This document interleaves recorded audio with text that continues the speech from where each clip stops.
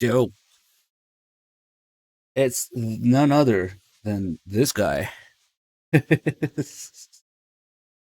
Fuck that guy. It's this guy time. All right, we good? We good.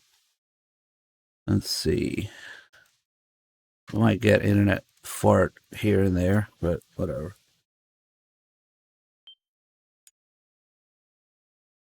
All right, seems like we're pretty early into Beast Walker. How many alerts did we get? And then just 4 arrows. It was a 400 something. Maybe if I just teach dog how to farm them, we can break the limit. Alright, I believe this early in the game, it is time for tapes.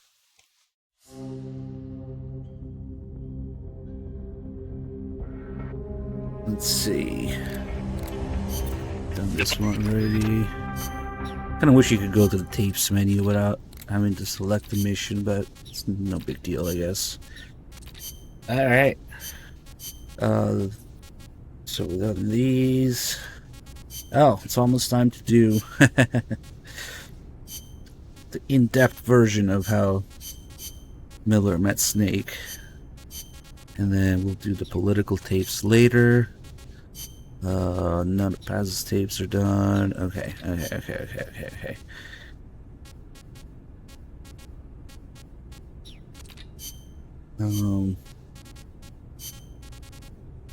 Most of her stuff is political tapes. There's environmental stuff, herself, and then that's odd. Three Dog only did this one.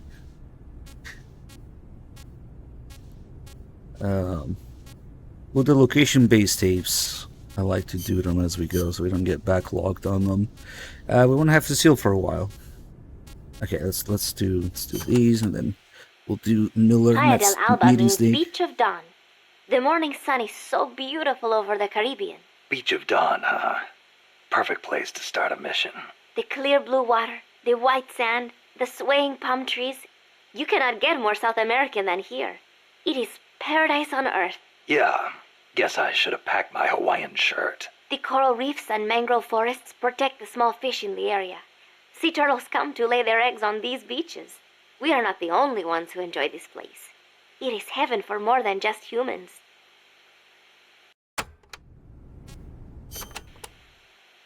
Bosque del Alba means Forest of Dawn. Naturally, it is situated on the east coast. It is your standard tropical rainforest. Everything you would imagine in a jungle. No sign of morning sun here. The foliage is too thick for direct sunlight to hit the floor. I do not know how easy it will be making your way through here. I'll be fine. This isn't my first trip to a jungle.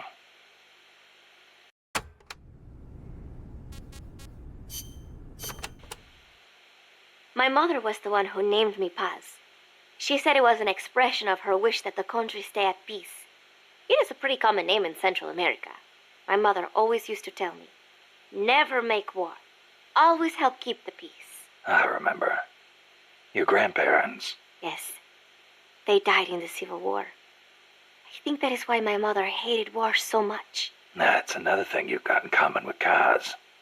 His mother named him Peace, too. See, because Japan also suffered through war. I think I know how Mr. Miller's mother felt.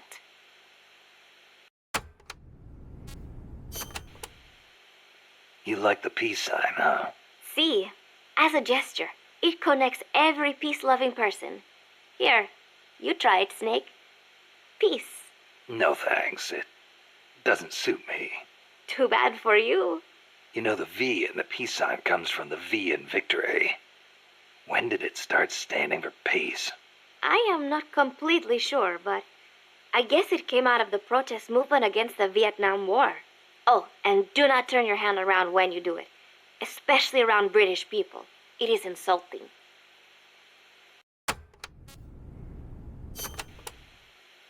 So, you live alone now? No, not alone. I've been living in school dormitories since I started junior high. After my mother died, my relatives took me in, but they were not my real family. You didn't fit in there. In a way. My aunts were kind to me and all. But I know how difficult it must have been to suddenly have a child thrust into their lives. When you live with someone, there are no secrets. I could tell my being there was a burden on them. Sounds like a rough childhood. I would not say that. I was lucky just to have people take me in. There are huérfanos living out in the streets because their mothers died. It is even worse in countries with frequent civil wars. So, who am I to complain about my childhood? You're a pretty tough kid, you know? Not at all. I am not strong at all. Sag. Hopefully Peace Walker gets some more attention in Volume 2. Yeah. That is always one of the biggest injustices in the world. This game doesn't get attention because it's on PSP. Costa Rica's forests are more diverse than you might expect. Yeah, well, Not all of them are tropical rainforests. Costa Rica is close to the equator, it is true, but it is also very mountainous. Yeah, I see what you mean. Go up 4,000 feet in elevation and the temperature drops more than 7 degrees. There are basically 3 types of forests. The lowlands are covered in tropical rainforests, the highlands by tropical cloud forests, and areas where there is a dry season have tropical dry forests.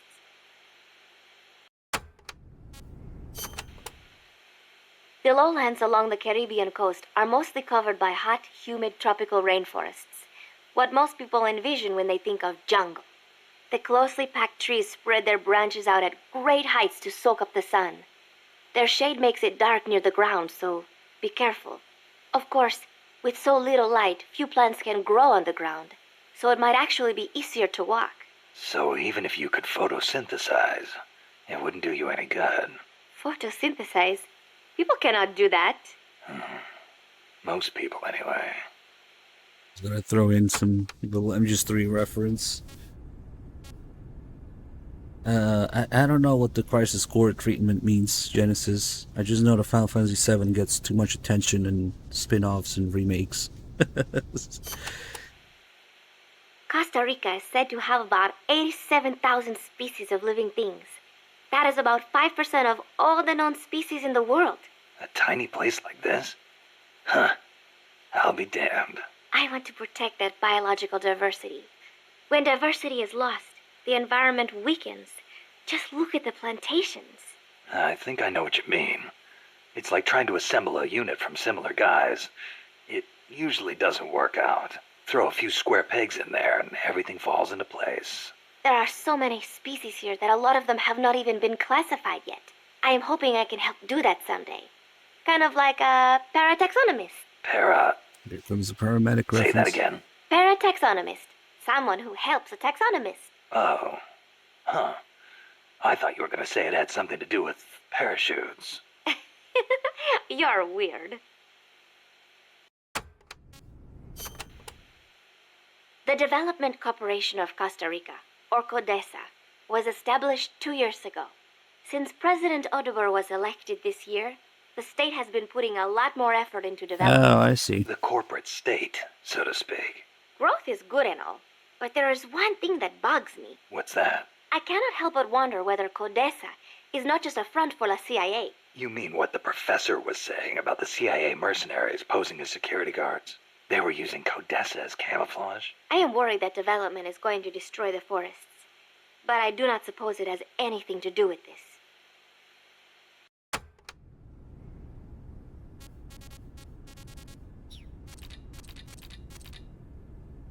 Should also listen to this. Number of warheads detected by the DEW line. 57. Number of MIRVs included. Minimum 29, maximum 35. Target region. United States, East Coast. Estimated time of re-entry. 2048 Zulu. President selected attack option. Unknown. The president is dead. Unknown.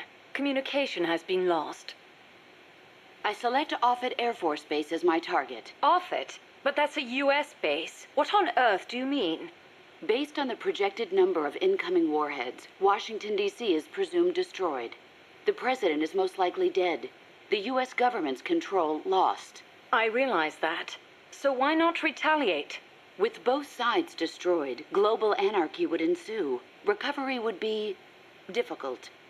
The United States' nuclear strike capability must therefore be neutralized in order to preserve the communist bloc, where government remains largely intact. You're siding with the enemy. You can't be serious. Tell me, how do you define enemy? There are no borders in this world. The same conclusion again and again. Where is the flaw? All right, let's try something else. Commencing test. Understood. You're crossing a suspension bridge. Is this my mission? Yes, your destination is the other side. The bridge is wide enough for only one person to pass at a time. A man is approaching from the opposite side. He's carrying a gun. I shoot him. Suppose he's your husband. I shoot him. In self-defense? To spare him the grief. One must die, and one must live. Next question. Your father asks you to fix the roof and mow the lawn. When you climb the ladder onto the roof, the ladder is taken away. I fix the roof. And when you're finished, I jump down. you'll break more than bones at this height. I see no need to change my decision. I have not finished mowing the lawn. I must remain loyal to the mission. Next. There is a snake in the bushes. It is poisonous. I need you to get rid of it. I chase it back to its nest. You can't. The snake's too vicious. It's already killed many people. I chase it away. It will bite you unless you kill it. Go home. Kill me. Kill me now. Why not kill the snake? Your mission is to get rid of it. Is this what you call loyalty? What are you loyal to? Country? Ideology? Feelings? I am loyal to myself. Who's there? Who's that? Intruder! She's loyal to fixing the roof and mowing the lawn, but not to killing the snake.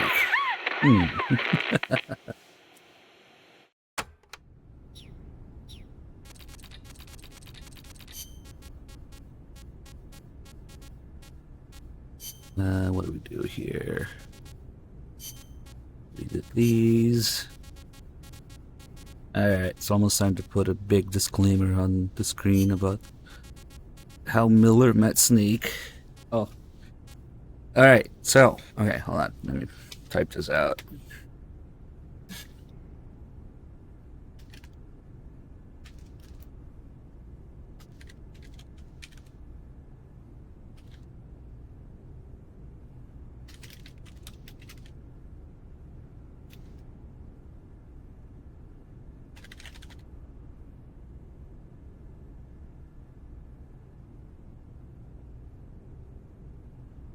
I don't know how much more obvious we can make it, but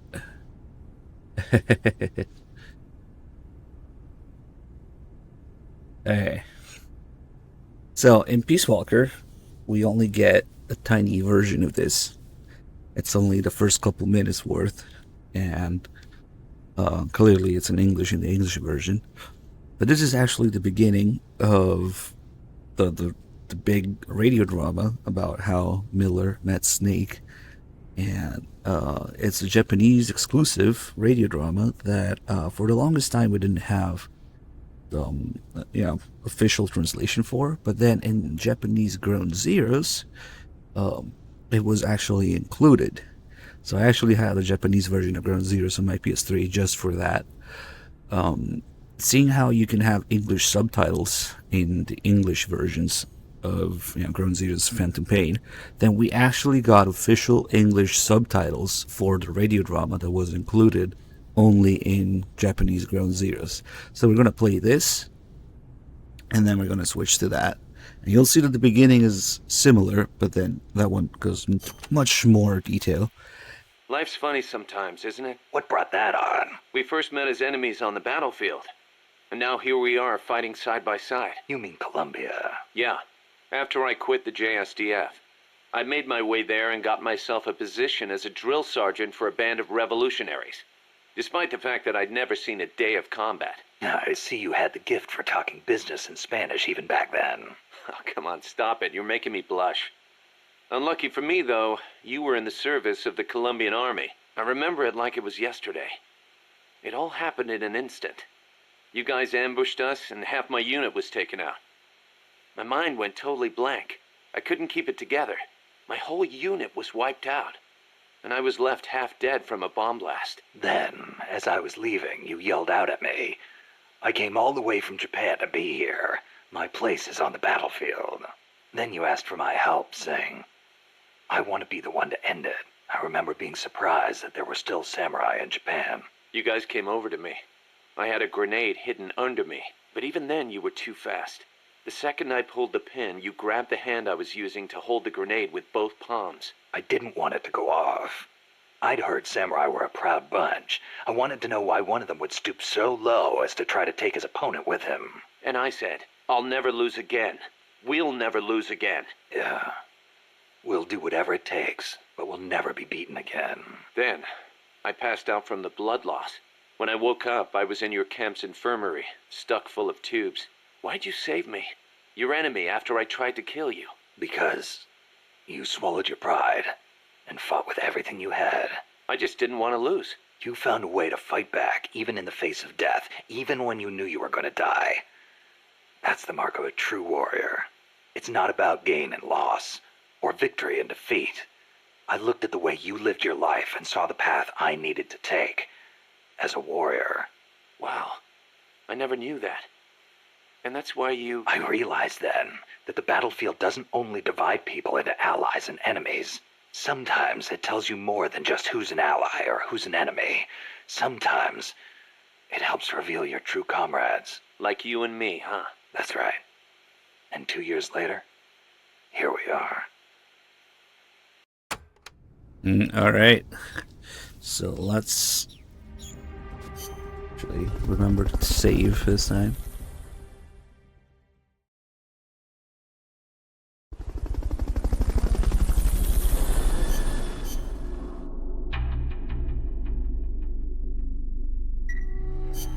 Okay, now we're gonna switch to Japanese Ground Zeroes, but it's technically still Peace Walker content, so we're not gonna change the game or anything. It even says in the Ground Zeroes menu itself, listen to recordings from Peace Walker. But inevitably, somebody is gonna be confused.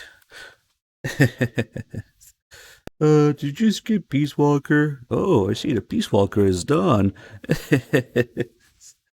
No matter how many big letters I put on screen. I should probably make that capital.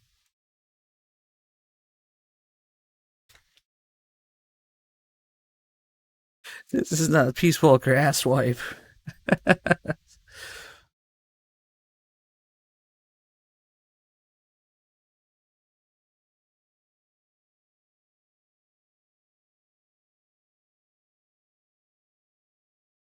Them loading times.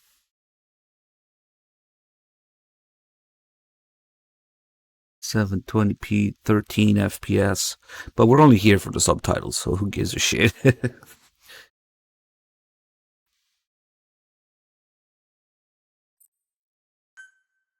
Online services have been terminated.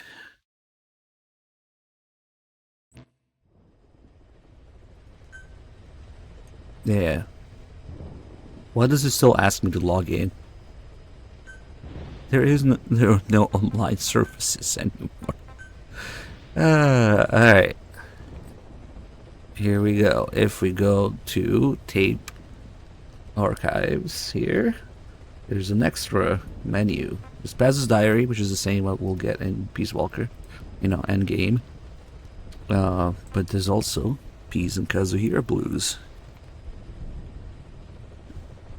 Of course it exists. It's only the Konami servers for MGSV online stuff that don't exist anymore for PS3. Of course PSN still exists, otherwise you wouldn't be able to do shit. Anyway, these are more than just tapes. This is an actual radio drama with, sound design and everything. So it's really, really good. If you haven't seen it before, it's worth doing at least once. But yeah, it is in Japanese, but we finally got English subtitles for it after a long time. So you'll have to read the subtitles, but it's still worth it. And of course, people are gonna go memeing with the Japanese stuff, but whatever. And the beginning is the same as the tape in Peace Walker, but then it goes in depth. いきなり何の話だ。戦場で敵同士として出会った俺とあんたが今はこうして共に戦ってるってことがさ。コロンビアでのことが。ああ、自衛隊を飛び出してコロンビアに流れ着いた俺は実戦経験もないくせにいきなり革命勢力の指導教官というポジションを得た。スペイン語での営業トークは当時から得意だったと見える。茶化さないでくれよ。ついてなかったのはあんたが政府軍側に雇われていたことだ。今でも忘れられない。あっという間だった。あんたたちの待ち伏せ攻撃で俺の部隊は瞬時に半数が倒され、泡を食った俺は頭の中が真っ白になっちまった。おかげでその後の指揮はひどいありさま。結局部隊は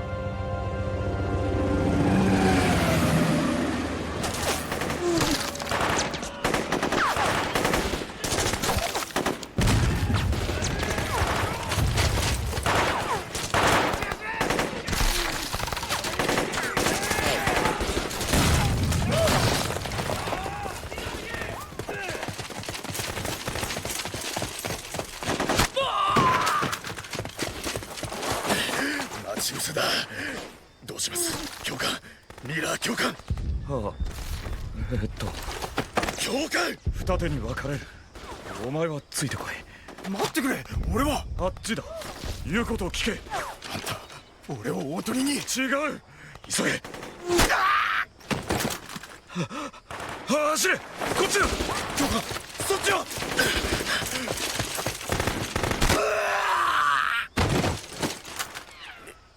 ミラー教官。おい。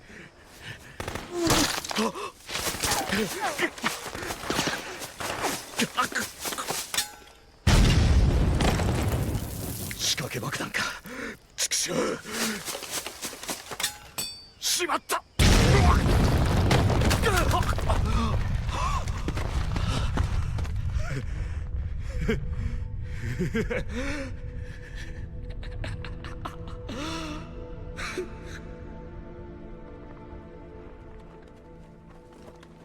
負傷者の抗争を急げ。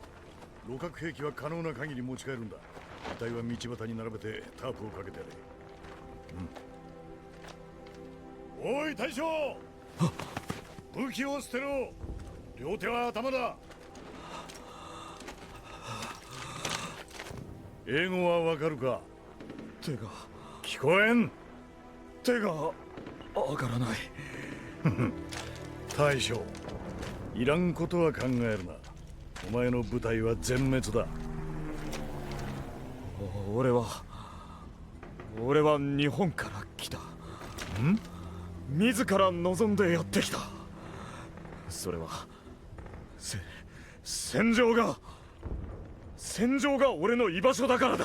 分かったから両手を見せろ。解釈を頼む。解釈？切腹、腹切りだよ。俺は侍だ。自分で腹を切る。その時俺の首を落としてくれ。これが解釈だ。後ろから円髄の下めがけて一気に振り下ろせ。だが皮一枚で刃を止めるんだ。振り切ると首がどっかに転がっちまう。鳥の餌は嫌だ。できないのか？マジェット。はい、ボス。悪いな。すぐ済む。じゃあグレネードだ。ボス。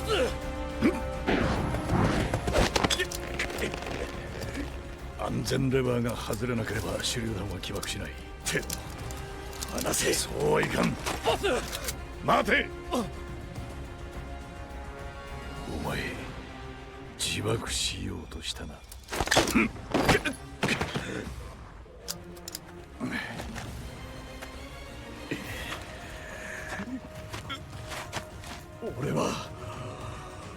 俺たち日本人は二度と負けない。たとえどんな手段を使おうと決して負けない。負けな。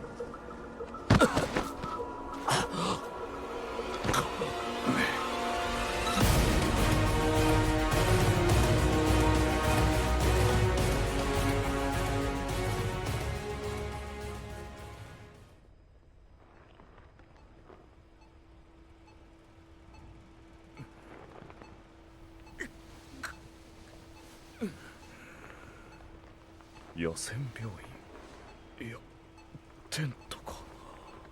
政府が建てた臨時収容施設だ。思ったより顔色がいいな。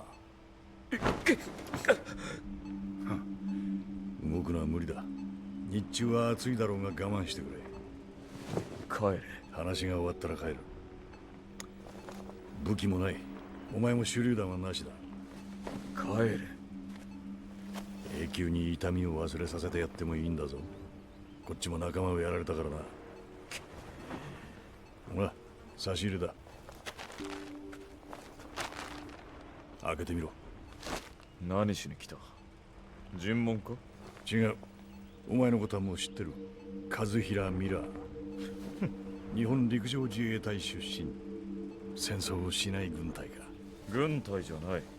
米国を経てなんか目立った実戦経験はなしにもかかわらず、2ヶ月前から反政府勢力の教官として一個小隊を指揮。大したもんだ。見舞いならもう帰れ。それも違う。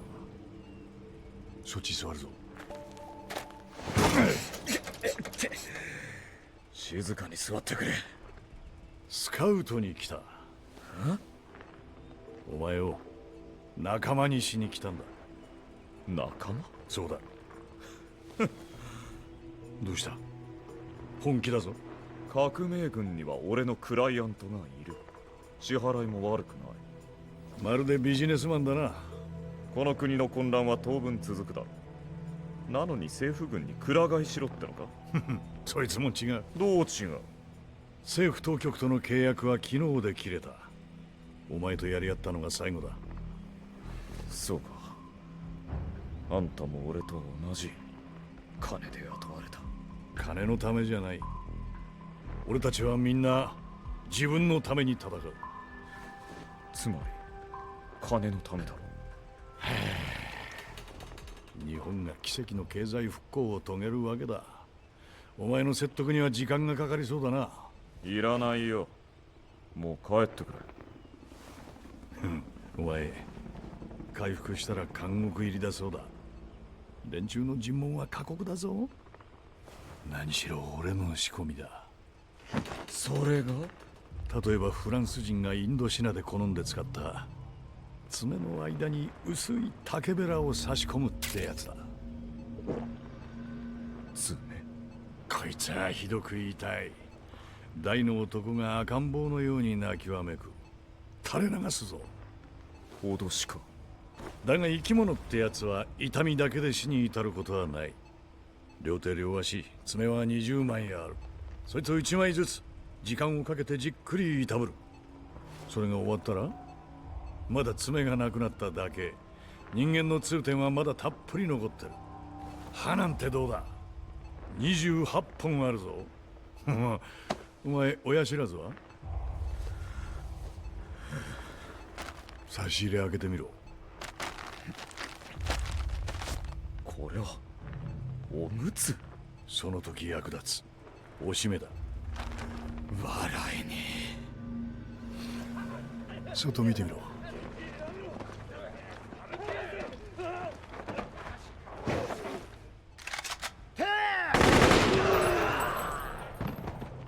正規軍の奴らが言う処刑。ここじゃ見慣れた風景だ。どうだ、俺んところに来るんなら全部チャラ無罪放免にしてやる。え。雇われ兵のあんたに何ができる？ここの基地司令官と俺は仲良しでね。仲良し？奴の上層部に知られたくない秘密が俺の日記帳に書いてあるくらいのな。ブラックメールか。奴にとっちゃ命だ。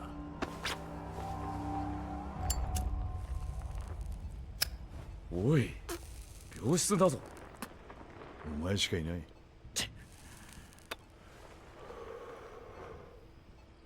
だがなぜ俺を？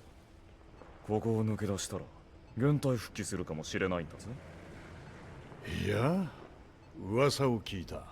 噂？和平ミラーは反政府組織を壊滅させるために潜入した政府側の工作員だったというな。でたらめだ。政府軍のディスインフォメーション工作、 CIA の入れ知恵か。くだらんな。だが反政府組織はどう思う？部隊は全滅、お前の死体は残っていない。お前を疑うよな。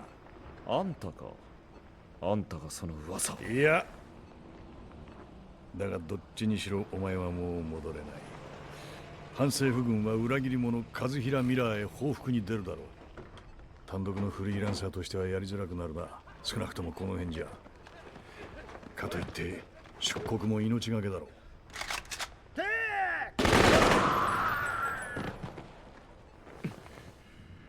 反政府勢力に加担するのは割が合わん。金も装備もないが責任は重いからな。だが政府軍もやめておけ。権力の復讐が体に染みつく。俺んとこに来い。装備は自前で揃ってる。イデオロギーもパワーバランスも関係ない。戦いを求める者の理想郷だ。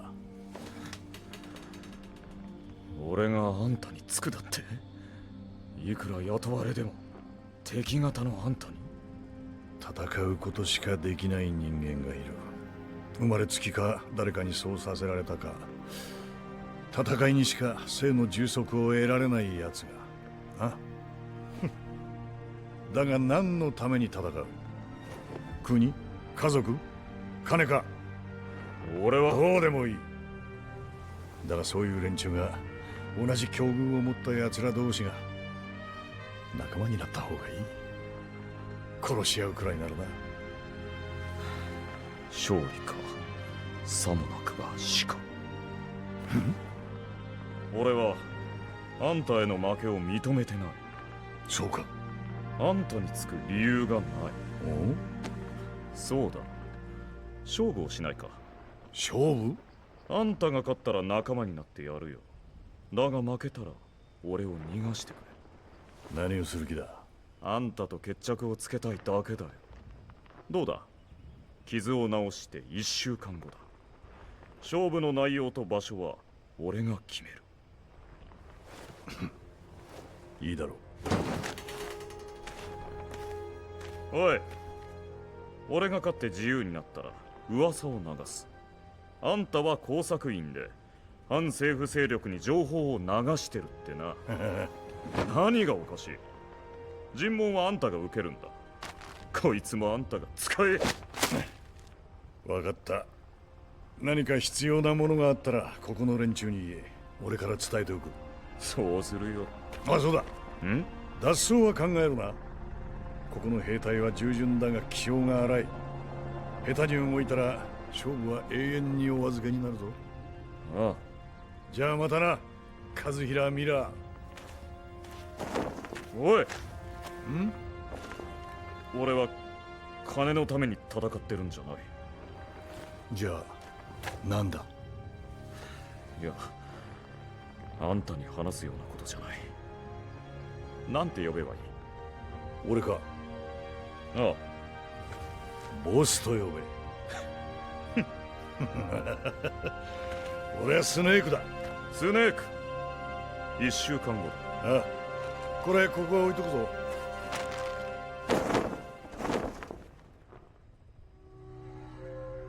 ああ、あんたが言ってくれたおかげだろう。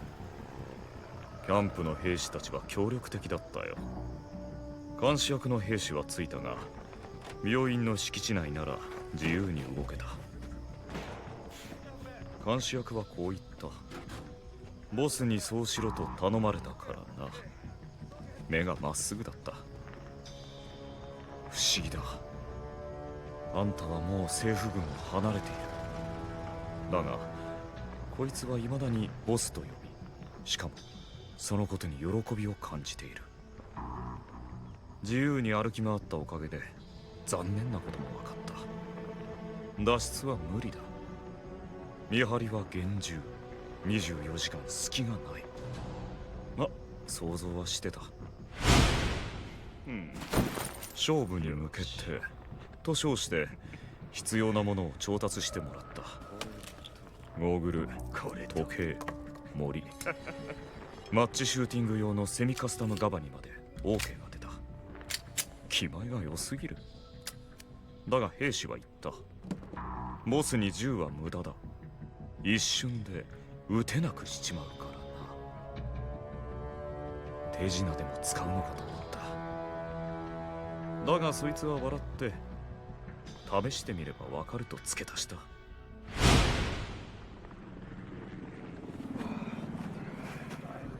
ここの兵士はみんな戦士としての、それか指揮官としてのあんたに深い敬意を抱いていた。軍を辞めてついていきたがってるやつもたくさんいたんだ。あの人のためなら命も惜しくない。かつての部下にそこまで慕われる軍人、それがあんたの強さの秘密ってやつか。俺は革命軍の連中をまるで無知で追い立てるように扱っていた。連中もそれなりに動いてくれたが、俺についてこいと言って従う奴がどれくらいいただろうか。部隊は全滅。もう確かめようがない。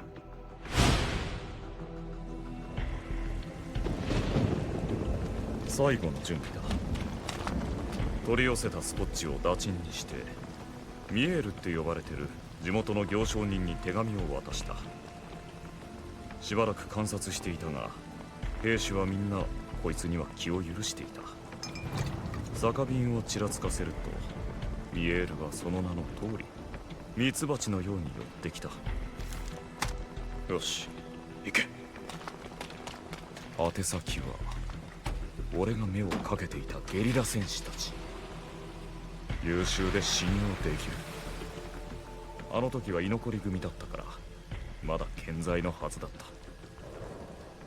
すぐに蜜が運ばれてきた。説明を理解、計画も了解。これでいい。この時は勝利を確信していた。1週間が経った。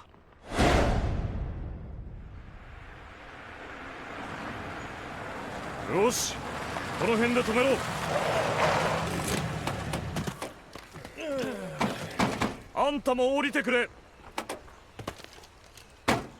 ミラー、この辺りはダメだ。場所を変えよう。ビビるなよ。前人未到のジャングルだ。ここのワニは人肉なんて食べたことないさ。メガネカイマンのことじゃない。危険な動物はいない。毒蛇はあんたのお仲間だろ、スネーク。ここなら邪魔者も入らない。山賊風情のゴロツキがこの辺りを根城にしていると聞いたことがある。麻薬を栽培してカルテルに売ってるような連中だ。よそ者がうろつくのは好まないだろう。前人未到だって。よく見ろ、人間が通った跡だらけだ。折れた草、木の幹に刃物の傷。あそこ見ろ、裏返った小石がまだ湿ってる。数時間以内に誰かがここに来てるんだ。しかも一人や二人じゃない。おい侍、ここはやめた方がいい。これ以上面倒を背負いたくないならな。場所はここじゃなきゃまずい。なぜだ。ああ、待て。何をおじけづいてるんだ、スネーク。あんたの兵士に見張りをさせておけばいい。そいつらが近づいてこないように。それに俺が逃げられないようにな。もちろんそのつもりだ。この人数と装備を見たら誰も近づいてこない。そうだろ。分かった。で、何をする気だ。森で魚を突く。スピアフィッシングだ。やったことは？ナイフでなら。ナイフで？こんな便利なものは持ってないからな。そうか。まあいい。取った魚の数と大きさで競う。平和的だろ？ほら、これで俺が勝ったら納得するんだな。もちろんだ。あんたをボスって呼んでやるよ。よし、長居は無用だ。始めよ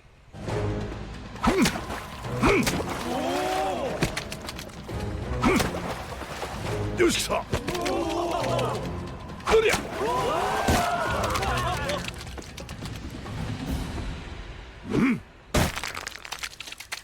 でけえ。アロワナだらけだ。いい穴場を知ってたな。だからここにしたかったのか。まあな。何匹取った？ 2匹。小さいな。これじゃモズの餌だ。あんたは7匹。しかも全部1メートル近い。へえ。よし、お前にハンデをやる。ハンデ？この先たった一度でもお前が勝てばその時点でミッション完了だ。お前を逃がして俺は完全に手を引こう。で次は腕相撲、アームレスリングはどうだ？分かった。始め！勝負あり！ボス！さすがです、ボス！他に得意なことは？銃の分解組み立て競争といこう。日本じゃ一番早かった。じゃあ目隠ししてやろう。始め！あれ？これがいや待てよ。この先ぬるっとしたおかしいなこれ。よし、そこまで！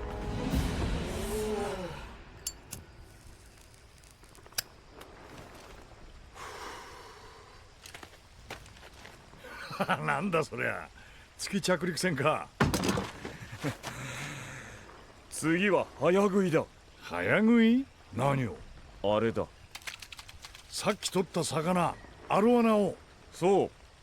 しかも煮たり焼いたりはなしだ。生でか？そうだ。生は嫌いか？好んで食べはしないが。兵士たるもの、食える時に食えるものを食えるだけ食う。そんな胃袋を持っているべきだ。そうだな。だからそれを競う。いいだろう。8年ぶりか。懐かしいな。サバイバルビワー。サバえ？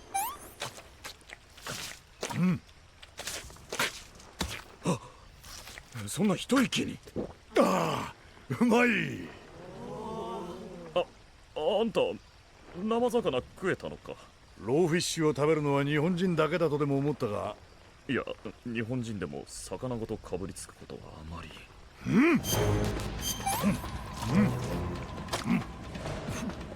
ますぎる。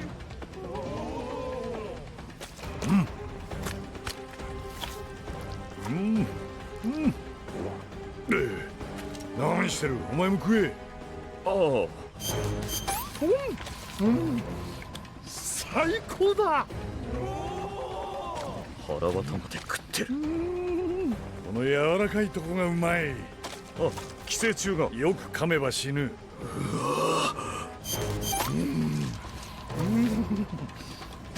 待った。もういい。そうか。で？もう観念して俺の舞台に来い。いや、これからだ。よし、次の勝負は。まだやるのか？もちろんだ。今度はなんだ？柔道か？わんこそばか？詳しいな。いや違う。射撃、スピードシューティングだ。大声出すな。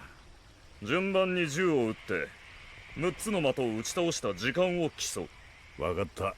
だがそろそろ日が沈む。それに銃声が聞こえればゴロつきが近づいてくるだろう。これが最後の勝負だ。もちろんだ。もし俺が負けたら今度こそ認めよう。その言葉忘れるな。誰かガバをくれ。スタンバイ。2秒62。やるね。今度はお前の番だ。ああ。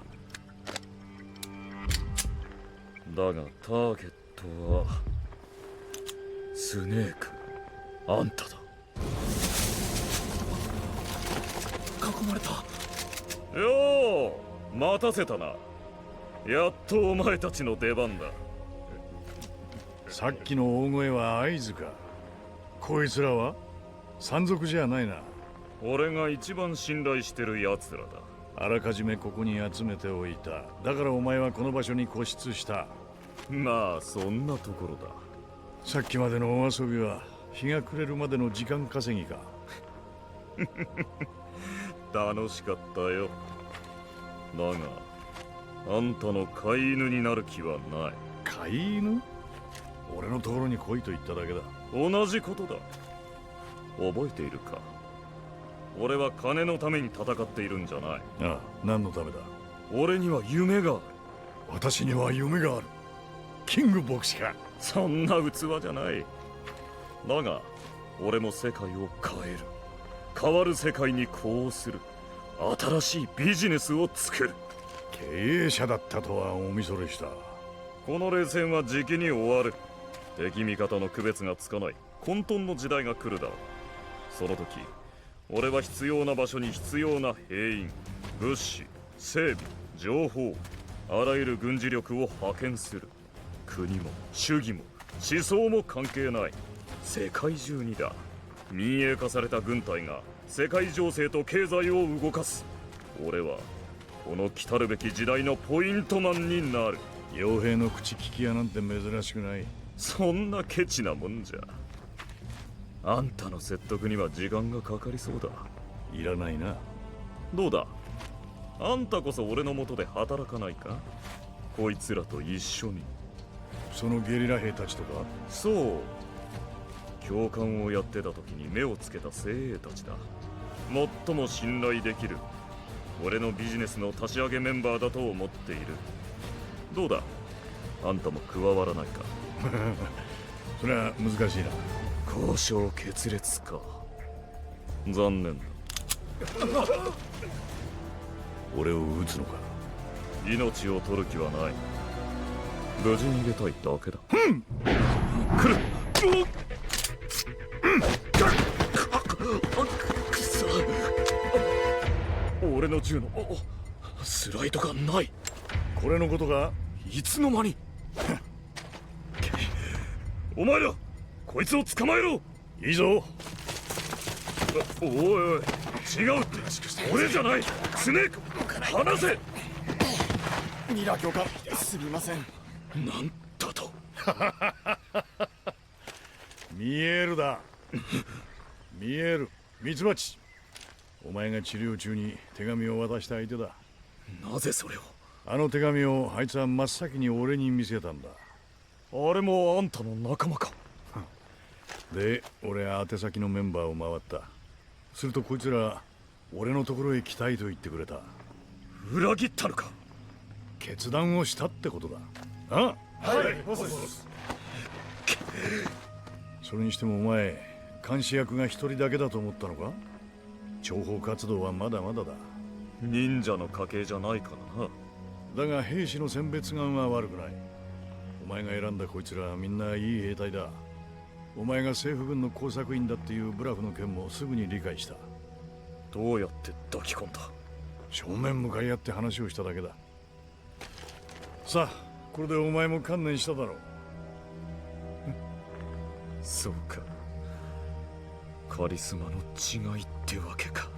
さあ、だって。どけ！俺は一人でも生きる。止まれ！撃つぞ！待て。森を持っていきました。あっちはまずいぞ。山賊ですか。日も暮れる。お前たちここで待ってろ。ボス！気をつけて。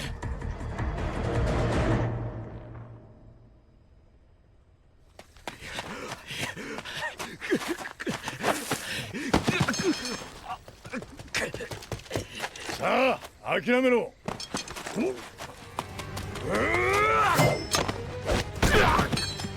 立ておい。どうした、かかってこい。くそー、好きなだけだ。お前の朝知恵も好きだらけだったから。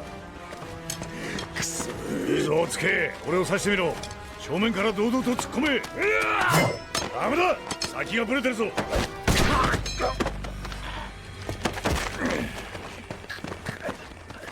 離せ、首が折れる。さあ、俺の仲間になるか、あるいは今度こそ本当に切腹するか。解釈はしてやるぞ。どちらも嫌なら俺の腕の中で果てるか。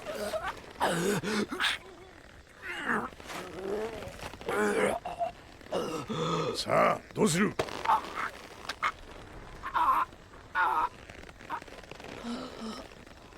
かったから離せ。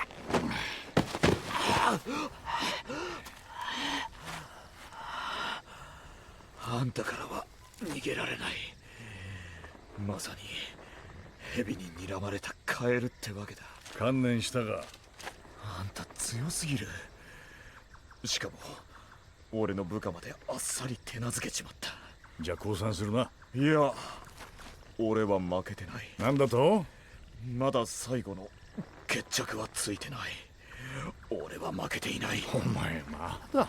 だがあんたと一緒にやりたい。協力しよう。つまり共同経営者ってやつだ。金儲けをする気はない。そうじゃない。俺たち日本人はエコノミックアニマルだなんて呼ばれてる。金の亡者だってな。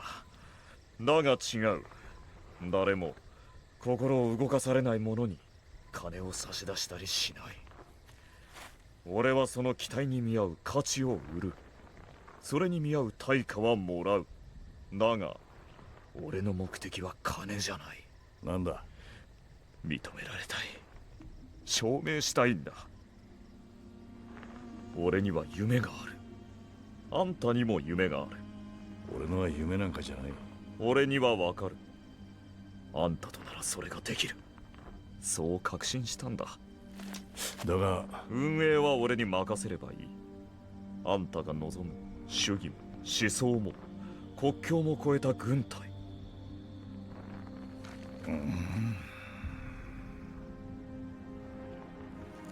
一緒に作ろう。戦う者の理想郷を。あんたが望む理想郷を。国境もなき軍隊。ああお前はコネも実践経験もない外国人がなぜ教官職の契約を取れたのか、理由が分かった気がする。そうか。結局失敗した理由もな。相手があんたとはついてなかったんだ。立てるか。起こしてくれ。よろしくな、ボス。スネークでいい。決着もいつかつける。いいだろう。そうだ。あんた、女は何人くらいだ？ものにした女だ。ああ。お前は？これくらい、いや、これくらいだ。あんたは？俺か。俺は。スネーク、気づいたか？囲まれた。縄張りに入り込んじまったようだな。二人だ。エンディング。シッキュッシー。見事だスネーク。銃を持っていた。使えるか？古いな。ないよりいい。この辺りは政府軍、反政府勢力、どちらの勢力圏でもない。やはり無法地帯の山賊風情か。ほぼそうだ。あいつらが危ない。戻るぞ。まずは包囲網の突破だ。これは戦いだ。避けられないこともあるが、救える命は奪うな。了解。戦友の腕前を拝見といこう。コンタクト10時。Kick! Contact! 正面サブガン Clear! Move!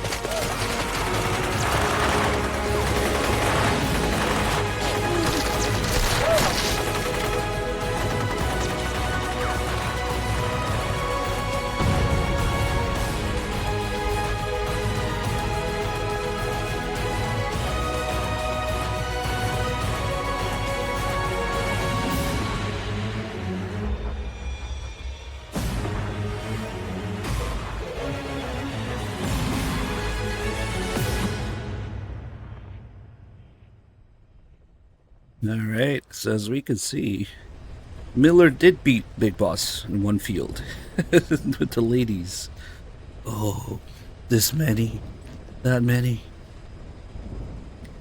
Alright, let's go back. Peace Walker. And yeah, I completely agree with what you guys are talking about. Like, clearly the voice acting is on a completely different level, and Big Boss, the way he's portrayed in his tapes or in the radio drama is just much more collected, much more mature in a way. I don't know if it would really work. It's always jarring going back to the English voices just right after that.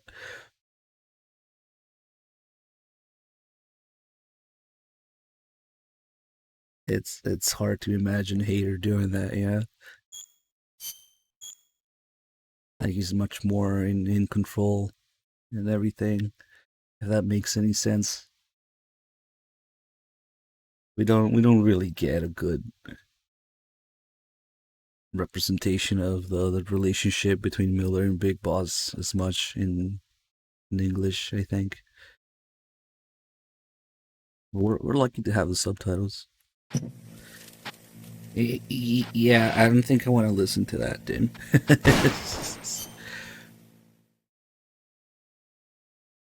This guy.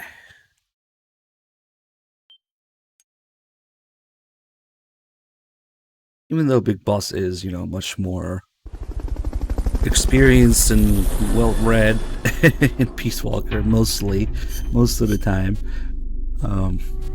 the radio drama is just on another level altogether. Alright.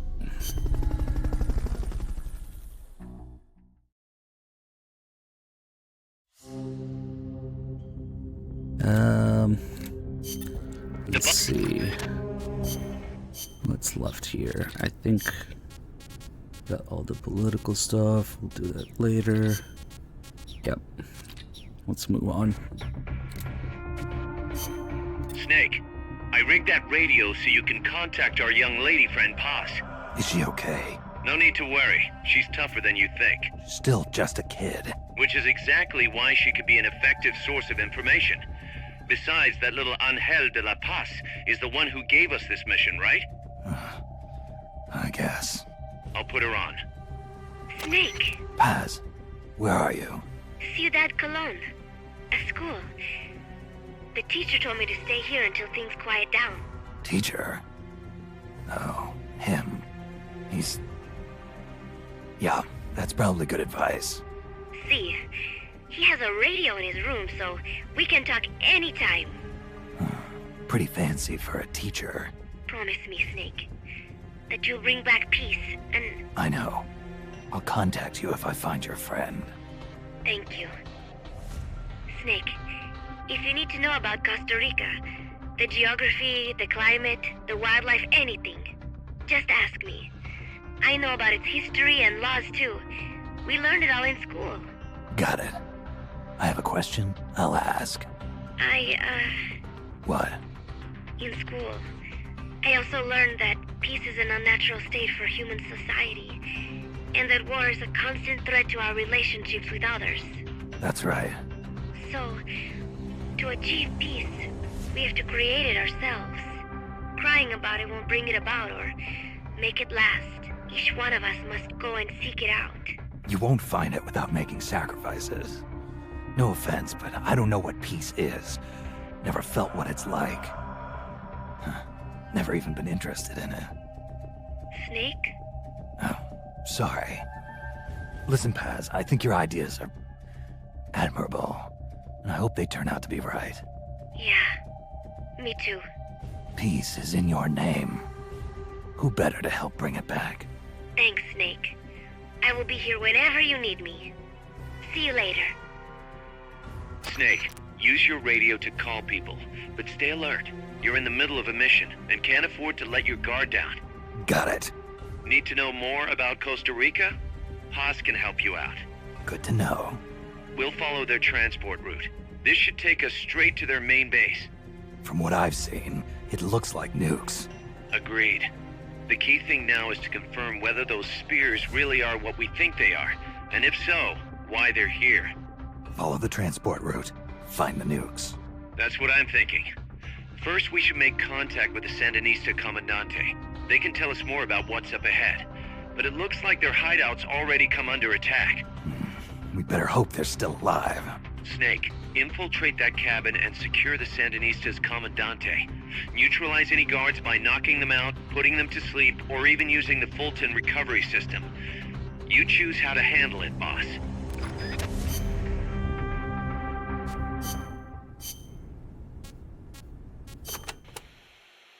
Going by this map, you've got a lot of different terrain types between you and the hut where the Sandinista Comandante is being held. Looks that way, doesn't it? Starting with jungle. The enemy won't be able to see you very well, but your visibility won't be so hot either. Stay alert. Next, you've got the swamps along the river. Make sure you get a good feel for how robust surveillance is before diving in. Will do. Finally, there's the boat repair cabin. The Commandante's in there. It's a key enemy outpost, and security is going to be tight. You may have to let brute force do the talking. You still have a long way to go, Snake. Use caution and don't make a racket out there. Got it?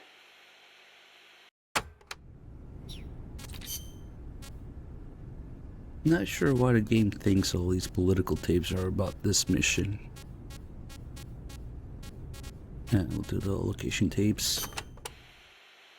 This is a tropical rainforest, just like Bosque del Alba. The temperature and humidity can be brutal. El Senegal means place of mud. No, mud. Great. I'll watch my step. This area often gets flooded by the river. There are canals here and there carved out by water. Good places to hide. But they will also make it harder for you to see. Be careful, Snake. There should be a suspension bridge around there. In lowlands like this? The ground nearby is harder and higher than usual. The river cut through it, eventually creating a valley.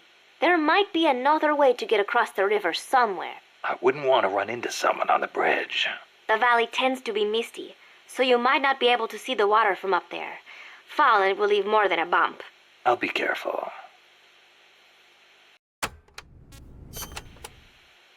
When a river floods an area, the banks can collapse, creating a marsh. You see a lot of them around here. I'll need to watch the noise my feet make in El Senegal. There is a marsh on the other side of the river too. The suspension bridge will take you there.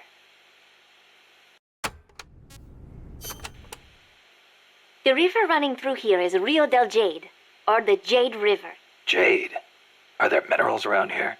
No, it refers to the color of the water. You will have to go to Guatemala for jade. Doesn't look all that pretty from where I'm standing. We are still in the rainy season, so the river is a little muddy. It will return to normal once the dry season starts. Rivers are an important means of transport around here. They are relatively calm, and there are plenty of canals along the coast too. A boat would be more than enough to transport some good-sized cargo. Like a nuclear weapon. We don't know enough yet. I'll keep looking. Thank you, Snake. Oh no, spoilers in the chat. Alright, that's what's going on here. Let's move stuff around. Fulton here, ration there. We don't need this. We can actually make a box here.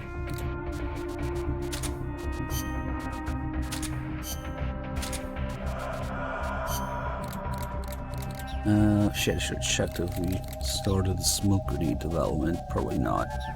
That's okay.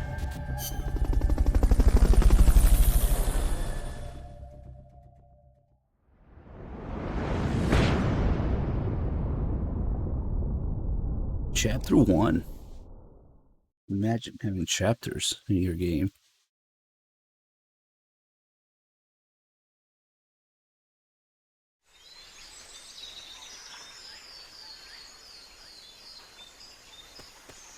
Head for the FSLN boathouse. It's northwest of there. Stun rod to the dick.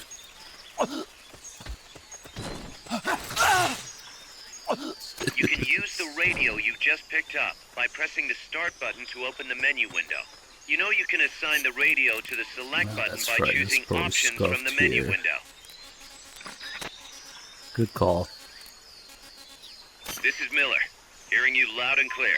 You know you can assign the radio... Yeah, yeah, yeah. FSLN hideout, Snake.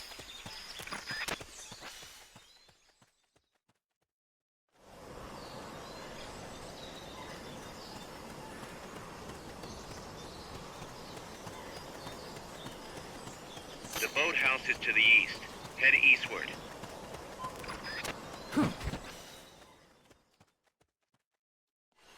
This is the only 1080p game in the collection. Because it wasn't ported or made by Bluepoint. A real technology moment here. We zap the water. This guy's got electrocuted.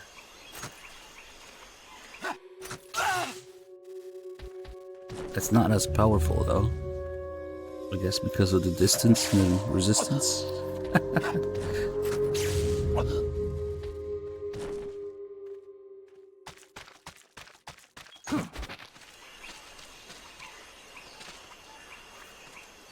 The enemy's here! Nope.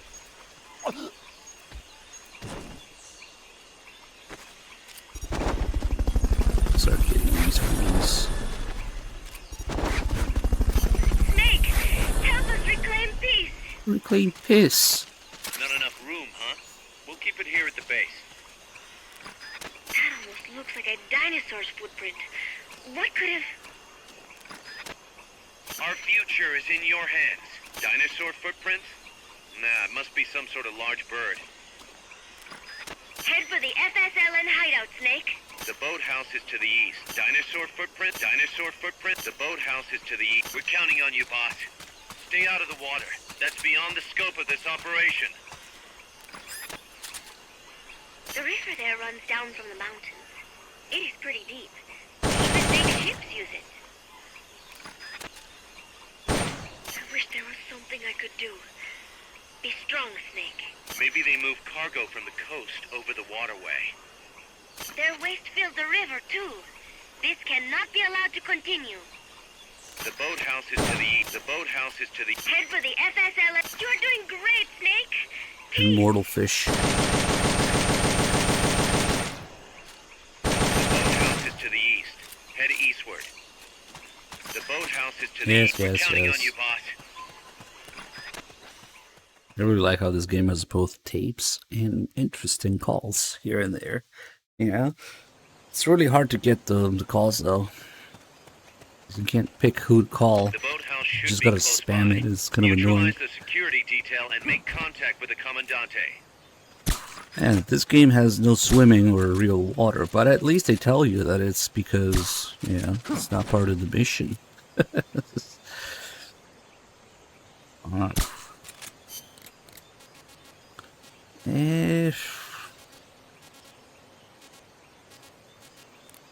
I don't know.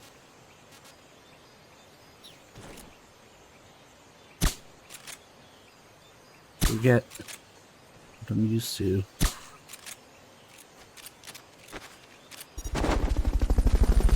Good. Now meet with the It's gonna trigger the FSLN cutscene now. Commandante. He's inside the boathouse.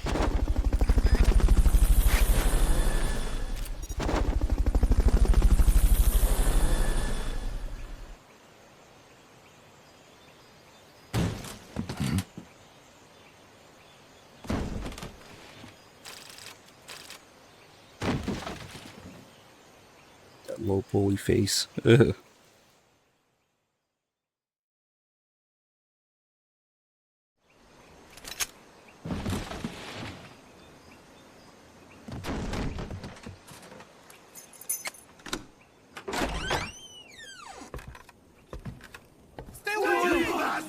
Get away! ¿Quién es? Che? No way. What do we do? Sandinistas, right? I'm looking for someone. Mi viejo! Shh. He's dead. They killed nuestro viejo. You're his daughter. Then that makes you his delegado, right? Relax, I'm not your enemy. Cuban. A cigar? I'll take whatever you've got. I owe you one. But I prefer cigarettes, you know. How do I look? A little like El Che, no? You Cubano? Colombiano, a photographer. I came to Costa Rica to take pictures of birds. Birds? Yeah, quetzals. You've got no telephoto lens. How do you get your shots? Telephotos for amateurs. It's all in the timing. Oh. Let me smoke Okay, too. we can talk until I finish this. Chico! Tell me what's going on here. This place is crawling with soldiers. They don't look like private security. More like hired guns. They're loaded with the latest gear from all over the world. I heard they're a security force hired by Codesa. Yeah, and I'm Papa Noel. Those guys are UCLA's. UCLA's. La CIA. I saw them, setting up shop in town. They're planning to do here what they did in Chile. If that's the case, what are they after? Whatever it is, it's not us. You don't think they're here to push you back into Nicaragua? Impossible. Too much hardware. Too many bases. Didn't you see? They've got helicopters, tanks. It's like we're in Da Nang. There must be something else. They have a base near here. There's a factory to the north, across a suspension bridge. Factory to the north, across a bridge. Have you seen the big transport boat? Mercenary crew on the Rio del Jade. You mean the barge? It's upstream from here. Up toward Irasu. Any idea what's on it? I could introduce you to some of our compas up there, but I don't recommend going to the mountains. We've lost a lot of people there. They take us captive, torture us for information about our compas, and then they kill us like pigs. Got it. All right. This was our last hideout, the final refuge for El Frente, after being pushed out of Nicaragua and into this peaceful paradise of Costa Rica. Then, El Monstruo attacked. A monster. Y mi viejo.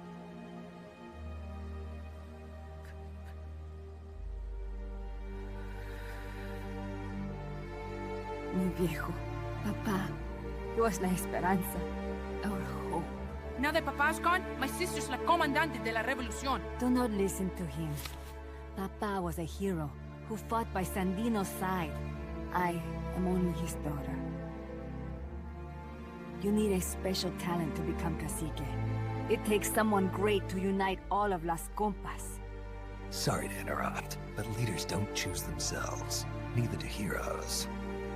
You carry on his legacy of La Esperanza, and they'll follow you, no question. You think so?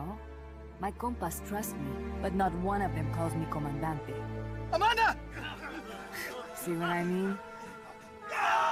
El Colibri!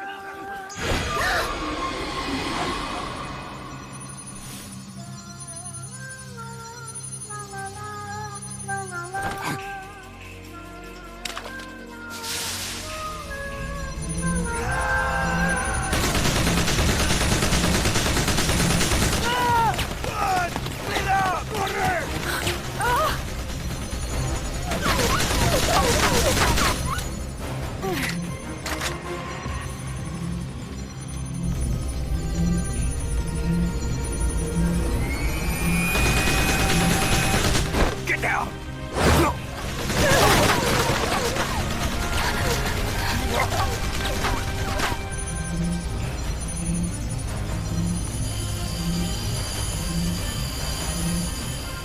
Hey, Zero, thanks for gifting sub to the two gamer and Safi.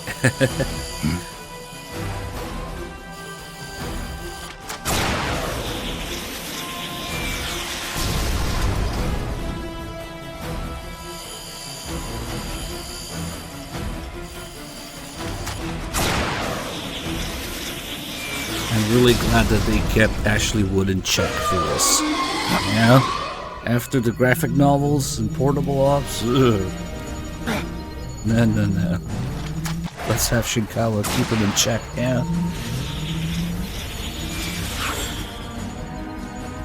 What the hell? Es un hombre nuevo, an unmanned weapon, a robot! No, he won't survive the fall. Her face, though.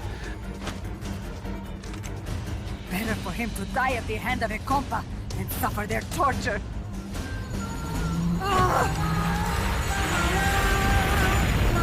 You could see those guys As long as I'm find a still rocket alive, launcher I in might the as well. background right before Amanda grabs it and then Snake grabs it.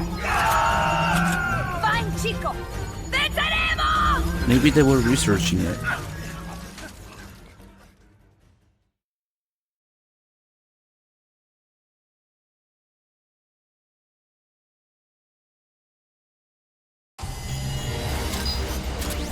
Exactly 10 minutes. Snake, what was that thing? Whatever it was, it looked unmanned. Unmanned? I'd heard rumors, but an operational unit? What the hell is going on here? Not to quote Amanda, but the hardware they've got here isn't just unusual, it's overkill, which means one thing. It's nukes. So the question now becomes why? We can't make that call yet. We need more intel. How? Our source is dead. But his daughter isn't.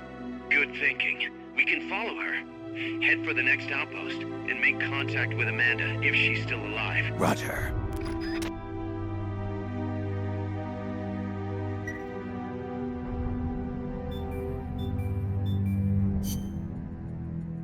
Let's see what's going on with the weapons development.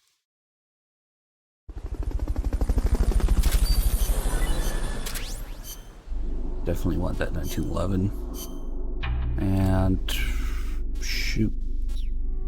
Dog never moved Miller to the R&D. Oh no, he did. Okay, cool. That's like the first thing you gotta do so you can make smoke grenades. But for some reason I'm not seeing... nowhere close to it. Maybe I'm thinking ahead a little bit.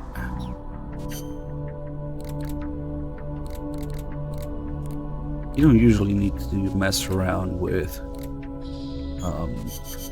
moving people around until much later, yeah. Let's see. Wow. 8 people for 1 level. Ah, fuck it. I think it will come naturally as we go.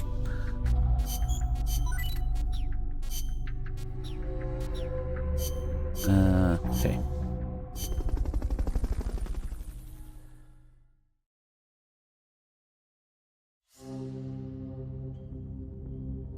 For some reason I thought that as soon as you move Miller there, unless you make the smoke grenades, but maybe not.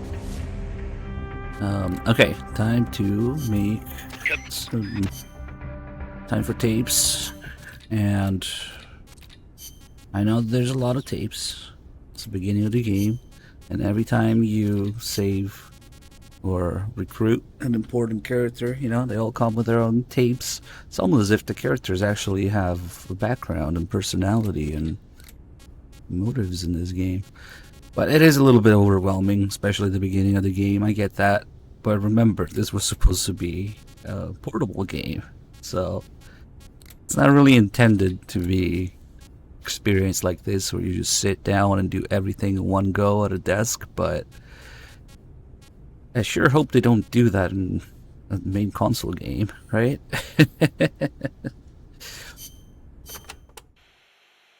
That would be Costa really Rica stupid. isn't alone.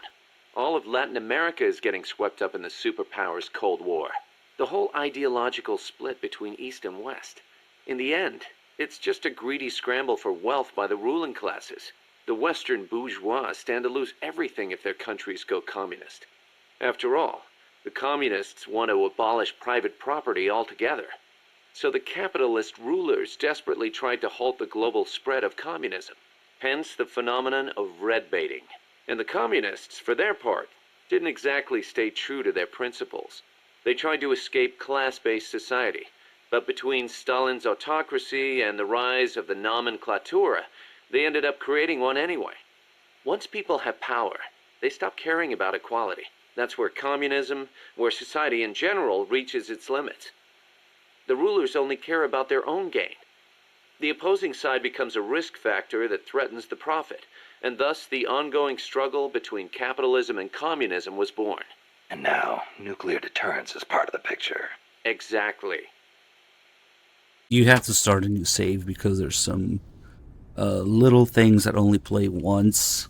The chapters when you start certain missions, certain conversations in between missions, namely pretty important ones like the decision to make Zeke and get the nuke from Peace Walker, all that stuff. There's a Dornov escaping thing, and the order in which tapes unlock is much better handled if you just start a new save. If you just have an old save with everything already unlocked, it's kind of a mess because you already have all the tapes and they're already played. So it's much easier to just do a new save. We do switch to a more complete save later in the game though for the ending, because there's things that take a while to unlock otherwise. We have a system, it works.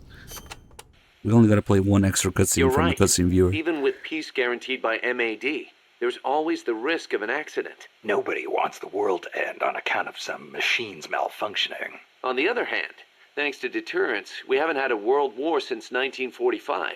You gotta admit, it has been pretty peaceful. Not that it matters to us. People point at the nuclear arms and space races and call it a Cold War. I say if they're not shooting at each other, why not call it world peace? Doesn't mean war is gone. Look at Korea. Look at Vietnam. Well, yeah, but I'm talking in relative terms here.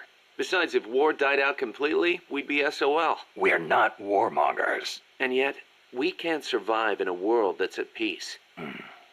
You got a point.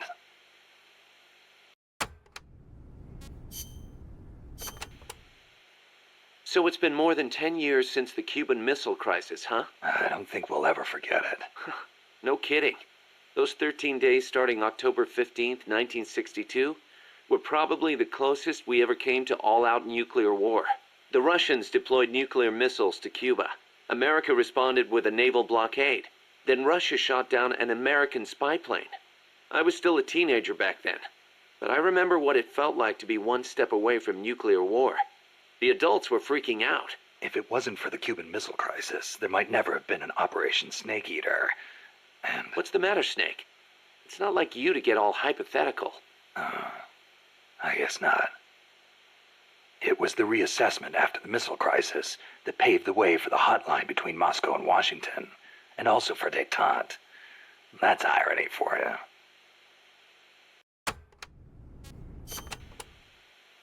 The Treaty of Tlatelolco was enacted to make Latin America into a nuclear-free zone. It bans the testing, use, manufacture, production, acquisition, storage, and deployment of nuclear weapons. The impetus was pretty obvious. The series of crises triggered by the deployment of nukes in Cuba. Not hard to imagine. Those 13 days had the whole world frozen in fear.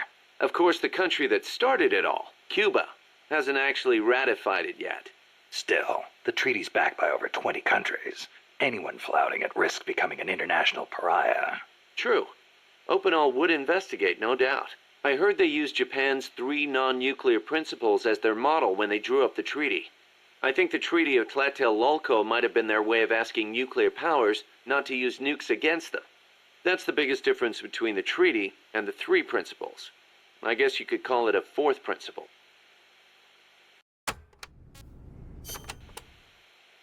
So Costa Rica abolished its army back in, 1949? Pretty gutsy move for a Central American nation at the time. Yeah, well, they'd just come out of a civil war. I'm sure they were driven by a desire to avoid another tragedy like Paz said. But I think they had a more compelling reason. Army coup d'etat are a way of life in so many Latin American countries. Imagine seeing that up close. No army, no coup.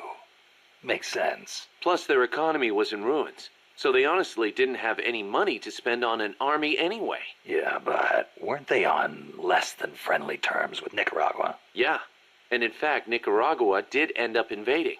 but the Civil Guard fought back and the OAS brokered a ceasefire. The US and the rest of the OAS had their back, and they used it to full advantage. For a quarter century, they survived in the powder keg of Central America. That must have taken some serious diplomacy, even if the Civil Guard is pretty decked out for a police force. Must be tough to be a country without an army.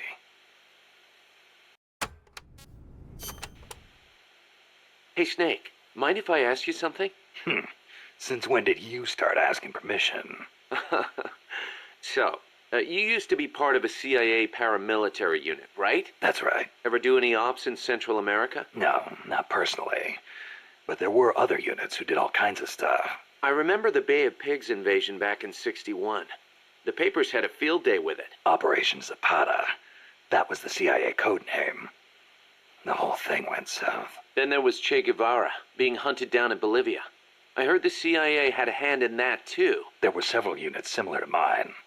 MSP, SOG. They'd recruit former special forces, train them as intelligence agents, and send them on deniable covert paramilitary operations.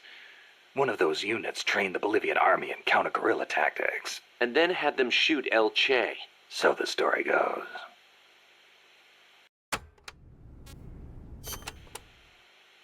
Around here they say La CIA instead of CIA, huh? Nothing strange about it. That's how it's pronounced when you read it in Spanish. It has the feminine noun ending a, so they use the article la. Apparently some people have taken to using the term UCLA. That's a new one to me.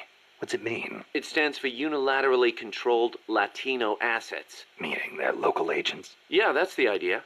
Washington uses them like pawns. Nobody knows who they really are or what they're doing.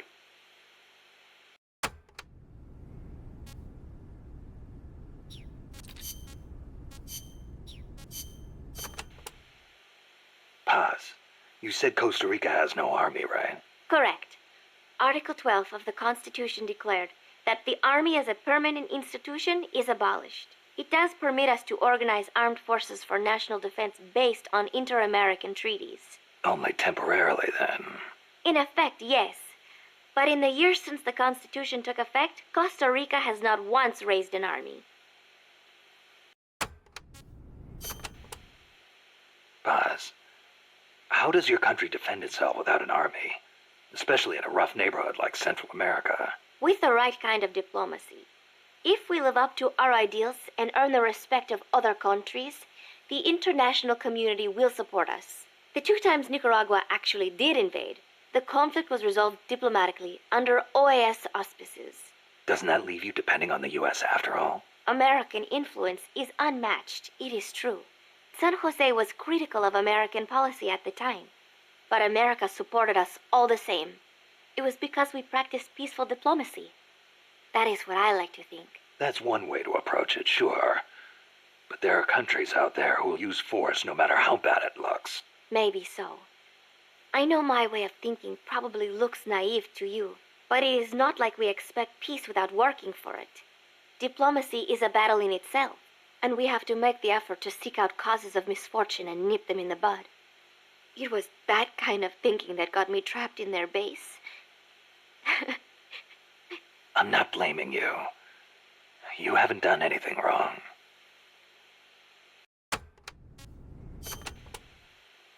The army was abolished 25 years ago, the year after the Civil War. I learned about the sorrow of civil war from a very young age, the futility of countrymen fighting each other, and the tragedy. Costa Rica learned the hard way. That is why it abolished its army. It decided to pour its efforts into education instead. More teachers than soldiers was the slogan. Education is essential, no question. Even Che used to teach reading and writing in between guerrilla campaigns. Costa Rica was poor at the time. We did not have many resources. I suppose we had to pick one or the other. The military or the schools.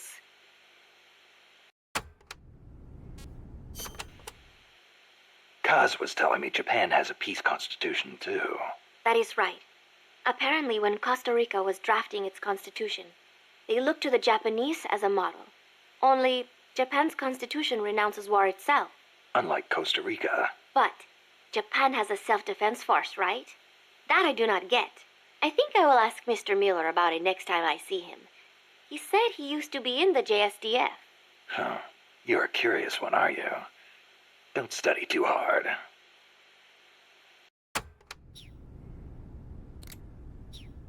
Oops.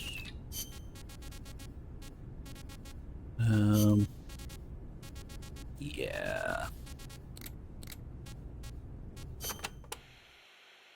You were saying Japan has a peace constitution too. Yep. Japan renounced war in Article 9 of its constitution, aspiring sincerely to an international peace based on justice and order. The Japanese people forever renounce war as a sovereign right of the nation, and the threat or use of force as a means of settling international disputes. In order to accomplish the aim of the preceding paragraph, land, sea, and air forces, as well as other war potential, will never be maintained. The right of belligerency of the state will not be recognized. You know it by heart. Some things you never forget. Impressive. There were some parts I didn't quite get, though. Like the whole means of settling conflicts thing. Yeah, that's been the subject of debate. Whether or not it forbids any and all use of force. The current Constitution was originally drawn up under the Allied occupation. The first draft was even submitted by Allied GHQ. So naturally, there are some who feel the Constitution was imposed on Japan by foreigners. Things like that are never simple. Same for every country, I guess. One thing's for sure, though. Not having an army let Japan focus on economic recovery after the war. In that sense, it's the same as Costa Rica.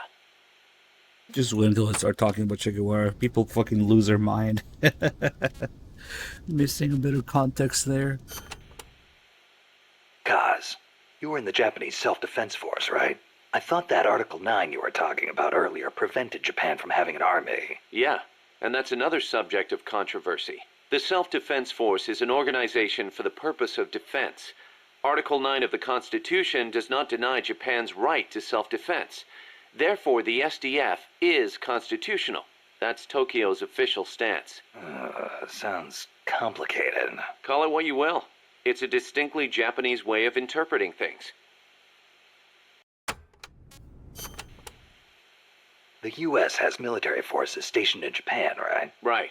Even though the Allied occupation ended, American forces are still stationed there under the U.S.-Japan Security Treaty. Unlike Costa Rica. Part of it stems from the occupation, but Japan also occupies a key strategic position from America's perspective. It's next door to the Soviet Union, and close to China and North Korea as well. It's integral to the security of Pacific Asia. For America, Japan represents a barrier against communism. What about for Japan? As you might expect, there's deep-rooted opposition to the alliance. In 1960 and 1970, when the treaty was up for revision, there were mass protest movements against it, especially in Okinawa. The U.S. only gave it back to Japan 2 years ago, and American bases are still concentrated there. It's a heavy burden for the Okinawans to bear. Then why don't they scrap the treaty? Lots of reasons. There's the imbalance of power with the U.S., of course, and if Japan pulled out, they'd be losing the nuclear umbrella America provides. And as for whether the JSDF could defend the country after the Americans left, I really couldn't say. Costa Rica is in a similar situation. They depend on the Inter-American Treaty of Reciprocal Assistance, the so-called Rio Pact. So, the countries with peace constitutions end up having to rely on other countries' armies. Kind of ironic. On the flip side, not everybody in America is satisfied with it either. Some people argue Japan is freeloading off America's security guarantee. And you know how Japan's industrial exports are making inroads in the States. Yeah, I've got a Japanese camera myself. Best damn camera around. Japan's low defense spending allows it to invest more in economic recovery and expand its share of the American market. That's a bitter pill for Americans to swallow. You know that today, Japan is under the American nuclear umbrella. Right. The U.S. vowed to retaliate against any country that launches a nuclear strike against an allied country. That promise deters nuclear attacks against America's allies, hence the term nuclear umbrella.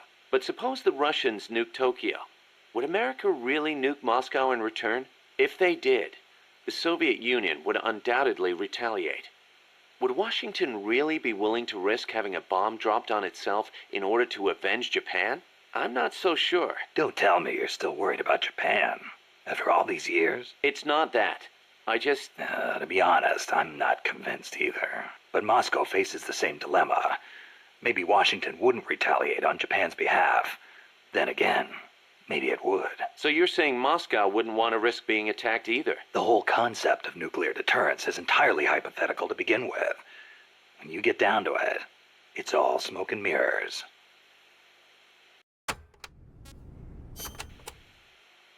Japan shall not possess, manufacture, or allow the introduction of nuclear weapons into Japan.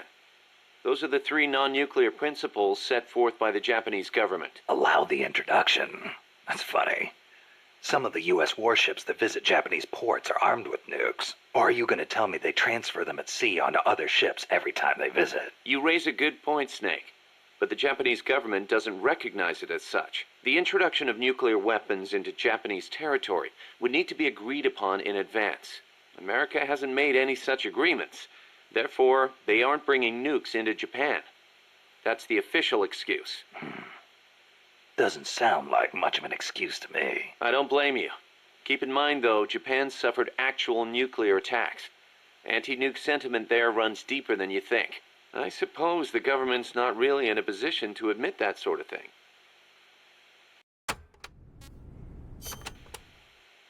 So tell me, Kaz, how's the self-defense force you were in different from an army? The JSDF is set up for national defense. It's not configured for aggression against other countries. It's what you'd call exclusive defense. Exclusive defense? It's the fundamental strategic posture of the JSDF. No preemptive attacks. Only the minimum defensive action necessary after an enemy attacks. Anything defined as self-defense, then? The JSDF originated as the National Police Reserve. Back then, American forces stationed in Japan were being sent over to fight in the Korean War. So in a sense, the NPR was filling a gap. Police, huh?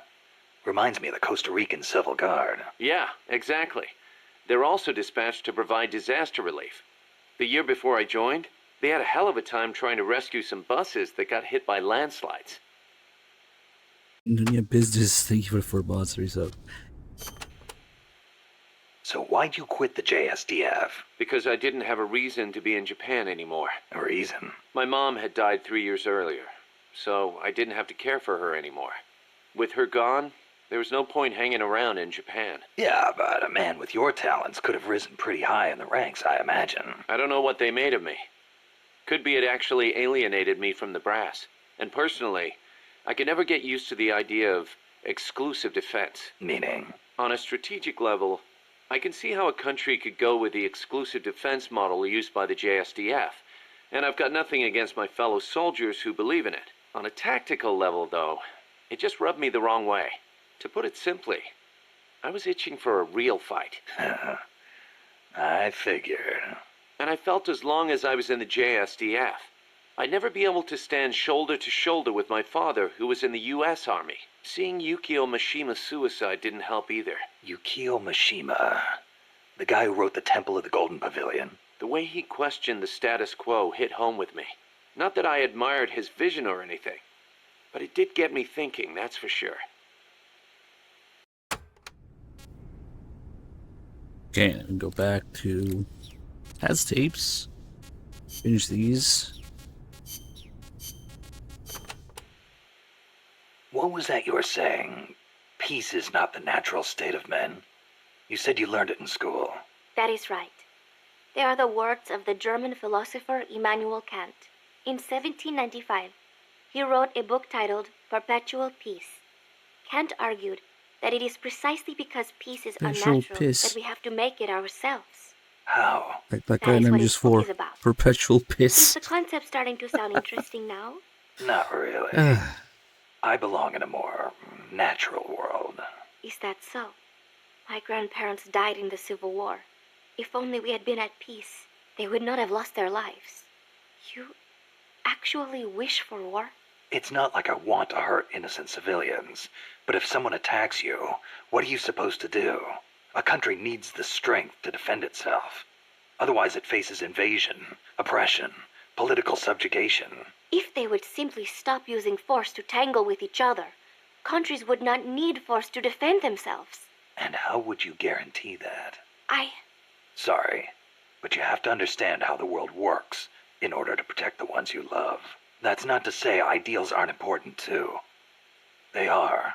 You are right, Snake. Thanks. Peace. Yes.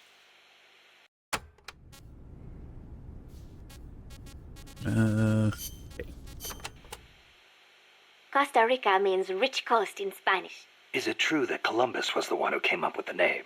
Your guess is as good as mine.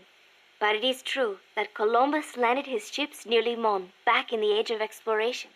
He wrote in his diary that when he landed, the indigenous showered him with gifts of gold, hence the name. It sounds a little strange to me. There is no way they could find that much gold in Costa Rica. Columbus originally set sail in search of the legendary land of gold. Maybe he was just nuts about the stuff. Costa Rica is rich enough without it.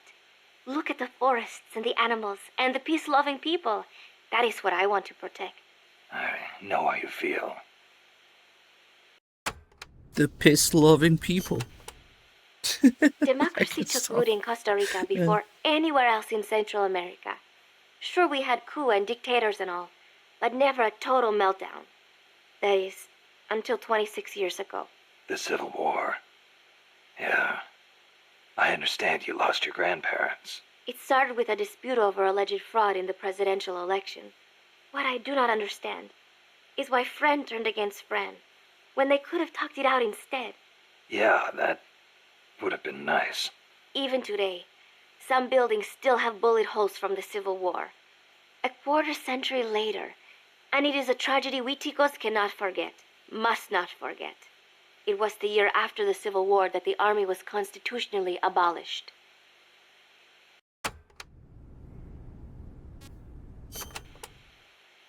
A new president was elected this year, President Oteber. He seems to be distancing himself from the United States.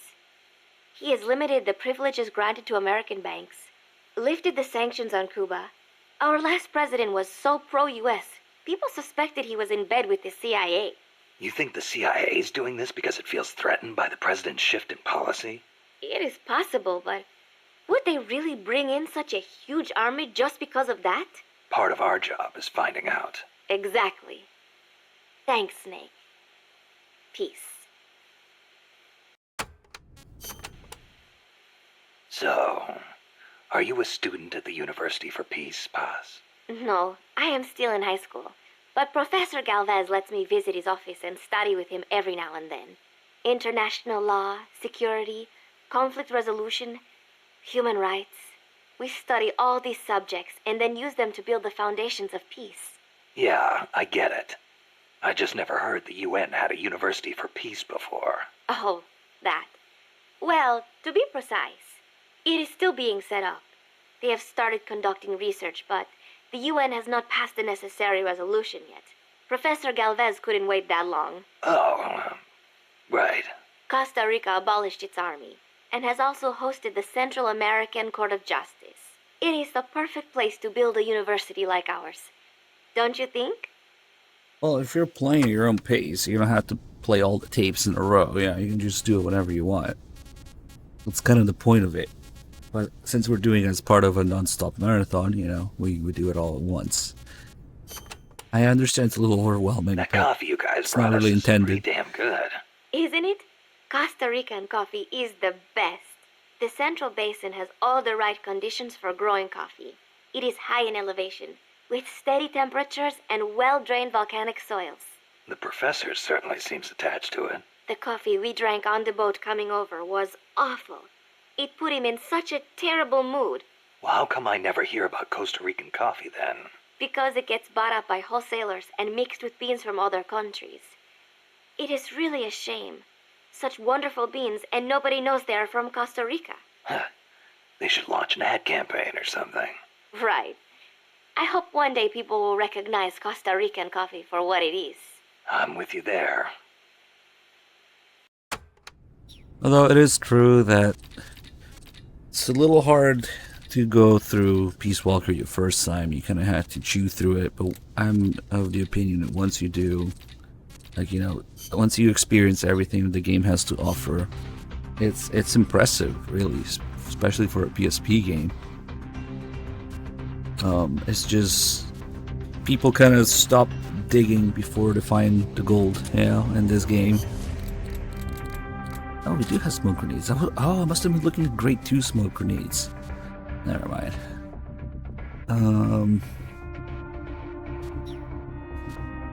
Right, let's move on. The direction Amanda's Sandinistas were going corresponds to the location of the next outpost, a supply depot. We should be able to make contact with her there.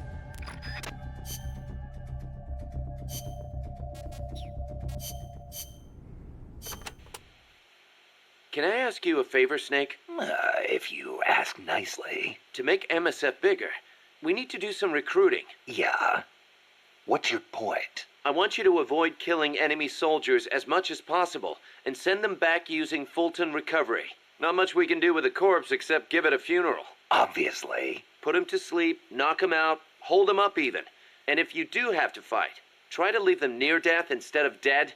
And then use the Fulton Recovery system. Sounds easy enough. You know what'd be really nice, though? If we had a way to Fulton recover anybody at any time.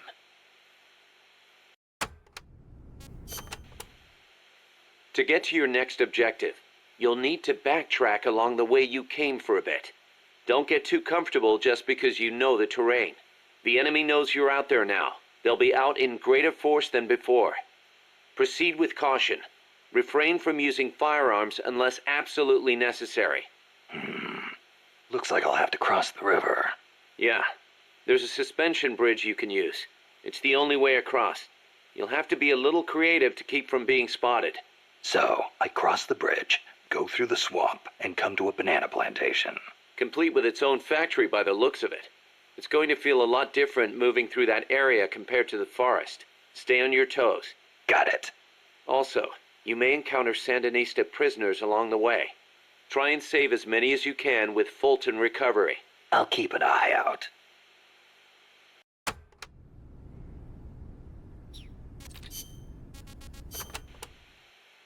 There's a lot of banana cultivation along Costa Rica's Caribbean coast.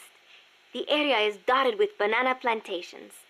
Bananas have been Costa Rica's main crop since they were introduced from Panama in the 19th century. They bring in a fair amount of foreign currency. A real fruta de oro, huh? Oh, God. But exporting all those bananas require a ton of land. Hence all the plantations. Clearing all that forest just to grow bananas robs animals of their habitats. I do not know how good that is for Costa Rica in the end.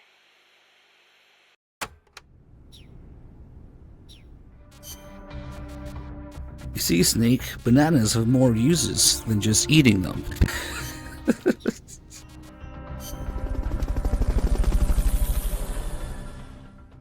You can fold people up with them. Of course, that's what I was referring to.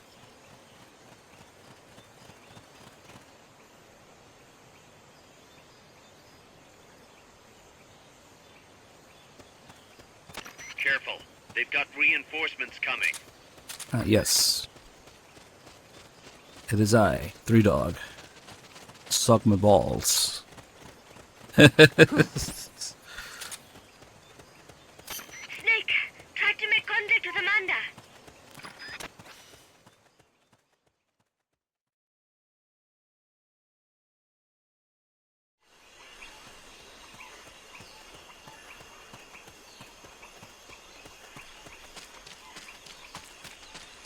What's up?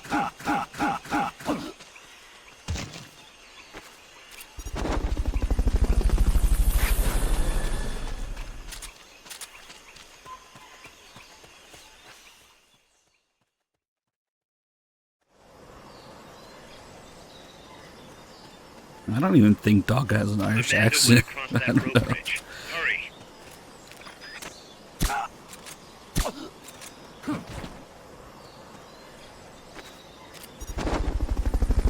Not enough fuel, huh? We'll keep it here at the base. Peace Walker in general just doesn't get much attention in the West at all. You might be able people think, oh, PSP game must be non-canon, must be a mini game. Yeah, we don't need to hang. It's okay.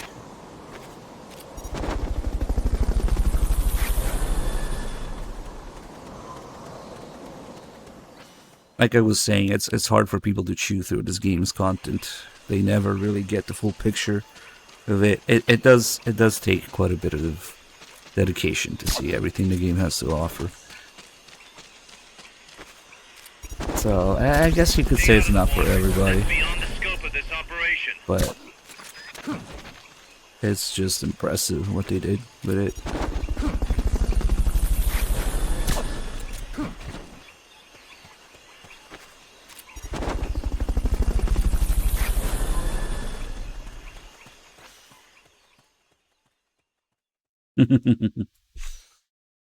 Yeah, lots of people don't know that Peace Walker originally was gonna be Metal Gear Solid 5 Peace Walker. Careful now. They might be That was Kojima's intention, but Konami didn't let him because it's a PSP game. They won't let you put a number title on PSP, yeah? Sad. I forgot to show the Ground Zeroes, the Ground Zeroes art with Kaz in it that was removed in the West because people wouldn't know who Kaz is. But in Japanese, all Ground Zeroes covers and art and box art and stuff, they have Kaz in it as well as Big Boss. In the West, it's only Big Boss because Peace Walker didn't get much attention, and they thought that people will be confused to see Kaz on the box art. It's really sad, really.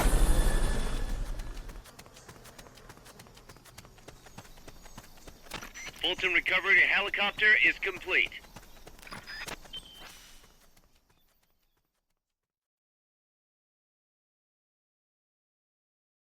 Look, it's Solid Snake and Liquid.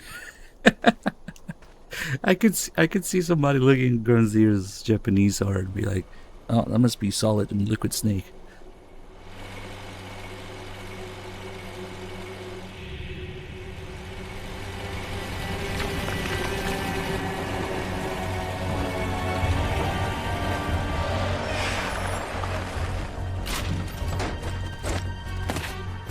Looks like there's no way around him.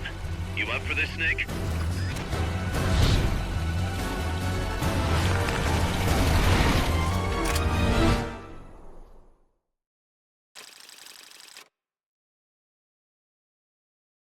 Peace Walker is a PSP game because, well, there's a few different factors. Each not that relevant, but I guess if you put them together, there's the fact that in Japan, where people are busy commuting all the time, portable gaming is actually huge. It's like way, way, way bigger than... Although, if I'm not mistaken, Dim might know, hasn't it been kind of reverting back lately? But, back in the day, it was just much bigger than just home consoles and PC. Good stockpile on hand. The Japanese say you can't fight on an empty And then Something we you have the story with Kojima's son Obviously, being obsessed with Monster Hunter, not liking Metal Gear. one of the basic principles of That's another factor. So I went ahead and set up a mess hall team. And The then team members' numbers and abilities will you affect have the amount of grub to go around. Portable Ops Existence Without enough food, morale will drop. also They get hungry played a enough, role in it. and we could start losing people. Anyway, I need you to assign guys to the mess hall team. Tim. Copy that. Yep, sounds about right.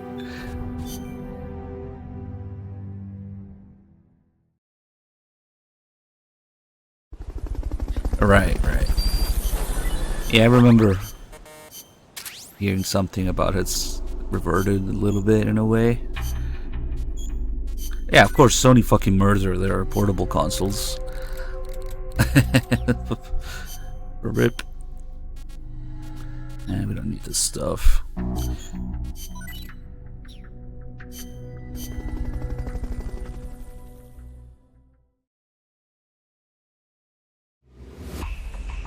Oh look, we have a little vehicle boss fight, and the music in the menu changes with more attention to it. Huh. Sound design? Music design? What's that? Only PSP can That's do it. an armored vehicle unit, Snake. Either destroy the vehicle or neutralize the soldiers. Take it out.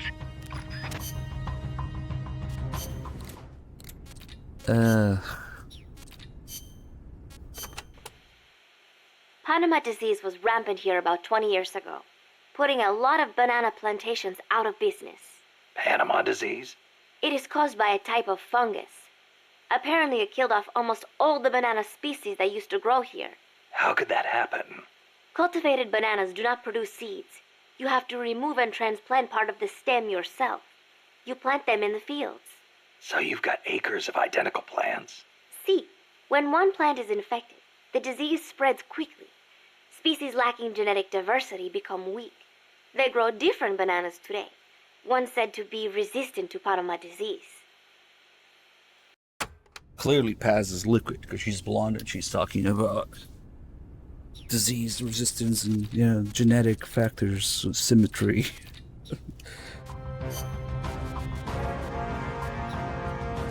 Les bananas to read. How the fuck do you say banana in French? I don't know. Probably something completely different than every other language. Yeah, we don't need to do that, Dave.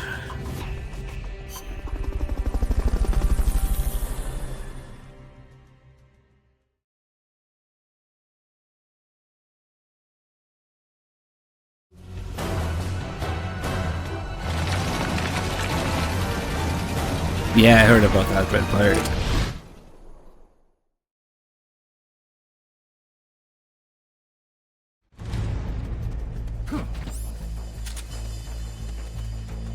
No need to take out the armored vehicle just yet. Neutralize the troops Smoke grenade, OP shit, The no accompanying game. soldiers are armed to the teeth.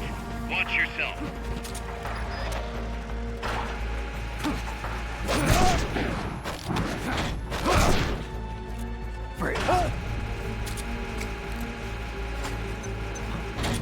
Enemies close by.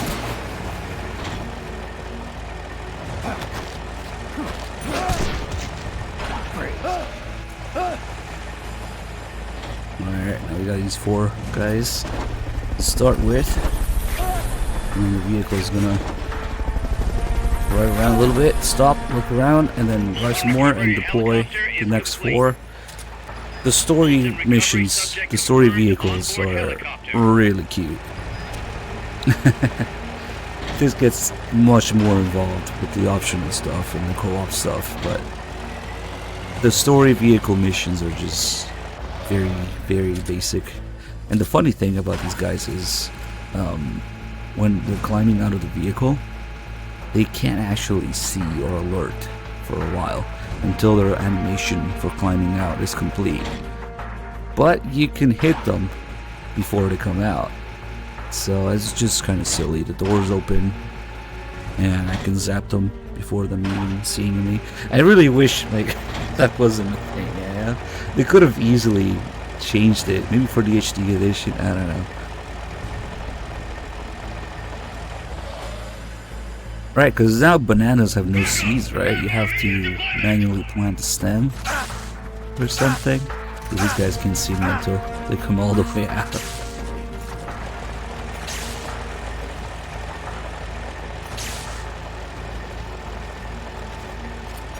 If I just quick about it.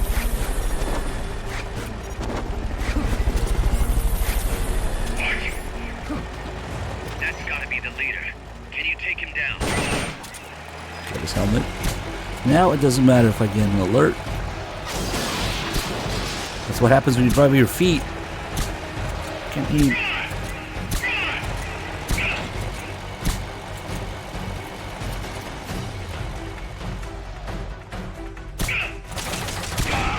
Nice. The enemy leader's out cold. Bring him in.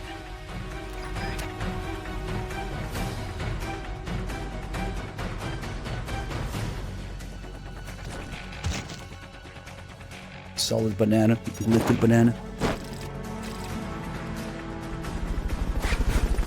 Banana smoothie, I don't know.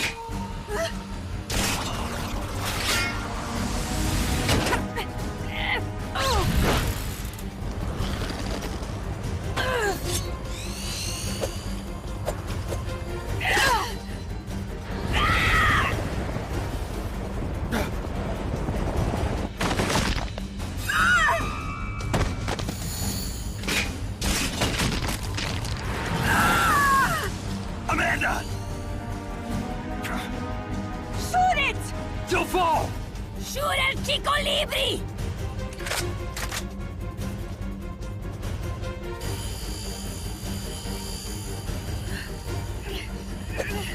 Yeah, I kind of do want to replay Acid. Get into Acid 2, but as much as I enjoyed the gameplay, the story is kind of a slog. I don't know, we'll see.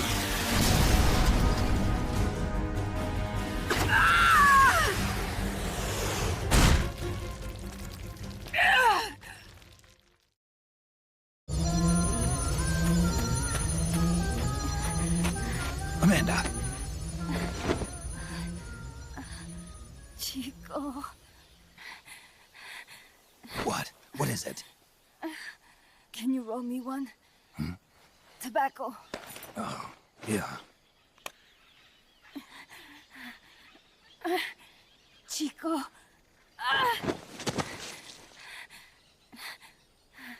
Hold still. I treated him like a kid again. We fought. I didn't want Chico to know. Kept it a secret. Somoza's Guardia chased us out of Nicaragua. Across the Rio San Juan. And we ended up here. The only reason we've been able to keep on fighting. Amanda. The factory. You saw it? The banana factory. A front. It's a drug refining plant. The KGB set it up for us to run. We used the income to buy food and weapons. Mi viejo never said a word, but we all knew. Everyone except Chico. Everything we have. Our weapons, our compass. He brought it all together. We were going to Show me your our panties. country. Rebuild Nika with our own hands. Even if we had to dirty our hands to do it. But it's all over. We lost our cacique. Papa. I could never replace him. Now they've taken the plant from us too. There's no place left to regroup. No way to fight la revolución. Here, I rolled you one.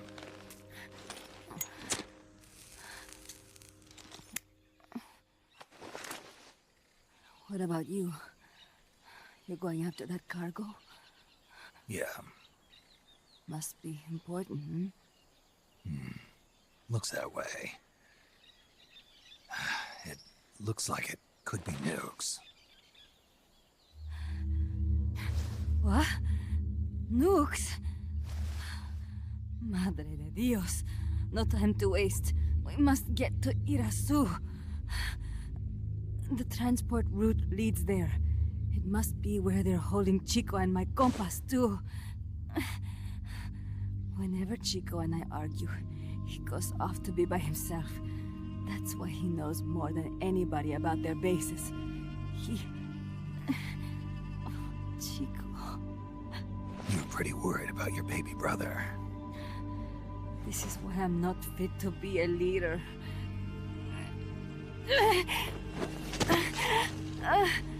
Fine. It's a little bit out of my way, but just tell me where I need to go. There's a prison up in the mountains. That's probably where he is. A prison in the mountains. You must do something for me. If you can't save Chico, I want you to ease his pain, end his humiliation. If he gives in, if he's about to sell out his compass, please, at least let him keep his honor. That's a promise I can't make. Why? Amanda, we gave up our homes, But we're still alive. We're still fighting. And there's always another reason to keep on living.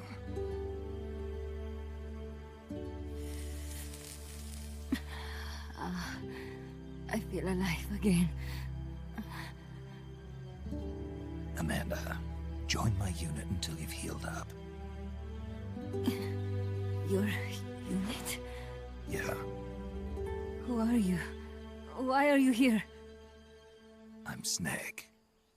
Serviente. Snake?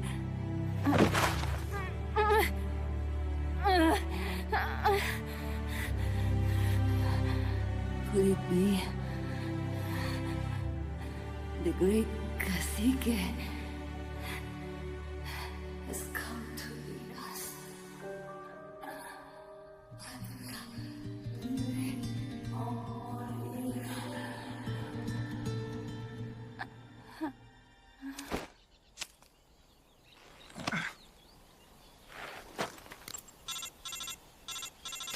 Kaz, can you hear me? MSF here. One for recovery. She's wounded. Acknowledged. Kaz, the Fucking cargo hell, on the these barge. frames. I was right. It's headed for the mountains. You think that's where they're taking the nukes? I'm sure of it. Let's move.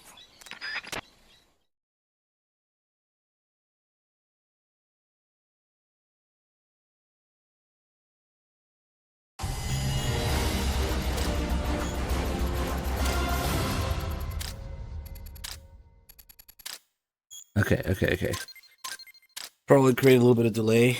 I want to pause it on pause, but it's okay. No, fuck, no, it's not okay. Never mind. It's ooh, still in red. Thought it was done already. All right.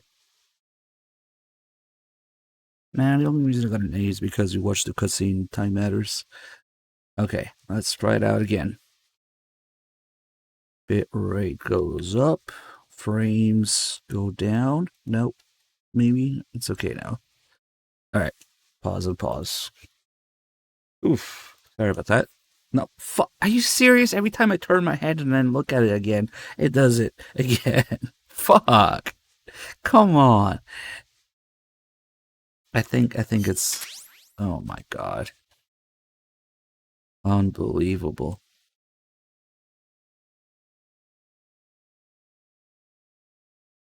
All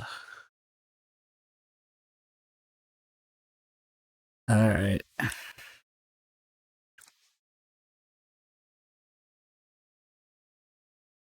It's still kind of shitting and farting everywhere, but it's getting better.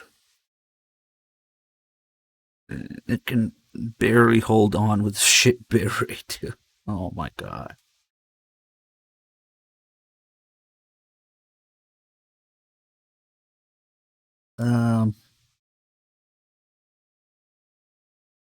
Okay. Pause. Maybe we can move on. It's we'll just deal with it for now. Snake, Amanda's reached the plant. Snake, Amanda, how do you feel? some first helicopter ride. I'll be perfectly happy if it's my last.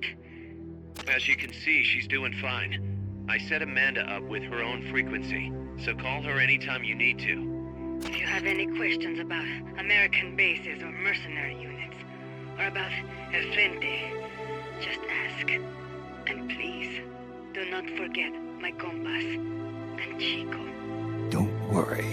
It's good to be working with you, boss. Snake, we can monitor her condition in sickbay. Remember to assign roles to any POWs you bring back to Mother Base. How this outfit gets built depends on who we assign to what jobs. That'll determine how Mother Base grows. It's one of your most important roles, boss. Yeah, I know. God. Can't even do the most basic fucking bit right now. One more thing. Now what? It's about sickbay. Naturally, we can use it for the sick or injured like we did with Amanda. But we can't expect people to get better without the proper treatment. So I figure we'll need a medical team for that. The number of team members and their abilities will determine how quickly the sick and injured heal. They can also monitor everybody's health. Right. Prevention is the best medicine. You got it. Remember to wash your hands often and gargle twice a day, boss. If only I had the time.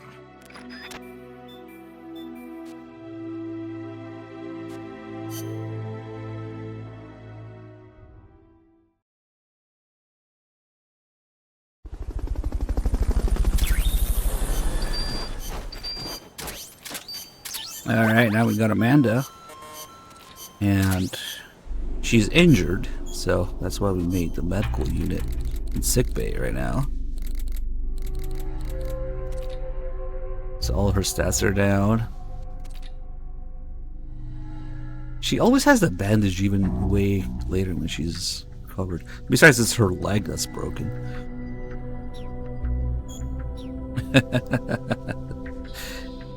So normally if you put somebody who's injured anywhere in the sick bay, see the game gives you a warning, they're gonna die.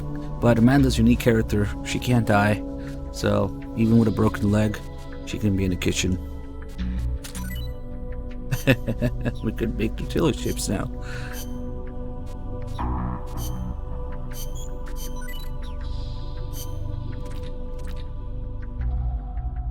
Orderless taste. Organic, even. So MSF pretty much invents Doritos and Mountain Dew. If you play the Japanese version of Peace Walker, they have actual brands, including Pepsi, Mountain Dew, Dorito, and other stuff. But yeah, they had to keep it generic for the Western release, I guess, because of the licenses. Just auto sign here. I don't mind though, because it's kind of cute to have an MSF brand. Yeah. Oh yeah, the curry, and also all the magazines and X, foreshadowing the healing spray. Alright, let's do some Amanda tapes now.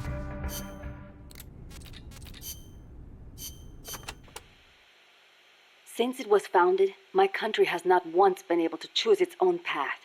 First Spain, then America. Over 100 years of this. I know.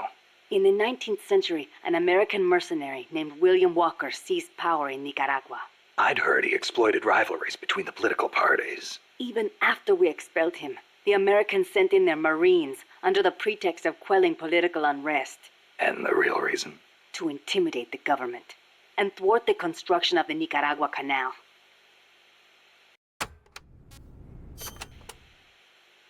I thought the U.S. already has the rights to build a canal in Nicaragua. They never intended to build a canal there. They'd already started digging in Panama. A canal in Nicaragua would break up the Panama Canal's monopoly. Reason enough for America to stick its nose into our affairs. They snagged the rights so nobody else could build there. It was General Sandino who finally stood up to los Yankees.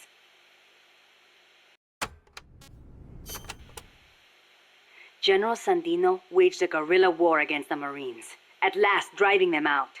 He was a true hero, and to us Sandinistas, like a father. But when they pulled out, the Americans left us something to remember them by. The National Guard. Yes, La Guardia. In name, a peacekeeping force, but in reality, Commander Somoza's personal army, answering to no one else. Unable to stay silent, General Sandino went to protest and was assassinated by Somoza as he made his way home. It was then that Somoza and Los Sapos began to eat our country alive from the inside.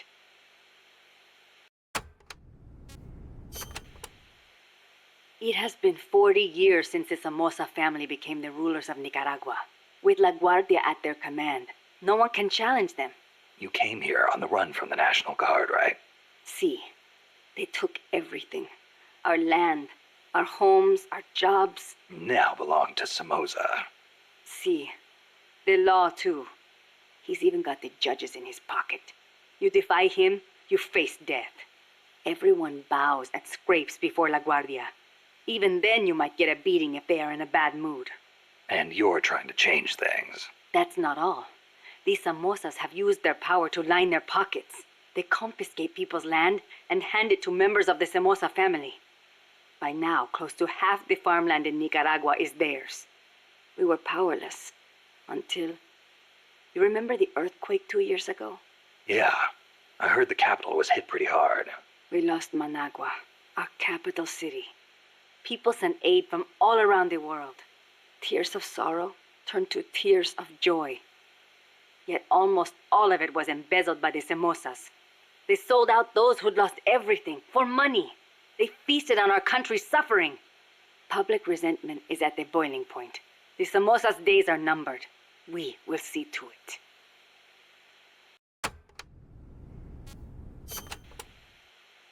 The first Somoza was originally no more than the commander of La Guardia.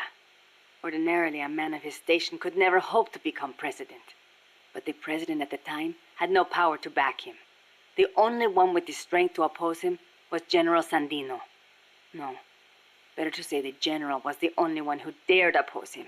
There was nothing special about him. Above all, it takes a strong will to see justice done. That is what he taught us. It's also what motivated Somoza to have him killed. Yes, the rest was easy. He got rid of the president, taking office in a sham election. And once he had the power, he never gave it up. Talk about heavy-handed. He had the Americans backing him, that's why. They didn't want to hand over power to a rebellious general. Even so, it's hard to believe Washington would give its blessing to a guy like that. The American president at the time put it this way. Somoza may be a son of a bitch, but he's our son of a bitch. In other words, better a dog or Los Sapos than an anti-US regime.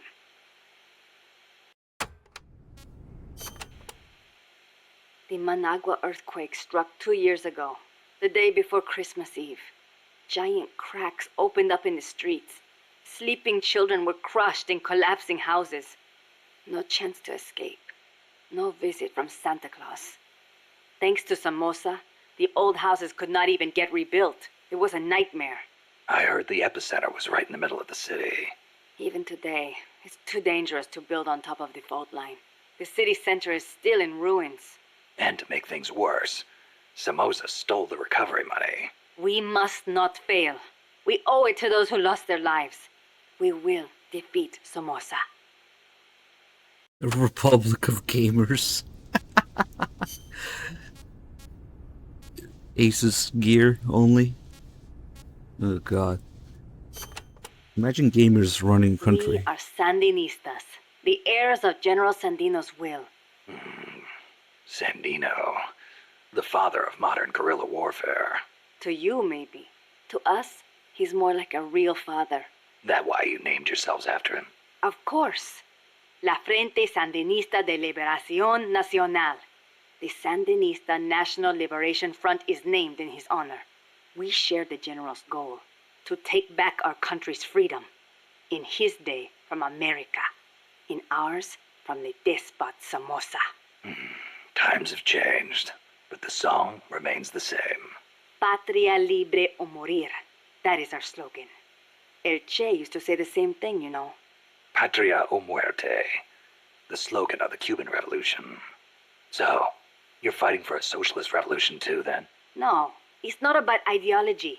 We only want to live normal lives. We are sick of living in a country where you can be beaten for walking down the street, where you never know if your neighbor is snitching on you. Our goal is to give back the country to its people. Yeah, the Cuban Revolution started out like that too. We are few in number, but we will win. Victoria o muerte. For a revolutionary, there is no other fate.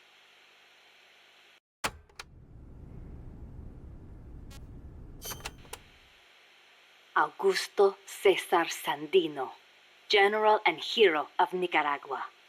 50 years ago, conflict broke out between the political parties of Nicaragua. The U.S. Marines intervened in the name of restoring order. The only one who refused to listen to their call for reconciliation was General Sandino. One man against the Marines. That takes guts. The general wasn't a professional soldier. Neither were his compadres. And they certainly could not match the Marines' equipment. But he used the land to his advantage. lurking in the fields and hills of Nicaragua, and using surprise attacks to harass the Marines. I know. I've read plenty of textbooks on guerrilla warfare. In the end, he drove them out. He was truly a role model for us. Yeah, but that was the 30s. Didn't the Depression have something to do with it? It takes cash to wage war. Perhaps. But there is no denying what the general accomplished.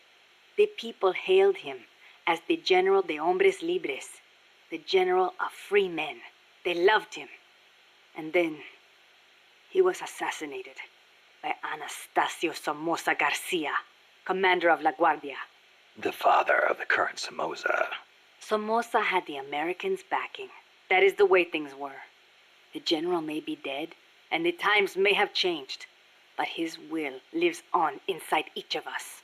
We are the sons and daughters of General Sandino.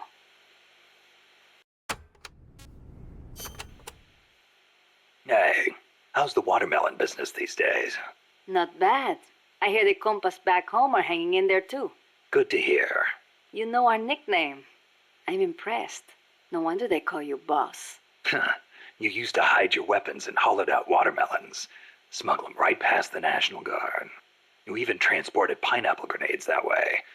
The name caught on among sympathizers in the region and... What are you talking about?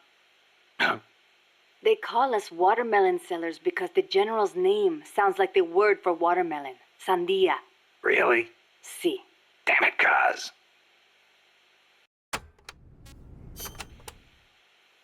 A revolution to bring peace to your country, huh? No matter how much we fight, peace never gets any closer, does it?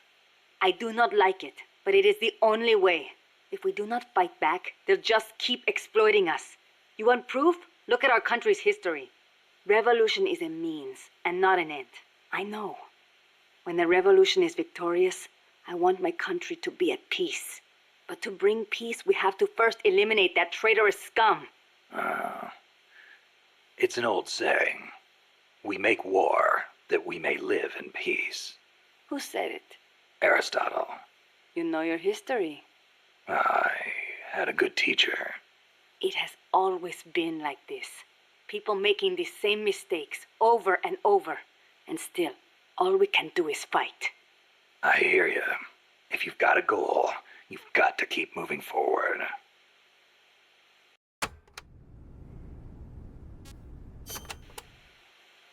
I noticed you called Che Guevara El Che. Not just us. Everyone in these parts does. Che was always his nickname. It does not feel right to call him by his last name. I was shocked the first time I saw you. You look so much like him. I look like El Che, huh? Sort of. Not in the face. It's more the way you carry yourself. I guess Che's a hero to the Sandinistas, too. Of course. The FSLN was formed in the spirit of the ideologies championed by El Che and Fidel. Fidel Castro. So, you're trying to bring the Cuban Revolution to Nicaragua. Well, we were. But Cuba isn't what it once was. Not since El Che left. El Che was a true revolutionary. He fought and died for the people. He worked harder than anybody, and he was a righteous man. Even as a minister of Cuba, he gave up his weekends to work on the farms and public works. As a volunteer, no less. Yeah, I've heard the stories. But when you think about it, wasn't it that obsession that did him in? How do you mean? We can't all be supermen. He thought the ideals he applied in Cuba would work in Bolivia. But he failed to win converts and the support of the peasants.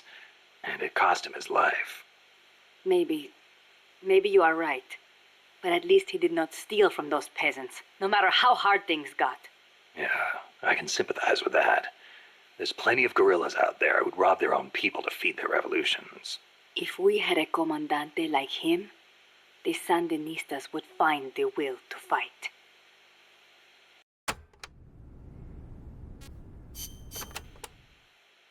You called that giant chopper an hombre nuevo. Si. It means new man. New man?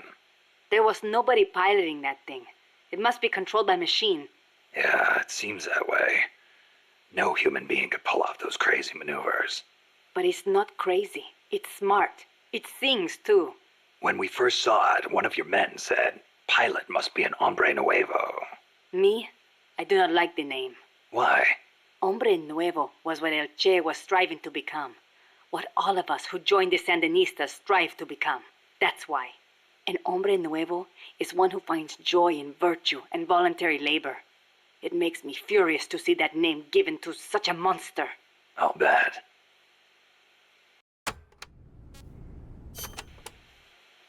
Chico called that helicopter El Colibri. Our name for the hummingbird. You saw how that chopper moved, how it hovered in midair like a hummingbird? A hell of a lot bigger than a bird, though. True, but better than Hombre Nuevo, don't you think? When you get kidnapped by El Colibri, it's all over. They take you to a prison camp and torture you until you snitch on your compas. That's what took Chico. They have no mercy. Once you talk, they toss you out like trash. I knew this, and still I could not save Chico. If he cannot be saved, I will do what must be done. Don't write him off like that. Sometimes you have to survive, even if it means sacrificing your honor. I'll get him back. I promise.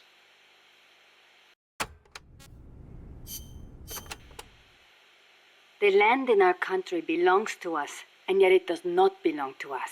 How so? Along the coast, it is all banana groves, and in the mountains, it is coffee. I guess in that way, it is not so different from here. Plantations. Almost all the bananas and coffee are sold as exports. The landlords keep the money for themselves, leaving precious little to the farmers. Worse, the biggest landowners in the country are Somoza and his family. But it does bring in foreign currency. I doubt even that, at least for bananas. The plantations are owned by American corporations. The bananas are processed in factories on the plantations and exported to America from private ports. It's like having little American enclaves along the coast of Nicaragua. But the farmers have no choice but to go work there. Es ridículo. The people have to take their land back. It is one of the things we are fighting for. Never compare Phantom Pain tapes and Peace Walker tapes again. Completely different beast. Ugh. Tell me, when exactly did you realize your dad was working with the KGB? About 6 months ago. Up until then, we only had beans to eat. And then suddenly we started to get eggs and flour. Our bullet shortage simply disappeared. How'd he get the cocaine? Ask the KGB. All we did here was process it. Coca plants grow here too. But to my knowledge, almost all of the stuff we used came from Colombia and Bolivia. It's processed in a factory and then shipped to ports on the Caribbean Sea. Where does it go after that? I never thought about it. I mean, I did not want to think about it. The biggest cocaine consumer in the world is the United States. I'm guessing they smuggle it in on vessels disguised as fishing boats. Wait.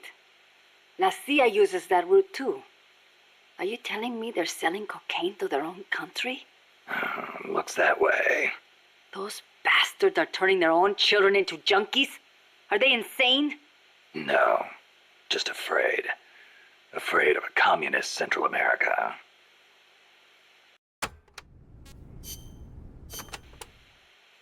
Amanda, when did you join up with the Sandinistas?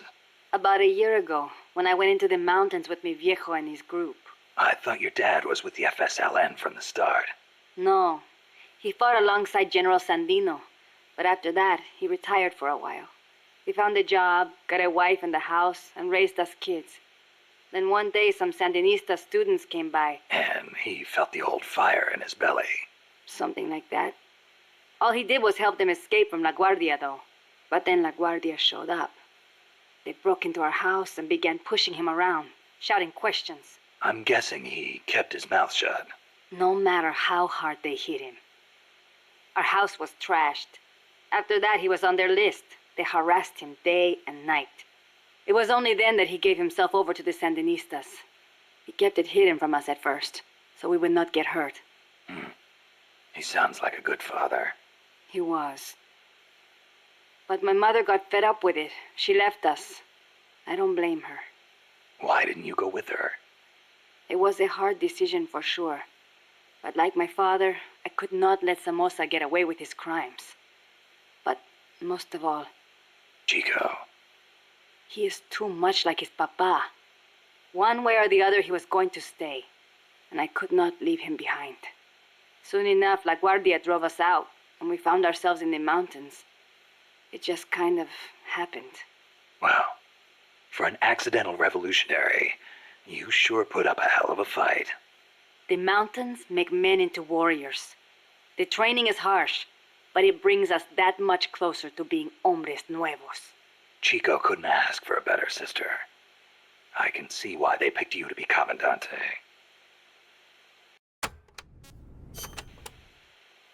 When I was little, I came down with malaria. Unlucky for me, it was the bad kind. I was in a daze the whole time. And at one point they said I was not going to make it. Malarial encephalopathy. I hear it's pretty common in tropical malaria cases. Even today, my memory sometimes gets a little fuzzy. Since then, I've had this fear of mosquitoes. When I hear them buzzing nearby, I get jumpy. Aha, that explains the chain smoking. See, I thought it might help keep the mosquitoes away, just a little. Maybe it is all in my head. You're the same way, right? Well, I will say this. I prefer a cigar over mosquitoes. Me too. I've got to hand it to you. Takes guts to conquer your fear like that and live a guerrilla's life in the wild. It is nothing. El Che did not let asthma stop him from leading the revolution. Compared to him, I am no hero. I'm sorry to hear about your dad. Thank you for saying that. Mi viejo was the leader of the Frente. He was the last of the generation that knew General Sandino. He saw the general's exploits firsthand as a boy. He would tell us stories about it all the time and about how the general was assassinated. Did you know he was getting money from the KGB? I had some idea, but I did not have the courage to confront him about it. I know it was a painful decision for him to make. I can imagine. Yes, my father was a good man. I loved him as a daughter, and his soldiers believed in him. Thanks to him, La Frente held together even in the worst of times. I don't know if I can ever fill his shoes.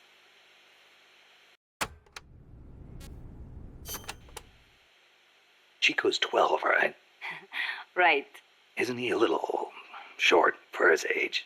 Malnourishment. Food is hard to come by when you're running around in the jungle.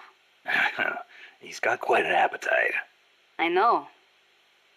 I didn't want him to come in the first place, but there was no one to take him in. I had no choice but to look after him. Don't be so hard on yourself. Sometimes it's better for a kid to be with his family than far away in a safe place. Thank you. Promise me this, though. When your fight is over, make sure he gets a proper education. Give him a chance to be something other than a guerrilla. It's not too late to teach him something other than fighting. Okay, I promise. You know what book Chico really likes? The World Encyclopedia of Mysterious Creatures. The Loch Ness Monster, the Yeti. UMAs. Yeah, I know. He's still so much like a boy. I worry about him. He'll be fine. I know plenty of grown men who still go crazy over UMAs. Are you serious?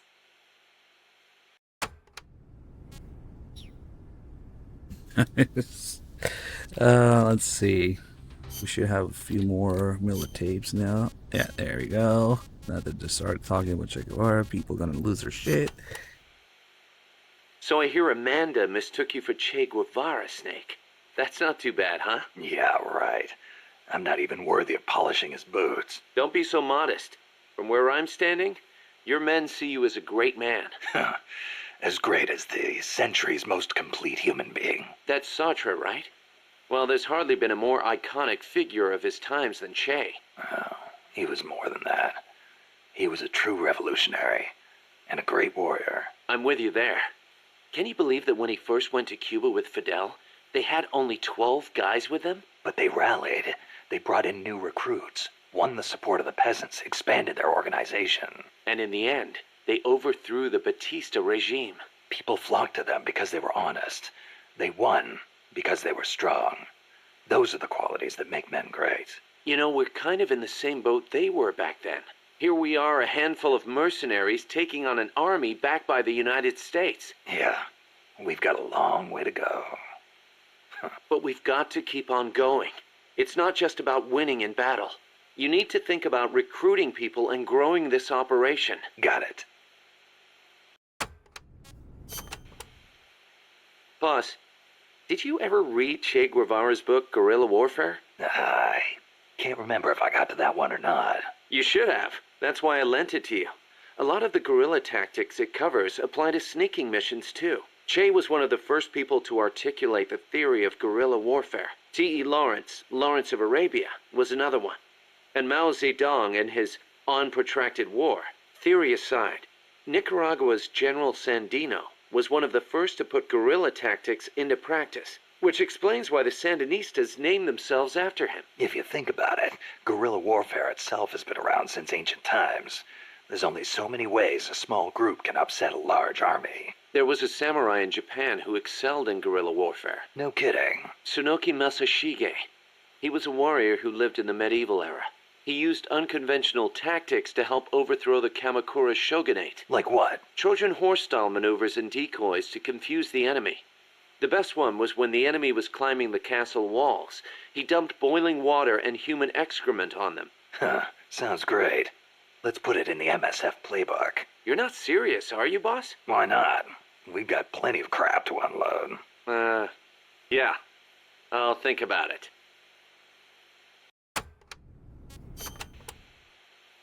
The year the Cuban Revolution was won, Che visited Japan as a member of an economic delegation. While he was there, he visited Hiroshima. Hiroshima? Since he was there to discuss economic issues, Hiroshima wasn't part of the original itinerary. Some said the Ministry of Foreign Affairs didn't want to let him go, but he went anyway. He snuck out of his hotel and took an overnight train. Traveling guerrilla style. Sounds like Che, all right. He visited the Peace Memorial Museum and the Atomic Bomb Survivors Hospital. Apparently it gave him quite a shock. As a doctor, it must have been painful for him to see how the victims suffered. Nukes destroy everything. He was quoted as saying, "They put you through this, and still you do whatever America says." Those words really hit me hard, especially when I think of my mom. He said something else, too. Let us all love Hiroshima and its people. I can believe it. Che never managed to numb himself to other people's pain. That's why people loved him. And why he died.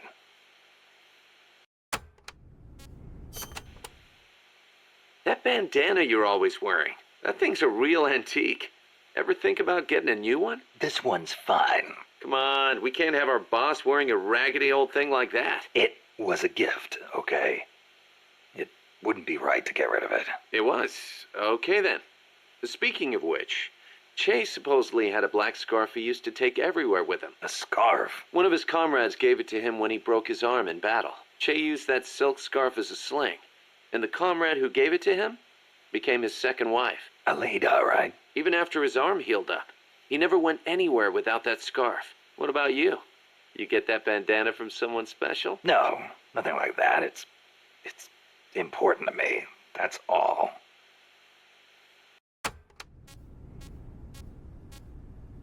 Maybe Snake was ashamed of how he really got the bandana, but he does use it as a sling in MGS3, yeah? So maybe they were already referencing Che Guevara there. Let's see, we don't need this stuff. Wow, missions in these tapes. Uh-oh. Snake, the nukes appear to have left the coastal marshes and reached the mountains around Irazu. But without a guide, it's going to be tough tracking those things in the mountains. So we need you to infiltrate one of their bases, a prison facility. I hope nothing's happened to Amanda's brother. I hear ya. There may be other Sandinistas held there too. To bring them back safely to MSF, use the Fulton recovery system. As I'm sure you know from experience, it's completely harmless. After all, you won't have time to sit there and convince every single one of them to join. One other thing, Snake. Amanda. Those CIA bastards confiscated some of the houses in the village. Chico's got to be inside one of them. Houses, huh? How do I tell which ones? When they took over the houses, they installed new front doors for security purposes. The new doors are blue, with peepholes so you can see what's inside. Blue doors. Got it. You're getting close to the end of the transport route. Good luck, Snake.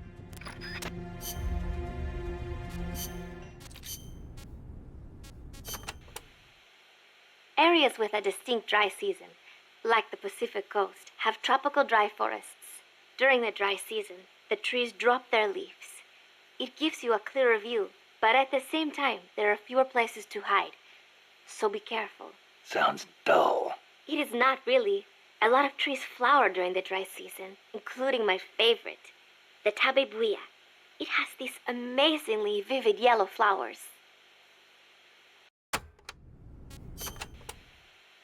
Costa Rica has several active volcanoes, Irasu being one of them. That's where Camino de Lava comes from, huh? The tropical dry forests around here are quite different from our rainforests. They lose their leaves in the dry season. Tropical forests are not all thick jungles. A few of them even have cacti. Some of Costa Rica's greatest assets are its diverse forests and natural landscapes. Costa Rica got its first real railroads up and running about 100 years ago.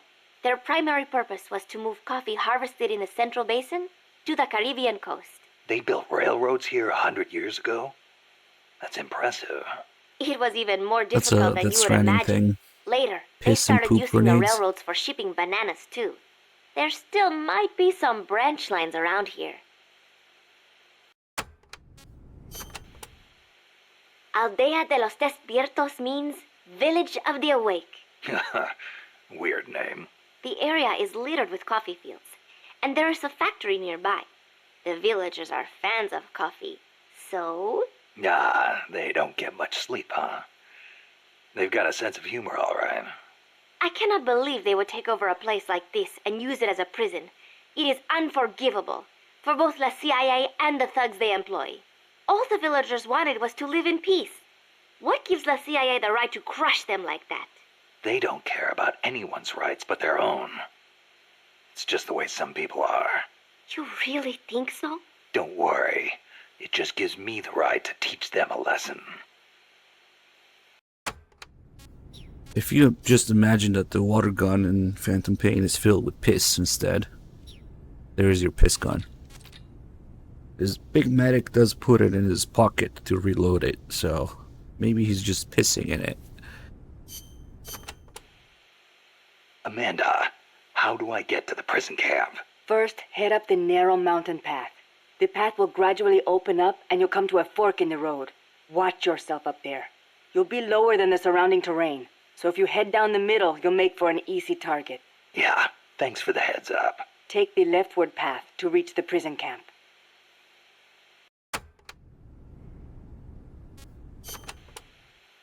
What can you tell me about the prison camp?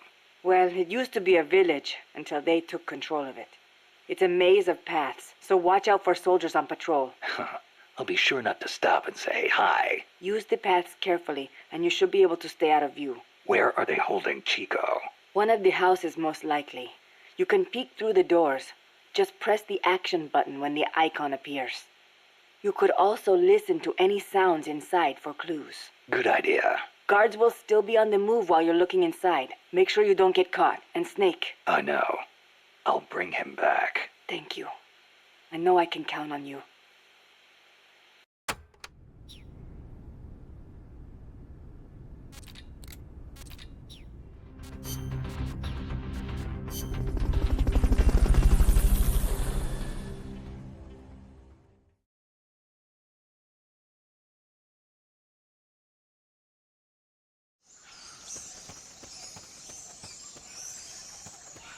Chico's in a prison camp north of here.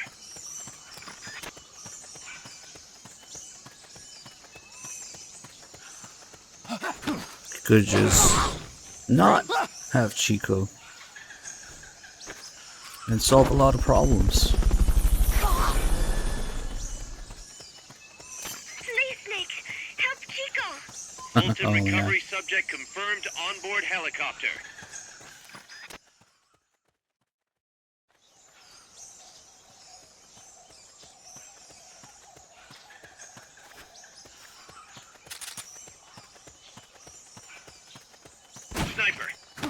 careful if you don't want your head blown off. There's a guy practicing reloads on the SVD.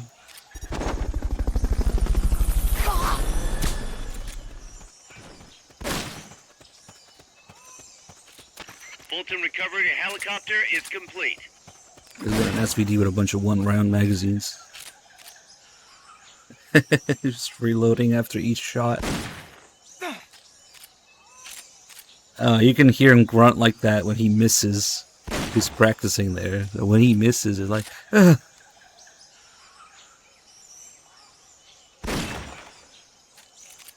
But if you get spotted, he starts shooting you with multiple rounds in the magazine. So he really is just practicing. It's not like a mistake on how the SVD works. Yeah, he missed. This guy's actually an S-rank intel soldier, but we can't get him right now. You can't get people up in hills until later when you have Fulton mines or the Fulton launcher.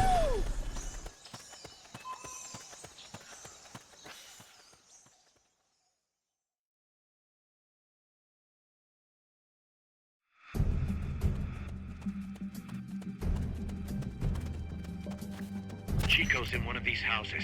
You've got to find him, Snake. Check inside a house by pressing the action button in front of the door. To check inside a house, I hear piss. press the action button. Check inside a To house. check inside a house. Check Check inside a If they house. spot you. To check inside a house. Check inside a house by press. To check inside a house. Check inside a house by. To check inside a house. Check inside a house. To check inside a house. Check inside a house by pressing the action button in front of the door. Miller rap. Mama! There's a real piss walker there. It's actually random. It changes which house is Chico. I'm basically invisible. To check inside a house. Check inside a house. Nothing in here. You can hear what's going on inside even without checking. I think this might be the empty one because I don't hear anything. Chico. Oh shit! Never mind. You can hear Chico, but it's kind of faint, and he kind of whines in the background every once in a while.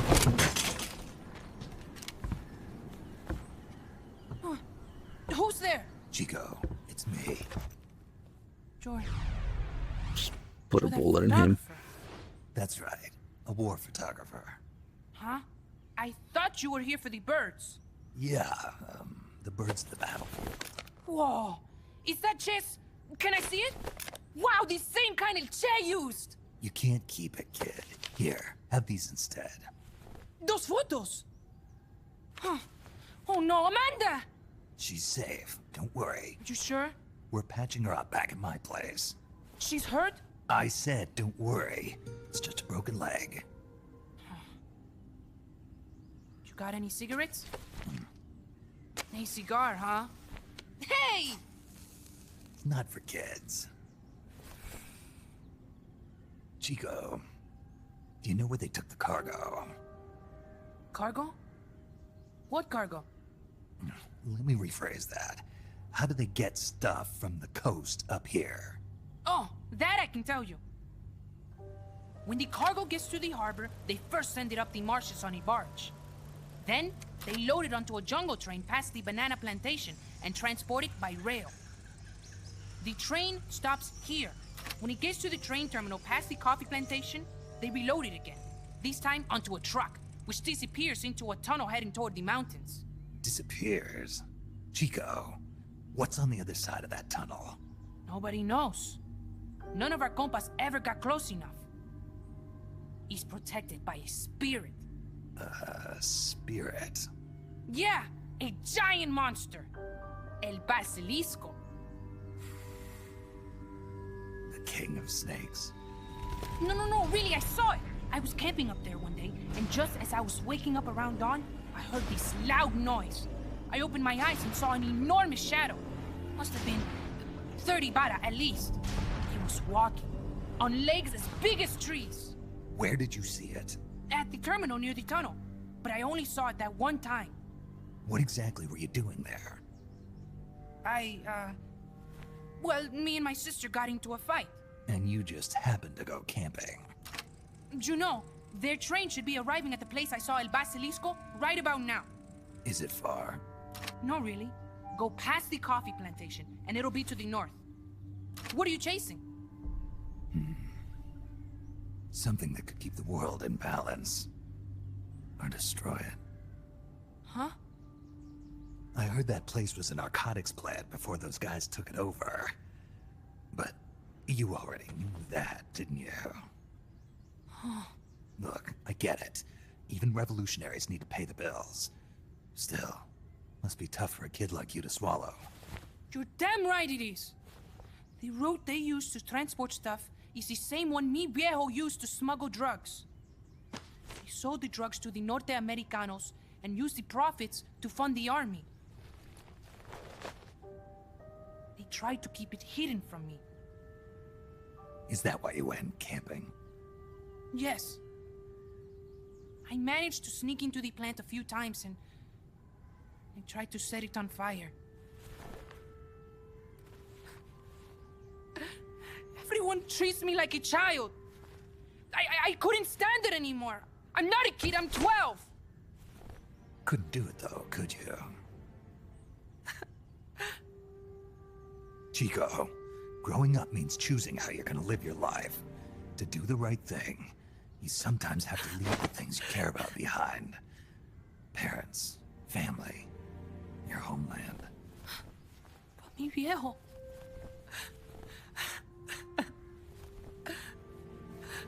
Papa. Chico, look at the photos. Mi viejo. He's gone. But there's one thing you don't ever leave behind.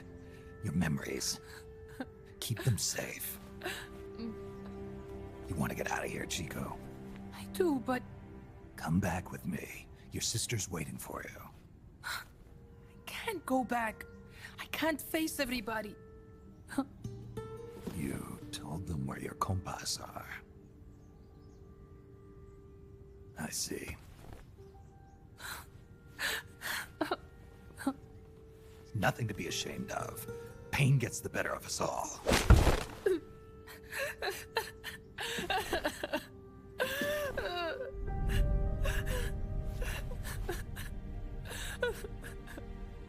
I wish I was dead.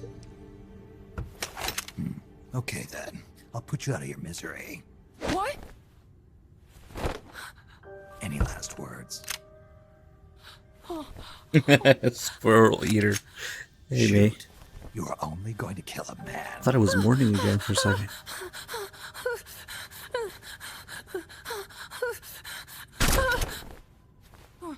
Would have been a better ending. I just wasted a bullet. Don't waste your life. Listen to me, Chico. You died here today. You understand? You're hombre nuevo. A new man. Now, give that new life to me. Huh? Fight with me, little soldier. Show me how strong you really are. Dry your tears, then promise me one thing. No smoking until you get older. Remember, real heroes are never as polished as the legends that surround them.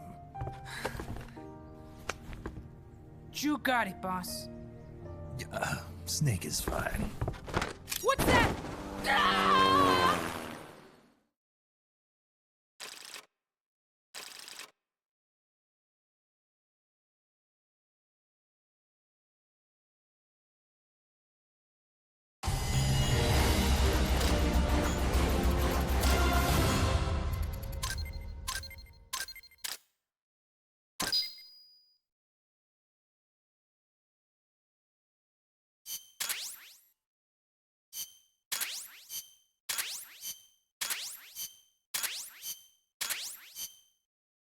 Damn, that was a lot of stuff.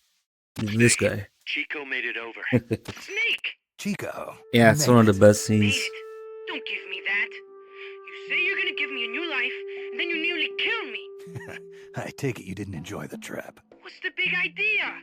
Dragging me off in a balloon? I might as well have taken a Calibri. At least you got a nice view.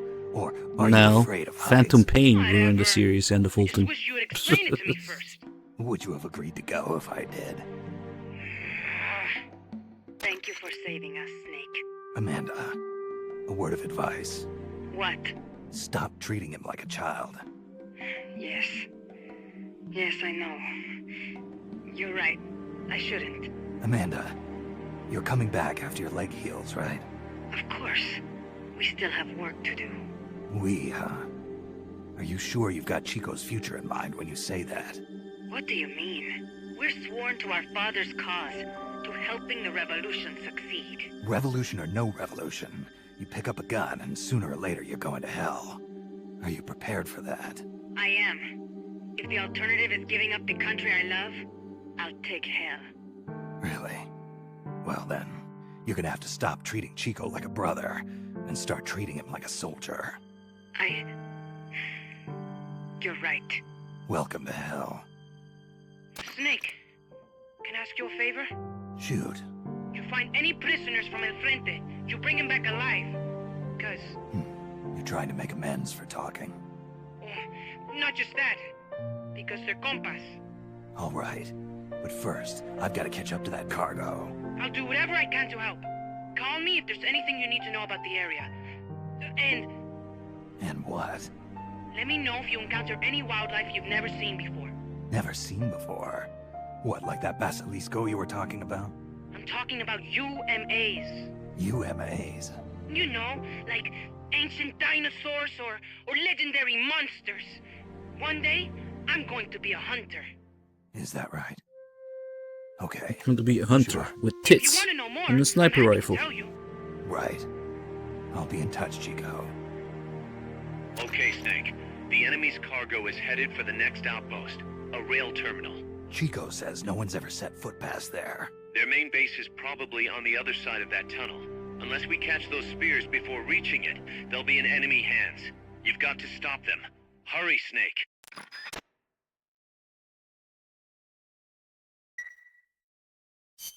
Boss, I had an idea. Listen to this. Let me guess. You want to start running ads in the local gossip rags? Please, what do you take me for? I thought that with all the new guys we've got, we should get an intel team going. We'd send agents around the country to scout out different locations. That way we're better prepared, no matter where we end up. That's actually not a bad idea. They could probably develop recon equipment for us too. We could also have them transport goods and direct the mother base support strikes. You can send an item to a co-op teammate from the delivery menu. No friends.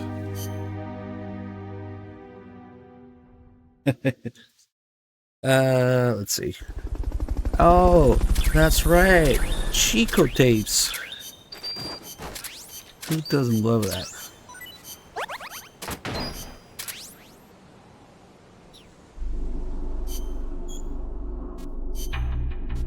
Our entire intel team is Chico.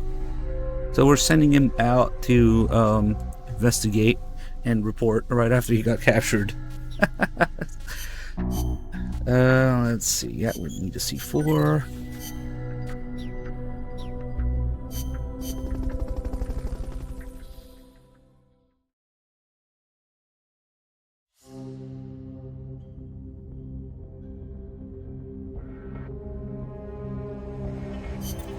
Snake, according to Chico, the nuclear materials will be loaded from a train and onto a truck at a rail terminal near the eastern foot of Irazu. If we can't cut him off at that terminal, we'll be in a world of hurt. Hurry, Snake.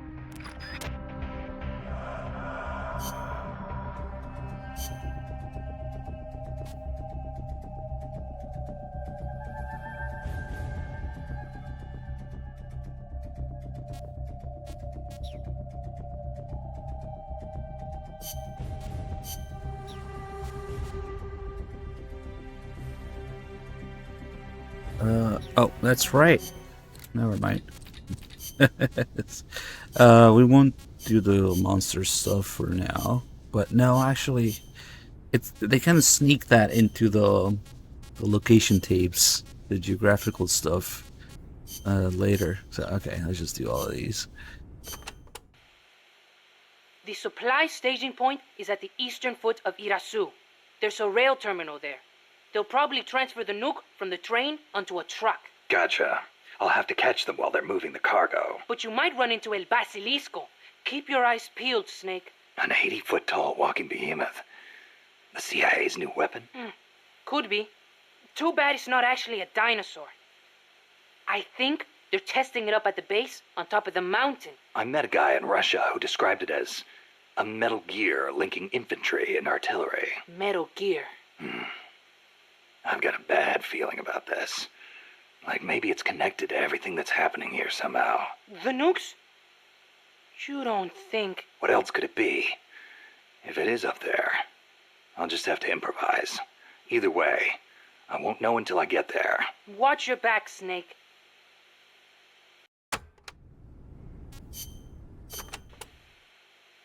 Snake, legend has it. A place called Isla del Monstruo is near Costa Rica. Isla del Monstruo? It was discovered in the 18th century by Caribbean pirates sailing over to the Pacific. And the island in Treasure Island is based on one near Costa Rica, too. Treasure Island. I remember reading that. You've read it, too? That makes things easier.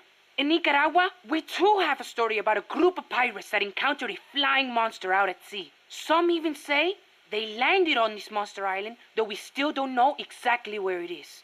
That's the reason I've always wanted to come to Costa Rica. Ha!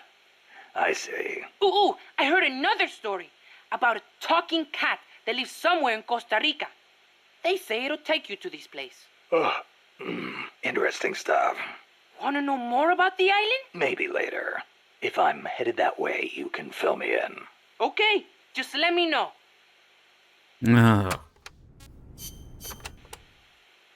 Amanda's so bossy. Photoshop It's that always, hat. Follow me or stay here. You The other day cannot she see told it. me, chew your gallo pinto I have before to you see swallow. it, so you have to see Can it too you believe now. it? Knowing your sister? Chica's photoshopped I hat. can. The enemy could strike at any time. I can't sit around With taking my sweet two time little eating. eyes on it I'm a Sandinista, just like the others. and a really I wide don't need mouth. some woman telling me what to do. Some woman? She's your sister, and she's doing the best she can to fill your father's shoes. I know, but lately she hasn't been doing so good. I should be strong for her. Now you're talking. He doesn't have that scar on his cheek anymore in Grown Zeros, does he? I never paid attention to it. I don't think Sorry he to hear does. about Maybe your it's just a dad. cut. Don't- Yeah, it goes away. He is a guerrilla warrior. We pledge our lives to our country and its people. I'm ready to die too if I have to. You sure? You better believe it. Like mi viejo used to say. Patria o muerte. Che said it first. My dad used to tell us all kinds of stories. About General Sandino and his fight against La Guardia. About my mom before she left us. You didn't want to go with her. It's not like that. La Revolucion comes first, that's all. You must wish you could see her, though. I don't know. But I know I'll see her again when this is all over. Somehow, I just know it. When I do, me and my mom and papa are all going to live together again. At least that's what I thought. Now, Hang in there, Chico. Your sister needs you. okay. Have you ever heard, "Shoot, coward. You're only going to kill a man"? Che's last words. He'd been captured in Bolivia and said it to the soldiers just as they were about to execute him. El Che. He was something, wasn't he? Coming up with a line like that knowing he was about to die. After the Cuban Revolution, Che gave up his position in the new government to aid in revolutions in other countries. He knew he could die at any time, and he was ready for it. Me? I couldn't even take a little torture. But you've been reborn as an hombre nuevo. Right, Chico? Right.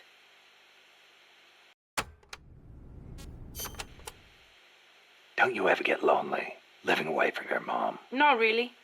My compas are my family now. A lot of them are from the same village as me. So you had plenty of people to take care of you. Take care of me?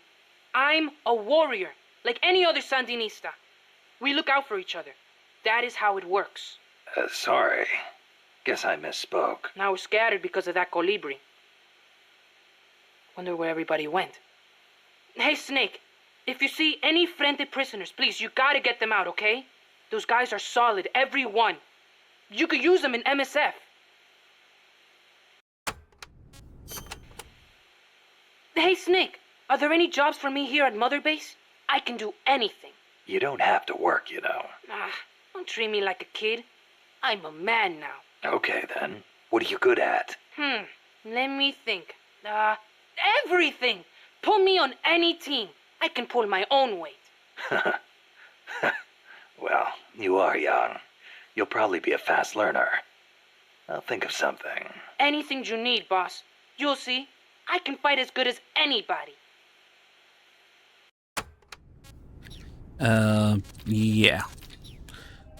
There's actually a scene where he fires his AK, so there's more child soldier action in this game than a certain other action, but whatever. On Snake's side, yeah, recruiting kids. They actually have an actual child soldier in Peace Walker, and then fuck, I don't even want to go to what happens after. Yeah. Let's see, is this everything? Yep, we got one more. Amanda, do you know the way to the rail terminal? Remember the locomotive by the fork in the road before the village? Yeah, back in the jungle. Follow the train tracks from there, and you'll come to the terminal. But there's a plant along the way. Disguised as a coffee factory? Yes, it is their drug refining plant. La CIA controls it now. Cutting through there is the shortest way, but it'll be crawling with soldiers. If you want to go around... No, forget it. If that's the shortest way, that's the way I'll take. Besides, it's one of their bases. It'll be good intel. Very good. A number of guards at the plant are positioned on high walkways.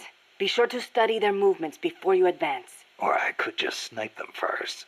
The plant's layout is another maze, I'm afraid. Stay cool. Make your way out of the plant and you'll arrive at the terminal. You know a lot about this place. What are you saying? I've been there before, when the KGB ran it, yes. But it is not as if I enjoyed it. No, I just meant you know a lot about how the enemy works. I hope so. Anyway, did you talk to Chico about the terminal? He said it's where they transfer the cargo onto trucks. Meaning the facility is of considerable importance to them. Don't get careless. I won't. By the way, I've heard of a shortcut that cuts straight to the coffee factory, to the east of the village. But I've never used it myself. Check it out if you're interested. Thanks for the tip.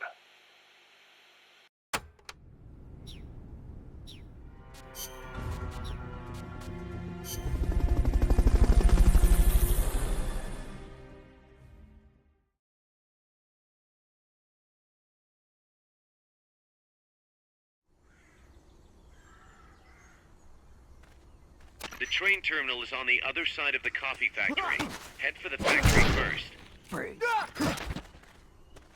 Oh shit. To get to the coffee factory, hey, you'll that's first need to backtrack to the fork yeah. in the road. That's wrong. Good shit, man.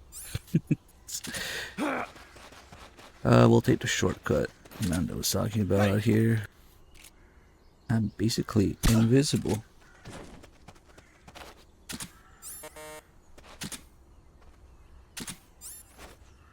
Three, though. Yeah, I guess you could include that. Only because Peace Walker doesn't really work as well without 3, but things were kind of going in a different way, yeah, already. I'm just glad that Peace Walker has so much, and I know this is an overused meme term, but soul in it, yeah, for lack of a better term.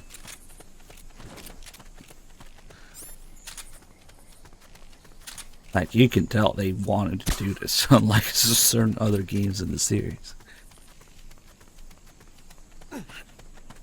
That's right. We should be getting these guys. Give me a second, guys.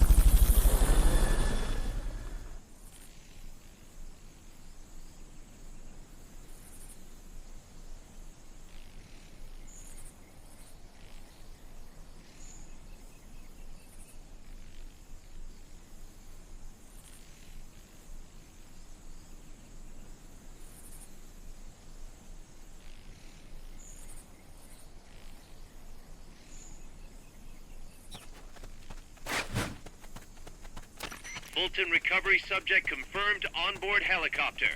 Fulton recovery helicopter is complete.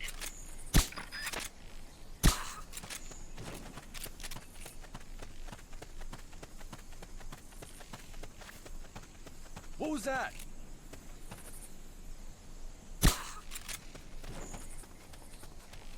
Yeah, well, I don't want to go on a huge rant about it right now, but yeah, there's a whole thing about Kojima giving in to the complainers with 3. And really the entire direction of the series shifting after it.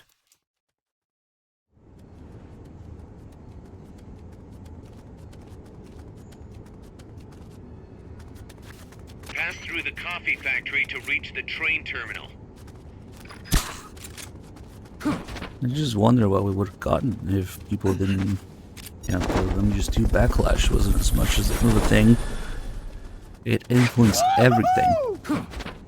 Fulton recovery subject confirmed onboard That's okay, I'm not helicopter. particularly salty about it right now.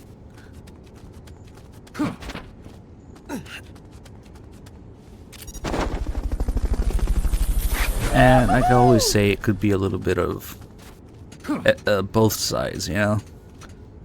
There's the people complaining about it, and there's Kojima who let the complaining get to him. I'm not entirely sure which degree is to, you know, each side is to blame for it, but it doesn't really matter now, does it? Fulton recovery helicopter is complete. It was a thing, especially in the US back then. Or at least it was enough of a thing that it influenced development a lot, you know? Up until MGS2 or MGS3, like these games were autobiographical about whatever Kojima's thoughts and ideas and feelings and messages he wanted to put in the game, like Metal Gear MGS1 and 2, yeah? But then suddenly we had this MGS2 backlash, and then suddenly the series became more about itself, you know? About how Kojima felt about the backlash after MGS2 itself. So, I just wonder what else we could have gotten instead.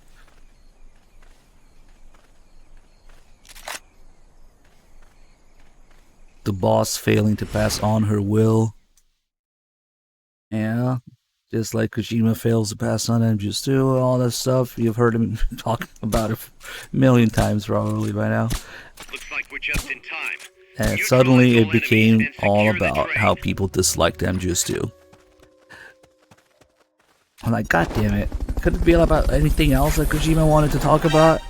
Oh shit, I forgot about this guy. Okay, you're getting, dodged.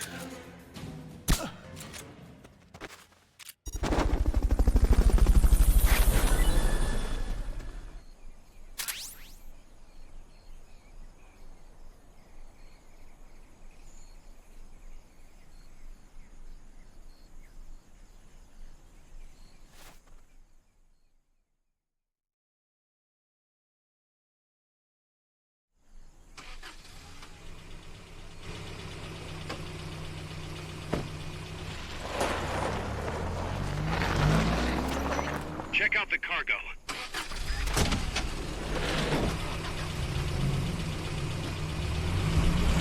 Notes.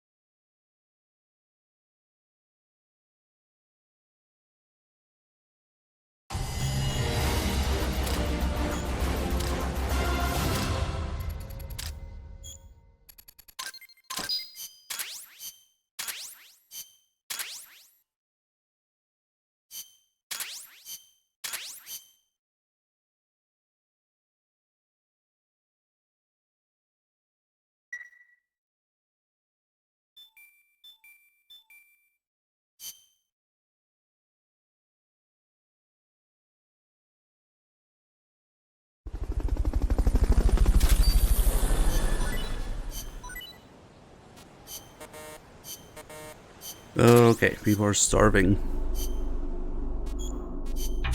Alright. 99%, they're complaining. Oh no, I'm only 99% full. The M60 will be nice.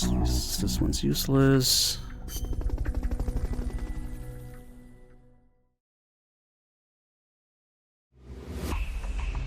The tank is a little more involved than the armored vehicle, but we'll be fine. It's just That's a an enemy storyline. tank unit. Either neutralize the soldiers or destroy the tank. Get them.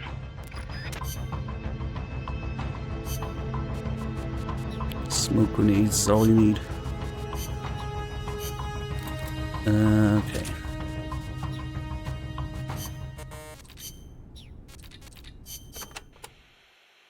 As I said before, building railroads in Costa Rica was a dangerous job. A lot of men died, and sometimes they stopped work altogether. This is one of those places. They had to cut through steep terrain, so when they finally made it through, they just built the rail terminal right there, and that is why they named it El Cadalso. The gallows. Charming. I'm surprised the construction money didn't dry up the way things were going. Actually, it did, but the bananas helped complete it, so they say. You mean the energy the workers got from eating bananas? Well, I suppose they do have plenty of vitamins and... No. I meant the money they got to finish it came from exporting bananas. Oh. But one thing is for certain. The owners of the railroads expanded into the banana trade after construction was completed. That was the start of banana cultivation in Costa Rica.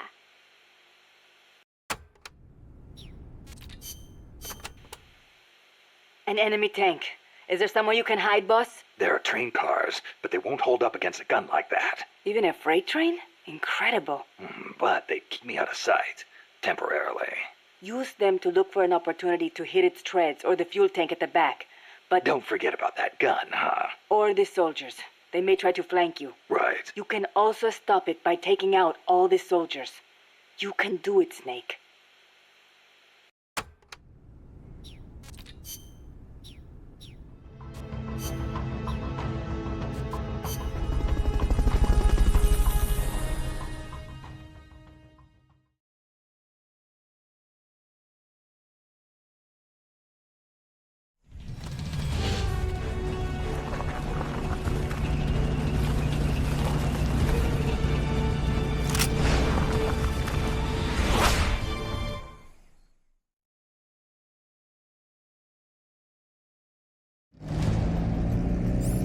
Smoke grenade and face.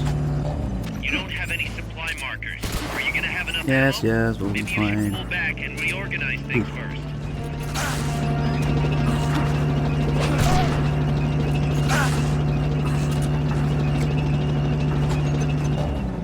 Enemies close by!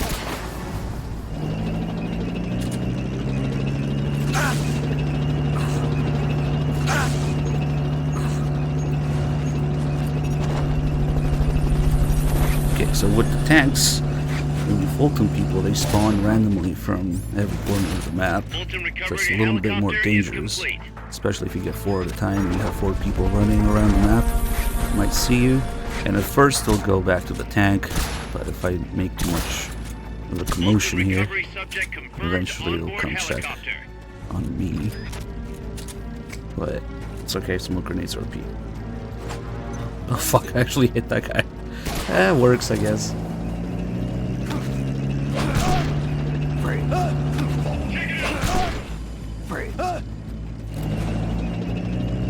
What is it?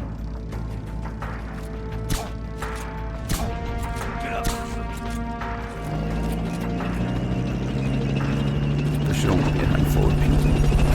Might be over after these 4. Maybe there's a couple more. We only have 2 more Fultons. Fulton recovery helicopter is complete.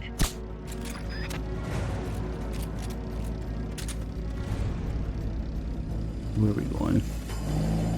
Yep. Okay. I need to stop hitting people in the head with the grenade itself.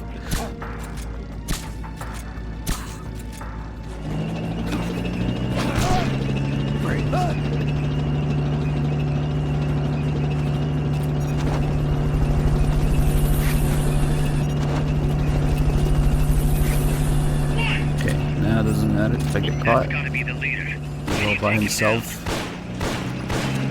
And he's driving the tank like a maniac. He must be steering with his feet or something. Who else is in there? No. I'm in it.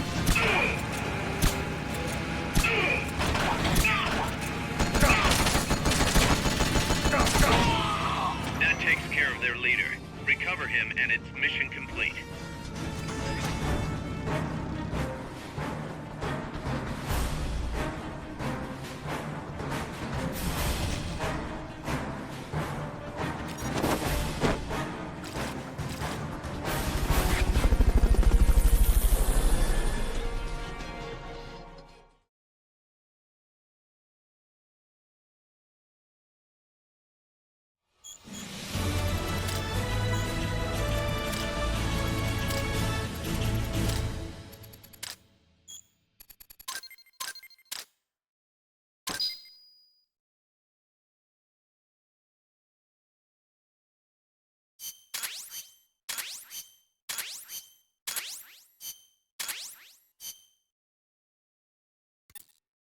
Snake, the truck is headed up the mountain road past the tunnel. So it was nukes after all. What now? Their main base is up ahead. I better hurry after them then. But... Kaz, if I don't get moving, it'll be too late. All right. I guess you never did let dangerous assignments or risk aversion get in your way. How do I get inside the mountain? I can forget about the tunnel. Yeah, the tank took care of that. Any other routes? Why don't I let a local expert take over? Snake, you need a way into the mountain? Yeah, got one. Let's see. Do you remember that precinct I was in? In the village, right? Right. Go back to the village and head north. There is a bridge that connects to the mountain road. It crosses over a gorge. That's probably the best way. But there is a little problem. The path heading north from the village is barricaded. You might have to break through. Got it. The heart of Irasu. That's where the enemy's base has got to be, Snake. And maybe... Let me guess. The Basilisco. You don't believe me, do you? No, I mean... We'll have to see. Snake, Irazu features a number of crater lakes. The Odeberg government had planned to use those lakes to construct hydroelectric plants as one of its big state development projects. The project was scrapped, but there's still a small opening at the bottom of the lake. Meaning? I checked the satellite imagery, but didn't see anything man-made, which means they probably built a base inside the mountain. Could just be a storage igloo for explosives, or maybe some kind of research facility. What do they hope to accomplish by bringing the nukes there? First things first, get past that barricade north of the village. Looks like the only way through is the noisy way. You'll have to blow it up.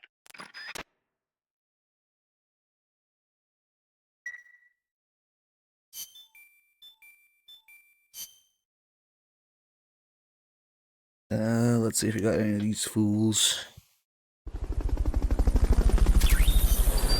And tank.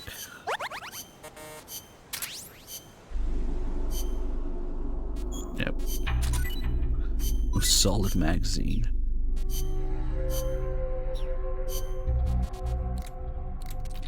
Shit. Kept you waiting.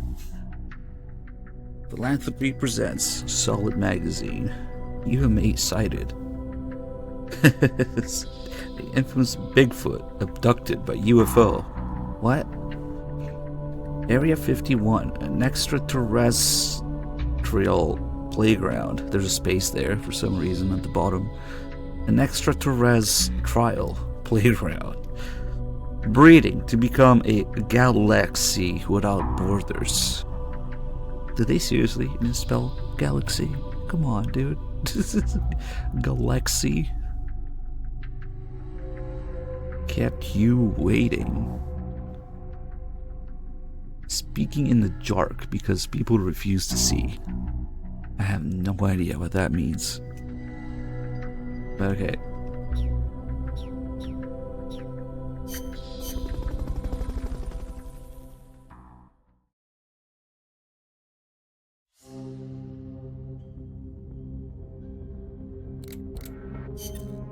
Snake. I've got just the explosive to bust through that barricade. C4. We finished developing C4 charges. Take some with you.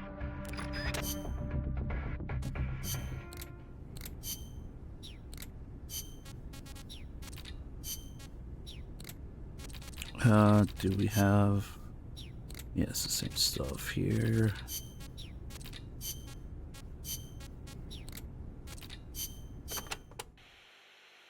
To destroy the barricade north of the village, you'll need Composition 4 explosive. You've handled C4 before, right, Snake? Yeah. I've been a regular user since the days of C3. C3. Oh yeah, I remember. That stuff got brittle and useless in cold temperatures, so they upgraded. C4's a moldable plastic explosive. It's very stable and won't explode without a special detonator. Light it on fire and all it does is burn. A lot of American soldiers in Vietnam used to use it as fuel. Place it near the barricade and move to a safe location. Then hit the detonator button to blow it up. I'm on it.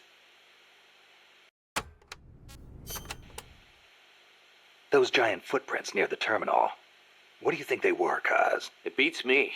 They're way too big, even for an elephant. Made me think of that basilisco Chico was talking about.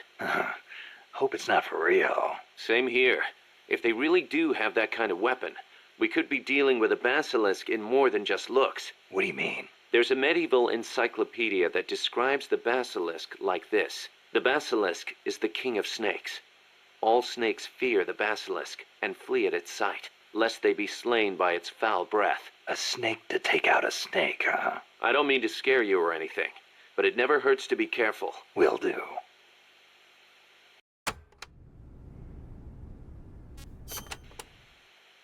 When the... Nah, we don't do these. Need to do these.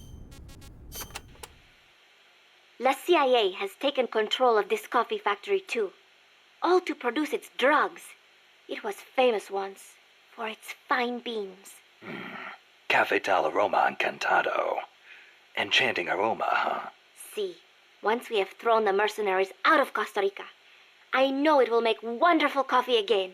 And then you must come and try some, Snake. Sounds great. I wouldn't mind a cup of joe after all this is over. Oh, wait. What is wrong? No, I just remembered this guy I knew who wasn't big on coffee. English. Get rid of that muddy water and get a cup of black tea down your gob, he'd say. That is too bad for him. It is delicious.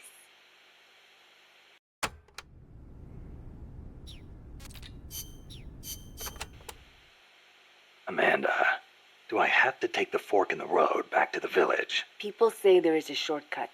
Go back to the coffee factory entrance, then follow the path on the right. That will take you straight to the village.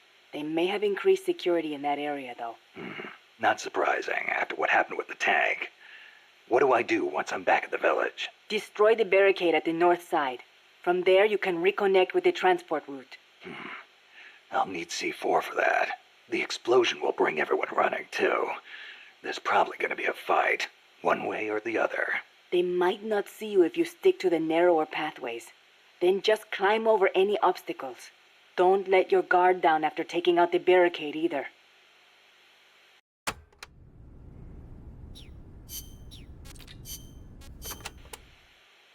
There's a river in the mountains north of the village.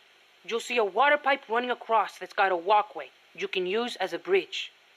I guess they built it to carry water from the hydroelectric plant.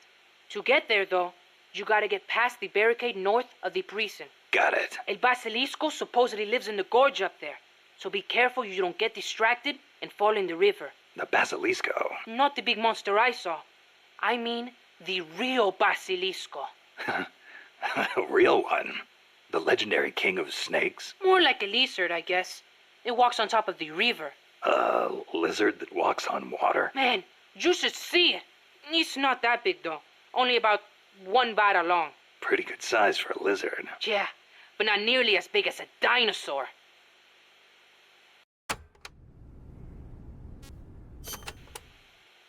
So there's a real Basilisco that lives in the river? I'm only saying I heard stories from people who said they saw it.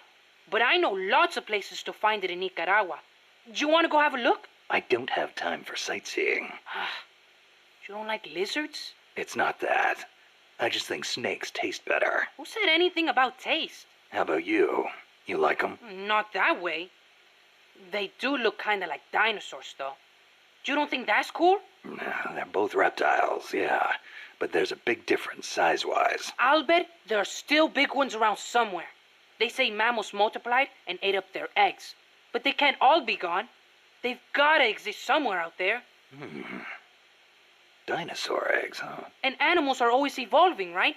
Maybe they evolved so much, they don't even look like dinosaurs anymore. Then you can't really call them dinosaurs, can you? I guess not. Yeah, you're right. Dinosaurs have gotta be big.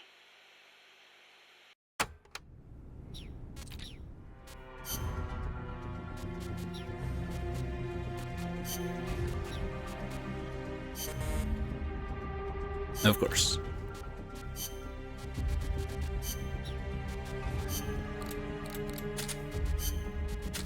Shit. I always do this shit. Okay.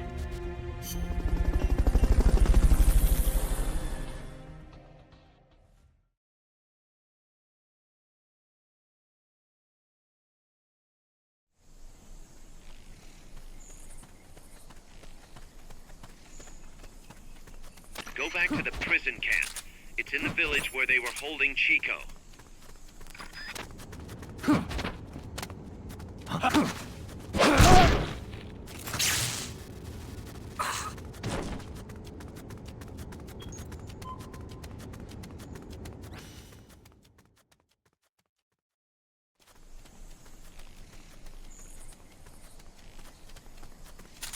See if we can get this guy's butthole. Nice. The gaping asshole guy. For some reason, it's much easier to shoot that guy in the ass.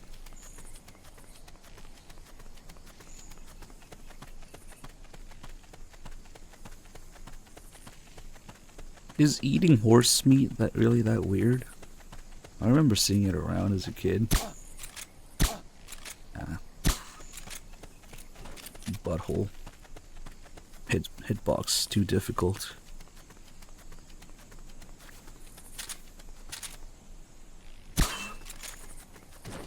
It's more like the tailbone, I guess. From there, and it'll take you straight to the prison camp. I think it's like very, very like dark red-ish color. And very iron-y taste, like metallic taste. If you cut across the prison camp, you'll find a I think gate I've had it leading before, north. right? I was like a kid. Barely remember. Oh.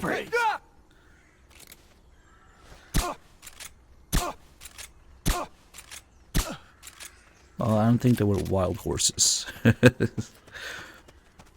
I'm sure the wilder the meat, the gamier it tastes.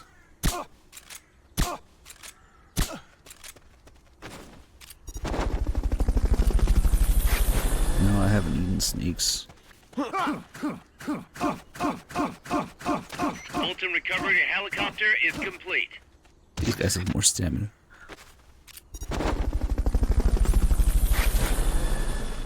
To plan a C4 charge, hold down the aim button and press the attack button. Good work, Snake.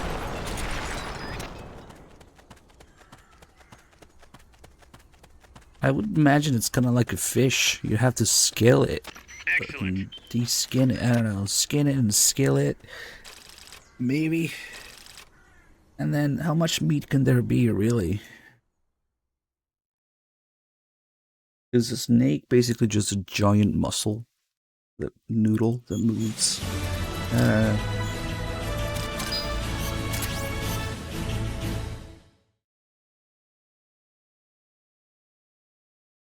They do have a spine, though. They have like a...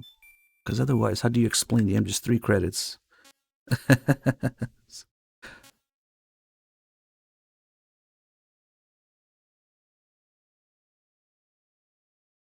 Wait, what? Legitimate hardware PC version of Peace Walker. What? Totally legitimate.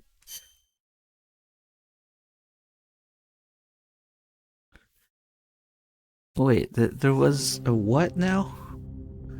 A totally legit. Is it just not emulated? Snake, you're north of the village. The truck carrying the nukes is heading towards the heart of the mountain. That's its final destination. We've got no intel on what lies beyond, so stay sharp. Wait, what PC version are you talking about? What are you talking about? You can look, if you own the console and the software, emulating is technically okay from my understanding. Yeah. Wait, we don't need to do this one. Although I think for the sniper ones, Snake makes a reference to the end. Snake, to the north of the village is a bridge that crosses a hydraulic pipe. Though normally the bridge is not used by people, if you slip, you will fall straight to the bottom of the valley. Be careful. What's a channel doing here? It is not for irrigation. They are hydroelectric pipes. I wonder if they run into Irasu's Crater Lake. Normally they would build a reservoir at the bottom of the valley, but it was probably too dangerous.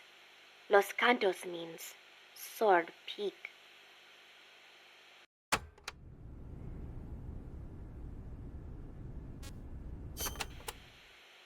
You should be able to see across the Irasu mountain range from there. There are not as many big trees at that elevation, and you will probably be well above the mist. It'll be tough to hide up there. You're not thinking about the scenery right now, are you? Not while I'm surrounded by bad guys. You should have seen it when the country was at peace. I know you would have been impressed. Well, that'll be our reward for a successful mission. Sound good? Wonderful. Thank you, Snake.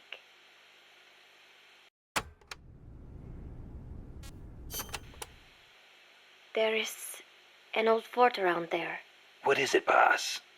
You sound upset. Well, you see, it was built during the Civil War.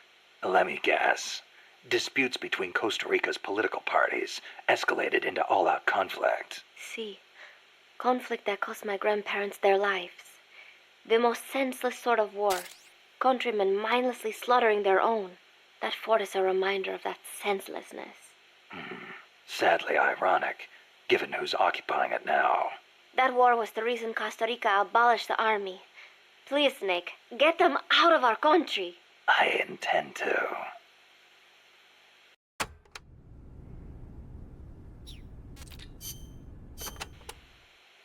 Chico says there's a bridge north of the village. Yes, a narrow one, for crossing the pipe. On the other side of that is the road the trucks use, though it's collapsed in places. I'll have nowhere to run if they spot me. They could be blocking the road, too. Is there another way? There is a path along the cliff. After you cross the bridge, there are ruins of a fort on the mountain. Going through there would be a little easier. Once you come to the end of the mountain path, you'll be at the fort.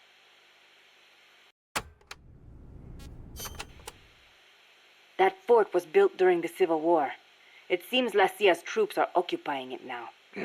This just gets better and better. They've got gun turrets set up all around from the looks of it. Attract too much attention, and you'll really stir up the hornet's nest. Maybe I'll try and find a way around. You could always commandeer one of the turrets. A little target practice, perhaps? Just like in Krasnogorye. Krasno what? Sorry, just thinking Sorry, about I'm old gonna times. make MGS3 reference at any point possible. That's the mountain in MGS3. Oh shoot, is this the one that Irasu unlocks has all more than the one crater, 'cause nonsense? it's erupted so many times. Freddy I Rest, heard thank you most so of much them for the filled tier up 1 with sub. rainwater and became lakes. Calderas, huh? Calderas. Yeah, something like that. Hey, I got an idea. When you get to the lake, can you keep an eye out for weird animals for me? People all over the world tell stories about giant monsters living in lakes.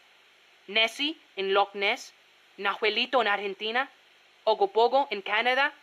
I can hardly keep track of them all. They say that all these sightings prove dinosaurs do still exist. But crater lakes are isolated. They're not connected to rivers. Yeah, but you know Mokele Mumbembe in the Congo River? He can walk on land. So maybe they moved there from some other lake. You sure know a lot about UMAs. There used to be a guy in El Frente who was a hunter. He taught me lots of things. He even said he once went to a place called Isla del Monstruo. A hunter on Isla del Monstruo. Someday, I'm gonna be a hunter and catch some rare animals. Right after we restore peace to our land, of course. Yep. There's all the nonsense now. Did you ever hear of the Loch Ness Monster? Now that one I know. Pretty much everyone's heard of old Nessie. Great, so I don't have to explain. I think she's a long-lost dinosaur. Don't you? Sure. Why not? One of the compas gave me a book about it, with photos. It looks exactly like the plesiosaur. Then why does it only live in Loch Ness? Well, it probably got cut off from the ocean. Back when Loch Ness was part of the ocean, some plesiosaurs became trapped there when the climate changed. There weren't any mammals there, so no natural predators. Today's Nessie is descended from those plesiosaurs. Then wouldn't it make sense for there to be monsters in other lakes with similar climates? Exactly. That's why there's been giant monster sightings in a bunch of other places. Like Nahuelito and Ogopogo. I don't know if there's one in Irasu too, but I know there's definitely something living in Lago Cosipolca.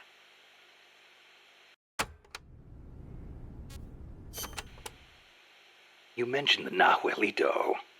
What is it? It's a plesiosaur that lives in Lago Nahuel Huapi in Argentina. It's described a little differently, but I'm sure it's basically the same creature as Nessie. Except for one thing. What? Well, according to one theory, it's the result of a nuclear test back in the 50s. What? There's no record of a nuclear test in Argentina in the 50s. At the time, the president, General Juan Perón, was pushing hard to industrialize the country. I wouldn't be surprised if he conducted a top-secret nuclear test before he was overthrown in a coup. Sounds a little far-fetched to me. You think? Then maybe Nahuelito really is a dinosaur. No, I didn't say that. I mean, it's really pretty obvious. Wait a minute. Thanks for clearing that up, boss. Dinosaur. You believe in Santa Claus. Dinosaurs are more real than Santa Claus, at least. What about the Ogopogo? And what kind of name is that anyway? Ogopogo's a monster that lives in Okanagan Lake in Canada. I guess it's an Indian name because it's a legend passed down by the Indians. A legend, huh? Well, then it's probably not. There's written records of it too. The first one was in 1872, and there's been more sightings since the start of the 20th century. You starting to get into UMAs too, Snake? Yeah, maybe. UMA hunting. Now that's a real man's adventure. What do you say, Snake? After Nicaragua's at peace again, you want to go exploring together? Well, we'll see. Might not be such a bad life. My name's Steve. Hey, Zero with a $10 tip. Thank you. Mokele Mumbembe lives in the Congo River. There's nothing mysterious about it, though. It's already been confirmed as a real living dinosaur. The local people know all about it, and when they were shown a drawing of a brontosaurus, every one of them said it was Mokele Mumbembe. When peace returns to Nicaragua, I want to go to the Congo myself. Oh, the revolutionary movement in the Congo ended in failure, you know. Yeah, I know. I wish we could do something to help, but Africa's awfully far away. Africa. Wonder if El Che ever saw Mokele Mumbembe. I wonder if I will. Well, best to take care of business here before daydreaming about Africa. Yeah, I guess you're right.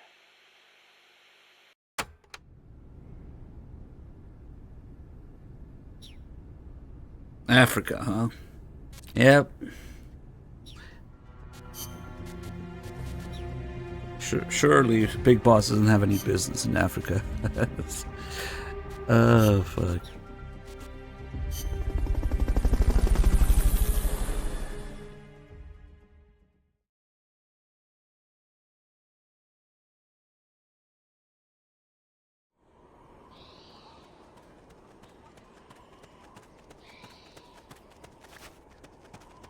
Cross the bridge and head north.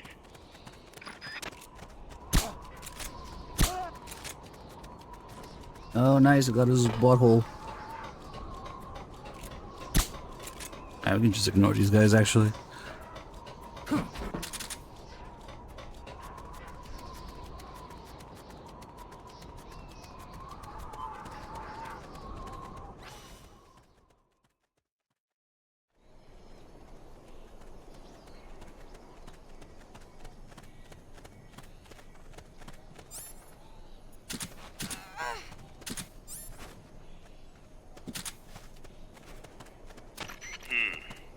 called a climb. If only you had some equipment. Get a grill. Oh, all right. Fulton recovery helicopter is complete. What was that?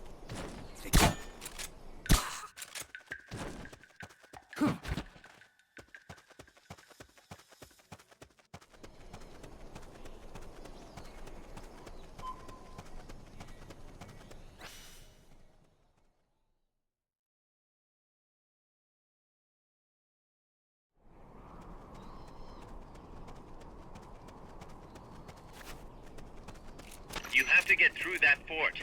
Their base is beyond it.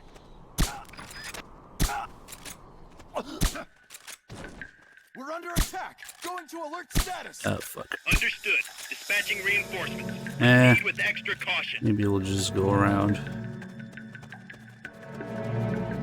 You can either climb up there, or you can go around from here.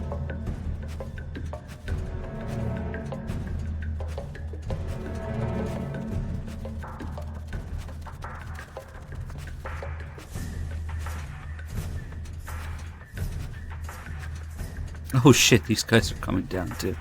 Oh fuck. Master of Stealth. What's going on? I didn't know that could happen. Rise and shine. Nice, we should do it more often actually. Cool. Once you get through there, you'll be at the enemy base. There should be an entrance about It's some camouflage job. You couldn't even see this place from the satellite shots.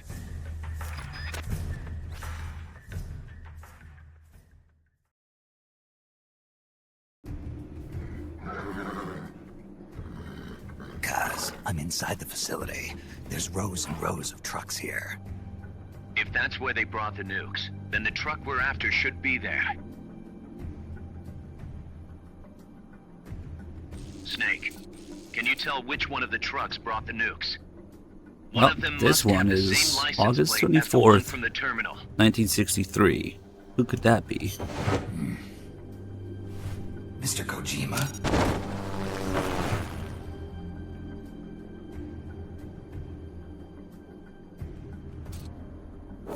48273 is Ottokun's password and MGS4. So, what do we have in here? Metal Gear. Well, this one's fish. This one. And this one's chips. Fish and chips. Where are they? Joke. I don't know. And Meiling's frequency.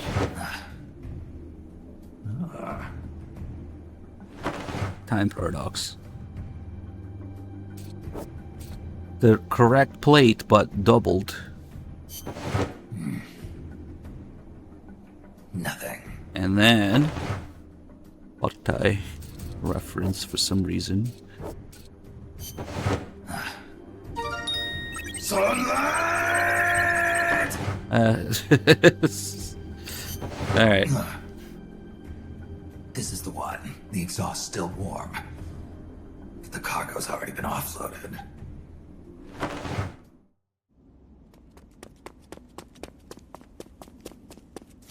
Just a minute. This isn't what we agreed on. It's too late. The changes have already been finalized. You told me it was going to be a deterrent, that we wouldn't have to launch. I am not arguing with you, Doctor. Our goal is to create the perfect deterrent. That's why I agreed to help develop it. However, in order to achieve that perfect deterrent, we must show the world our strength. 3 key principles ensure effective nuclear deterrence. First, you must have nuclear weapons. Second, you must never use them first. And third, and most important, if someone attacks you, you must strike back.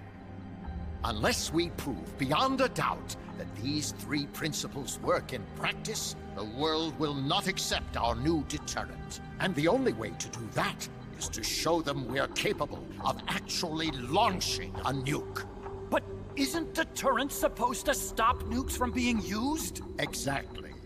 And so the one we launch will be the last one ever.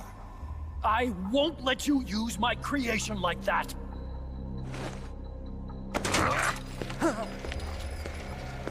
Your creation? That thing wasn't even your idea to begin with. You stole it, didn't you?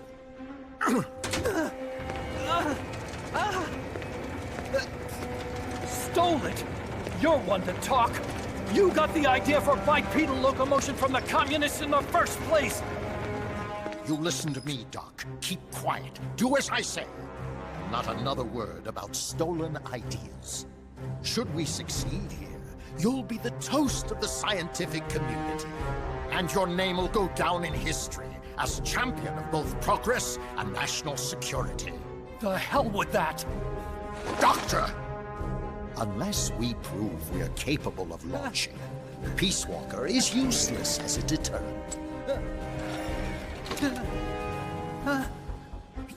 You used me! We used each other. I'll get my old director's job back at headquarters, and you'll finally be able to walk tall among your colleagues. I won't let you get away with this! How unfortunate. Guess I'll just have to take your legs for myself.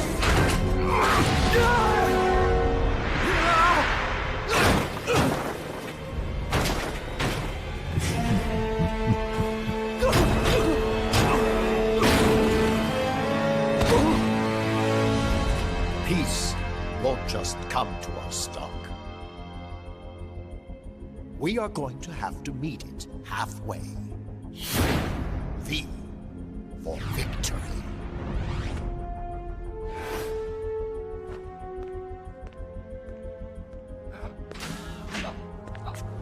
Wait!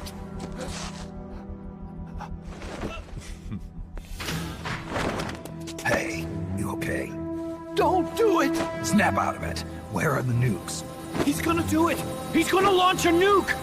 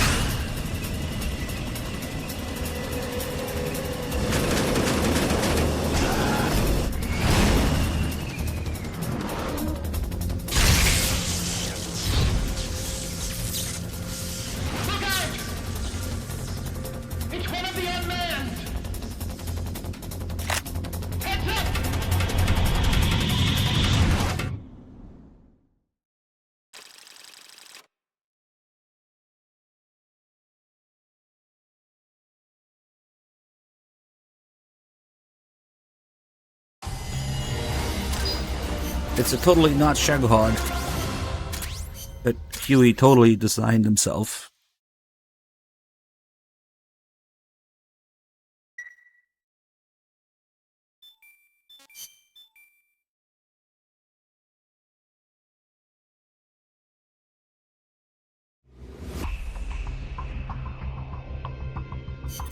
Careful, Snake.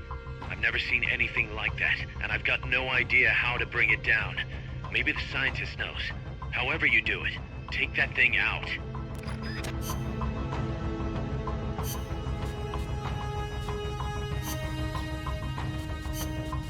Let's rock. we'll do it naked.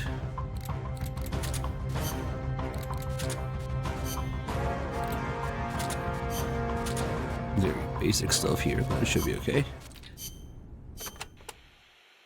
Paz, what was the government thinking building a power plant at the top of a mountain? With no river to replenish the water, the lake would dry up pretty quick. If it were an ordinary power plant, but the plan called for a pumped storage power plant. Pumped storage power plant? Kaz mentioned that too. What is that? It is a facility that generates electricity by pumping water up to the lake, then letting it run back down. Huh. Seems Sisyphean to me. If they turned the water into electricity as soon as they had pumped it up, sure.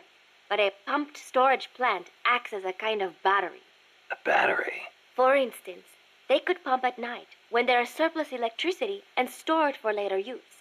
If they need extra power during the day, they can generate it using water pumped up during the night. I get it. It's a little more difficult to adjust output with thermal or nuclear plants. The thing is, Costa Rica won't have enough electricity to meet its needs. Right now, there is no surplus. Maybe that's what put the brakes on the project. Must have played right into the CIA's hands.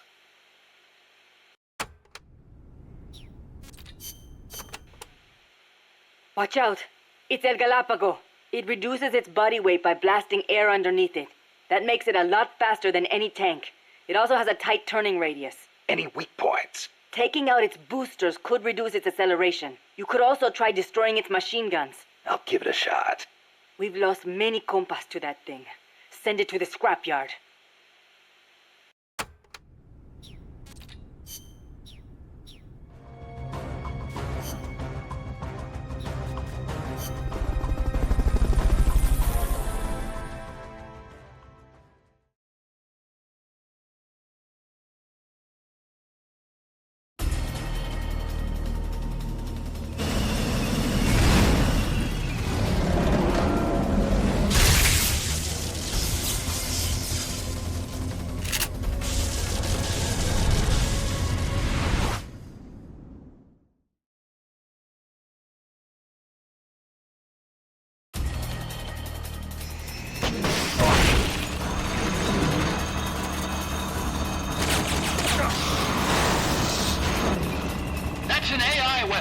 The pupa.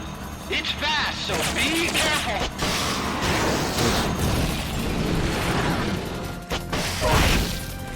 Do you have enough ammo and items? Send out a support request. The thing is a big, exposed, red, flashy weak point in the front.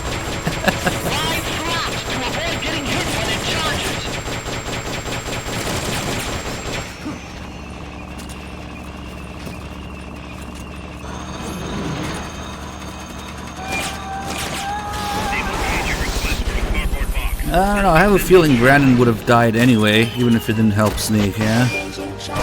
Volgin seemed to think he wasn't producing results anyway. He thought he was a spy.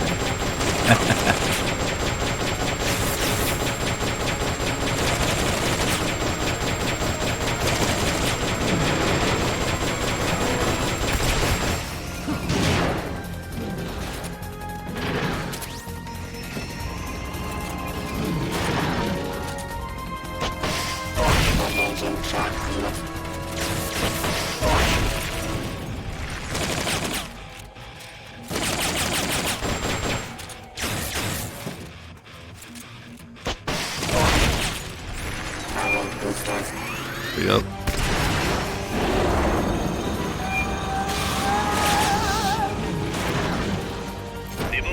Yeah, it could have been the shoes. It's unclear to me how Volgin knew about the shoes, though.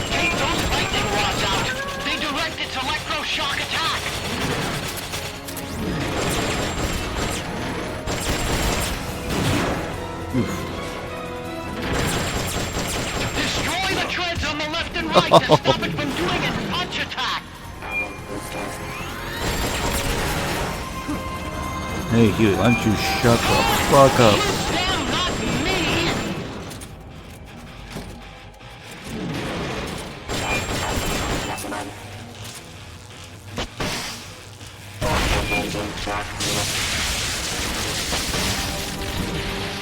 Ah, shit. shit.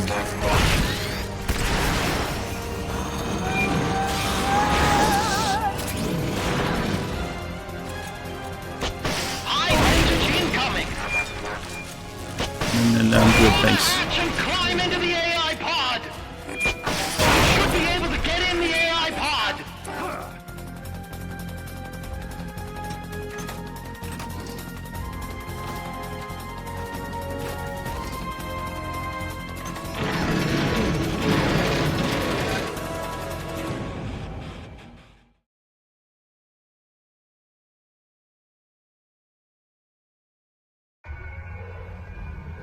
Pull out all the AI's memory boards before the pod's ejected.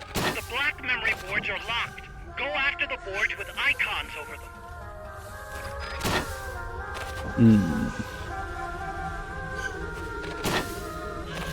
You can unlock memory boards by destroying the mechanical components that they control. Any boards you remove can be used to build our own AI Our weapons. own AI weapon. Memory boards have different functions according to Who the fuck are you? Why are we making AI weapon together? We don't know yet. At least that's kind of funny.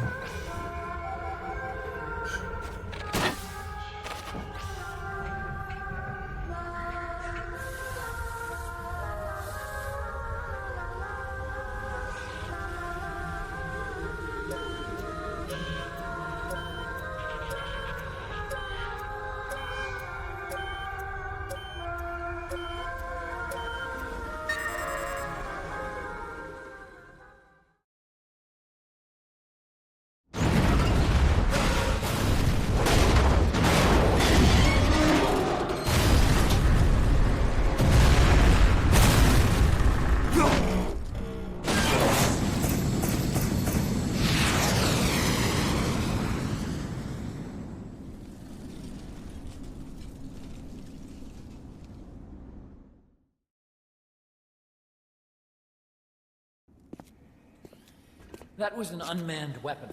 A prototype. I made it myself. Who are you? I work here. Well, used to, anyway. Name's Huey.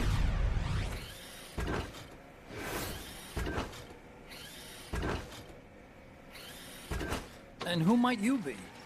You don't look like one of those mercenaries. Me. I'm an entomologist. A fighting entomologist? Yeah, I specialize in butterflies. I'm here to catch Ulysses. Ulysses? Huh. I didn't think they lived in Costa Rica. Morphos, maybe? That's it. Need to get some before the Washington Treaty goes into effect. Says here Morphos aren't covered under the treaty. Must have slipped my mind. You sure you're feeling all right? Anyway, long story short, the butterfly got away. So how about it, Doc? Did you make that big butterfly too? Yes. And no. What was that thing? What are they doing here? Huh. Something tells me you're no ordinary entomologist.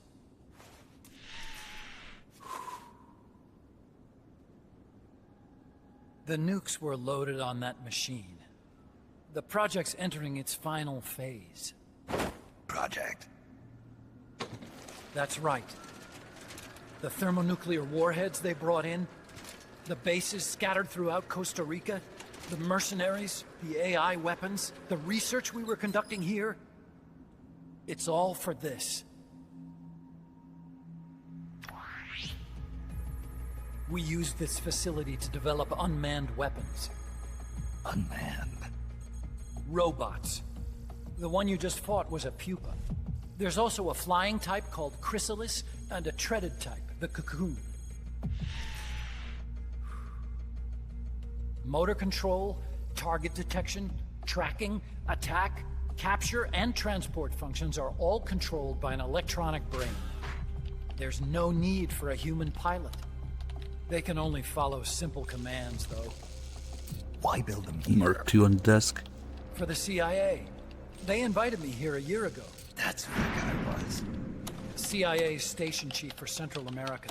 Goes by the name of Hot Coldman. Apparently he was some sort of hero back at the height of the Cold War. He's the one running the show. We called it the Peace Walker Project. Peace Walker.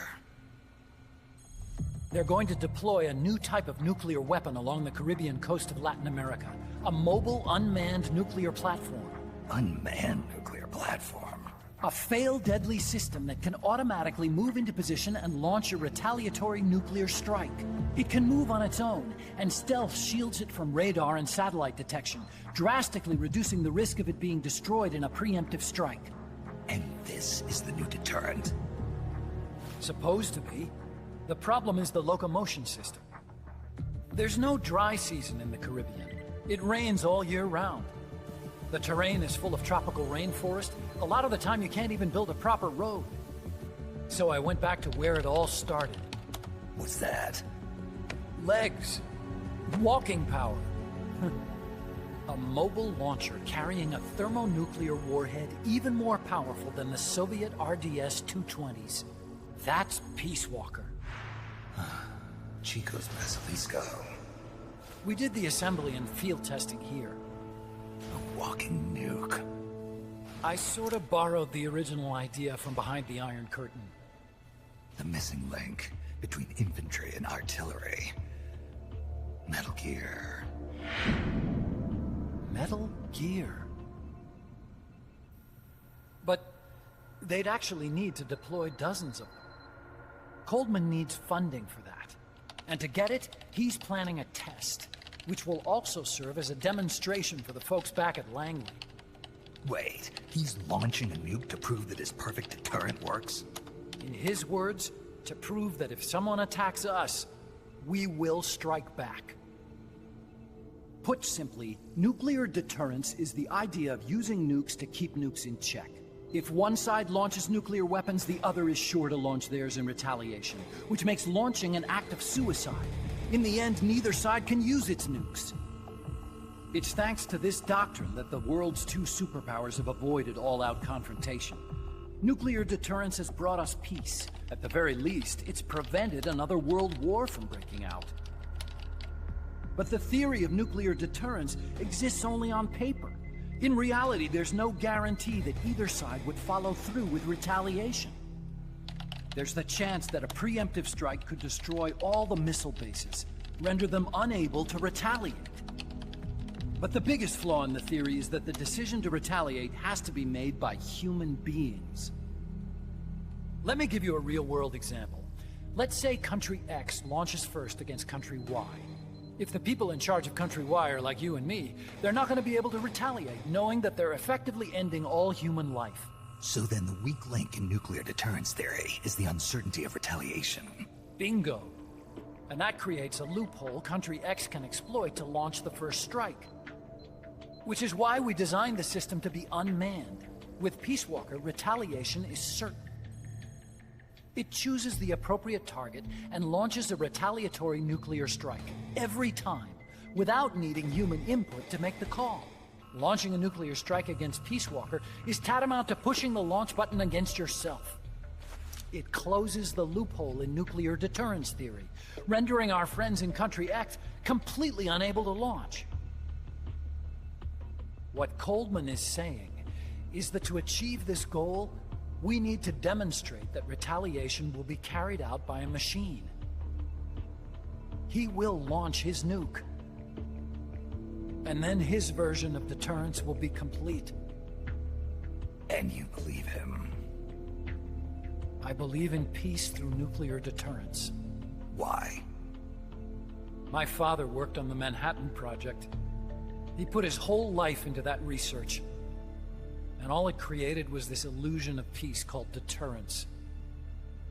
And then I was born, unable to walk. I had no choice but to face up to the nukes. But if they do end up launching, it'll all have been for nothing. They've got to be stopped. Where'd they take the warheads? To a base near the border. The final test is 5 days from now. Where's the base? You're gonna stop them? It's kind of a hike.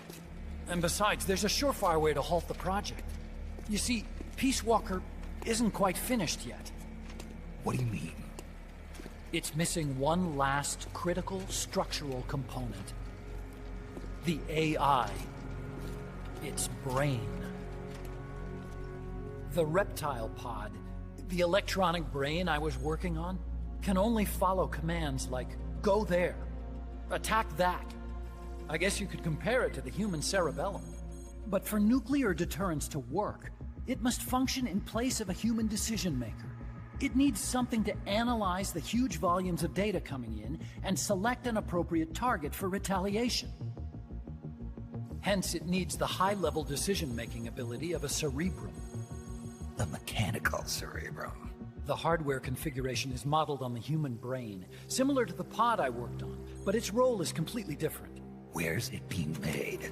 A research lab to the north.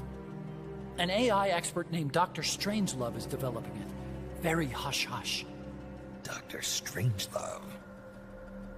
Strangelove was recruited from the States, too. In the field of AI, there's no one better, that's for sure. But man, what a basket case. She hates everybody. Go to the lab and destroy Peace Walker's cerebrum.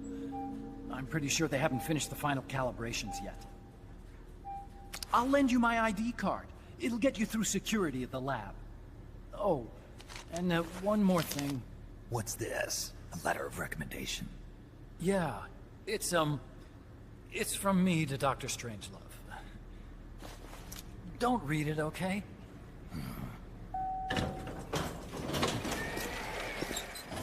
So what will you do now? I'm done with science. At this rate, I'm probably already halfway to hell anyway. Not so fast. Why not join us? Our place is outer heaven. You'd fit right in. Outer heaven? Yeah. I'm probably better suited to something like that than this paradise. Good. You get a free balloon trip for signing up. Enjoy it. You'll feel like a butterfly. You're an agent, right?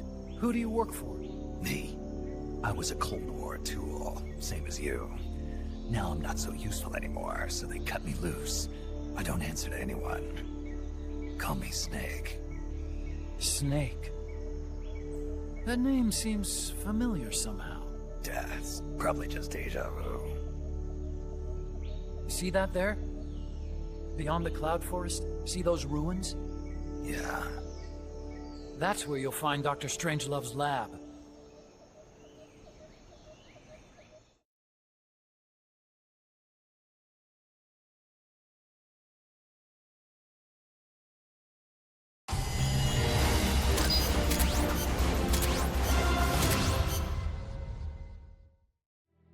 Snake, the doctor's safe here with us. Huey, how are you feeling? Never better. This is quite the pad you've got here, boss. I'm impressed. Call me Snake. Whatever you say. Like it or not, everyone here calls you boss. By the way, if you're at all interested in improving your tech, by all means assign me to the R&D section. I'm pretty sure I'll be of some use. Once we have the necessary materials and blueprints, we can start work on that bipedal mech. I appreciate that, but are you sure you're okay with having your work used for war? I'll be using it to keep past mistakes in check. If I can help thwart the Peace Walker project, I'm happy to do it. Deterrence theory, Huey style, huh? Anyway, if you need any intel on the enemy's weapons or electronic brains, contact me. I've been given my own frequency. Sounds good to me, Doc. I'll do that. Good. Whatever the means, you must put a stop to their plans.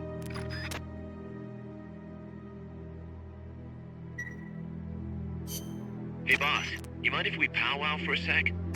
What now? MSF brand rations? Actually, that sounds... No. With all the men we have now, it may be time we started sending some of them to other countries. You mean dispatching marks? How else are we gonna keep feeding the crew we have? I know. You're right. Okay.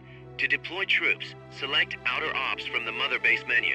If it goes really well, we might even get new recruits, weapon design specs, or leads on new missions. We can deploy any vehicles or large-scale weapons in our arsenal as well. And if things don't go really well? Yeah, we could lose men. I won't try and force you. You're the one calling the shots here, boss.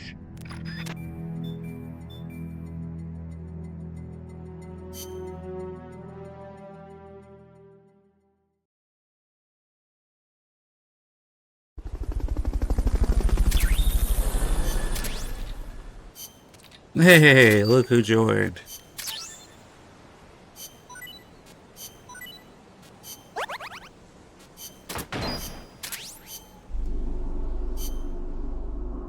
Kojimbo gave himself S rank in medic and intel ability. And of course he got the famous quote, 70% of my existence has been movies. It's up to you to decide what to do with the remaining 30%. So at best we get 30% of his dedication for games. But yeah, maybe throw, I don't know, 5 or 10% there for friends and family. And maybe we'll get 15% worth of Kojima's attention when making games. Maybe 5% for his employer at the time. Yeah, I think we get about 10%.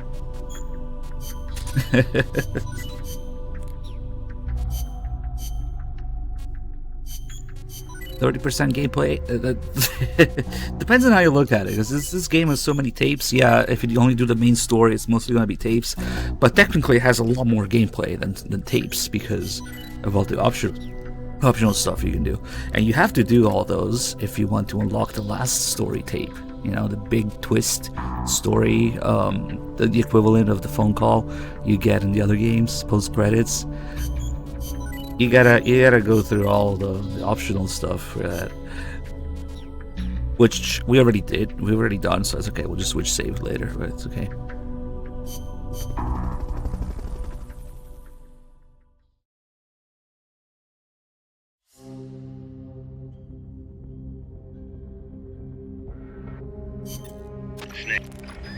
Oh, not yet. We got Huey.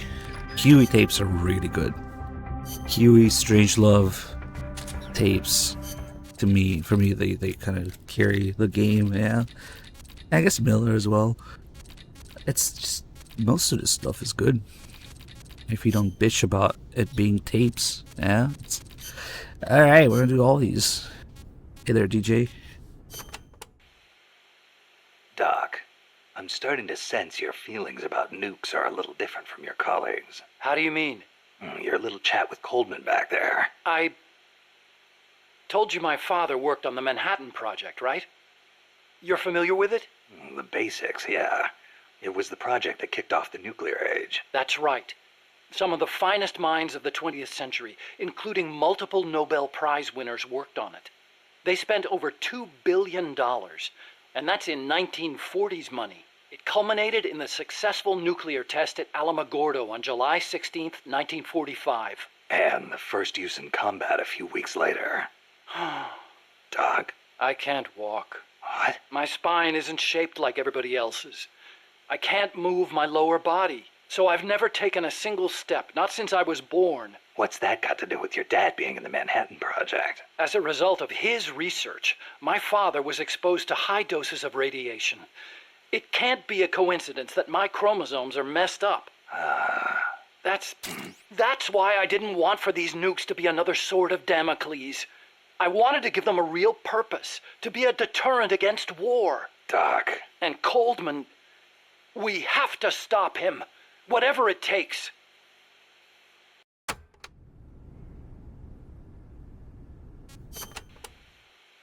August 6th, 1945. I heard second thank you Hiroshima. for 15 months. August 9, Nagasaki. The atom bomb attacks on Japan. My father was married to his work. I don't have a single memory of going places or doing stuff with him on weekends. But even as a kid, I knew on some level that it was for his family. I respected him. My mother used to tell me all the time, "Your father is a brilliant scientist. He saved countless American boys from death. You should be proud of him." Yeah.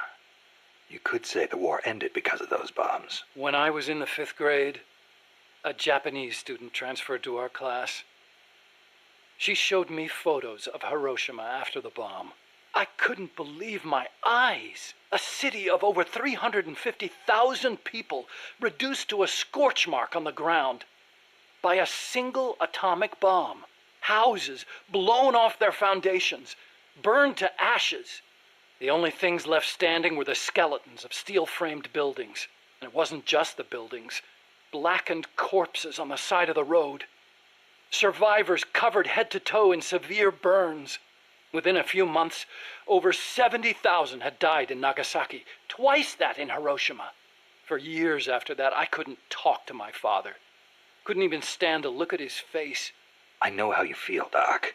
But your father's your father. If he hadn't worked on that project, my body wouldn't be like this. I could be researching something else. I could have lived a normal life.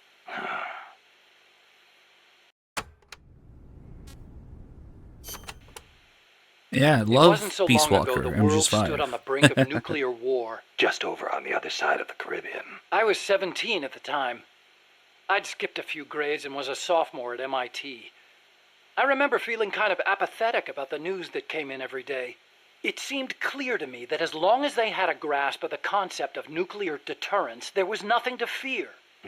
Either that, or they were fanning that fear on purpose. As a way to secure a bigger defense budget? Huh, I can see that. But if that was their plan, it kind of backfired. Because it ushered in the era of détente between East and West. Coldman's really gonna do it this time. Once the nuclear genie is out of the bottle, the yoke of deterrence is going to be meaningless. People will die. Cities will burn. We have to stop him now before it's too late to turn back.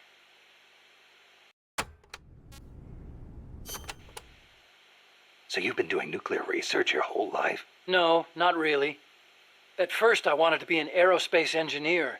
For me, the Sputnik launch was a good shock, not a bad one.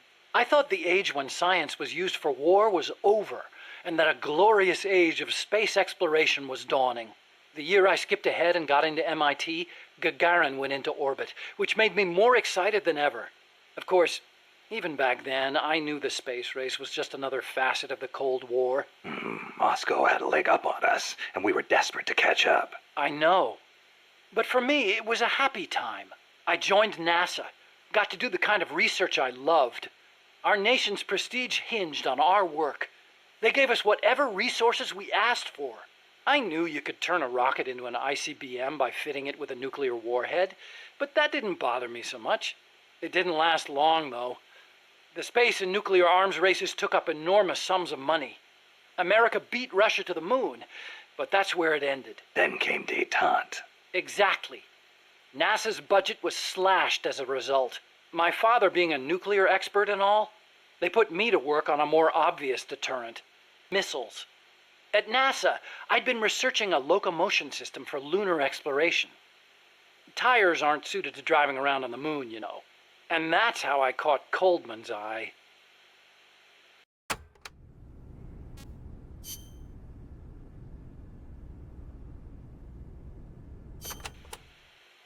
Let's speak in hypotheticals for a minute.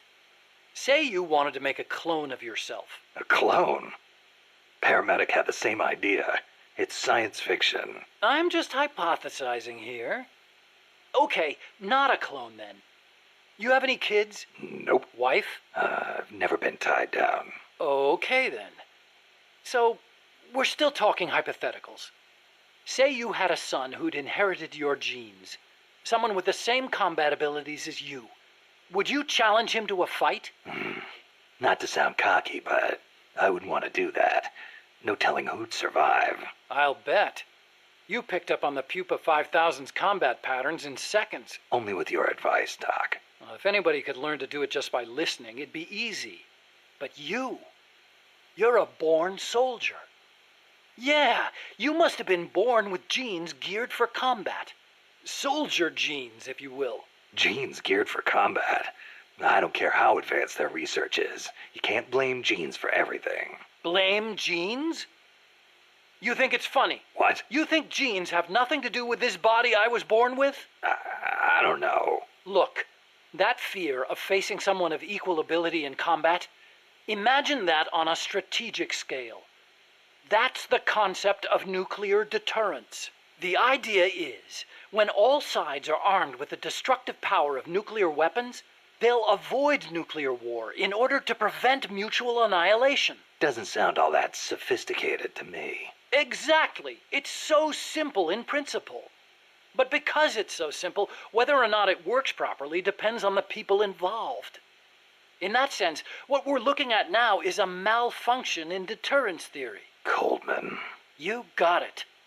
Please, Snake, don't let deterrence die.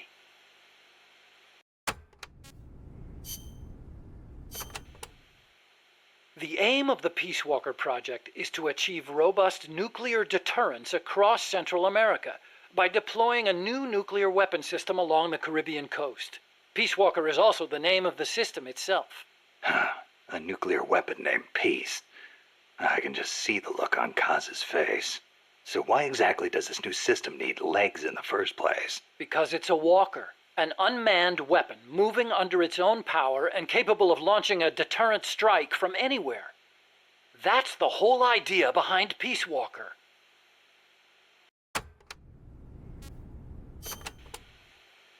The reason Peace Walker is a mobile nuclear weapon system is to maximize its potential as a nuclear deterrent. How so? If need be, Peace Walker can stay constantly on the move so that the adversary can't pinpoint its position. That allows it to avoid preemptive enemy strikes. So you're saying it keeps the retaliation card in play? Coldman likes to brag about it in this way. Like a land-based version of an SSBN. And there's another reason for them to be mobile. Peace Walker also has a self-destruct function.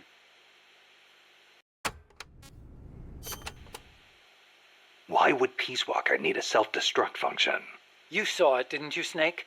That sphere on Peace Walker's head? Yeah? That's a hydrogen bomb. What? You're telling me that thing's a thermonuclear device? Do they have any idea what kind of destruction that thing would cause? I know, it's crazy. I mean, even overkill has its limits. If it's strategic value they want, they could have gone with something smaller. It's like they want a weapon on par with Russia's Tsar Bomba. This arms race is running way out of control. It's an evolutionary dead end. A saber-toothed tiger. You can't load a warhead that big on a missile, of course. And no strategic bomber could carry it. That's where Peace Walker comes in. So, it waltzes into enemy territory carrying a hydrogen bomb and blows itself up. Christ.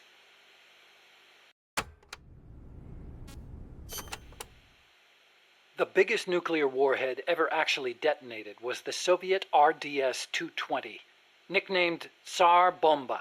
It had an estimated yield of 57 megatons, 10 times as much power as all the explosives used throughout World War II. The test took place on October 30, 1961, above Novaya Zemlya. The explosion is believed to have created a fireball over 2 miles in diameter. Can you believe that? Like a miniature sun. The explosion was seen as far off as Finland, 600 miles away.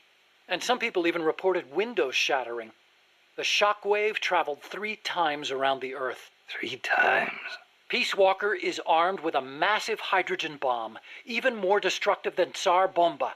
It can sneak into enemy territory, lie low, and in the event of an enemy nuclear strike, detonate itself in retaliation. And the locomotion system that lets it do that? My research. Snake, those legs were supposed to make my dream come true. Now they're about to jump the fence of nuclear deterrence. You have to stop them. I'll apply all my energy into developing weapons and equipment to help you do it. Sounds like a deal.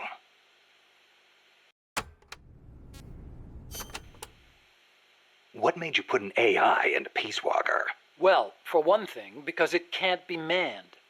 Peace Walker's designed to enter enemy territory and blow itself up, if necessary. You can't put a person inside a weapon that could blow at any time, can you? So we equipped it with an AI instead. That's strangely humane of you. And besides, Peace Walker was designed as a bipedal weapon system. You can't imagine how hard it shakes when it walks. It'd turn a man into mush. Plus, when launching a nuclear missile, it has to perform ballistic calculations in real time. See?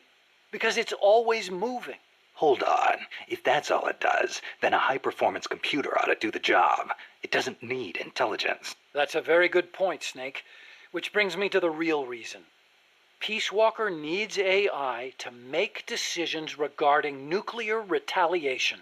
It's what ensures perfectly mutual assured destruction. I've heard all this before. You want a war between machines? We'd never actually launched the first nuke, of course. It's strictly a counterattack system. Only a politician could make such an illogical decision as starting a nuclear war. Conversely, if an adversary launches a nuke at us, the AI will not fail to retaliate. Therefore, the adversary can't launch. The AI guarantees it. Even so, launching nukes without authorization? Boomer captains have the authority to launch if land communications are cut off. It's the same principle. Not even the captain of a boomer can make that decision alone. The way I heard it, that's the only situation where insubordination is allowed. Only because humans are imperfect. That's Coldman's line of thinking. You're saying that machines don't make mistakes? That's a myth. Worse than that, it's blind faith. We wouldn't put our faith, our fate, into the hands of any ordinary machine. That's what the AI is for. The decision to launch a retaliatory strike requires high-level judgment. You have to take into account not only the state of the war, but the entire world. And sometimes, you need to make a guess based on incomplete information. Huh. You think an AI can do all that? Yeah. At least Dr. Strangelove does.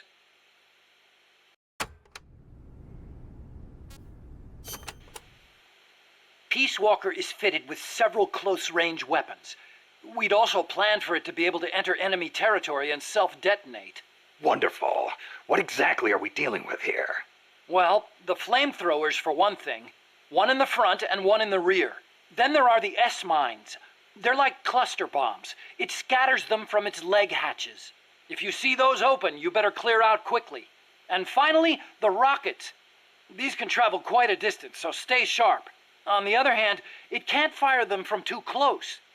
But then again, there are those flamethrowers. It can also use its legs as weapons against any infantry on the ground. Ouch. But remember, Peace Walker technically isn't complete. With just the reptile pod, it can only perform relatively simple maneuvers. They've got certain quirks, too. What's more, look carefully, and you should be able to predict which attack is coming next.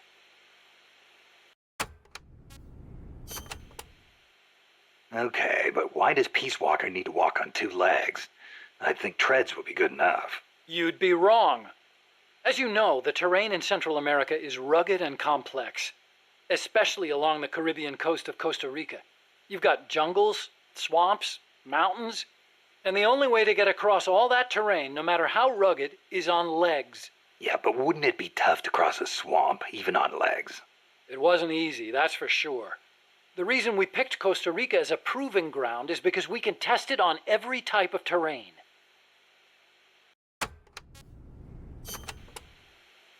This Peace Walker project the CIA's talking about. You believed in it, huh? Yeah, I believed. Actually, maybe I just wanted to believe. What do you mean? Here's how Coldman explained it. Peace Walker's a weapon for peace.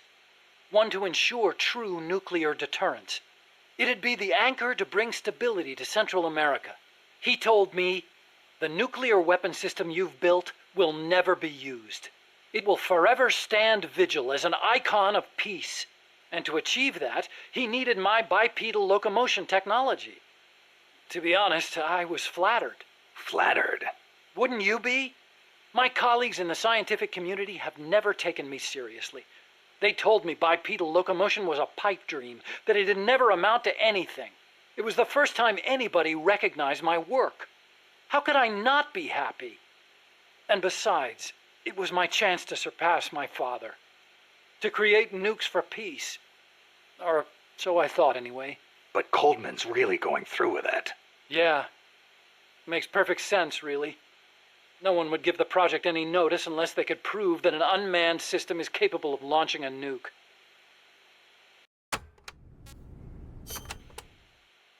Why is Coldman going to launch a nuke? If all he wants to do is prove the AI retaliation system works, he doesn't need to put a live warhead on it. I agree. He could demonstrate the system by launching the missile alone, without a warhead. I asked him the same thing at first. He said there was no point in using a dummy missile. that it'd take an actual nuclear launch to deter potential enemies. Launching the real deal gives him a leg up in negotiations with Langley. That's what he's really after. I based the bipedal locomotion technology used in Peace Walker on Soviet research. Actually, I'll be honest with you. I stole most of the basic ideas behind it. Soviet? Bipedal? You mean Granin? You know him? Yeah. I met him at his lab in Russia. He helped me out a little bit. You met him? What were you? He was head of the Granin Design Bureau, creator of countless Soviet weapons. I'd hit a wall in my research at the time. Granin's ideas solved nearly all my problems. There's nothing unusual about using somebody else's work to further your own research, is there? As long as you cite it, yeah. But I wasn't in a position to do that. His research was classified at the highest level. Soviet research, no less. So, you used it without telling anybody? I wanted to show up my colleagues for once. The ones who never took me seriously. But you reap what you sow. Coldman seized on that vulnerability. Told me if I quit the project, he'd expose my larceny. He had you by the balls, Doc. How'd you get your hands on Granin's research? That was also Coldman. He used his agency contacts to get a hold of it. Giving you stolen information, then using it to blackmail you. Damn. I knew it was Granin's work the minute I saw it. See, I'd been corresponding with him for a while. Corresponding? Letters. Between scientists doing the same kind of research. He always complained that nobody understood his ideas on bipedal locomotion. Ah, so you're the American friend he was talking about. Obviously, he didn't write a word about the technology in his letters. Except for one time. If by chance anything should happen to me, I entrust my research to you. Better that than handing it over to these ignorant so-called scientists. Sounds like him, all right. Then one day, his papers actually came. It wasn't hard for me to imagine what had happened to him. I felt it was my duty to carry on his work after him. And also... What? I thought maybe combining his technology with mine could be a way to bring East and West together. Like the docking of Apollo and Soyuz. It'll never make the history books. And it's still not a reason to plagiarize. You're right. You're absolutely right.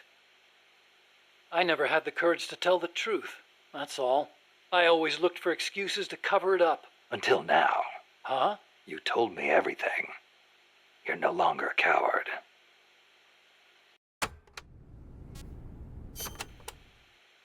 Metal Gear. Huh? What about it? You mumbled that when I first explained about Peace Walker. I'm curious what it meant.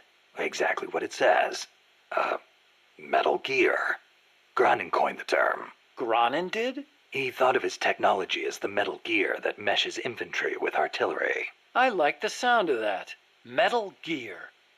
It's got a nice ring to it. Better than an outright lie like Peace Walker, anyway.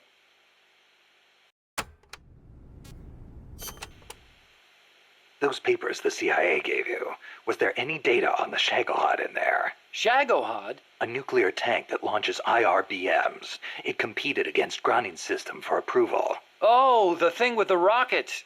Designed by a guy named Sokolov, right? What's so funny? No, I was just remembering some of the commentary Granin added to the Shagohod papers. You should have seen the way he badmouthed it. It was too conservative, too ugly. I can imagine. He was so angry when he wrote that, he smeared up the ink. And you know how shoddy the paper is over there to begin with. I'll bet. That's Granin, all right. Imagine accelerating the launcher itself to 300 miles an hour to extend the range of an IRBM. As stupid as it sounds, it's a hell of a concept. Who but the Soviets would think of using a tank as the first stage of a rocket? I actually took a cue from the Shagohod when I developed the Pupa. That hovercraft thing? You stole that one, too? Give me a little credit. I only borrowed the concept. The technology is original. As it turned out, hover technology wasn't enough to handle all the terrain in Central America. It relied too much on brute force. But the Shagohod was a major threat. That thing could corner like you wouldn't believe. Built pretty tough, too. You sure know a lot about it. It almost did me in. I couldn't forget it if I tried. Did you in? So you were the one who took it down. Wow! You really are amazing. I didn't do it alone. No, seriously, thank you. We might not be here today if they'd begun mass-producing that thing. Then again, they're hard at work now miniaturizing nuclear warheads. Pretty soon they won't even need an accelerated launcher like the Shagohod. Great. That means they're that much closer to being able to launch from anywhere in the world.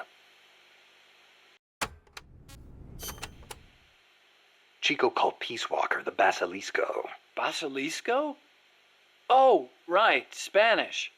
That's funny. I once used the codename Basilisk for the Peace Walker platform myself. What for? The class of lizards called basilisks can walk atop any type of terrain. In a pinch, they can even stand up on two legs and run across water. Perfect name for a system that can walk anywhere in Central America, right? Plus, there are the legends. What legends? The basilisks of legend were highly venomous creatures. There's a story told by the ancient Romans. A knight slew a basilisk by piercing it with his spear. The creature's poison seeped up the spear and killed both horse and rider. Remind you of anything, Snake? Nuclear deterrence. Bingo. Kill it, and you die along with it. Your hands are bound. I wanted Peace Walker to be like that. You should know that people aren't that rational. Sometimes people do things that don't make sense, even when they know they're going to die. Or maybe it's because of that. Maybe you're right. But that's exactly what I don't understand.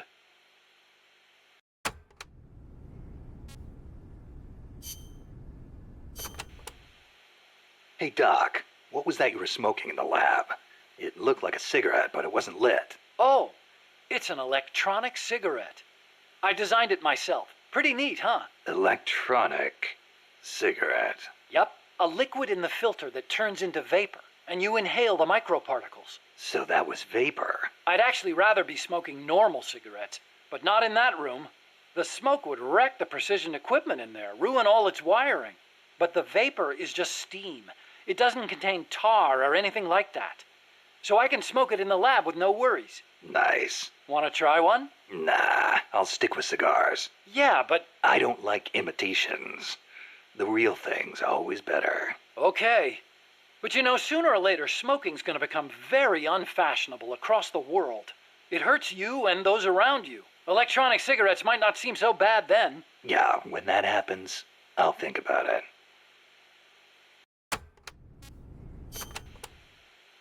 You said your dad was involved in the Manhattan Project, right? Yeah? And you think that's why you can't walk? I don't know. Actually, you know, probably not. So far, nobody's found evidence that exposure to radiation in parents causes genetic defects in children, except for those exposed in the womb. Epidemiologically speaking, anyway. That's the conclusion of the Atomic Bomb Casualty Commission. Right.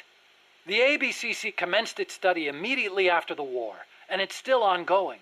Even now, 30 years later. The effects of radiation exposure last a long time. I'm guessing it'll be another 10 years before we get a real verdict on whether it affects genes. Granted, it's the most massive study anybody's ever done. But that's really all it is, a study. The ABCC brought in bomb victims and ran tests on them, but they didn't treat them. Really? Them too, huh? At any rate, that's what my father made me believe when I was growing up. Maybe it was tough for your dad to explain. Ever think of that? Yeah, maybe. But this is my problem now, Snake. I have to face the nukes head on, whether I like it or not. My creations are being used for the wrong purposes. The onus is on me to stop it somehow. Help me, Snake. Hey, as long as I'm here at Mother Base, why not assign me to the R&D team? You could use a guy like me. Glad to have you on board. I'm sure Kaz is, too. Once I've got the necessary materials and design specs together, I should be able to start building you that bipedal weapon platform. Nothing would make me happier than for my research to help put a stop to Peace Walker.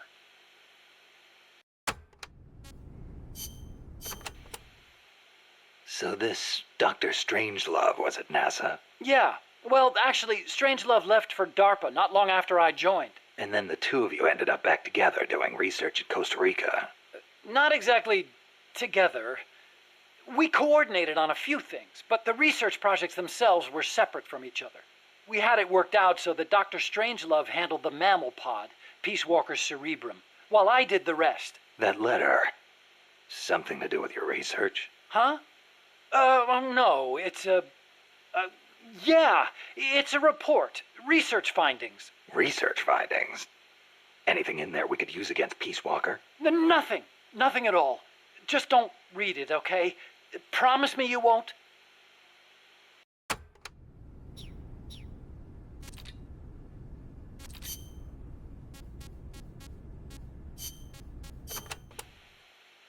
La CIA calls their new toy Peace Walker, eh? Yeah. So, It is an insult to us Nikos. because of the guy you were talking about, Walker. See, although it happened over 100 years ago. Back then, the political parties in Nicaragua were at each other's throats. The Nicaraguan Democratic Party hired an American mercenary to help counter their enemies, the Conservative Party. And that was Walker. After taking care of the conservatives, Walker decided to seize power in Nicaragua for himself, eventually making himself president. The Democratic Party gave him an inch, and he took the whole country. But it did not end there. Not only did he make English an official language, he tried to reintroduce slavery. Walker's goal was to build a Caribbean empire centered on the American South. Caribbean Empire. Sounds kind of like what Coldman is trying to pull off. The gringos are always like that. They invent some convenient excuse to trample all over foreign countries like they own the place. Peace Walker, ha! What happened to Walker in the end? A united Central American army led by Costa Rica kicked his ass and sent him running back to America. Then why don't we do the same? I, for one, don't intend to let Coldman get his way. Good idea. I'm glad we have you, boss.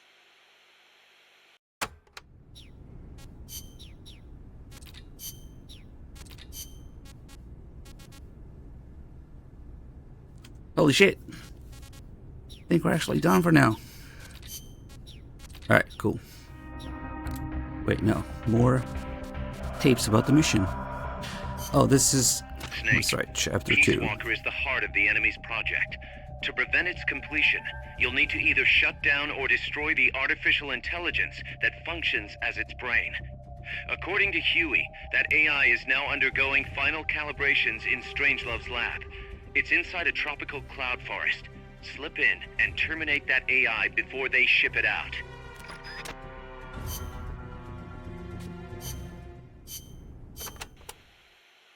We've also confirmed that some of the enemies specialize in ambushes.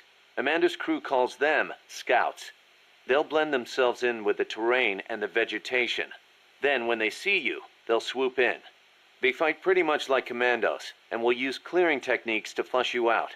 In addition to wielding normal weapons, the scouts also carry wires. Sounds like these guys know their CQC. Could be. We've been getting reports of CQC attacks being blocked by wires. Stay alert.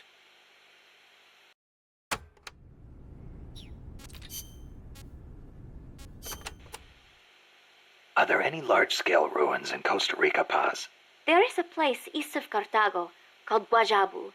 They have ruins there, but they're not especially big. Not the place I'm thinking of. Any others? Well, if you go a little way across the border into Nicaragua, there is a place called La Fortaleza de la Inmaculada Concepción. That is the only famous one. Then what were those ruins I saw from up on Irasu? There are a lot of things we still do not know about Costa Rica's ancient civilizations. There are giant stone spheres throughout the country. What they were used for is still a mystery.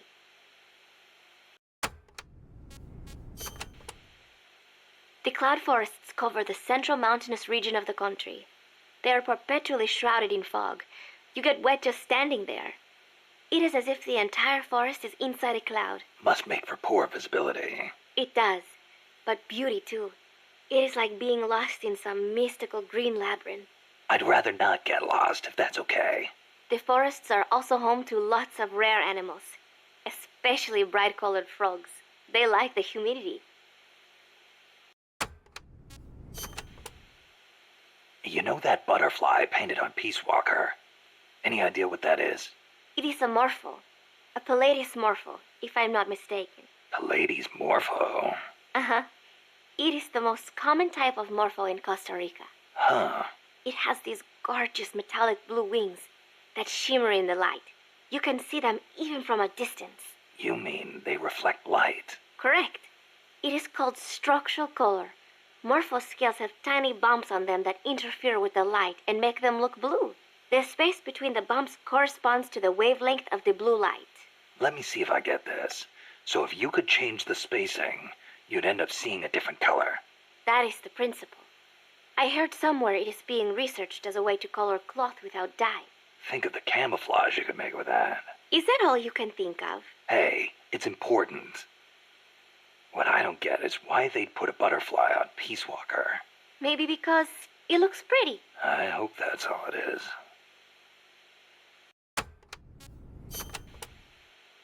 This area is a tropical cloud forest, continually covered in a thick mist. It is quite a mystical place. Selva de la Leche. Forest of milk. I can barely see in front of me. There you go again. The forest is basically sitting in a cloud, so of course it's going to be hard to see. But you know, the cloud forest is the only place many exotic creatures can live. Well, if they're not edible, I'm not interested. Snake, I'll have you know people travel from all around the world to witness Costa Rica's unique fauna. Snake, watch out for the frogs. Why? They bite? Relax. No frog's ever eaten a snake. Although, I've feasted on a few frog's legs myself. But they are dangerous. They are poisonous. Poisonous? Poison dart frogs live up to their name, I assure you. Their poison is so strong, the Indígena use them to make poison-tipped arrows. Some secrete poison through their skin. Even touching them can be dangerous. So don't go petting them or anything. So I can't eat one? I am warning you.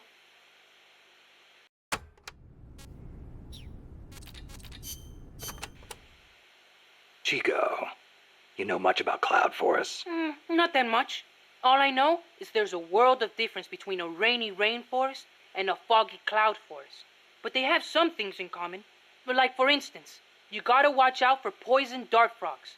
Both rain and cloud forests have high humidity, so they're perfect environments for frogs and other amphibians.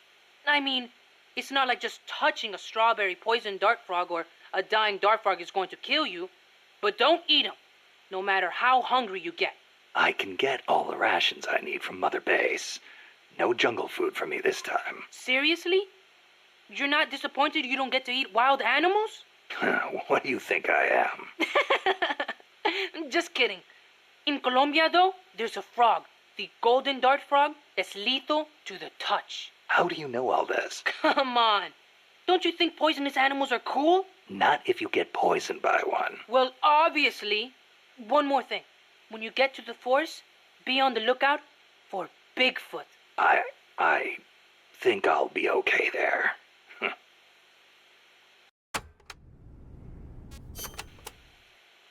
Bigfoot is an ape-man that lives in the Rocky Mountains. In the local Indian language, he's known as Sasquatch. And get this, he's over 3 vara. Can you believe that? So he's kinda like a gorilla? Completely different. Even the biggest gorillas only get to about 2 vara, and they walk on their knuckles. Bigfoot's big, and he walks on 2 feet, like people. So he's more man than ape? Probably. His ancestors must have split off from humans at some point. Like before they started using tools and stuff. Yeah, but aren't the Rockies kind of far away from here?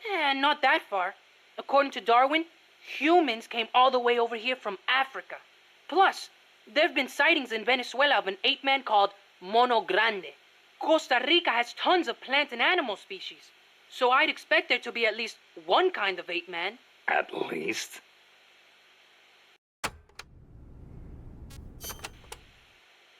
gotta admit, I've never heard of Mono Grande. Yeah, he's not as famous as Bigfoot. He's similar, but he lives in Venezuela. He's not that big, less than 2 vara, but he's way more ferocious than Bigfoot. Huh. I wonder just how mean he is. Like when he catches his prey, does he punch it to death? That's the law of the wild. You catch your prey, you kill it, and you eat it. Yeah. But punching is way more ferocious than biting. Well, maybe it seems that way because that's what humans do. You really love UMAs, don't you, Chico? Do you know what I think? I think UMAs should be dangerous. Otherwise, where's the fun in hunting them?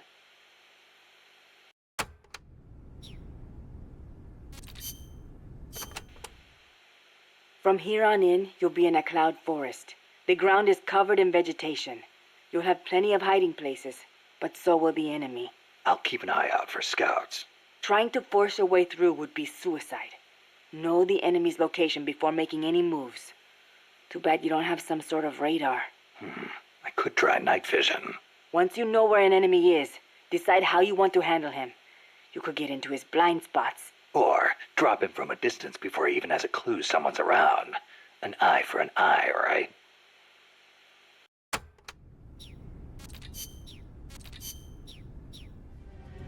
There seems to be some gameplay in these tapes. Survival. Cool how you hear the horse. Well, I guess it's a mule. And you actually have chapters.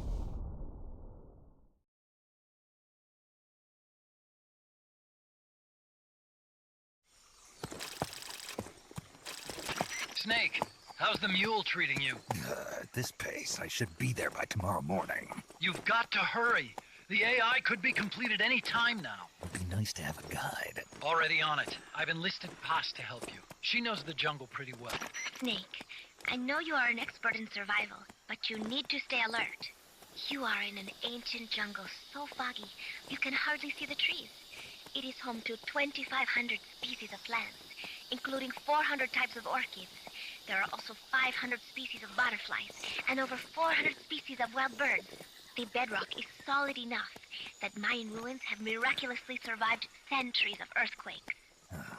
An AI lab in a Mayan ruin. Who'd have thought, hey, Huey? My sentiments exactly. That doesn't mean security's any less tight, though. You still have the ID card I gave you, don't you? Got it right here. That'll get you through the gate, no problem. After that, you're on your own. As long as the AI remains unassembled, Coldman's plan's on ice. What about security inside the lab? Well, it shouldn't be a problem for you. Strangelove demanded that the security presence inside the lab be kept to a minimum. It's not all good news, Snake. Coldman knows we're here. He's raised security in the area surrounding the lab. You'll be seeing a lot of that Chrysalis UAV, and a bunch of patrol choppers too. There may be scouts in the jungle lying in ambush. As you approach the lab, be extra vigilant. I'll be careful.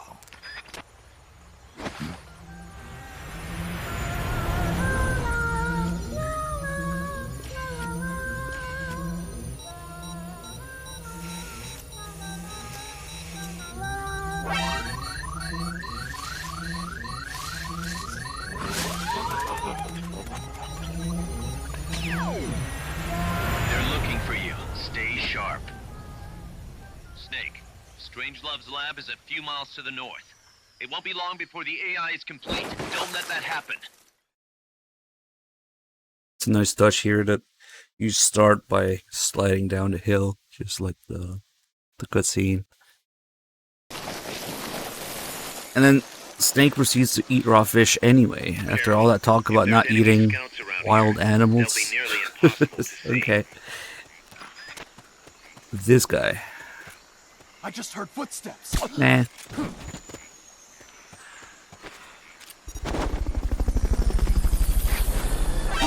Oh yeah, this is the mission with the scarecrows.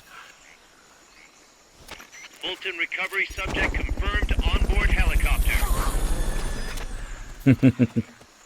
Watch out. Enemy search may not spot enemies that are actively hidden. Like how they fall forward when you do that.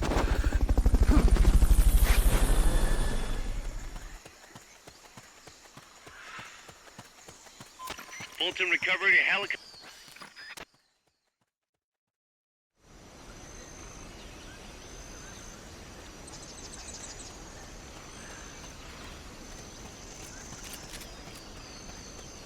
We're gonna be seeing a lot of displays when we level up weapons in the 100% save.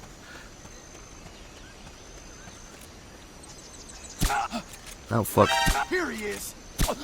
Ooh, that was close. I hate when this shit happens. They put their hands in front of their face. You end up shooting them in the hands.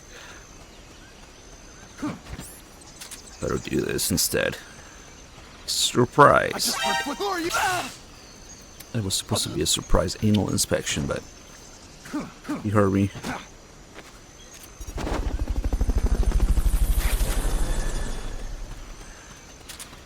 Can do this guy, oh, he's tied up. It's kind of fucked up. Well, it didn't get much torture in Ground Zeroes, so.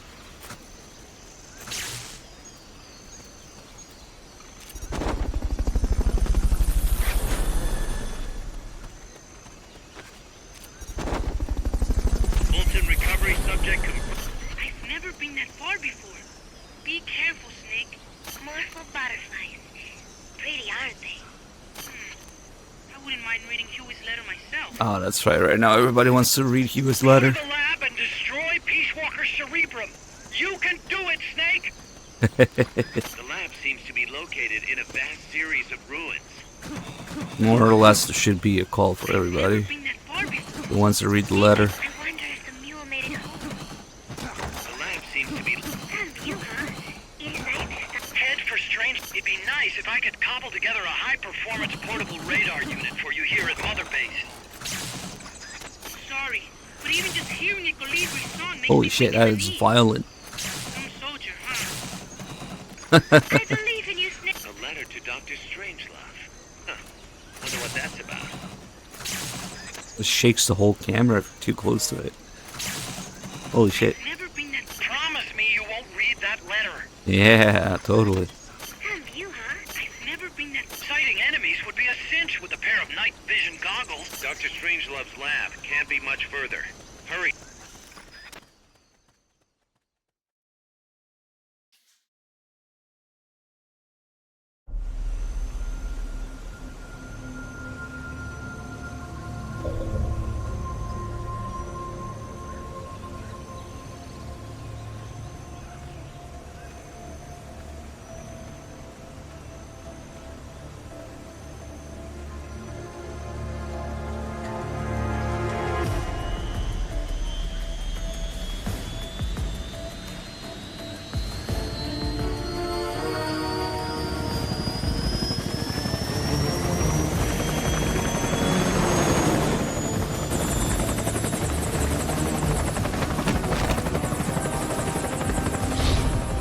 Behind A.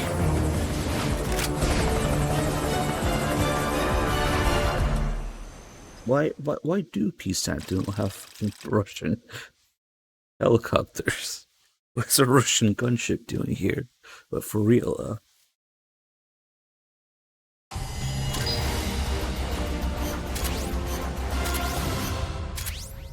never thought about it. I also have AKs as well. I mean, they're supposed to be CIA. Thanks for putting me on the R&D team, Snake. I'll cut to the chase. We've commenced development on our own bipedal weapon. The only thing is, we don't exactly have easy access to resources here. Yeah. Unfortunately, we don't have the budget of a defense department behind us. I understand. That's why I want to ask you something. If you fight any more AI weapons, could you try to gather as many of their parts as you can? That would really make things go a lot smoother. Again, easier said than done. If anyone You guys can do fucked it, up. you can, boss. You single-handedly took out the pupa. True. Look, if you're not interested, I can just work with what we have here. I'm not trying to force you to take unnecessary risks. You're the boss around here.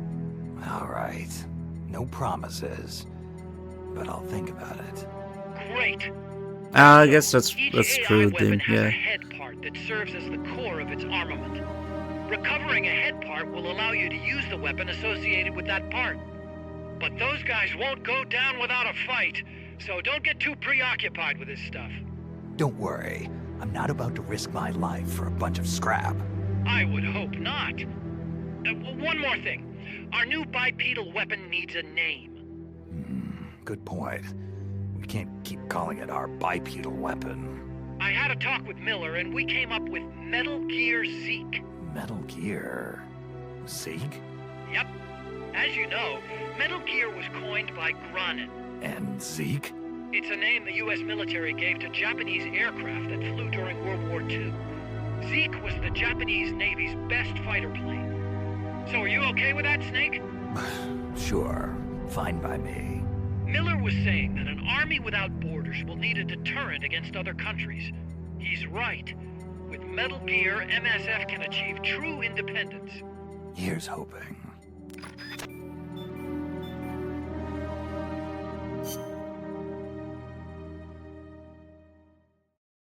It's a pretty important decision that they make there. Naming Zeke, yeah, creating Metal Gear. And just like Ray and Rex, it's named after Japanese fighter planes. And I think that's one of those calls that only plays the first time you go through a save or the missions. And later we'll get the call about completing it and equipping it with a nuke. Some pretty relevant stuff. Except Zeke just fucking ends up at the bottom of the ocean forever anyway. No.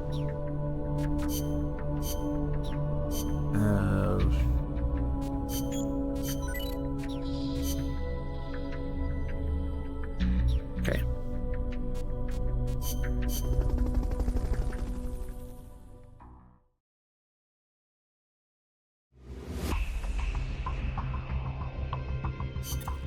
Snake, that's a Hind. You've got to take it out somehow. Either neutralize the soldiers or bring down the chopper. Good luck.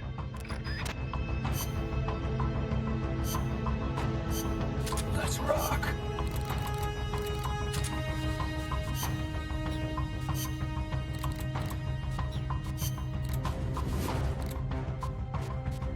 Damn, we don't have any curry or anything right now? Fuck it. Should be okay. Should be enough. Smoke grenade would help.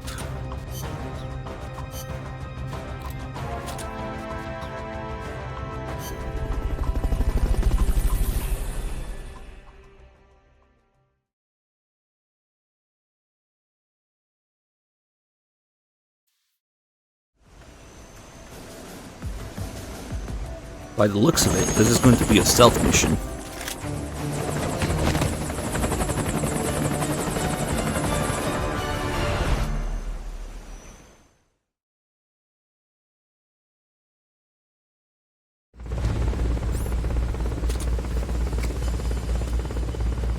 Eliminate that squadron, Snake.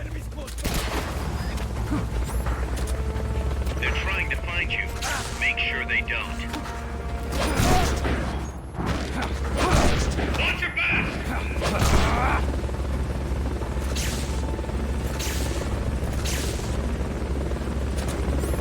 Alright, here we go.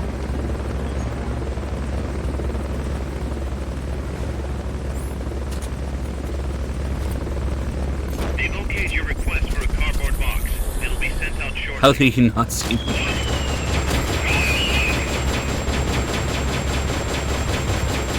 If we simply shoot the cockpit enough, that's all we gotta do. Nice 360.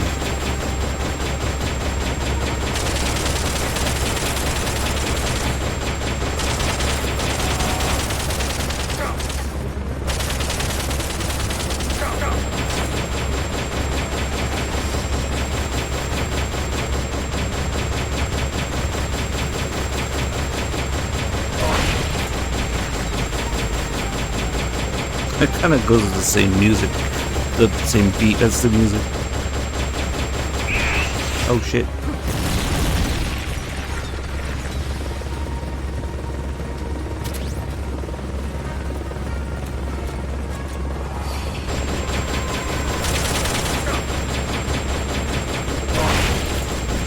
Ah, come out. Another spin. Why is he spinning so much today? There we go. That's gotta be the leader. Can you take him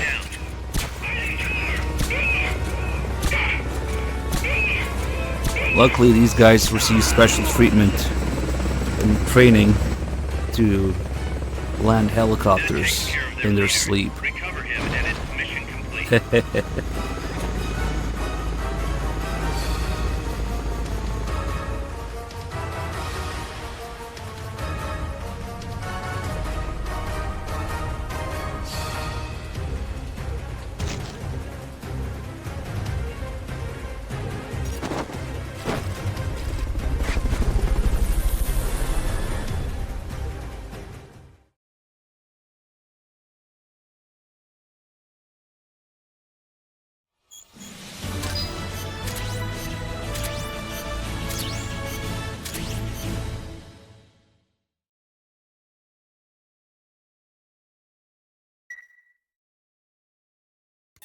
Boss, I'm starting to wonder if recruiting soldiers with a Fulton isn't a little heavy-handed.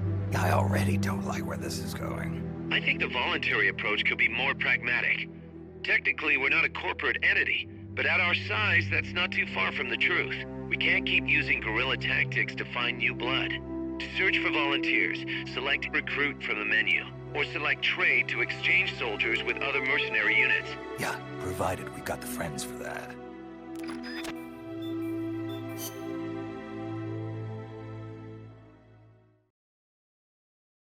No friends.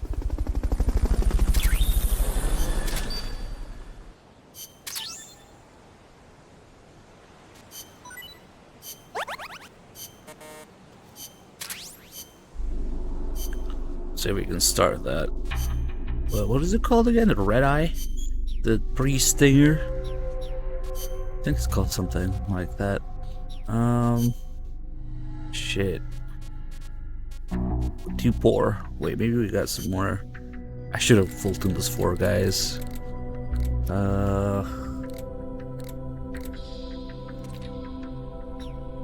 Damn, Kojima sucks for GMP. Chica's pretty good.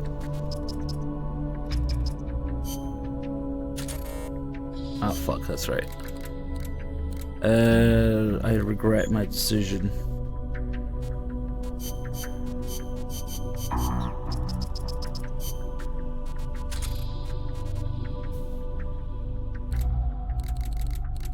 I should have just gotten a couple more guys, but... Oh, that's right, we can move Miller away from here now. Or not. Bad idea. Fuck it, I'll just get some more guys. That'll be okay. Or... I could just... I don't really need this grade 2 smoke grenade. And we don't really need... And the Russian's almost complete. But we have the curry. That thing is expensive. 61k. We gotta... Ah, fuck it. I'm being a little paranoid about moving it and starting the development in time. Because if you get to the Chrysalis without that guy, or that weapon, I mean, it's kinda tough. If you don't have something that can lock onto it. There you go. Oh, well, yeah. We could do it in co-op as well.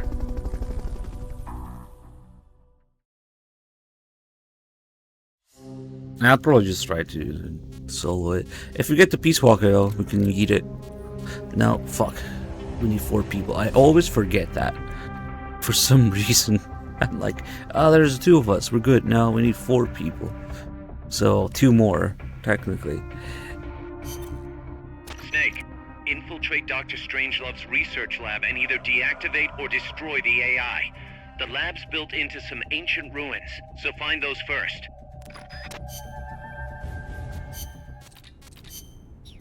giant stone balls.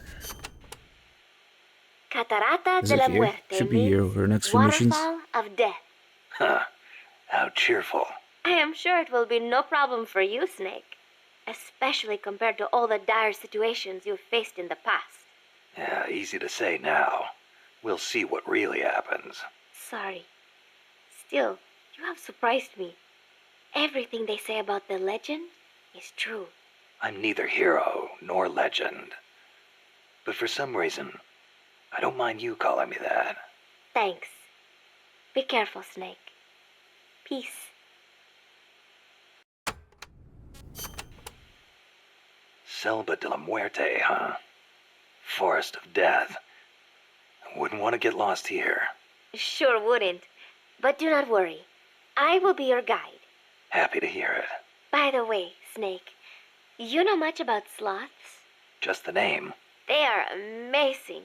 Sloths spend almost all of their lives up in the trees, except for when they have to go to the bathroom. Plus, they barely eat a thing. What? How do they survive? Why do you think they are called sloths? They hardly move, so they hardly burn any energy. They are also able to maintain a low body temperature, lowering their metabolism further and allowing them to survive on very little. Wouldn't that make it easier for them to get picked off by predators? They stick to the trees, helping them blend in and stay out of sight. They say there are even some sloths that grow moss when they reach a certain age, like some sort of fairy tale forest hermit, huh? I knew a great old sniper once. Guess he was even more in tune with nature than I thought. Old sniper? What are you talking about?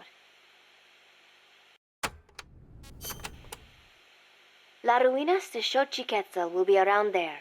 They have not been restored at all, so they may well be covered in plants.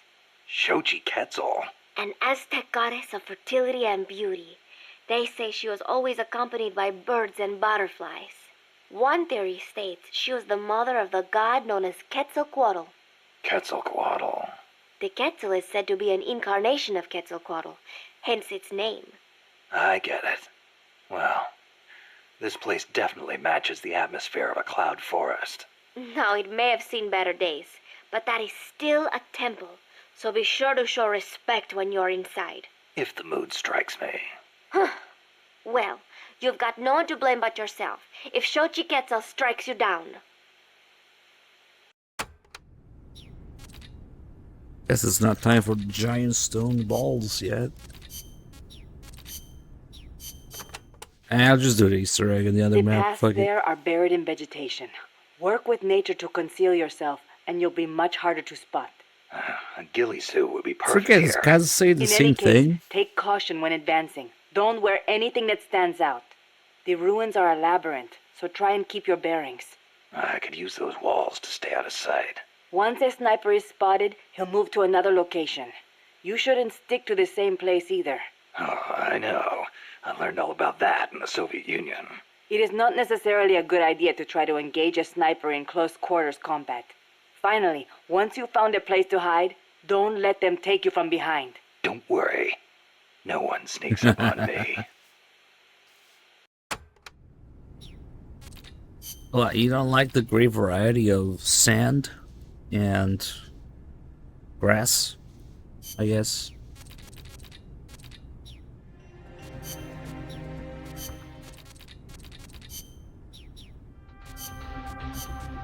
But mostly sand.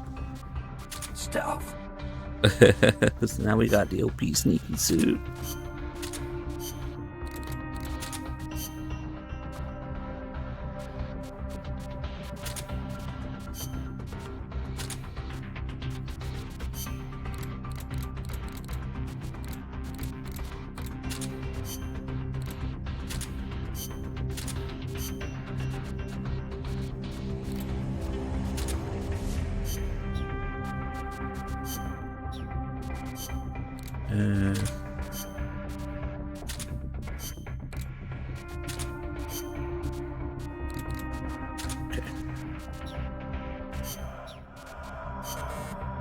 Not okay.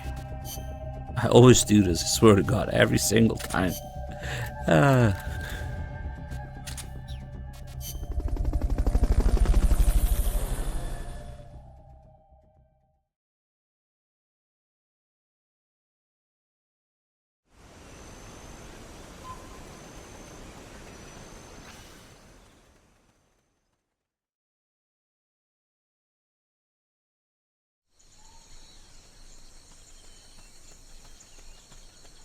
Oh, really? I thought it just because Kojima embezzled the money and left the company. Some scouts are really hard to spot because they use grass or dirt to camouflage themselves. They blend right in with the natural surroundings. All he cared was to get his fucking connection with Breeders, you know, and other things. Using Konami's money? Oh, that was funny as fuck.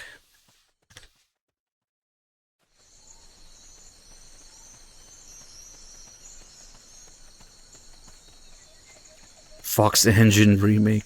Jeez. You can't even remake the first screen of the game in the Fox Engine because there's more than 12 people in gameplay. There's 17 people on the beach Fulton recovery helicopter is complete. during the training, during the tutorial. You can't remake it in Fox Engine.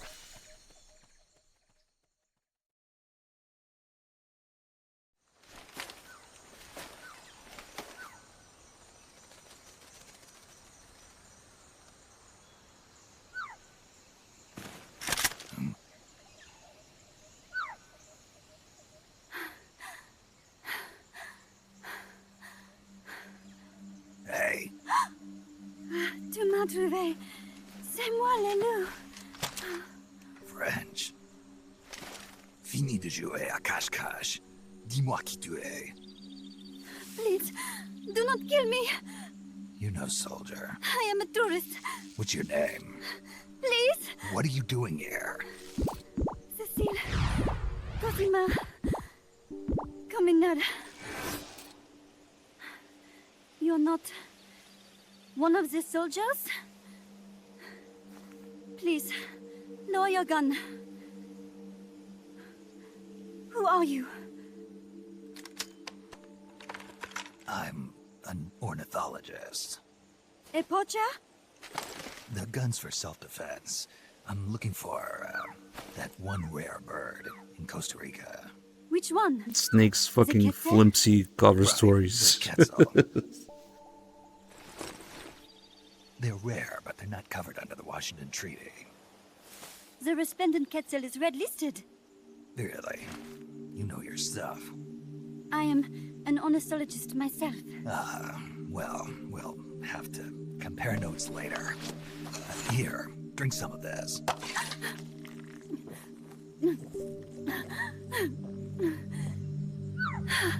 You saved me.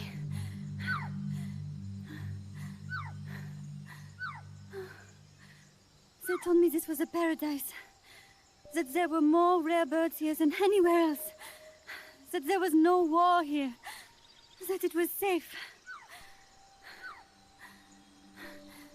They told me it was every birder's dream. But they were wrong. What happened? If only I had not recorded that stupid voice. Voice? I was trying to capture the quetzal song. Making my way through a thicket, I saw immense runes towering before me. I chase it away. It will bite you unless you kill it. Go home. You're the one who made the tape. I am loyal to myself. Who's there? I was captured by that woman. But she was kind. She gave me food to eat, and even bathed me herself each day. But she said I could go home in a month.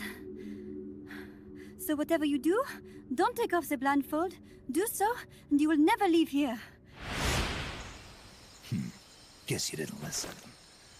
How'd you escape? I waited for an opening. Stole an ID card. They almost caught me, but I managed to elude them. You made it this far and then succumbed to exhaustion. I was barefoot, with no supplies.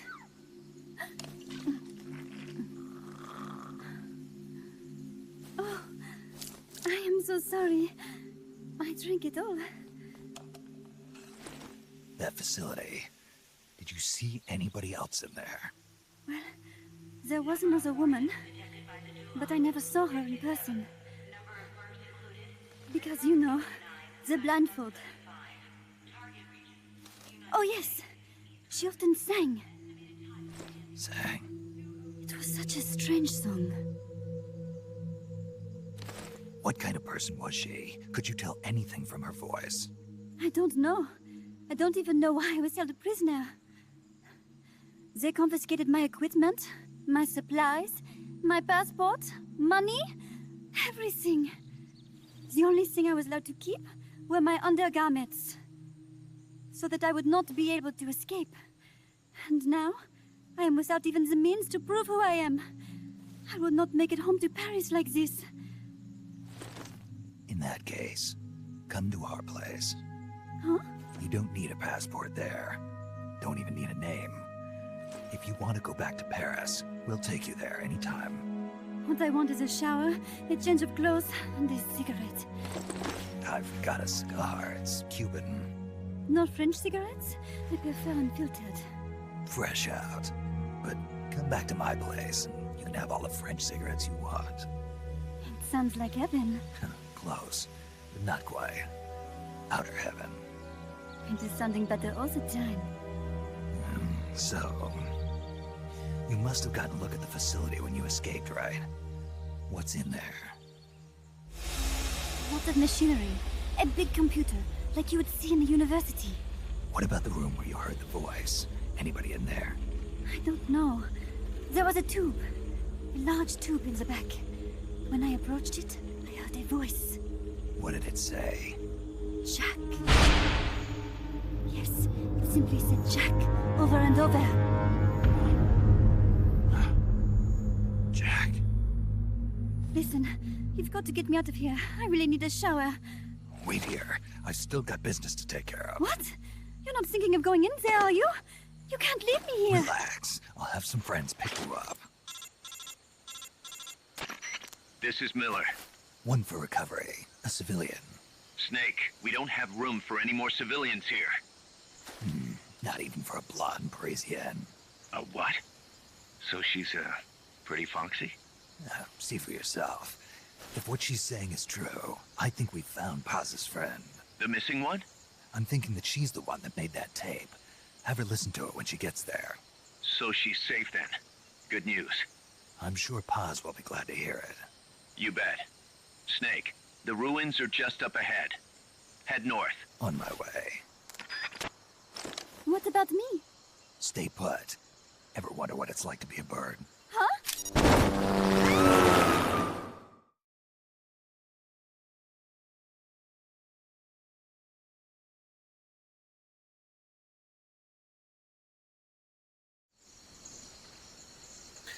Still gets saved because she's hot. Otherwise, nope. just like quiet and like quiet. Kojima just took a real life person, made their tits bigger, and put them in the game. Cecilia is just a slightly less offensive.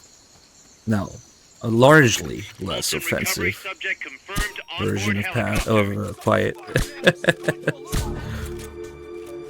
What's wrong? Someone's firing at us. Going to alert status. Understood. I wonder what was going on between real life Cecile and Kojima.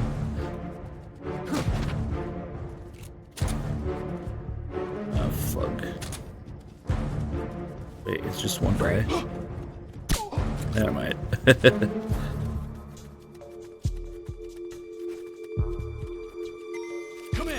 Oh yeah, no, she's hotter than Quiet. For sure. But it's just funny that they have that in common, yeah? Real life person uses the model. Make her more attractive, put her in the game.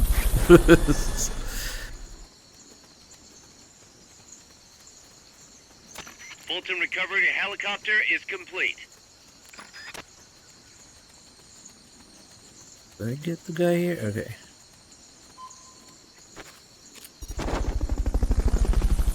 Alright, time to successfully fail the mission.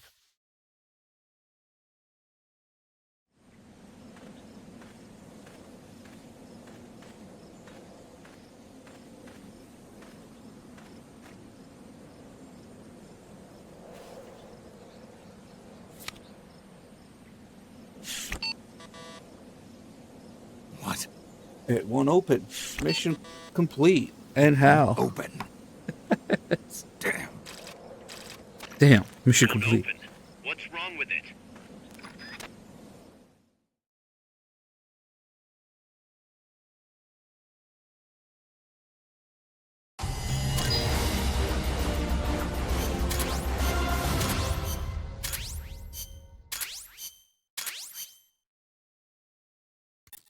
Snake? Huey, your ID card isn't working. It won't open the lock. It can't be. What's going on? She hates me that much? Strangelove's in charge of authorizing IDs. Sometimes a working card has its privileges removed. Say, if she decides she doesn't like that card's carrier. You think that's what happened? Well, I was never exactly her favorite. Well, this could be tricky. The soldiers outside aren't allowed in the lab either, so their cards won't do you any good. Great. Snake, Kaz, where's Cecile? she just got here. Hold on. Snake! Cecile, how'd it feel to fly? Wonderful. For a moment, I felt what it must be like to be a bird. It almost made me want to give up my research and get a pilot's license. Did you need something? You said you'd gotten an ID card, right? Yes, but it was confiscated when the guards got me. Who took it? What did he look like? He had an orange jacket. I cannot recall his face, though. Yeah, they all look pretty much the same. Where did it happen? Let me think. Ah, yes! I do remember hearing the song of a nearby Quetzal. Just what I'd expect from a birder. Would you like to hear it? Huh? What's that song? It's my Quetzal. I took it with me when I was rescued. Didn't you say something about them being covered under the Washington Convention? Just kidding. That was just me. An imitation. An essential skill for any ornithologist. Pretty good, no? Damn good. If you want to hear the Quetzal song again, just let me know. I can tell you all about the birds of Costa Rica, too. Yeah, will do. Thanks, Cecile. No. Thank you, Snake. Talk to you soon. Kaz, did you play that tape for Cecile? I sure did. It's hers, all right. Then she must be... She's not. Cecile says she's never even met Paz. What? She's at least 10 years too old. What? I'm guessing Paz convinced herself that it was the tape her friend made. But never mind that. Let's go over what we know so far. The soldier with the ID card is wearing an orange jacket and is in a location where you'll hear Quetzal singing. Find that soldier, retrieve that card.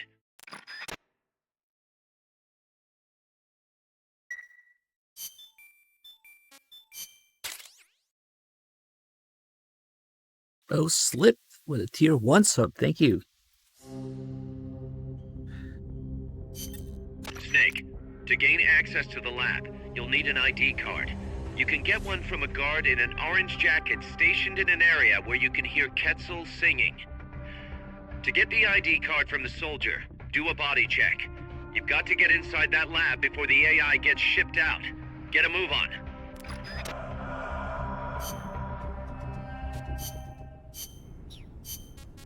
There we go. And that it will again. Scouts are outfitted reference. with camouflage to help them hide.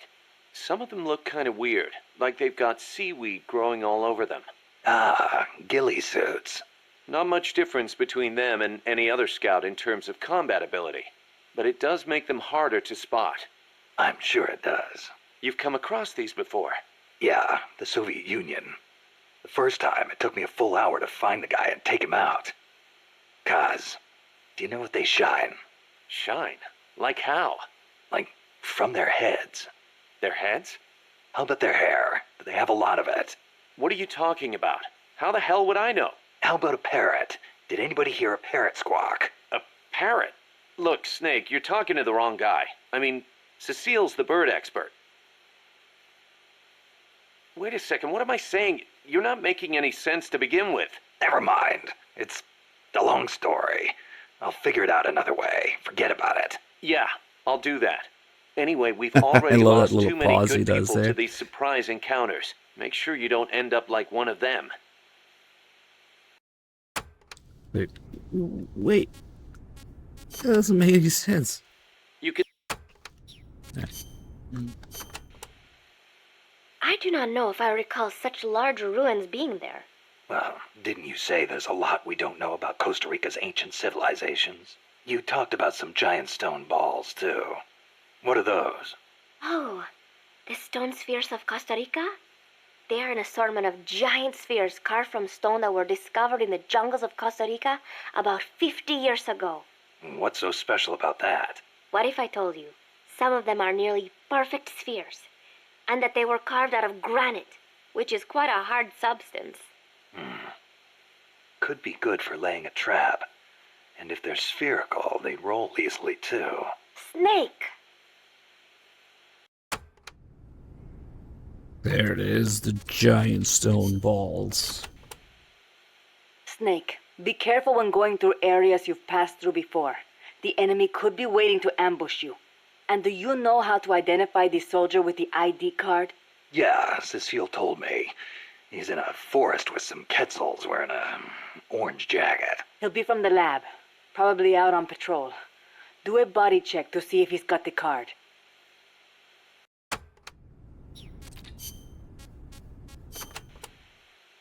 Did you see a Quetzal snake? Yep. What do you think? Did it look like a snake? Huh? No, it didn't look like a snake. Oh, really? Must be different from the Quetzalcoatl then. Quetzalcoatl. A winged snake from the Mayan and Aztec legend. A winged snake. Weird, right? I bet it's you and me. Amanda and everybody says Quetzalcoatl is a Quetzal in the form of a god. But there's no way anybody mistake a snake for a bird. I think the legend of Quetzalcoatl came first.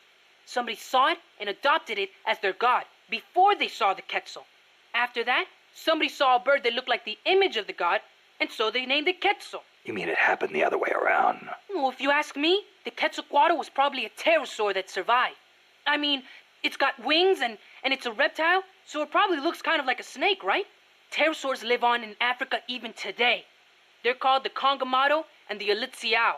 So it makes sense that there'd be pterosaurs on the American continent too, and that they survived until the Mayan and Aztec eras. Well, lucky for us, they're not still around today. Who says they aren't?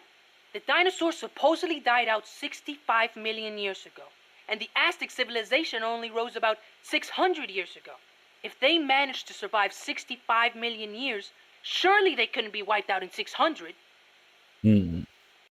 Shut the fuck up with your nonsense. Oh my god. Pterosaurs survive today in the African countries of Cameroon and Congo. Each tribe calls them by a different name, like Congamato or Elitsiao. There sure are a lot of dinosaurs running around the Congo. Well, a lot of the land hasn't been settled by humans yet. They've survived all this time, just undiscovered by man. But they're finding fossils in America too. This one they found 3 years ago in Texas had a wingspan of more than 12 meters. If I saw a gigantic pterosaur like that, I'd probably call it a god too. Yup, I'm sure that's what the Quetzalcoatl really is.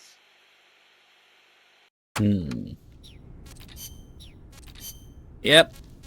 The game thinks all of these are about this mission. That's kind of interesting, but okay. We won't do all those. Now Cecile is more of a side character with a little tiny role in the story to find the key card and the tape, make the tape, yeah, but her stuff is mostly just unrelated and for fun. We'll do, we might even do all of it, just not all at once. That was some escape you made from Strangelove's lab. Security inside was not so tight. The door to my room was locked from the outside, of course, but she took off the blindfold at bath time, so she could wash my hair. Pretty luxurious treatment for a prisoner. Wasn't it? She wouldn't undo the handcuffs, but she washed my body for me instead, and with such gentle care. Why'd you run away? Didn't she say you could go home in a month? If your escape attempt failed, you'd be in greater danger than before. I was supposed to be giving a presentation on the distribution of Costa Rican bird species at a conference. The date was approaching quickly, So, I pretended I had to use the toilet and made my escape. I found an ID card and searched everywhere for my equipment and my tape, but a soldier saw me. It was a miracle I managed to get away. There was no time to find the tape. I do not care about the conference. I am lucky enough to still be in one piece. You bounce back quick. You don't? Not sure. I try not to dwell too much on the past, but... Then don't. There is no point. I'm so glad to be out of there. I never felt safe, you know? Tell me about it. Well, I think she's interested in women. And I think she took a fancy to me. Oh, well, that's, Besides, it is much nicer here.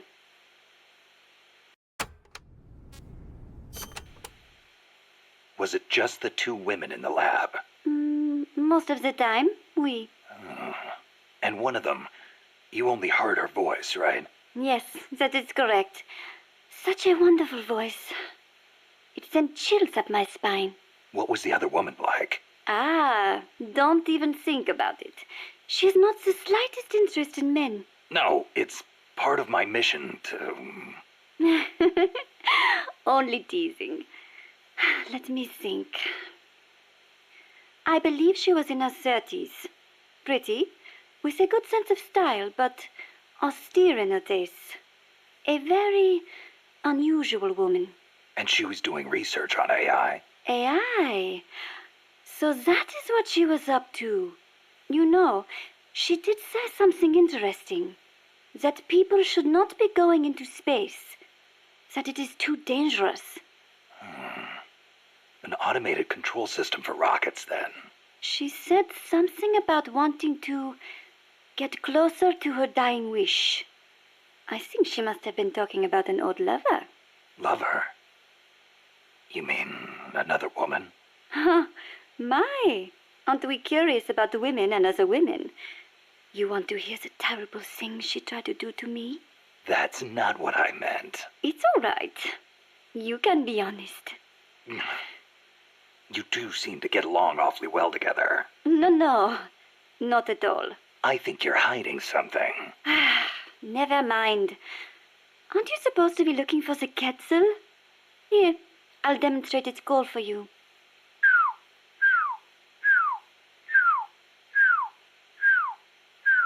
I knew it.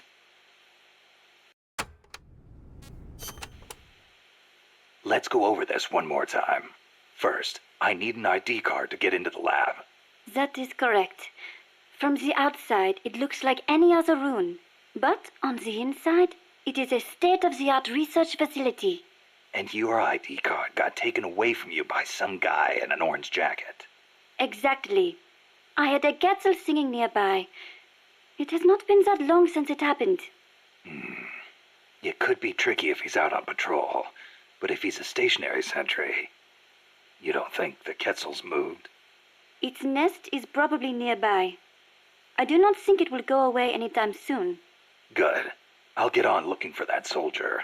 If you forget what it sounds like, I will do the call for you again. Just give me a call anytime you'd like to hear it. Yeah, I'll do that.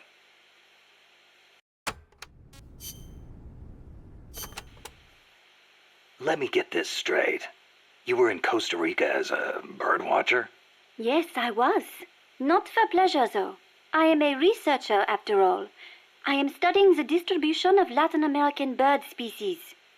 With today's compact cassette tape recorders, even a woman like me can carry her recording equipment by herself. But it was a mistake to come alone. Even so, there sure are a lot of wild birds in Costa Rica. Aren't there? Over 800 different species. Said to be more than 10% of all living bird species on Earth.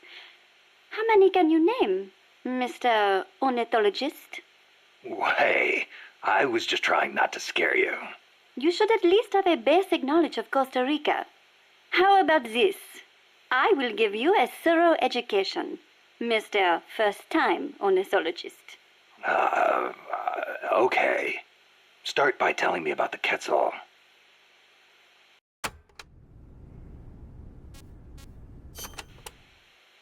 All right. What do you want to know about Quetzals? Give me the basics. Something that'll help me find one. Okay then. First of all, as I'm sure you remember, the Quetzal's wings and back are emerald green, a dazzling blend of viridian fading into blue. Its belly is brilliant red, and its tail feathers are white. Such a gorgeous bird. Also, the male has 2 long decorative feathers, but only during breeding season. Among birds, males are usually more beautiful than females. Like a peacock's tail. Yes, just like that. It is interesting to note that while their bodies are only 40 centimeters long, many quetzals reach over a meter in length when you include their decorative plumage. Quetzals typically build their nests by making holes in dead trees with their beaks, about 3 to 4 meters above the ground. They are omnivorous and eat everything from nuts to lizards. Where can I find one? Their habitat stretches across the entire tropical cloud forest. You may end up having to rely on its song to find one. Good to know. I will do an imitation. Listen closely.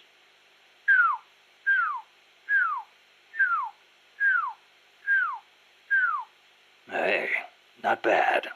Shall I do a chica next? Cluck, cluck, cluck, buck, buck, buck. No thanks. That's enough. Are you sure? How about a monkey? Yeah, don't need that either. Oh, all right then.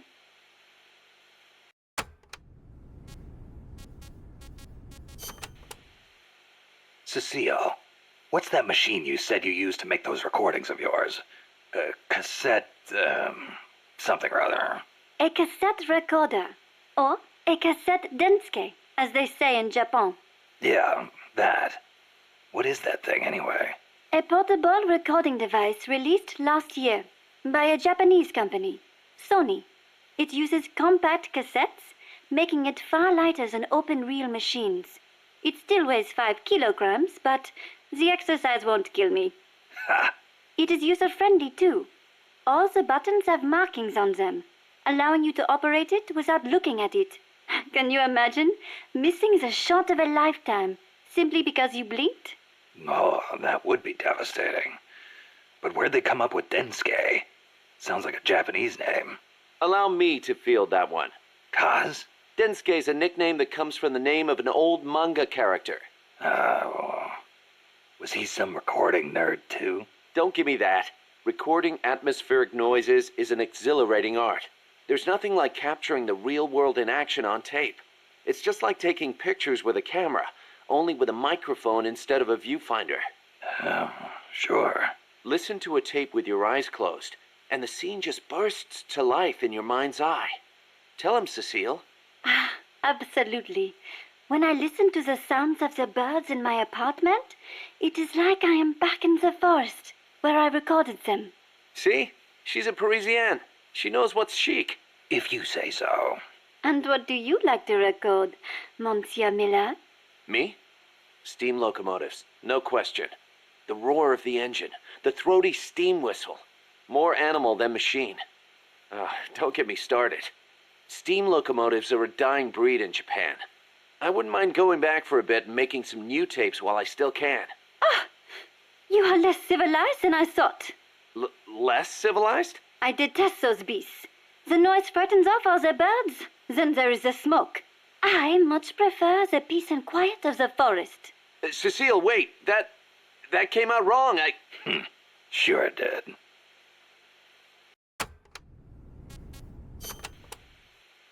You said you could do a monkey call. Yes. Want to hear it? Yeah, I won't be able to get it off my mind until I do. All right. Here it is then. That's pretty good. I can do others too, like a sheep, a pig. Yeah? Wow. What about a pig? That's uncanny. Oh, I can do a rabbit as well. A rabbit? Rabbits make noises? Certainly, but they are very faint, so perhaps only someone who has owned one would recognize them. I see. So, what do they sound like? Listen very carefully.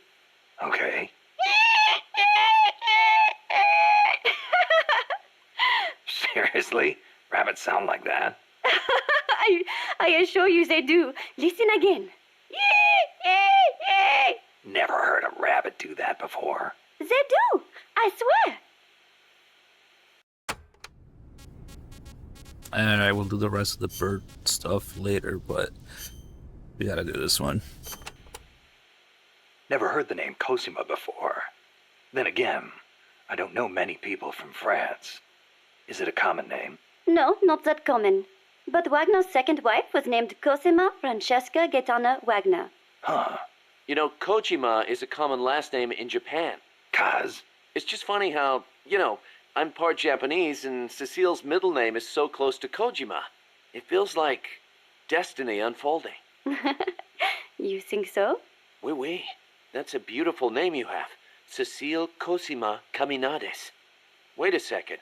Cecile Cosima Caminades. Cosima Caminades.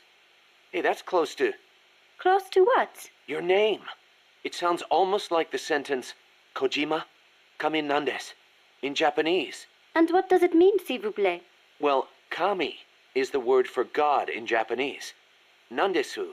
Well, it's hard to explain, but placed after God, it would turn the sentence into is God.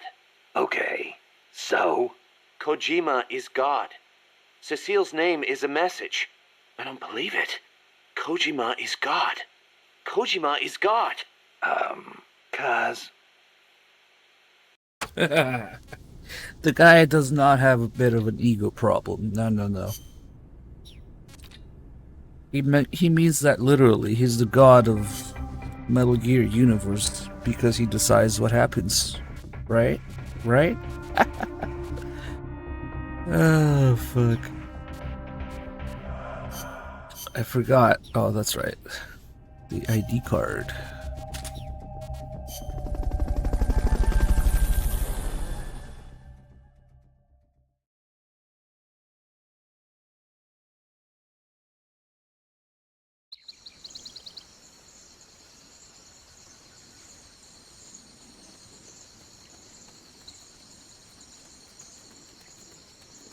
There's supposed to be a Quetzal singing close to where your target is located.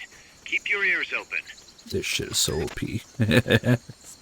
No footstep noise from the sneaking suit.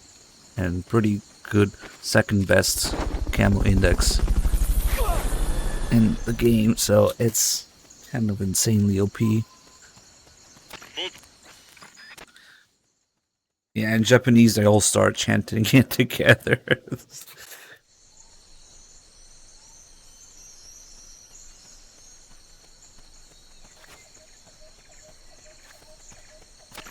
Once you know which soldier has the ID card, do a body check. First, knock We the still play soldier the out online or from put him time to time sleep, on or PS3. hold him up. That works too.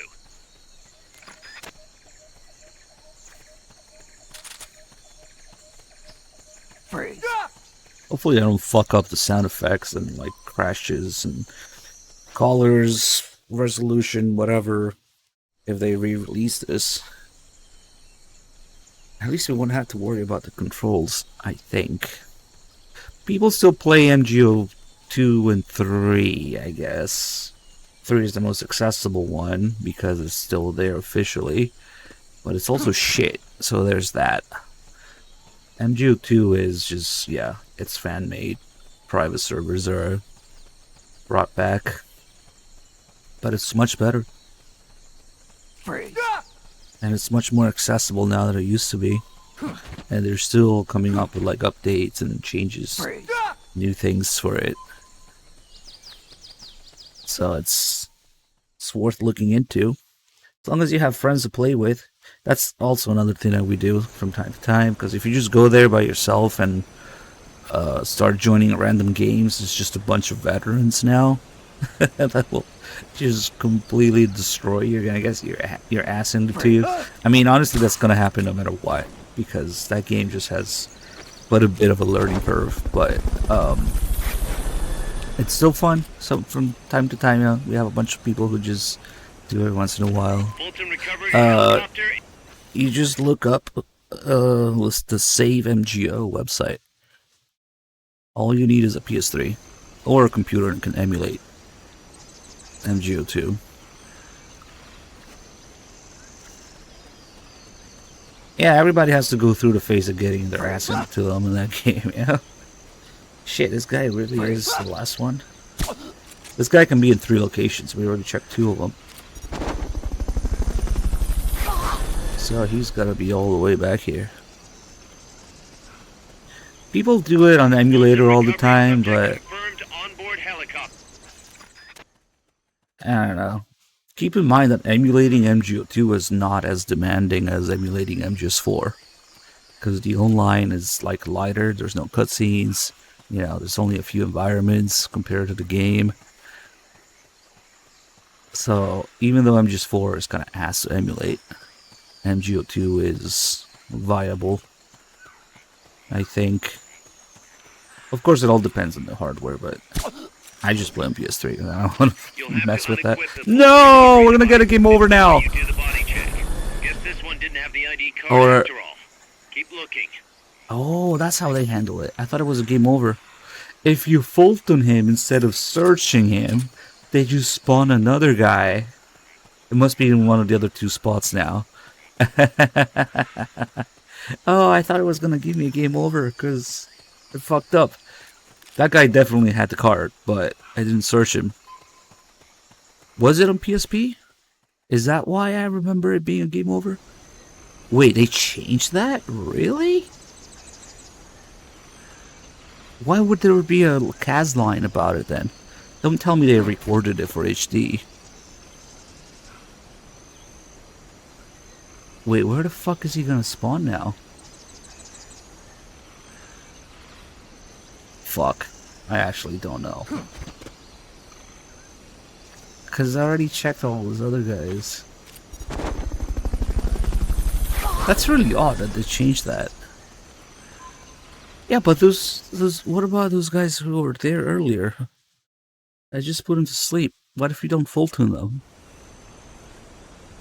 Like, there's a set amount of people already, so maybe just swaps them, I don't know. Please be here. I was too distracted talking about MGO and I did not equip the Fulton. I would rather get a game over at this point because I don't know where this guy is now. Maybe we had to reload that area? Shit. No, it's okay, Sleep. Don't worry. That's on me. That's kind of funny, actually. Well, let's try... I don't know how it works. Does it replace one of the previous guys?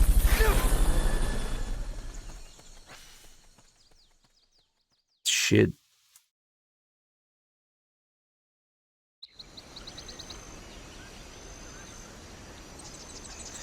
But yeah, buying PS3 might be a good idea anyway, because clearly you gotta... Oh, fuck. You gotta hack it, right?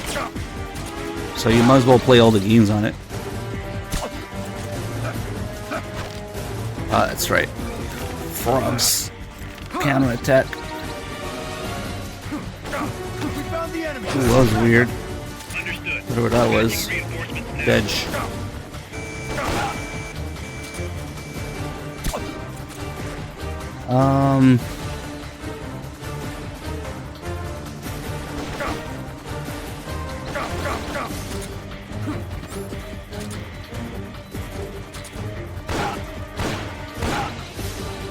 I actually have no idea where this guy would be now. Fuck it.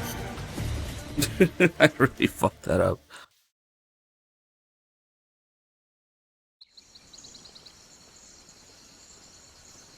Please don't call the PS3 a vintage console. No. There's supposed to be a Quetzal singing close to where your target Oh my is God. located. Keep your ears open. No way.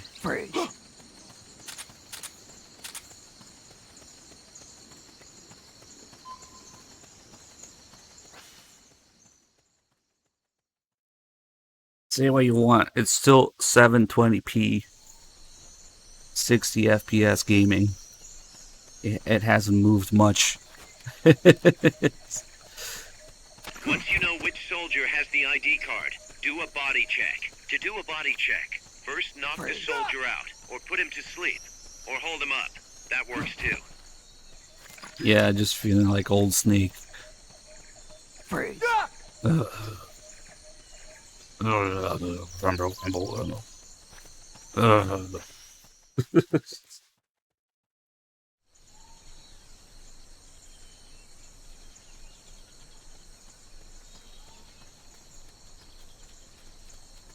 We haven't really moved much in terms of resolution and graphics and whatever the fuck, man. The jump from PS1 to PS2 was insane. The jump from PS2 from PS3 was also pretty good. The jump from PS3 to PS4 is like, what? And then PS4 to PS5 is, why even bother? Like, what the fuck?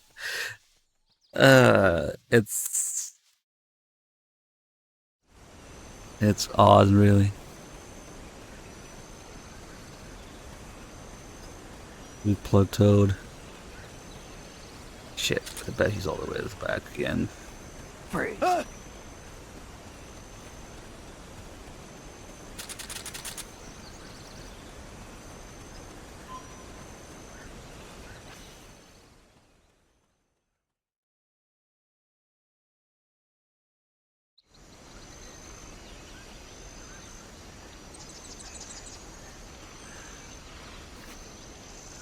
I don't know about VR. They've been trying to push VR for like 30 years.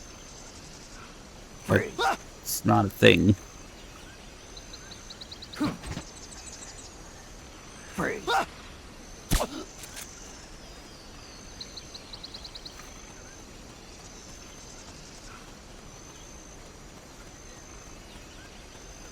I don't know, it's been a while since I've seen something truly revolutionary, you know? Like when MGS2 came out, it was fucking mind-blowing, yeah?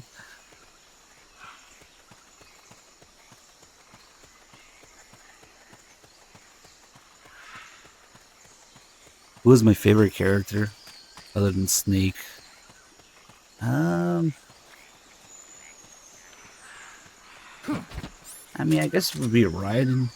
I'm not particularly fond of Raiden. Not that I dislike it, it's just... It works, but... You'll have to unequip the Fulton Not recovery again. device before you do Snake. Pick it up. I guess Raiden, because poor Raiden is the most ruined character in the whole series. Probably a good candidate for the most ruined in any piece of media. I don't know. I don't know everything about everything, but considering what they did to Raiden's character, it's probably up there, yeah?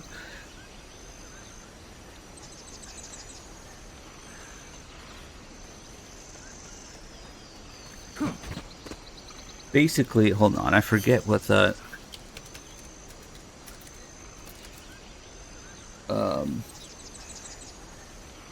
It's Poochie from Simpsons. That's what they did to Raiden's character.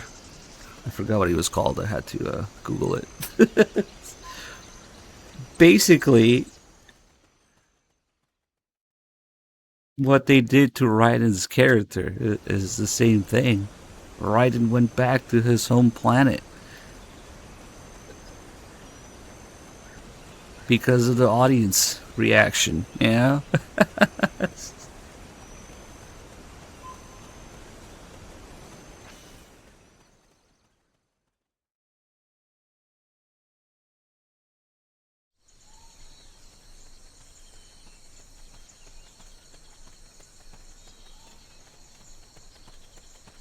Somebody there?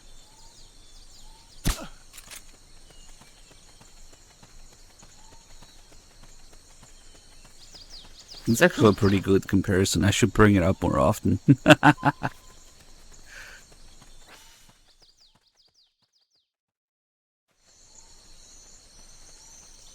Sometimes you just have these strokes of genius.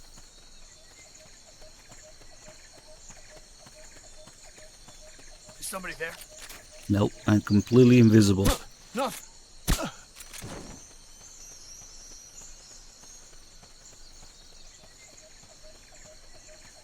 They respawn if you fold on them? Oh, I didn't even notice that.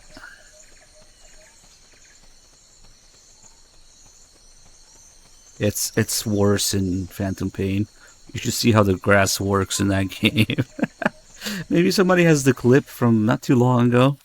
I was doing mission 14, and there's like 2 blades of grass, and the guy was completely invisible, walking basically in front of me. Oh, or completely oblivious to it, yeah.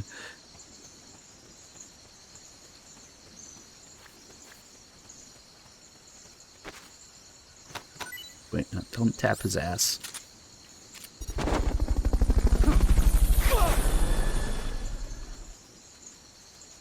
Oh, man. Eva's tapes and Strangelove's tapes about the boss and how epic she is. Fulton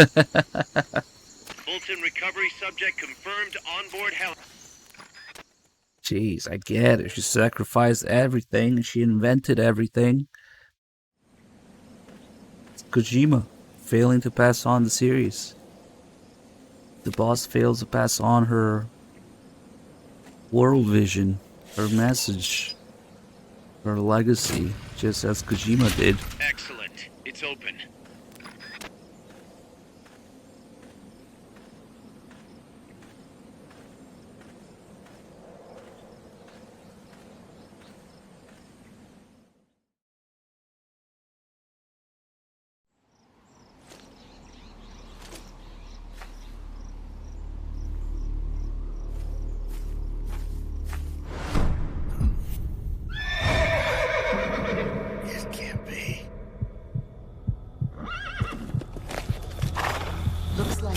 Wasn't ready for you yet. Boss.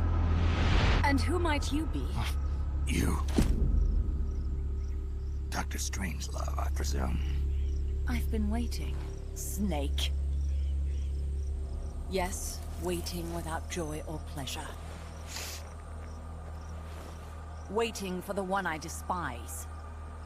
Don't move. Don't move? You men and your guns. You all say the same thing. I suppose you're here to destroy my research. Yes, I know. Just as I know what you did 10 years ago. Go on. Kill me like you killed her. Kill me like you killed the boss. Kill me! What exactly do you... Come on, Snake. Or should I say Big Boss? That filthy title given you as reward for murder. Do you still wear it with pride?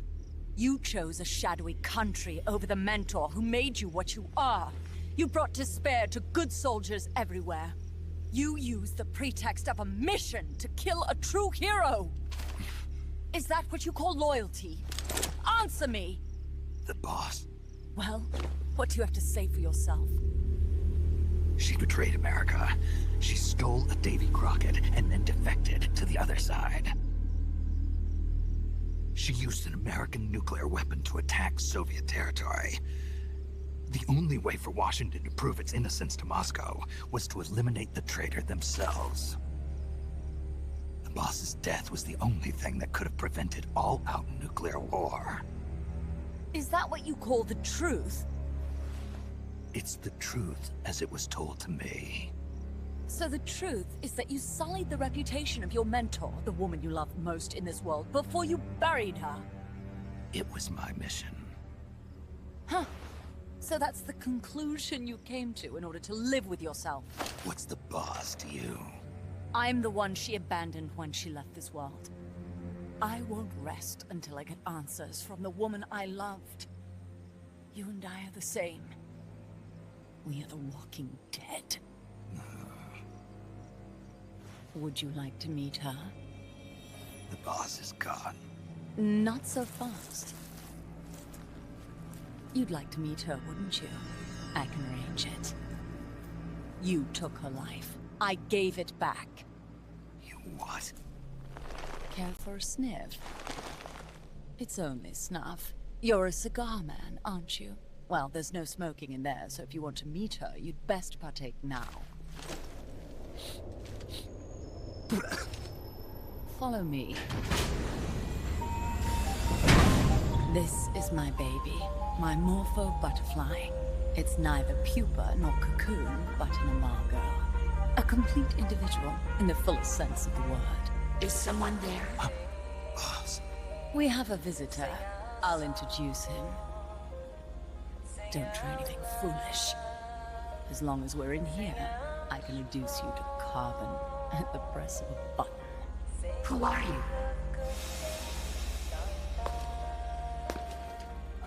A man. A warfighter.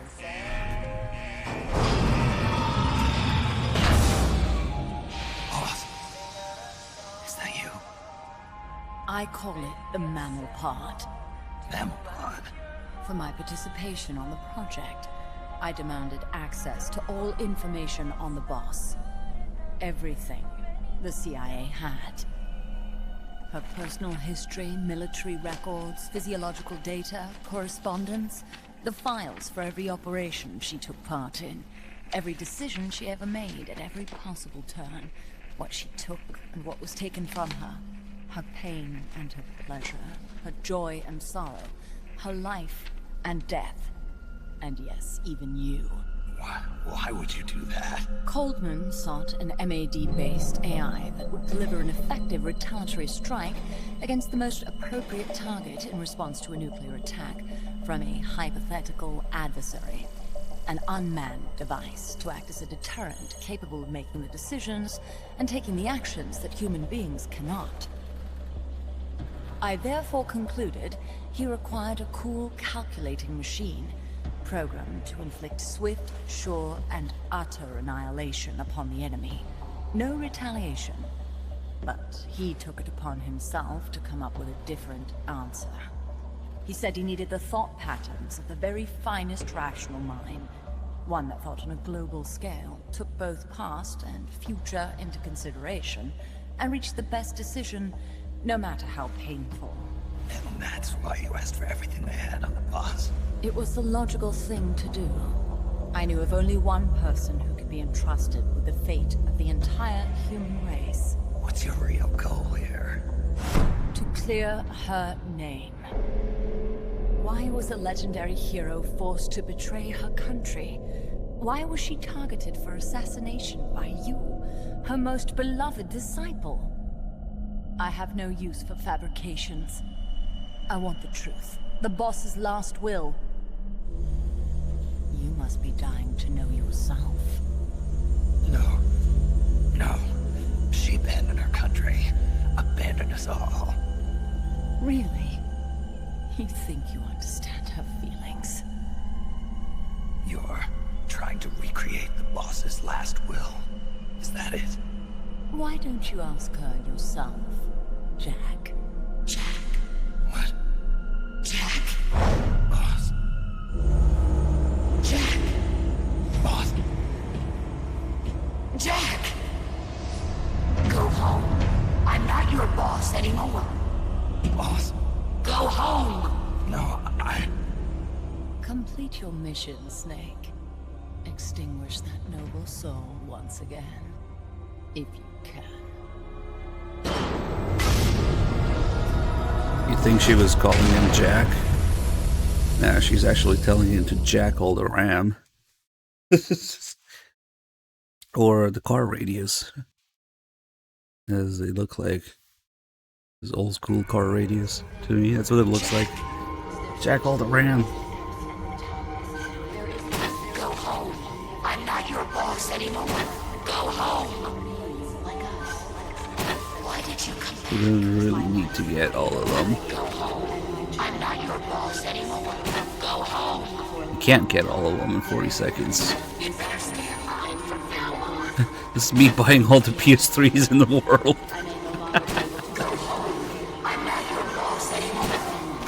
The last pressure-sensitive console. What are you gonna do?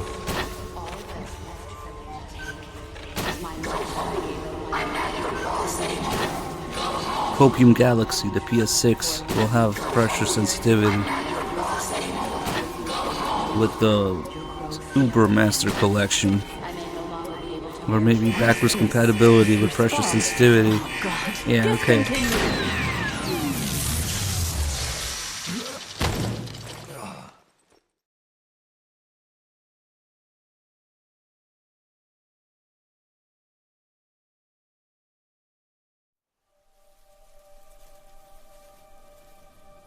I taught you all I could.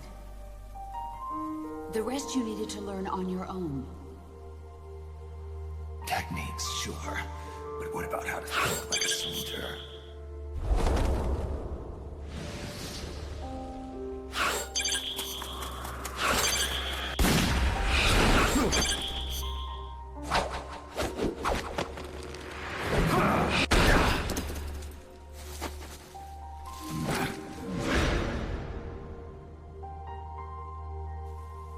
There's a saying in the Orient, loyalty to the end. Do you know what it means? Being patriotic. It means devoting yourself to your country.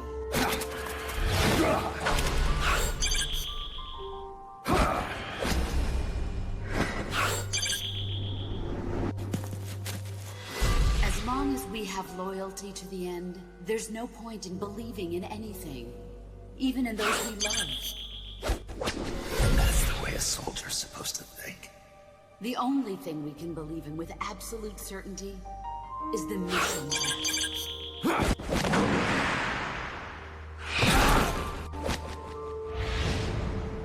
I'm defecting to the Soviet Union. Jack, you can't come with us.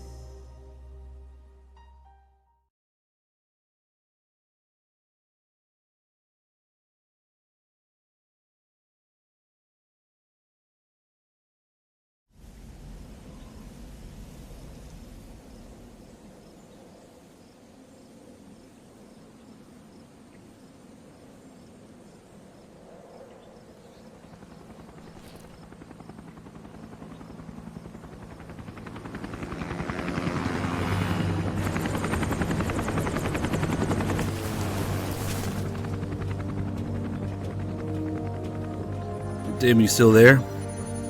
You still want to do this?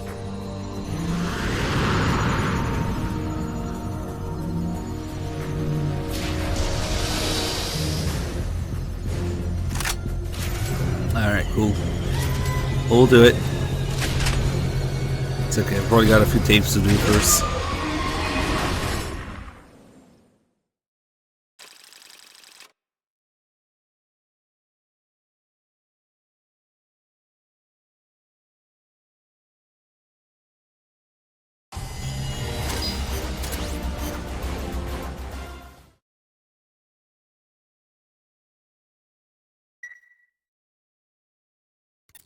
I got a report in from the R&D team. They finished plans for a new Hex-type plant, and today they're gonna start construction on the first block. Can't wait to finally say goodbye to this scrap heap. Only thing is, we don't have nearly enough GMP. We'll need to recruit more soldiers to get more GMP. You know what to do, Snake.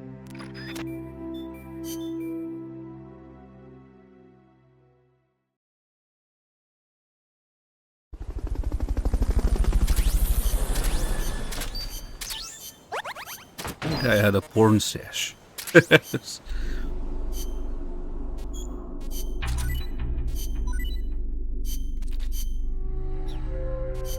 Ooh, new Walkman model.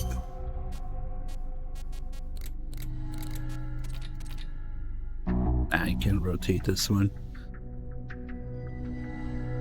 Nice. Design first, engineer afterwards. Nice. Do we have enough GMP for this? Probably. Let's see. No, we can do these.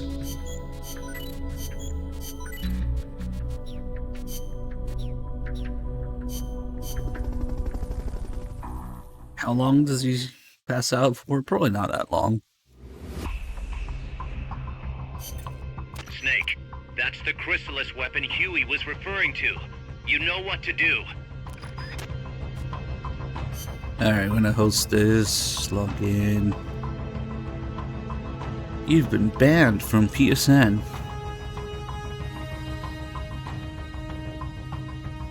Oh shit, it really is. Okay, it just took a second.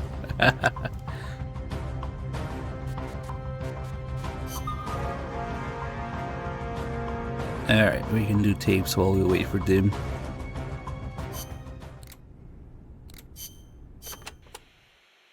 Apparently, each part of an AI weapon is connected to a memory board inside the AI pod. Destroying a part will release the lock on the memory board. After that, climb in the pod and you'll be able to grab whichever boards you've unlocked. Only thing is, any parts you destroy can't be collected and reused, so you'll have to decide which is more important.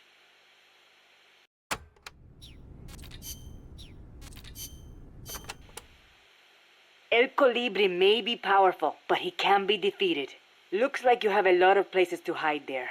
Remember your fight with the other chopper. Guerrilla tactics will be key. Only this one's got a few more aces up its sleeve. Yes, it might try to crush you by taking out the pillars. Also, watch out for the smaller craft that abducted Chico. The Chico Libri. Chico Libri? It means son of Colibri. If it gets you, you'll just have to wriggle your way out. You might get away if you're lucky. I'd rather not have to take that chance. Indeed. That would be best.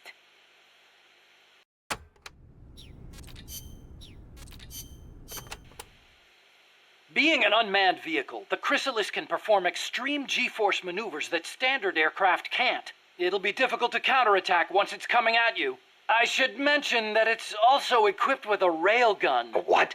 A weapon that fires rounds using electromagnetic force in lieu of gunpowder. Wait, an electric weapon? Not exactly. The rounds themselves are conventional shells. It creates force by running an electric current through a magnetic field. Fleming's left-hand rule. Didn't they teach you that at school? Nature's force, Jack. Oh. Anyway, as the railgun uses electromagnetic force, it needs to charge before firing. Once you see it starting to charge, take immediate evasive action. Also, as with the pupa, destroying the AI will put the unit out of commission. Do enough damage and it'll have to land. Use that opportunity to get in the AI pod. Wait too long and it'll start to repair itself. Be sure to shoot the hatch the moment it lands. I think I can handle that. He might be serious. Ratro is known to, has been known to make some interesting decisions. Dim's not here yet. Let's wait. Let's rock.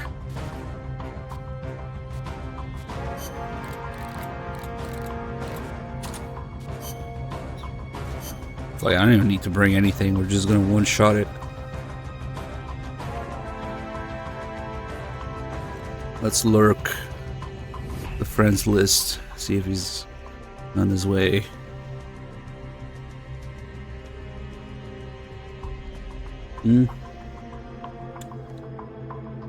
Where? Oh, there he is. Hasn't opened the gate yet? Look at all these plebs. FIFA, Ragnarok. Damn, Young Snow 50 days ago. Probably hates me since I banned him. Jamie, Battle Axe, Nectarius, May, Sneaky Lucky. Damn, 4 months, 7 months. I don't know. Oh, this guy. Damn. Last log in 10 years ago. Sag.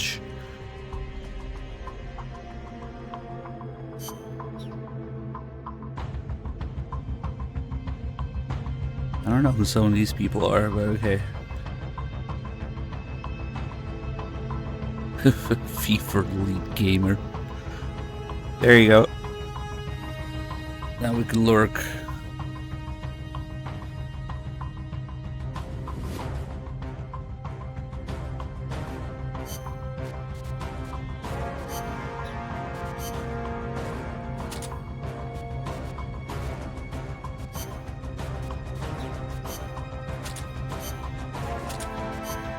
We should have all this crap for this loadout anyway.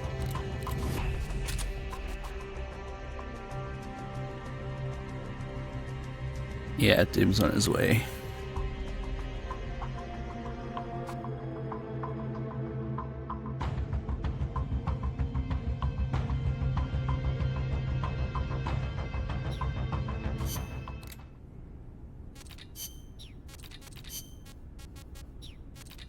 Yeah, we could have done Cecile tape, I guess. Snake, I need your opinion. How strong are the enemy's mercenaries? Let's just do the box thing and the railgun. They've got more than enough men. Seasoned, too.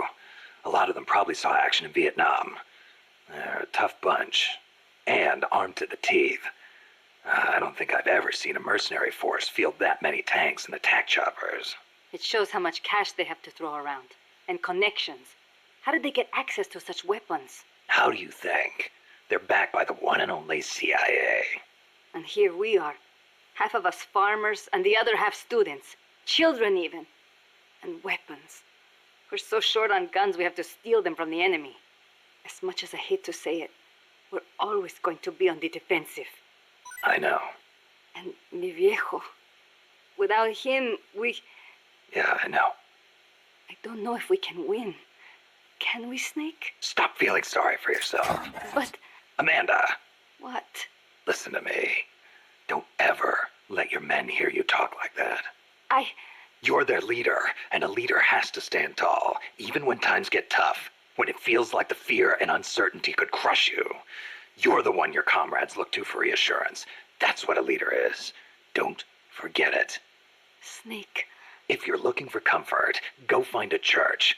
That's all I've got to say. You are right. I am sorry. I need to pull myself together. You'll be fine. I know you have it in you. Thank you, Snake. Amanda, maybe you should try getting a job. Okay, where?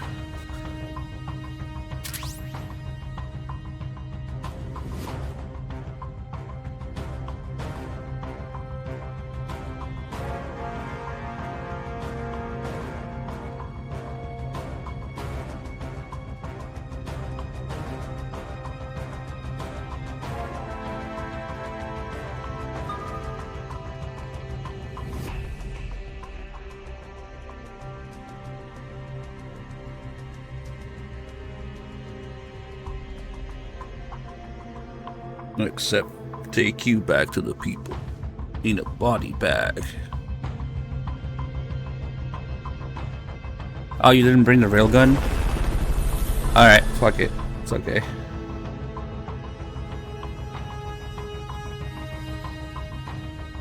Yeah, I wanted to do the box thing and the railgun. That's what I was talking about. Maybe I was too vague about it.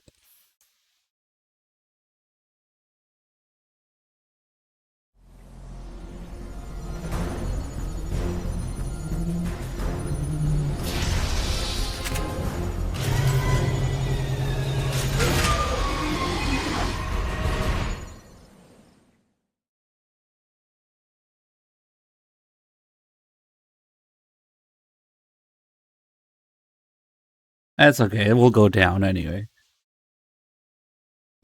It's Big Boss and his subordinate, Malak.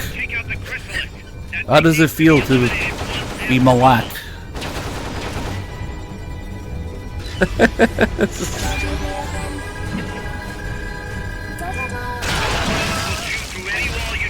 Malaka cover.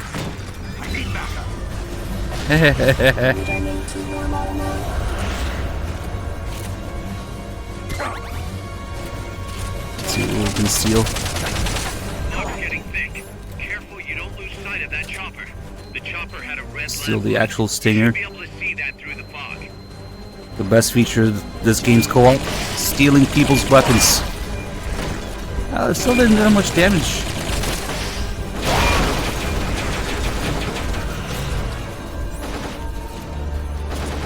There's a difference.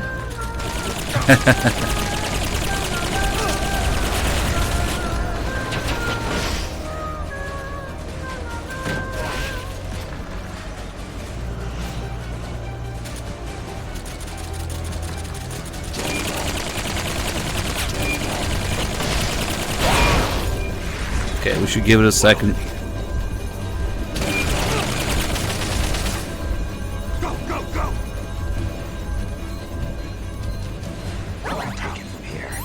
Oh no. Oh no. As soon as I heard that, I knew what was going on. Nice. He's just showing off.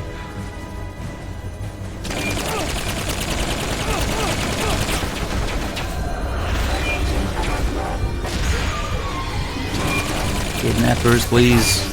There we go.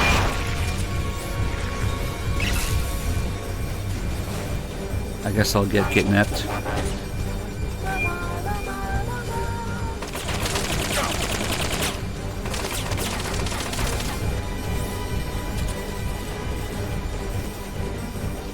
Come on, initiate capture. Uh-oh. They're not kidnapping. These kidnappers aren't kidnapping shit. Come on.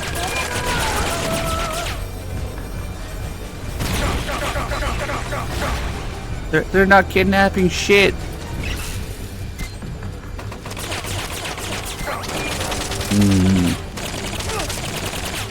Why are they not? What kind of shitty kidnappers are these?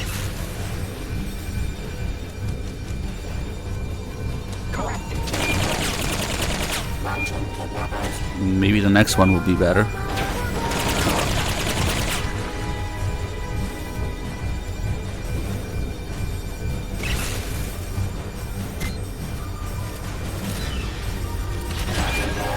Oh shit.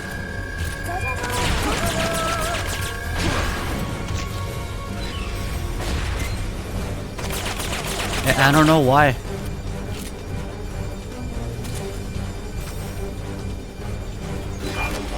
No!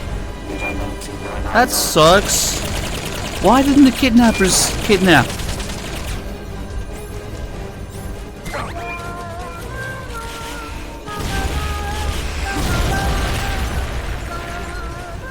That's kind of weird.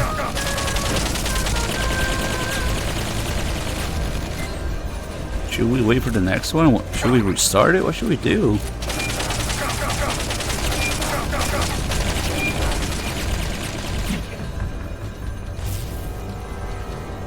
Hit that thing with rockets. No. Really?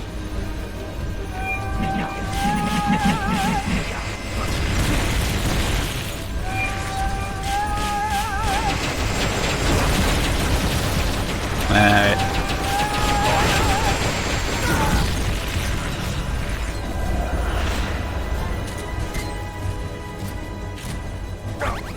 Nice.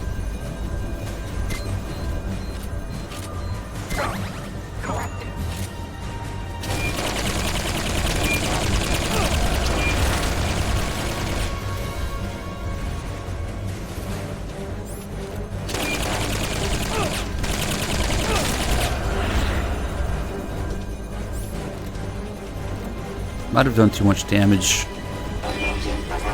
Maybe we can see if the kidnappers come back.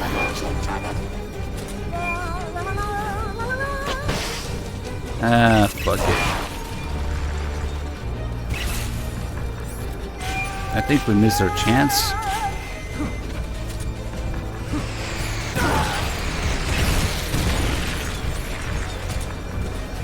That was annoying. Approach these nuts. Sag. I didn't know the kidnappers could not kidnap.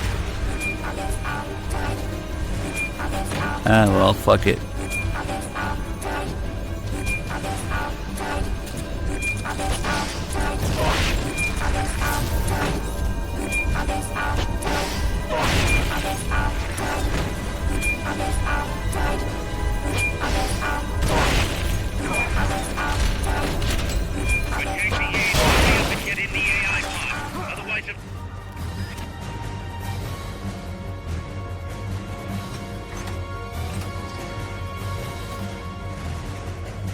Got a bad batch of kidnappers.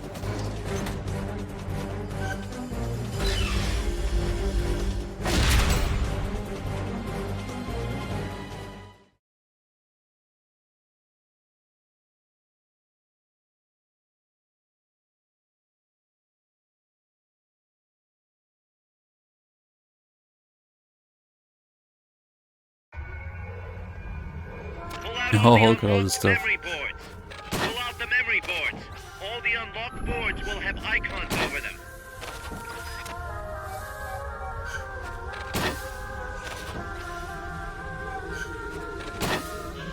Any boards you remove can be used to build our own AI weapon. Memory boards have different functions according to the icons displayed over them.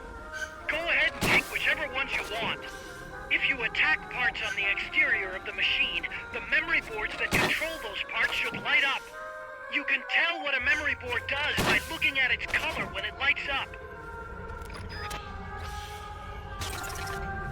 Oh, nice. I still don't know what triggers what exactly from the outside when there's somebody still shooting outside. It can lock, it can shake, it can give you more time. Yeah. Oh well.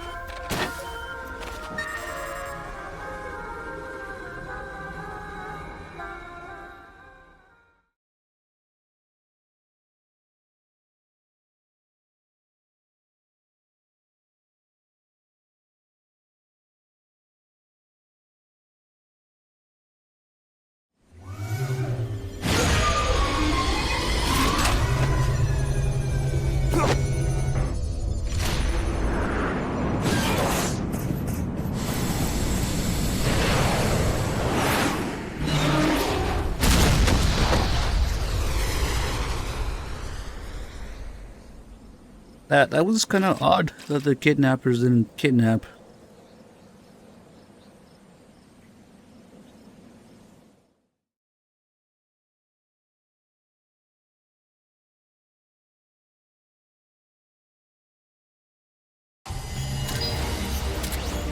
We don't talk about code names in this game. Snake, She played me like a piano. forget about it. You'll get him back. That is, as long as you've got the will to do it. I am not giving up. All right, then. I confirmed the location with Huey. The final testing base for Peace Walker is 15 miles to the north of that lab. It's an underground facility disguised as a rock quarry. All you need to do is sneak in and destroy the AI for good this time. Right. Snake, you can destroy it, right? Yeah. We all have our limits. Actions beyond our abilities. Don't worry. I won't screw it up this time. You're the one who killed the boss. Destroying that AI means reliving that memory. It's just a machine. Snake, I'm worried. Worried? For the same reason the CIA entrusted the nuclear launch to an AI. A man can condemn a handful of criminals to the death penalty if they're prepared to assume that responsibility. But who among us could do the same to hundreds of millions of innocent civilians? Who could reduce thousands of years of human history to ash in an instant? Could any flesh and blood human being make that decision? No way in hell. No one man could bear the burden of total genocide. It's what's allowed our cowardly species to survive all this time. But for a machine, willpower is no issue. What are you saying, Kaz? You're a hero, Snake, but you're not a machine. That I can't destroy that thing? That machine's not the problem. It's that the boss still lives inside of you. Bullshit! She's dead, Snake. It's time to come to terms with that. Let me put it another way. You've left everything behind. Your country, your identity, your past and ideals. But there's still one thing you haven't let go of. What are you talking about? The boss. You still haven't let her go. That's why you're so afraid to find out the truth about her. Yes, and stands that's what's for. holding you back from your future. Snake, she died a decade ago. How long can you live with a ghost? Kaz, I thought I knew everything about her, but I still don't understand what happened to her at the end. There, you're no different from that scientist woman. When she didn't believe me, I realized something. That debriefing I heard could have been part of the cover story they made up. Now, even I'm not sure what her real intentions were. Why did she take that mission? How did she feel about dying? Why was I chosen? You want to know the truth? The truth won't change the past. You still want to know? No. I took on this mission for a kid who believes in peace. Fine then. There's no point in arguing. Peace Walker is on the verge of completion. Come on, boss. Let's get to that base. We didn't get shit. We didn't even get the railgun. Damn. I guess we did hit a lot of parts. I do want to try to complete a railgun, at least in this save. We'll see what Three Dog's up to once we get there. Okay, let's see what's going on.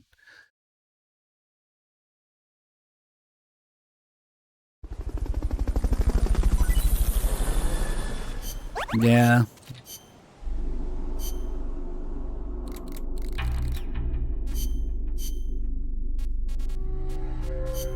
Shit, I'm too poor for this.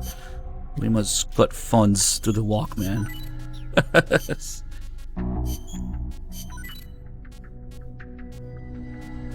Yeah, we were just shooting it all over the place.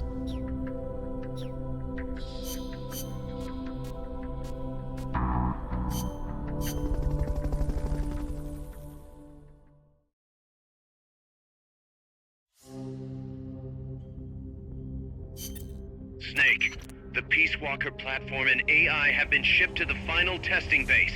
Once assembled, it's only a matter of time before they launch the nukes. Hurry! Ah, fuck. Usually I have the suppressor by this mission, but... I don't think so. Yeah. No suppress 1911. Ah, well, we can deal with it.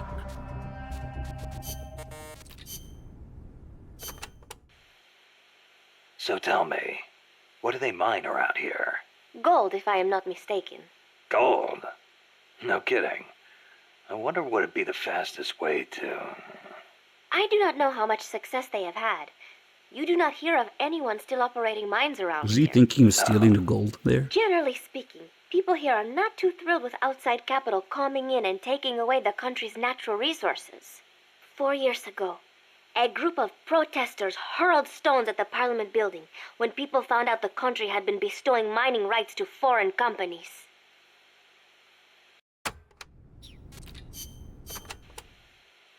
I remember those barracks. They're full of crisscrossing pathways, so visibility is terrible.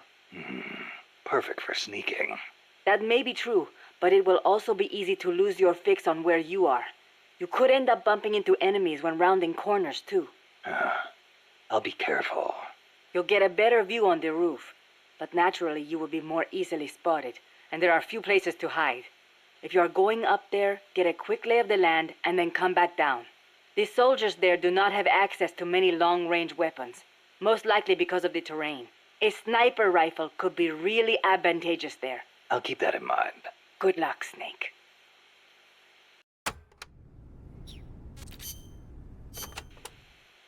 Oh, a base no. disguised as a mine? We never made it that far. I don't know what kind of place it is, but you better be careful, just in case. I plan to. I've heard that the American army keeps dead alien bodies and UFOs in secret bases. Aliens. There are billions of stars in space. You've got to think that at least a few have civilizations more advanced than ours. I'll bet they visit Earth in UFOs. In 1947, the Army actually announced that they had caught a flying disc-shaped object near Roswell, New Mexico. Maybe you don't know about it, but those Army guys, they all know. Oh, you don't say. Anyway, there's no telling what kind of mystery weapons they might have stashed up there. Watch your back. Here we go. The saga of the UFOs. UFOs. What? UFOs. Apparently, UFOs are connected to cattle mutilations. Cattle mutations? No. Not mutations, mutilations. It's a word I'd never heard before. People have been reporting their livestock dying in mysterious ways near the same places where UFOs have been sighted. They say the bodies are drained of blood and the eyeballs and sexual organs are gouged out. Wow, when you leave a corpse cut open in a field somewhere, the ground soaks up the blood. Yeah, but supposedly these cows weren't cut up by any man-made means. Maybe maggots got to them. In some cases, they detected radiation. Radiation. Even in our own town, we had goats that died in strange ways. Some said they saw a monster. A lizard on 2 legs covered in spines from its head all the way down his back. I wonder if that's what the aliens look like. Or if it was some pet they brought with them. Either way, doesn't sound like a very advanced civilization to me. Well, if you see one, tell it I said hi. Sure, if it speaks human. UFOs kidnap people, too.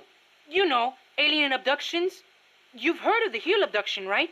That couple back in the 60s? So when I first saw the Colibri, I thought it was a UFO. The Fulton recovery. I know those guys are working with the aliens, even if they wouldn't let me see them. Well, you better not get caught again, or they'll be experimenting on you. I'd take that over torture. What do you think they look like? Completely bald, maybe, with gray skin and big black eyes? Or maybe they're 4 vara tall and wear skirts? I kind of doubt it. I'll give you one thing, though. I've never seen anything move like that. Maybe the CIA really did make contact. You see? It's true!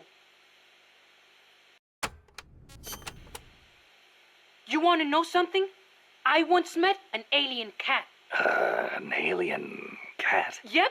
It was dark out, so I couldn't see too well. But it was a cat with a huge long tail. Its eyes shined in the dark, too. Most cats' eyes do. At first, I thought it was a regular cat. But then, he started talking to me. Inside my head. Inside your head? He said his name was Altargoso Elbaki Muñudar. He'd come to Earth from the Andromeda Galaxy to check out Earth's nuclear weapons. The Andromeda Galaxy? Mankind's barely made it to the moon.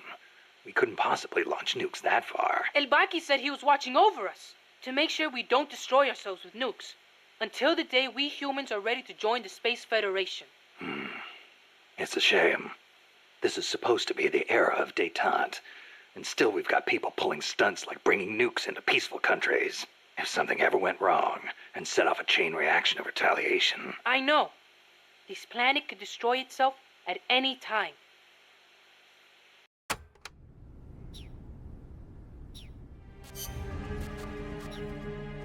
Is that it? Yep.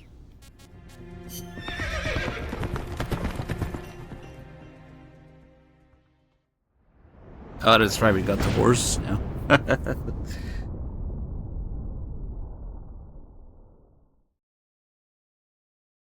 Chapter 3. How's the horse doing? Not too bad. You'd never know he was over 20 years old.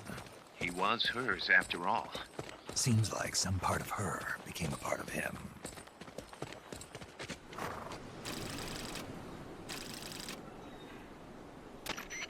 The platform and the cerebral AI are supposed to be assembled at an underground base disguised as a mine.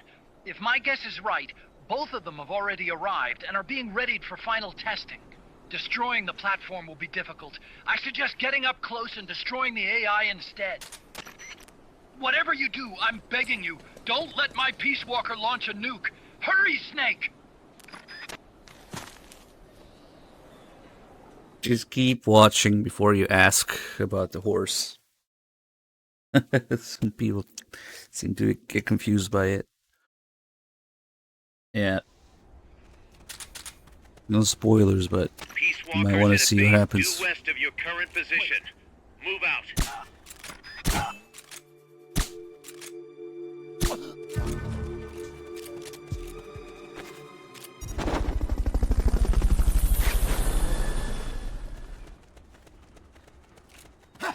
Shit. Hold up, didn't work out. God damn it. Fuck it. That hold up messed me up.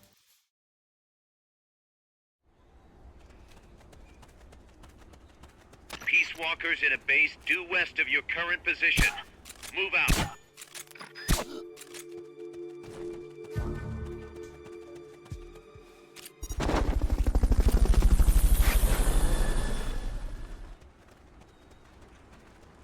Freeze.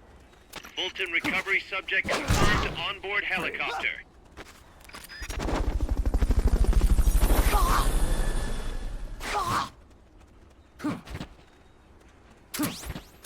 Fulton recovery helicopter is complete.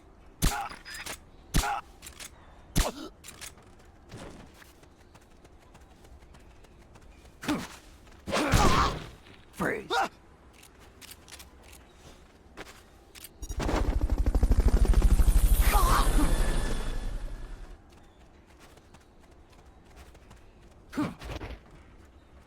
Go west, Snake.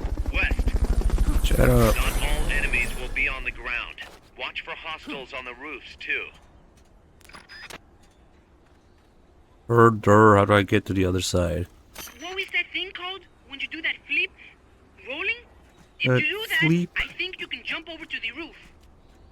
You do not need a ladder. You could just do a roll to get to the roof. I guess the only way to get around on that roof is by rolling. You do not need a ladder. What is that thing called when you do that flip? Rolling? I guess the only way to get around on that roof is by rolling. And I bet the enemy doesn't even have a clue you're up there. You're headed for a base they've done up as a mine. Looks like the base. Don't want to try hanging? Scared you'll fall off?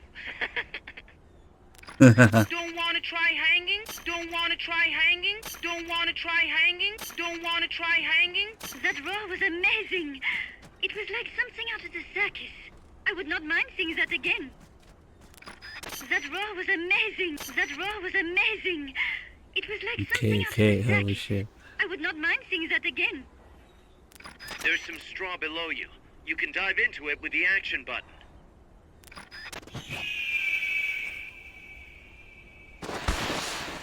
Back in the time of the Crusades, members of the Order of Assassins used what is called the Assassin's Straw Box to hide and get close to their enemies. Too bad I already Fulton everybody here. Should have kept a couple. And fuck it. You can use it in the next mission or something.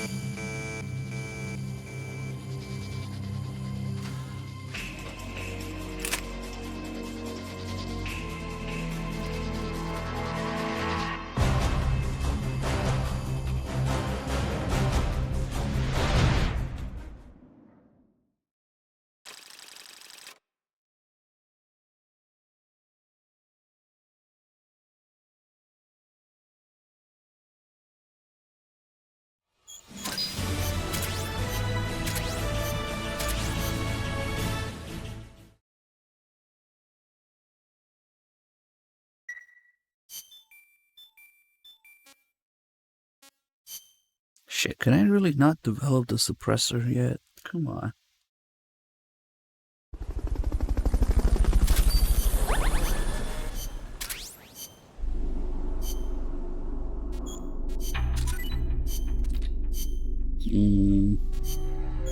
Nope.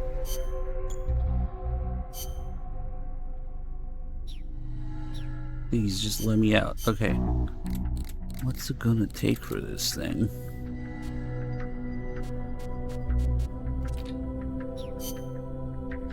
Oh, Intel team is off by 1. Come on.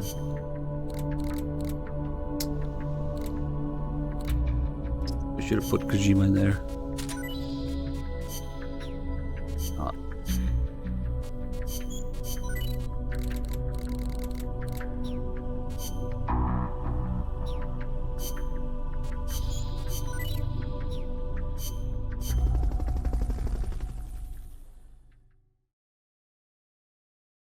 Who knows? I might have used some facial structure. Also, Big Medic is just clueless. They did something like that for like Troy Baker and Ocelot too, right? So obviously for Quiet. But maybe You've been spotted by the guards. Take everything them is out awful before in they these. take So you out. there's that.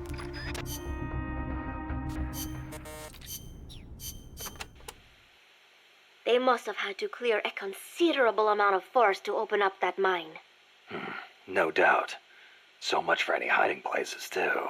And it is not just the forest. Without the proper precautions, the mine's wastewater could pollute the groundwater. And to top it all off, they're developing nuclear weapons there too. How can people care so little about their own country? I'm not the one to ask about that. Well, you may have abandoned your country, but you still treasure where you came from. You think so? Sure. I know you do. Paz, whatever you do, never stop loving your country.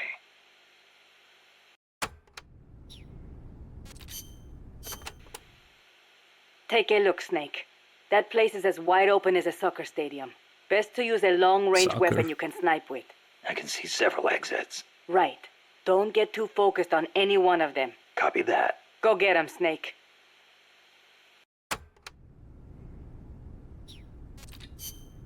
MGS1 and 2 are just in a pathetic state in the Master Collection. 3 is not as bad, but still not 100% what it should be. And I don't know. I'd take $60 and buy a used PS3 instead, but whatever. If you don't care, or if you want to wait for the patches, or if you must have the latest and greatest PS5, Switch, whatever. Yeah.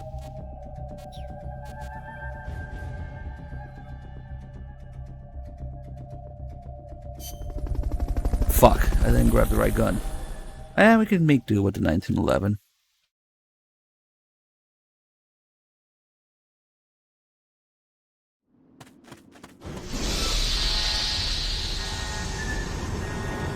What?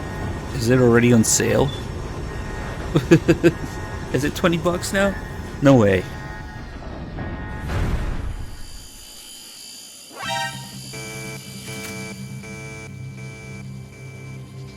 I don't think so.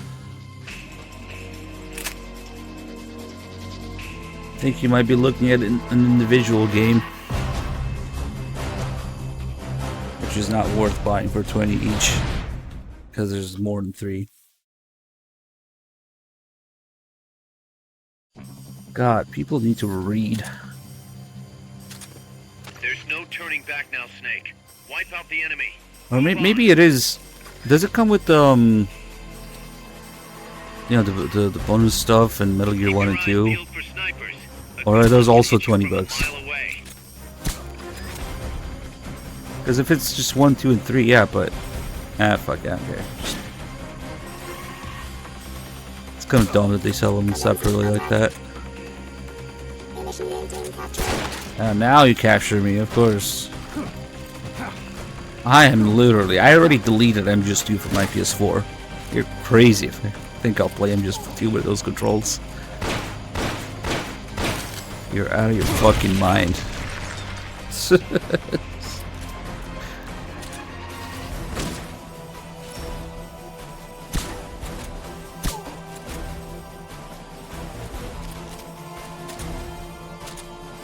Waiting until somebody fixes the sound effects being fucked and the controls being fucked.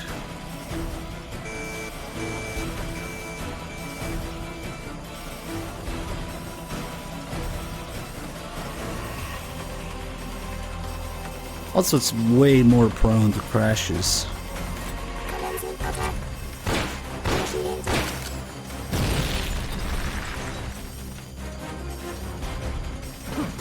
Shit, why did I roll?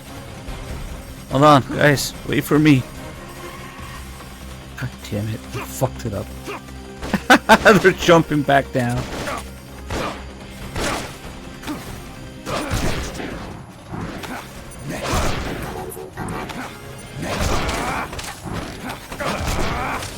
Oh shit. Rip.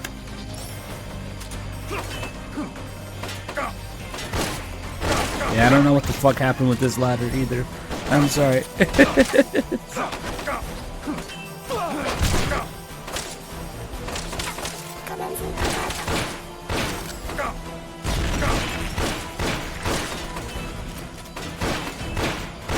That's a clusterfuck.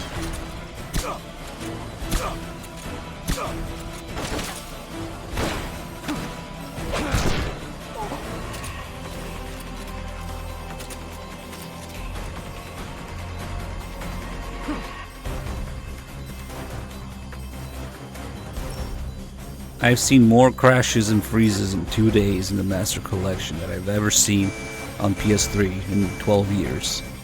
So, and I play these games a lot. So, there's something to think about. They've got rocket launchers.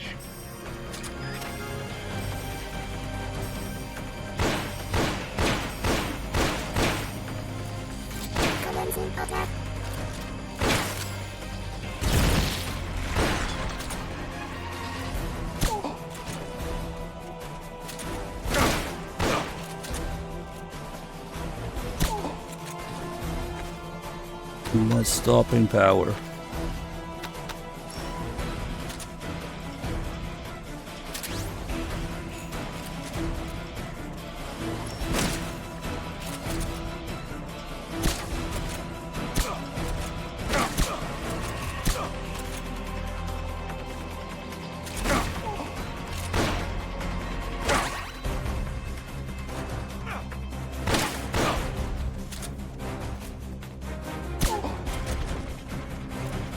That guy's all the way there.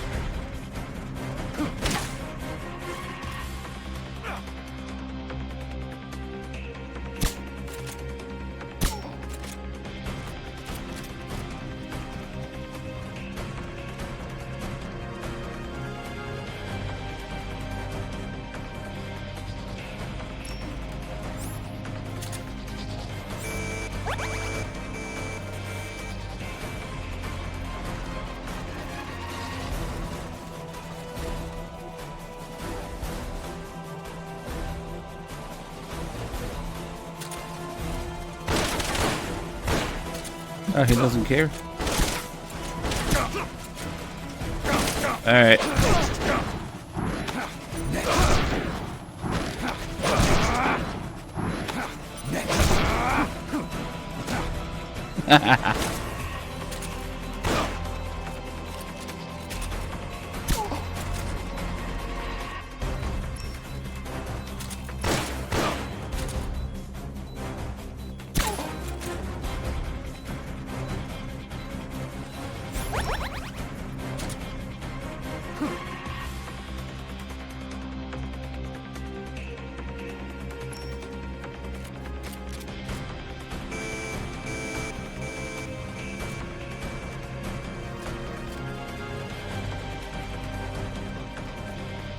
That is some new level of copium, Zilchat.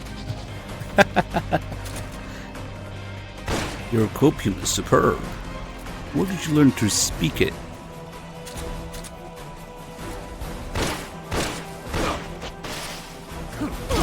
Oh no! Oh no! Oh, he's still alive.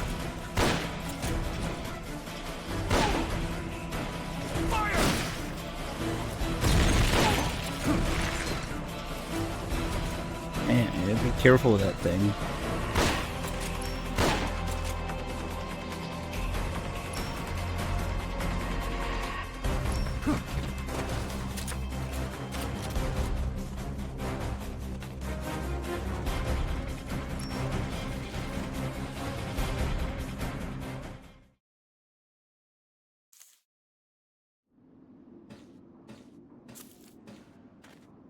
The best way to experience these games is just, if you could, run the PS2 version without crashing or emulating nonsense, emulator nonsense on it, or if you just don't care about the resolution.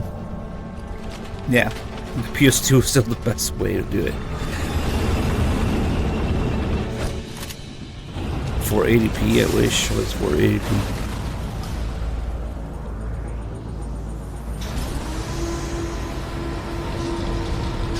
Buy the Master Collection for the PDFs and play on PS2.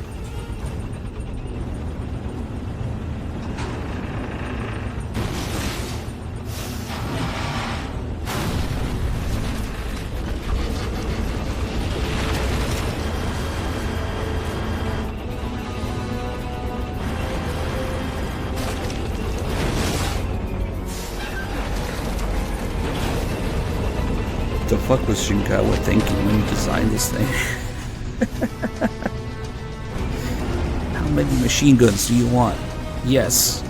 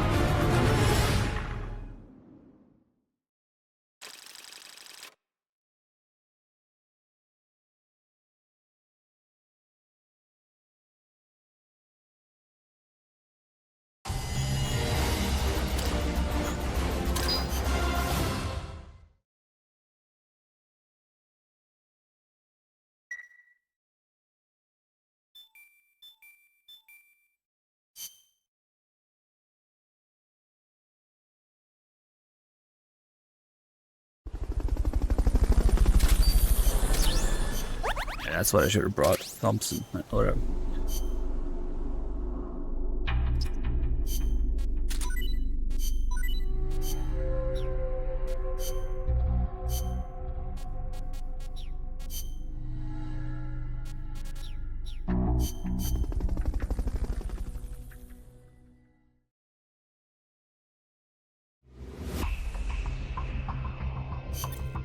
Snake, that's Huey's unmanned weapon, the Cocoon. That's Huey's Put it out of weapon, the commission. Cocoon.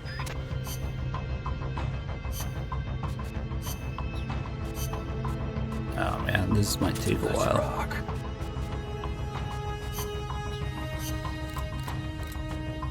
Shit, I don't have the Gustav yet. Yep, it's gonna take a while.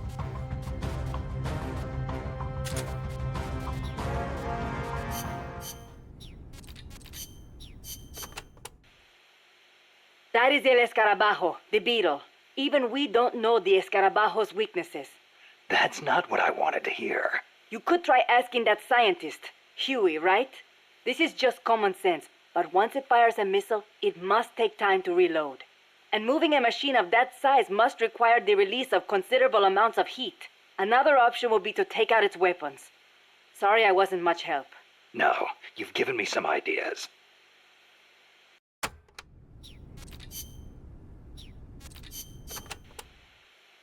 During development, I had trouble figuring out how to handle the Cocoon's excess heat. I'm embarrassed to admit it, but the radiators are most likely its weakest points. They're not heavily armored, as heat wasn't dissipating properly. Where are they? There are multiple radiators on the upper and lower sections. Just look for the exhaust fumes. The only thing is, the upper radiators typically aren't exposed. You should probably shoot for the lower ones first. You could move under its body to access the lower ones, but the Cocoon is capable of vertical movement, so be careful not to get crushed. Watch out for missiles and hedgehogs, too. Hedgehogs? Anti-submarine multiple spigot mortars? I adapted the technology for use as a surface weapon. Both the missiles and hedgehogs take time to load, though. It can't fire a hedgehog until the lamp comes on. As for the missiles, watch for the way the hatches move. That'll be my chance to get close. When the hatches open, out come the missiles. We never learned Huey's real name.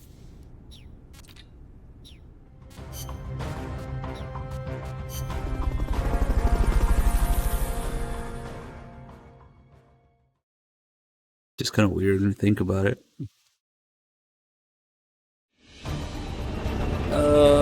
Yeah, same as Strangelove.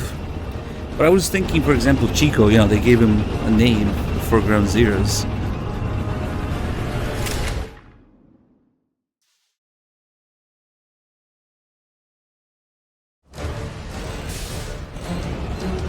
Get rid of the Cocoon. If anybody can handle something this big, it's you, boss. Get out of there. Run. Hiding won't do anything against a gun like that.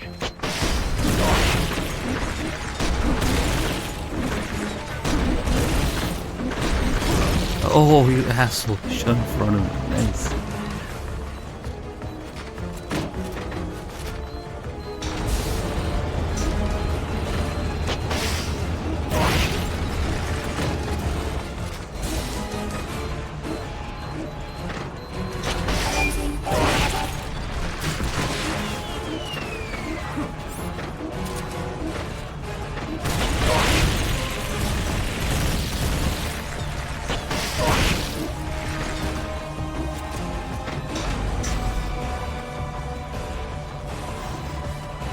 Chainsaw, machine gun. Oh, come on.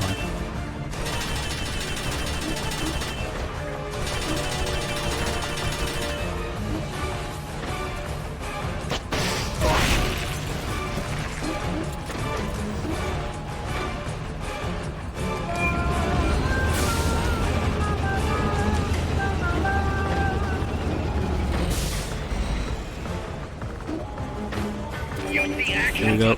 You don't want to get crushed. Bravo! Great job!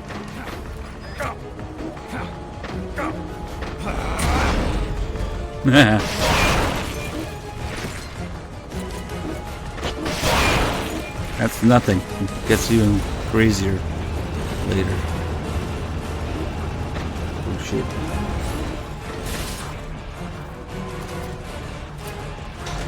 They've okayed the request for support. They're sending out a cardboard box as we speak.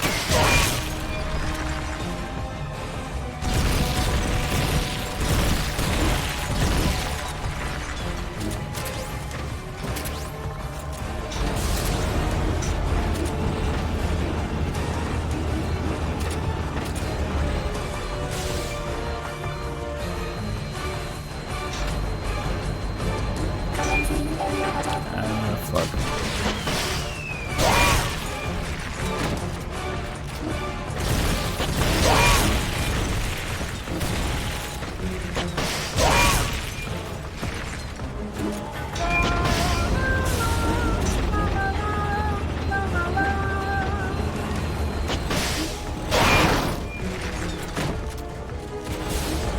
Do you have enough F? The AI pod is on top of the main cannon!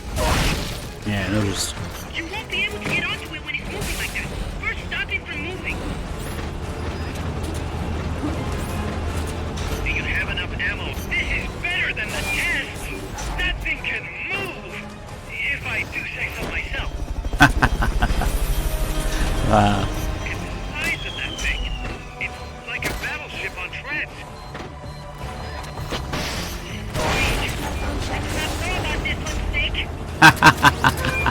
Look at that thing run amok! Would you believe I made it? Wow. Seeing it in action, it's nothing like the tests. It's like 10 times as wild and crazy. Look at the size of that thing. Look at that thing. Big. I do not know about this one, Snake. It's big and stupid. The shock dislodged the ladder on the side of the treads. You can use that to get on top.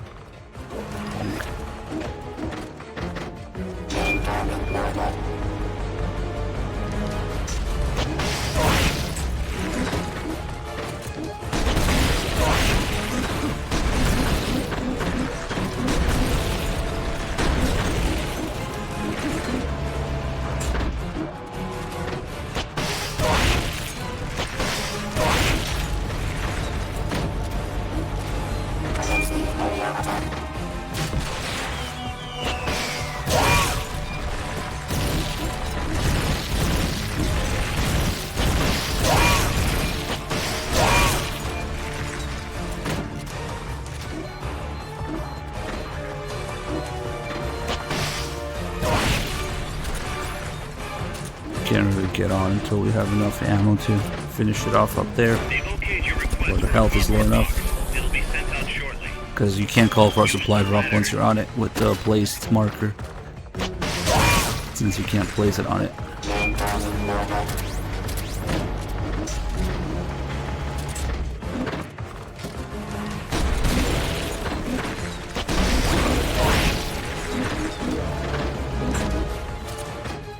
That should be okay.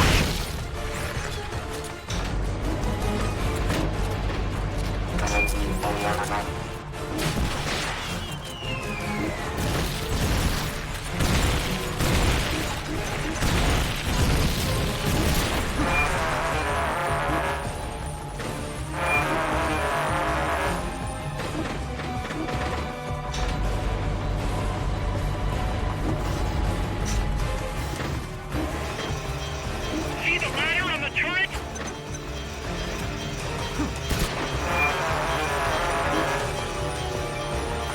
Machine guns pulling up.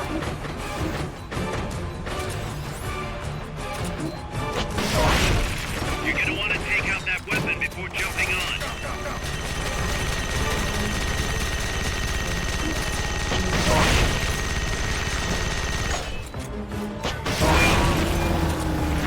Attack the AI pod to destroy Ah, fuck, now I have to reload for it. cylindrical structure. Hurry up and get in the AI pod.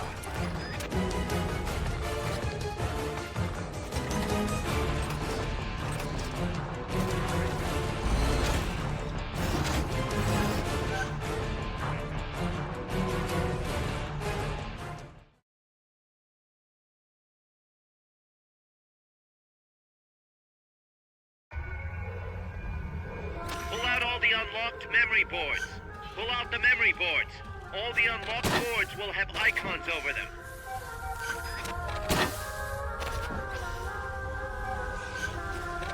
I just realized it doesn't really matter since we're not fighting AI Zeke.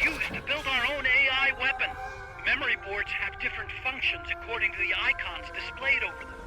Go ahead and take whichever ones you want. Not just gonna get the tapes though. Attack parts on the exterior Later in between. The memory boards that control those parts should light up. You can tell what a memory board does by looking at its color when it lights up. I don't know, here I'm just stealing all the RAM.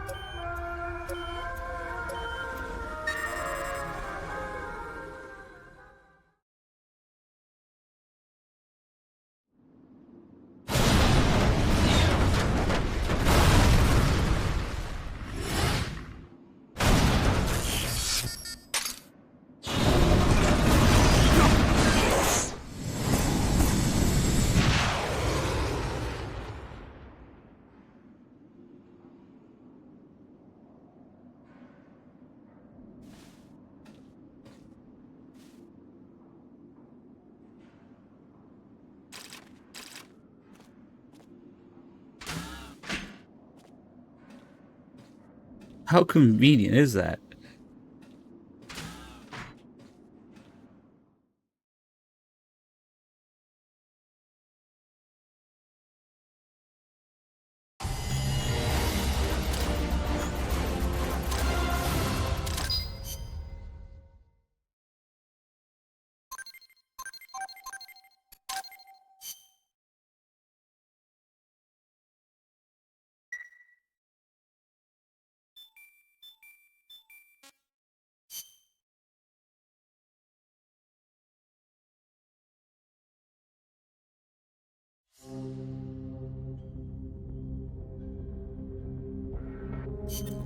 Snake, Peace Walker is in a hangar at the very bottom of the mine. Infiltrate the base and put a stop to the project by destroying Peace Walker's AI pod.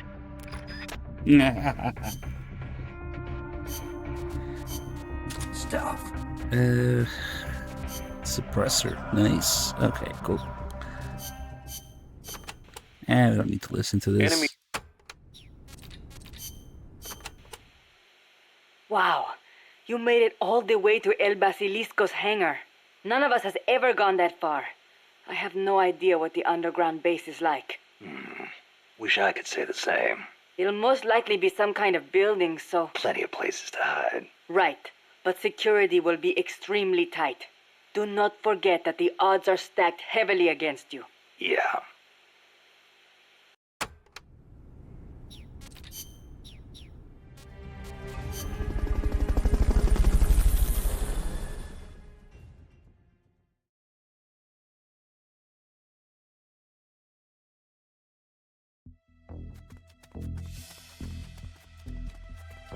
The enemy's still on high alert after that last tangle.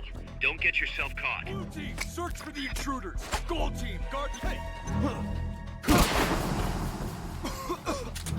Bye-bye. That elevator should take you underground. To use the elevator, press the action button in front of the switch.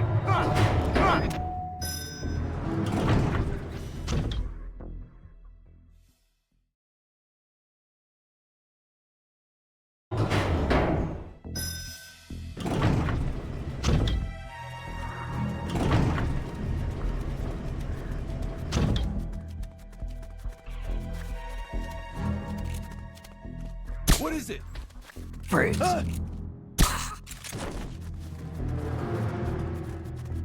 Enemies close by. Nope.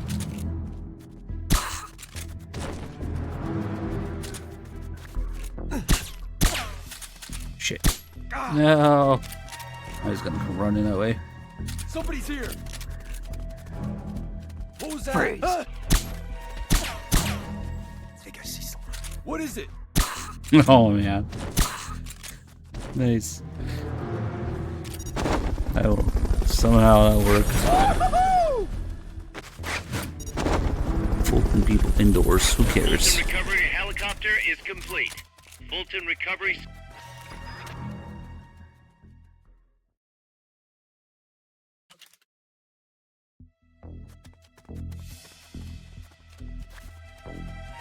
What's that? Ooh, crit. Freeze.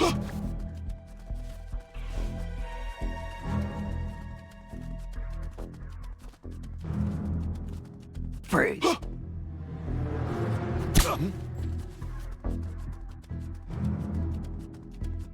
Freeze. Freeze. He has shooting people in the leg is kind of OP. Maybe a little elbow grease Bit of will get the 45, that shot is. out. Try tapping the action Because different calibers actually act differently in this game. Nice, Snake. From here, it's a straight shot. PSP game, by the way.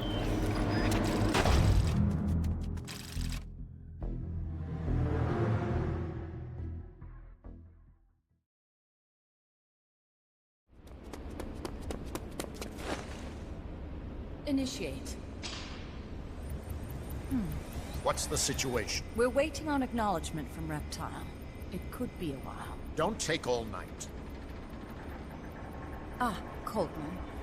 I'd like to perform one final check. Everyone, take a break. I've got some concerns about the dummy. Now's your chance, Snake.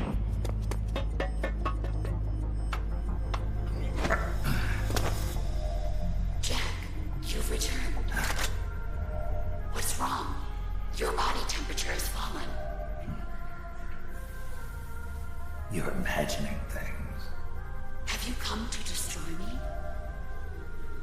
Your pulse has quickened slightly. Just chilly. It's freezing in here. I see. Boss. What is it, Jack? Boss. Is that you? What is it, Jack? Do you have regrets Regrets? about your final mission? My final mission? The one in Groznygrad.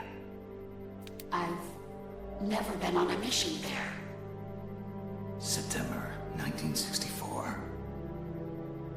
You betrayed the United States, and then I killed you. I have no record of such a debriefing. Listen to me. I have to know. Did you defect to the Soviet Union of your own free will? There is no mission record matching that description. Ah.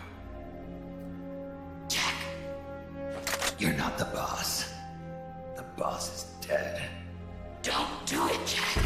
Drop your weapon, big boss. Mammal showed the same response back at the lab. It's a sure sign that you are nearby. It's an honor to meet you again, big boss. I've seen that coyote before. Lobo is the name. Lobo? Smells like a rotting corpse to me. I know all about you. Selina Yarsk, 10 years ago. You were involved. The operation to eliminate the traitor. I planned the whole thing. Shouldn't a suit like you be back in Langley? What the hell are you doing here? It's what the CIA does best. Ensure people in the know keep their mouths shut, or else pack them off someplace where there's no one to listen. I get it. Trying to claw your way back into their good graces. It's not quite that simple. My aim is a new world order. Détente, the NPT. SALT, TTBT. Ever since the Cuban Missile Crisis, the structure of the Cold War has been coming apart at the seams. A new age is dawning.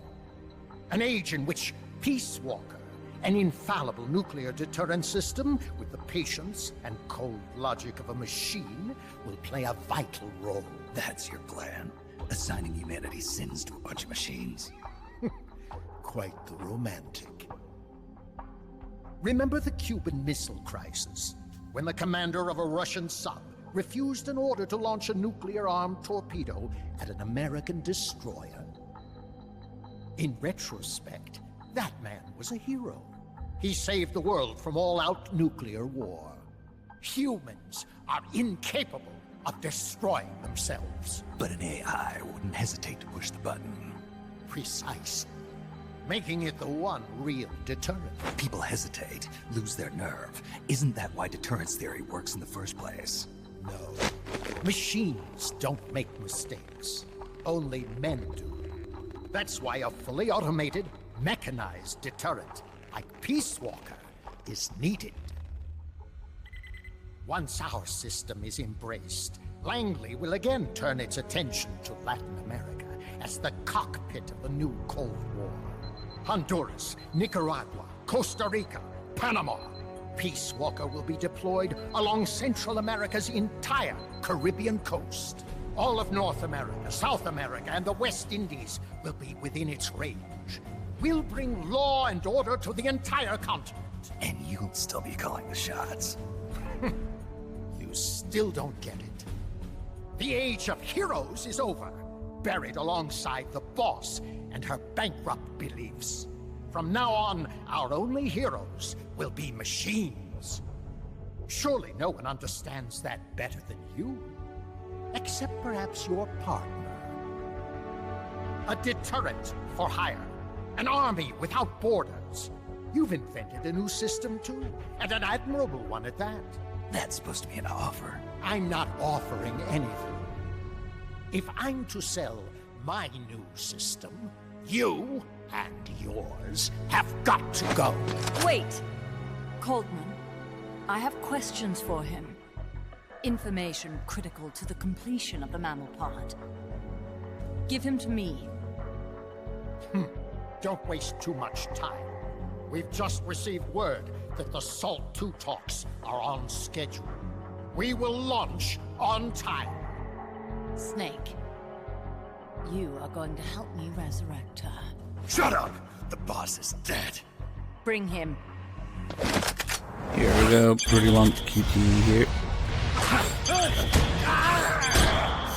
It's all for Booba.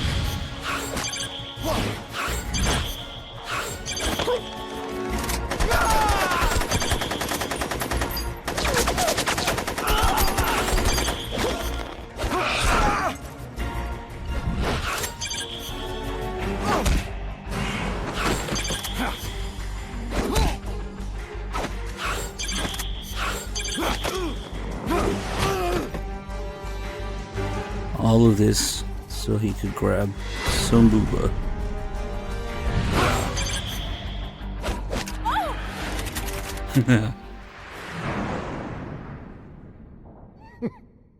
Take him away.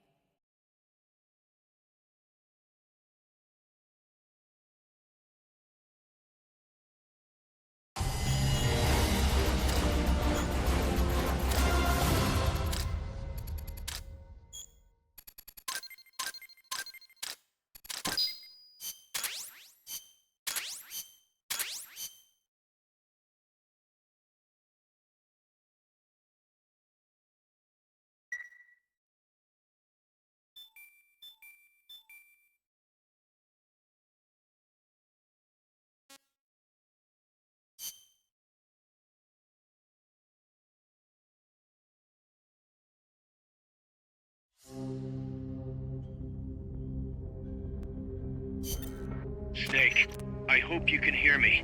Word is you've been captured by Strangelove. I'm guessing they confiscated your gear, but I know you've still got something left. Search your memory, Snake. Yeah, we got an interesting tape here. Now that Snake is gone, there's a conversation between Kaz and Amanda. It's really unique. Any word from Snake? I can't get through. Strangelove must still have him. No. We just have to trust the boss and wait. For how long? Amanda, you're cute when you're angry. But please calm down. He's prepared for situations like this. With what? They'll find whatever he has on him. No, they won't. Because this is something a lot more personal than equipment. And Snake never would have gotten rid of it. And of course he tries to hit on her.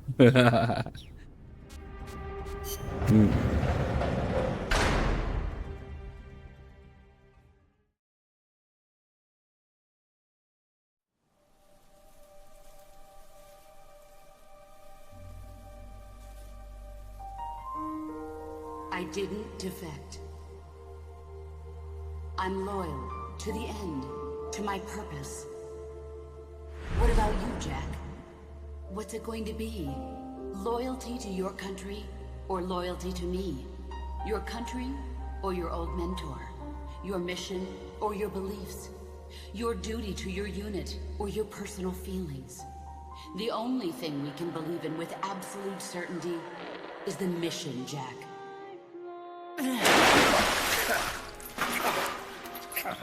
Rise and shine. Coldman's greed does not concern me. I'm only interested in one thing. The truth. I'm a scientist, an AI developer, but not an AI myself. I'm a scientist, and as a scientist, I find this distasteful. You understand? I am a scientist, and I expect answers that make sense. Now, what do you know? Your boss defected from the US, taking a Davy Crockett with her, and used it to launch a nuclear strike on Soviet territory. That much I know from the CIA's official debriefing. Did she defect or not? Answer me! Did she or did she not die for her country?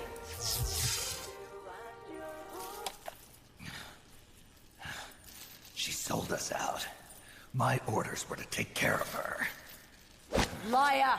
I want to know the truth! Brace yourself. Motorboat.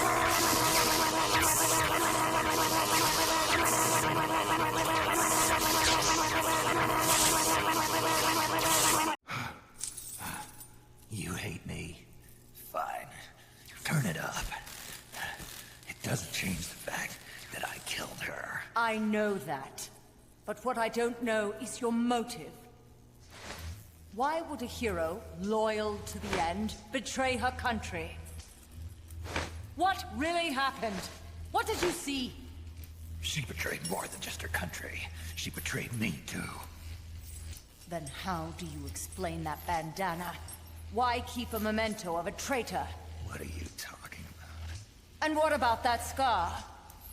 Don't tell me you have the same scars by sheer coincidence. Don't touch me! Decorating your body with her memory. Rather effeminate, if you ask me.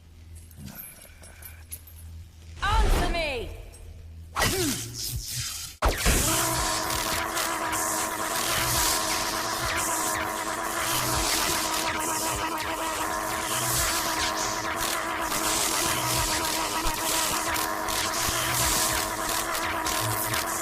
Admit it! She sacrificed her life for America, didn't she? Sacrificed all for a country that cared nothing for her soul or for her dignity. And you... Yes, I do hate you. But even you must understand how I feel. I have a right to know what she died for. Why won't you tell me? You're no longer one of Washington's lapdogs. You have no moral obligation to your country. Answer me! Would you see your beloved boss brought back to life? Then say it. Say she died for America. That she remained true to the end. Gave her life for the country that betrayed her time and again. No. That woman was a traitor. Why? For what purpose? She went to her grave, cursing her country. Why? Who is it? What are you protecting? I'm not helping you finish that thing. Face it, the boss is dead. Whatever's inside that machine, it isn't her. I'm raising the voltage. The next one might kill you! Meh.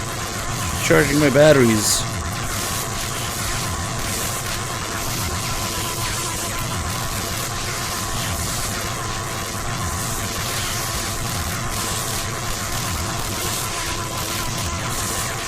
Stop, it's already full.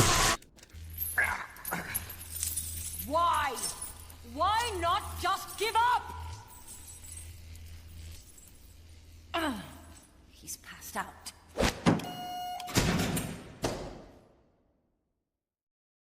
Get in there!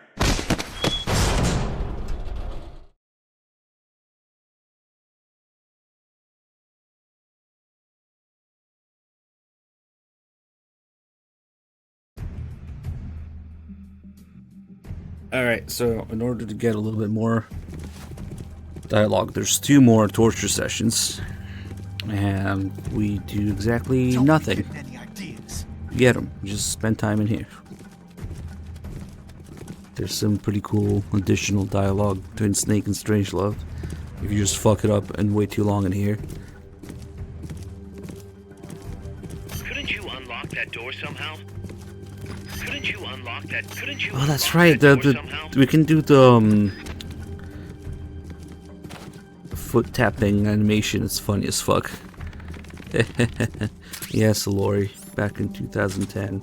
Use the jigsaw by alternating between the L1 and R1 buttons. So this is suspicious. Make sure to keep it down. You would think that if the guards come close and see now, yeah, they get alerted, right? But you don't have to manually exit this animation. If the guards come close, Snake will stand up and do a little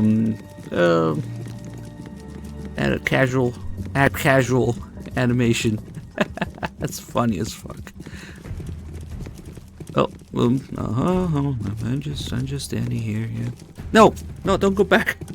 Shit. Oh fuck. It's just looking around, tapping my foot on the floor. And Checks out okay. That's funny as fuck. I wonder why he goes back to it so quickly though, before the guy leaves.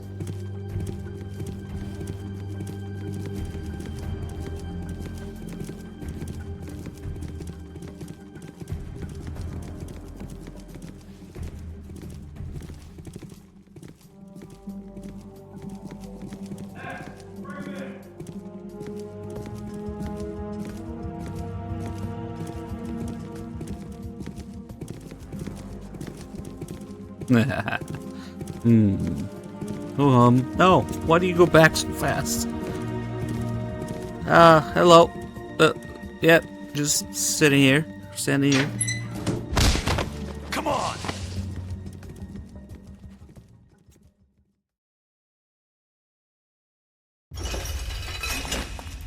Ready to talk now? I've got nothing to say to you. I think you do. Very well then.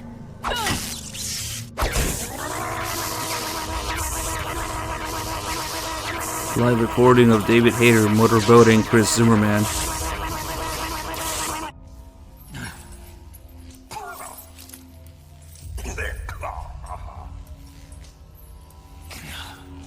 Kill me. I don't care.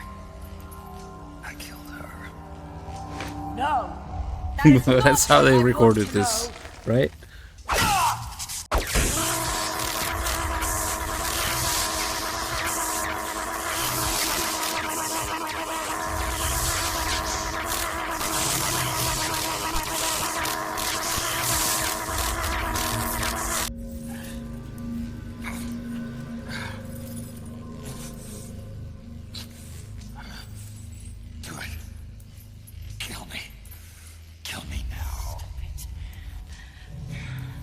Stop it! Kill me. Shut up! Kill me. Shut up! This one isn't too interesting. She's telling him to shut up. What kind of interrogation is that? The next one is a little better.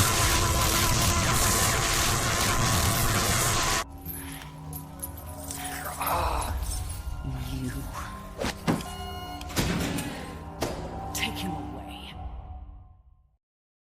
Get in there!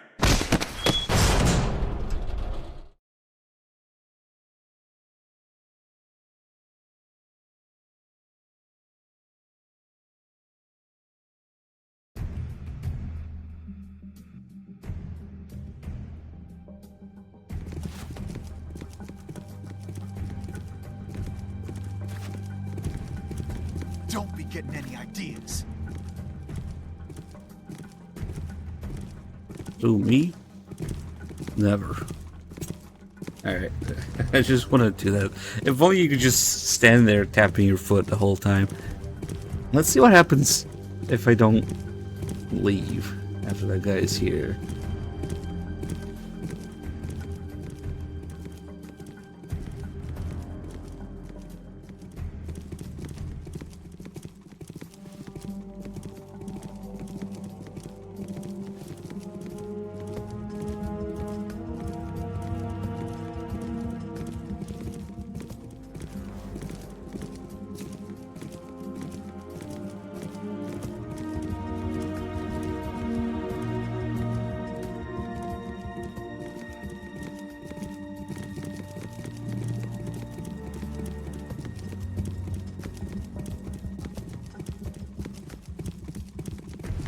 Here we go. Oh, act casual. No, don't go back so quickly. Okay, I'm just gonna stay, see what happens. Oh, he just does it again. He just gets up in front of him. Not suspicious at all. Huh? Yep. Oh, so you can kind of do it the whole time. Okay.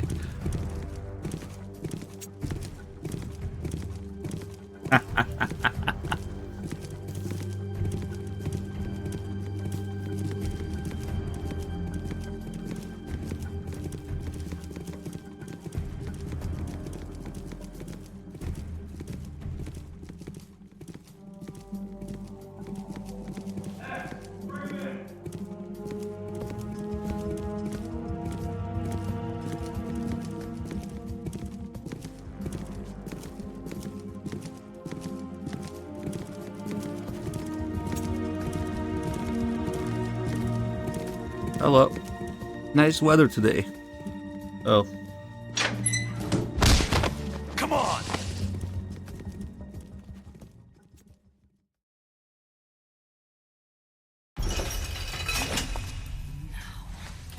Let's have it. The truth. I've said all I'm gonna say. Is that so? I've motorboated. Oh, I'm gonna motorboat.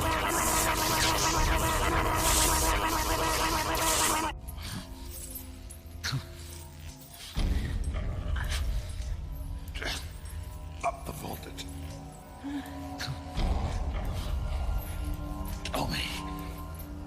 Tell me. I don't hate you anymore. Do it. Tell me. I killed her. Please, stop! Stop it! I killed her. My beloved. With my own hands. Stop it! That's not what happened. You're lying!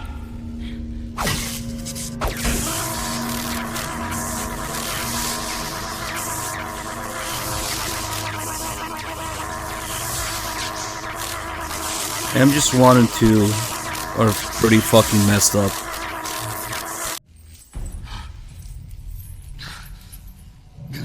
MGS3 is not as bad, but still, man, it's kind of ridiculous. 25-year-old game needs patching. The truth. Okay. She betrayed her country. Liar!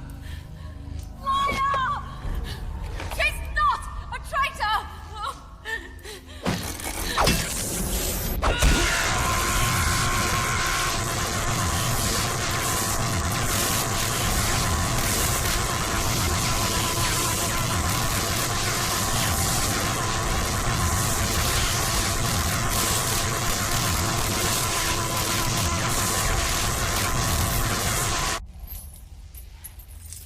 Yeah, in Japanese, those are laughing rods. Yeah, she's tickling him to get around the censorship. Yep. Get in there!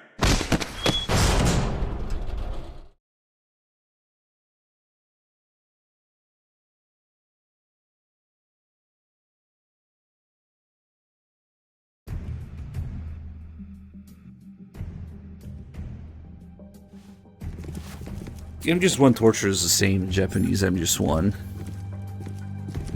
I wonder what's different about it. Maybe it's the fact that they're rods, or maybe it's a different time frame that the game was released. Okay, now we can leave. It just repeats after this.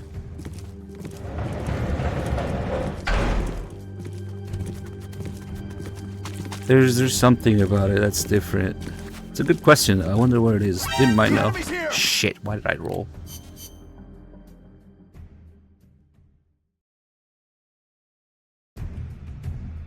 Derp. But derp.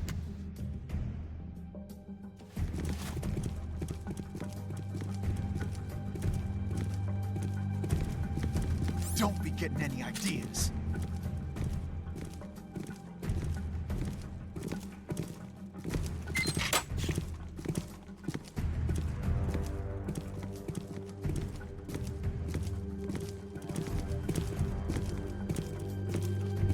Still gotta wait because he can hear the door opening. Wait. The enemy's here. Damn it. Alright, I guess that's how we're doing this. Nah, okay, now I want to get another attempt. I haven't done it in the way that I want to do it. It's so long. It largely has to do with exploiting the fact that these guys are fucking blind for the most part. But I'm still fucking something up. I think I should have been crouching, maybe.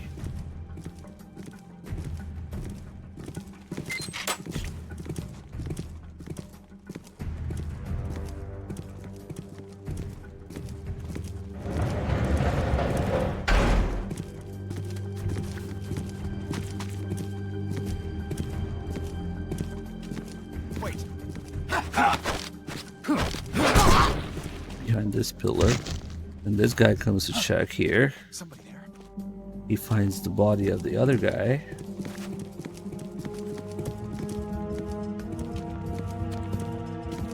What's going on? Ah, fuck! I did it too early. Come on, man. How did I forget? We need to wait for that guy to notice the guy down, and then see the other guy, and throw him into the guy who's about to check on the first guy. That's how I used to do it all the time, but Don't be getting any ideas. for some reason I'm failing at it now. Because it looks weird. It looks like they should totally see you, but they don't. So it's kind of hard to judge exactly where you can be. Let's see.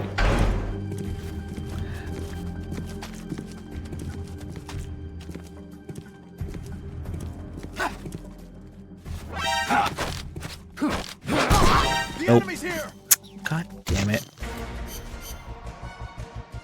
It's probably not even necessary to do it this way.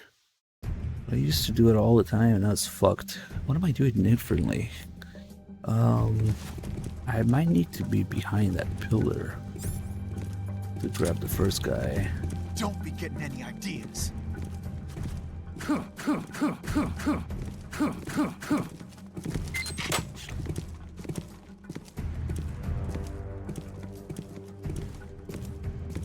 Yeah.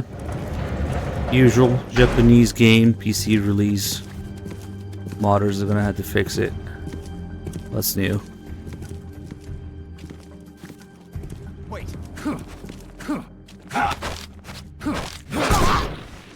There you go. Somebody there.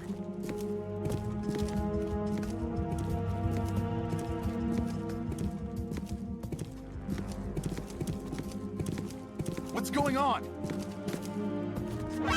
No, I just did it again. God damn it.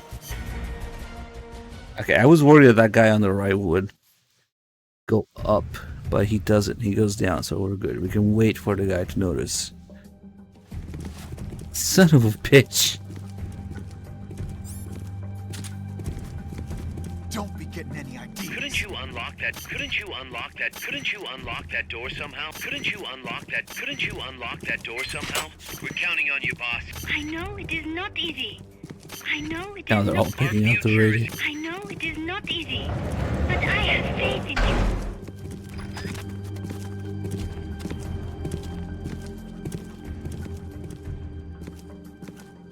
Wait. The enemy's here. God fucking damn it. Okay, we'll give it one last attempt.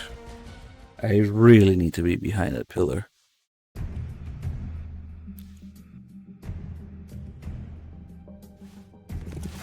I'm like stressing out, thinking too much about it. I used to just come naturally. Don't be getting any ideas. Couldn't you unlock that door somehow? The radio is in his ass, so I guess they didn't check there.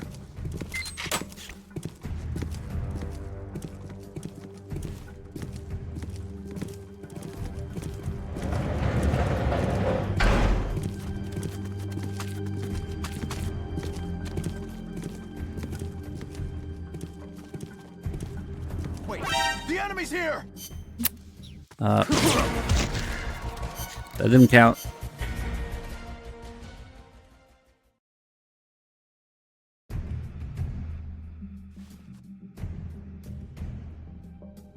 I'm just being stubborn at this point. I wanted to do it that way. Don't be getting any ideas.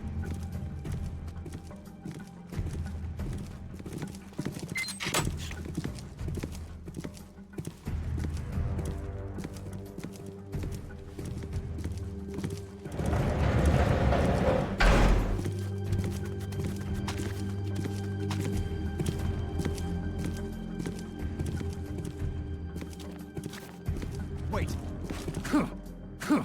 The enemy's here. Okay. Must use the whole CQC range.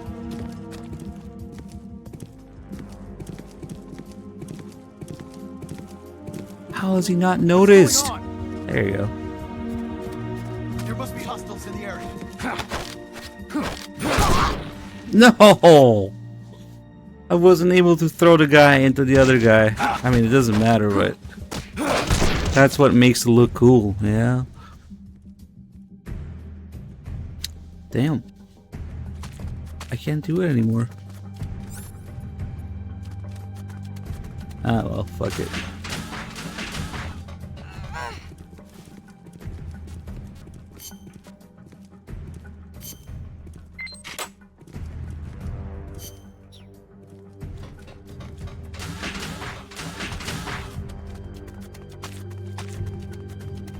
Oh, I forgot the Fultons.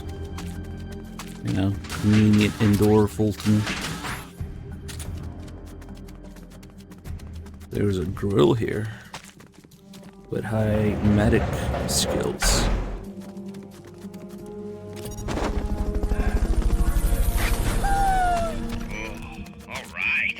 I know it is not easy. Nope, I'm not waiting.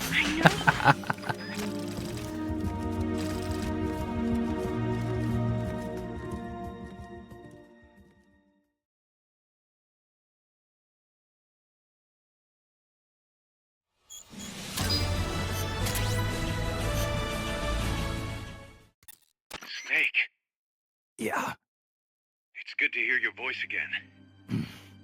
Kaz, how about something a little sharper next time? You got it. How about a diamond-bladed jigsaw? Oh, he says that if you...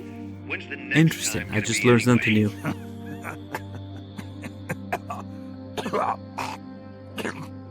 Sorry.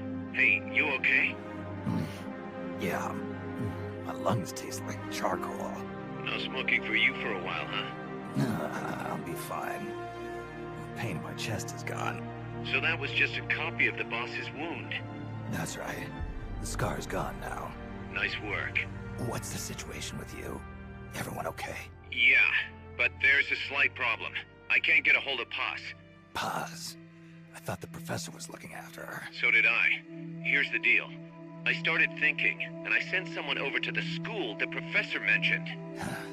And the school doesn't exist. No, it exists, but Paz has been a no-show. The person at the school said neither the professor nor Paz had been seen there in quite some time. Coleman knew about us. We've been marked by the CIA. The KGB and Paz brought us into all this. Coleman must know about them too. You think Coleman's got them? No. Remember, Galvez isn't some pencil pusher. Yeah. The KGB will have eyes on Coleman night and day too. Which could mean they knew what the CIA would try to do and are just staying out of sight. Let's hope so. See what you can get out of the KGB, Kaz. All right, back to work. I better get moving. Snake, we haven't detected any signs that Peace Walker's been activated, at least from above ground. It's still in the hangar you were in earlier. This time, it's really our last chance. Destroy that AI. On my way. So that dialogue changes depending on whether you use the card or the jigsaw to leave. So when you use a jigsaw, Snake says, "How about something sharper next time?" But we didn't use a jigsaw to leave. We only triggered the animation for it to do, you know, the foot tapping thing. So that actually changes the dialogue. I didn't know. That's all it takes is just to do that animation. I didn't actually use the jigsaw.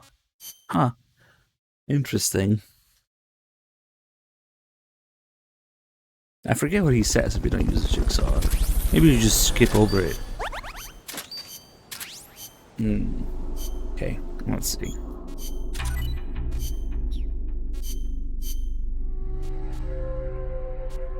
Meh.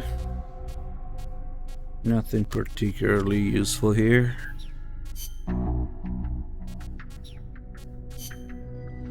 The analyzer. I guess we can do this.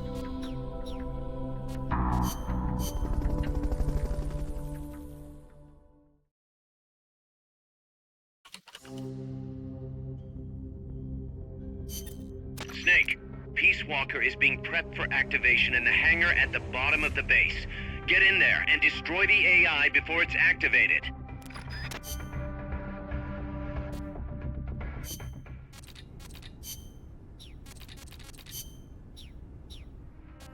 Wow, there's no tapes about the mission. Nice. Those are all old tapes. Impressive.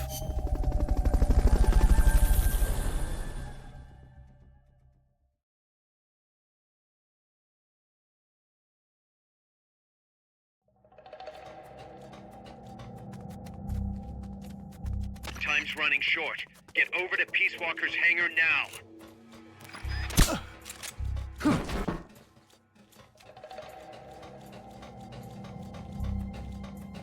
Freeze.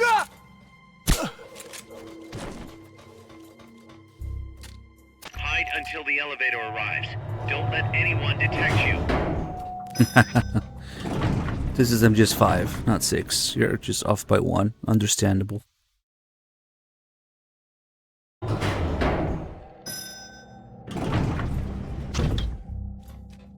Enemies that coordinate their attacks are too much trouble when you're solo.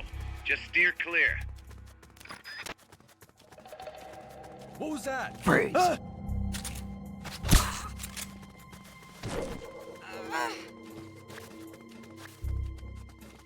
grill.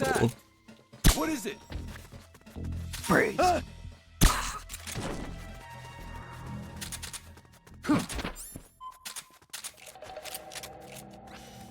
It's time to upgrade from the tranquilizer to 1911 to the leg plus stun rod.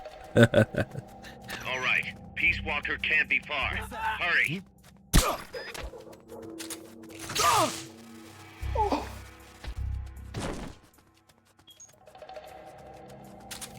I thought it was an armor guy here, but it's okay.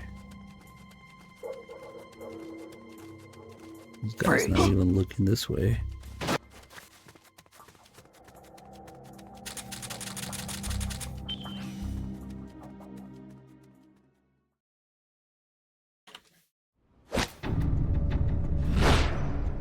It's too late, Big Boss. Snake! Paz. At last I found her. The culprit who led you here to begin with. Should have taken care of her back at the supply facility. Snake, don't! The mammal pod is finished. Peace Walker's activation sequence is complete. Finished? With the boss, you were loyal to the end. I'll grant you that.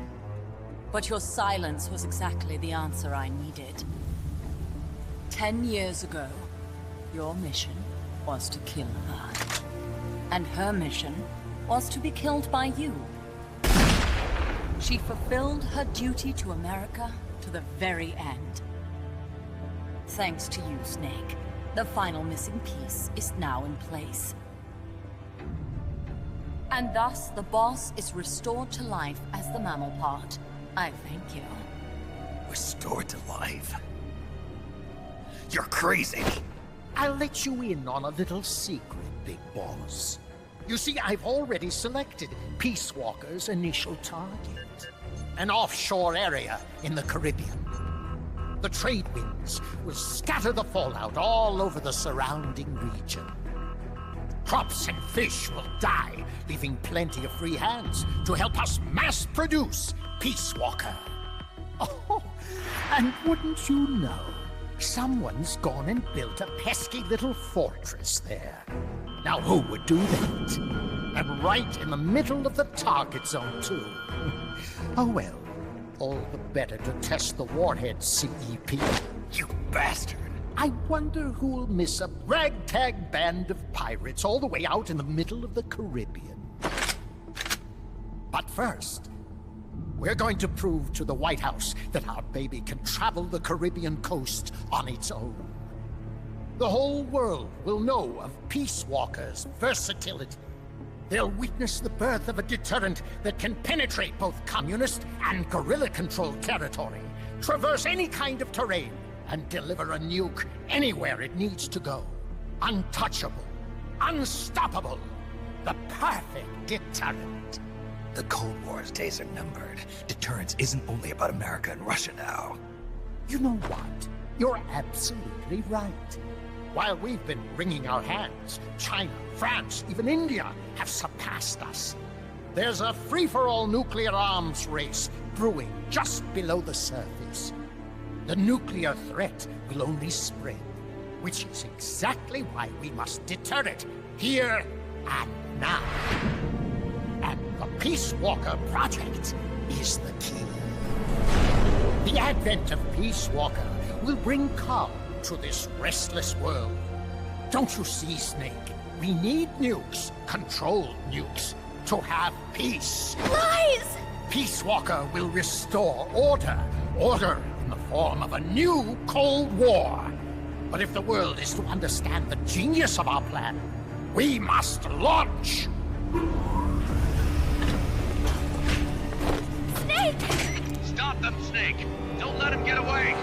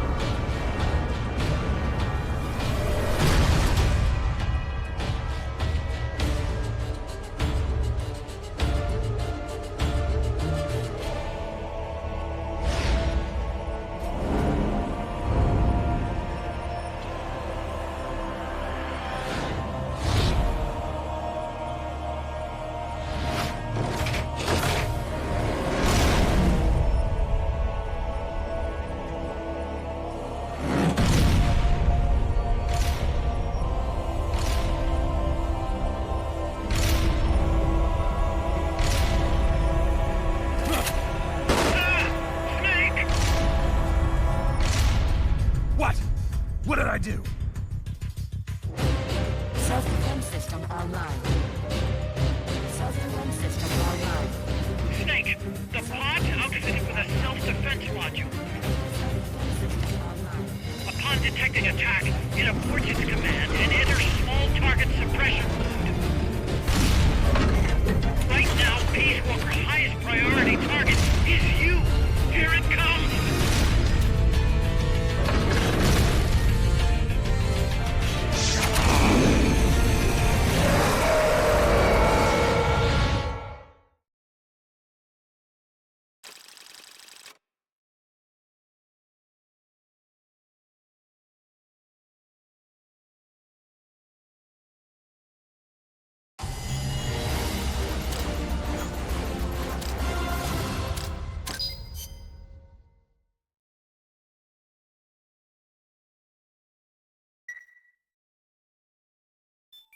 Flamethrower dick. I guess we don't have 4 people to yeet it. That's okay. We really should plan in advance when we want to do that. Peace Walker's active, and its self-defense system is targeting you, Snake. You better find a way to stop it quick.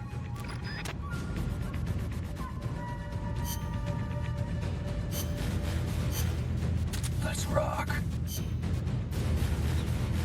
Do we have the other thingy now? Yes. Okay.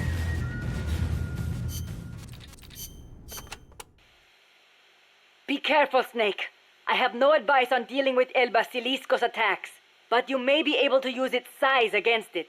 Its movements will probably be just as big, meaning it should give some kind of warning before most of its attacks. That's true. It might be good to start out by studying its movements, watching what it does before each attack. That should help you avoid most of them. And weapons that walk always have one guaranteed weakness. The legs. Right. Destroy its legs, and you'll stop it from moving. You might even be able to knock it on its back if you're lucky. Just make sure you are out of the way first. You might be able to yeet it off screen if you're lucky. Peace Walker contains an assembly of 2 AI pods. One of them is the mammal pod, which Dr. Strangelove developed. The other's the reptile pod, which is mine. What's the difference? The reptile pod is the attitude control AI. If it's destroyed, Peace Walker grinds to a halt. The mammal pod is responsible for making the decisions regarding nuclear retaliation, reflex, and thought. One is the brainstem and cerebellum, the other the cerebrum. So, the one that houses the will of the boss would be the mammal pod.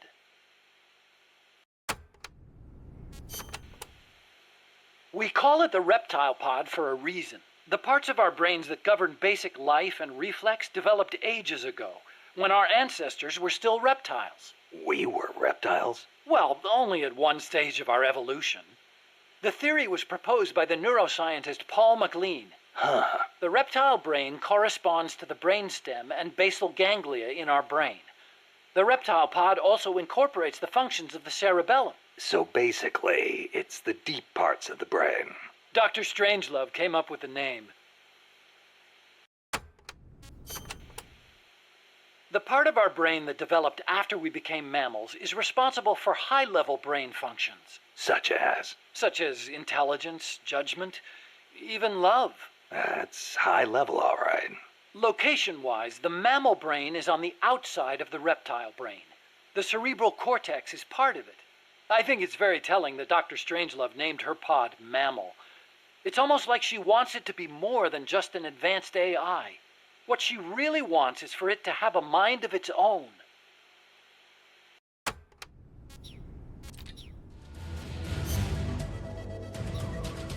Kind of weird that the tape about fighting Peace Walker is not in the Peace Walker mission briefing files. I think they kind of fucked that up.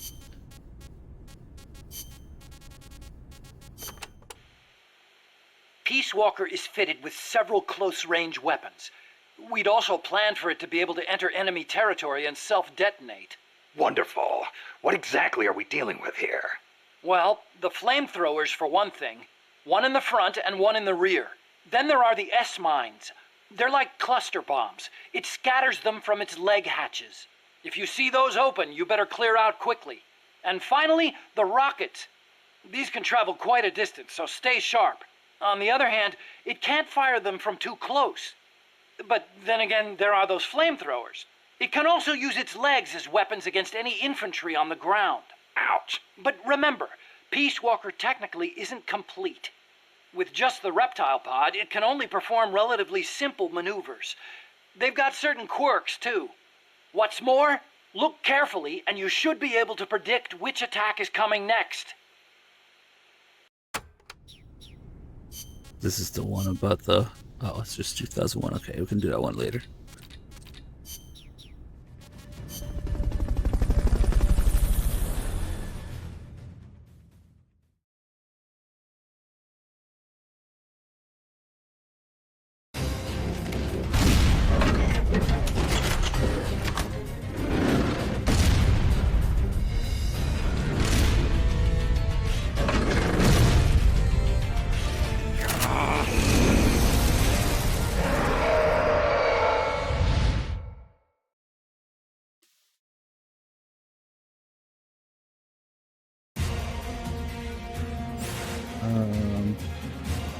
Okay.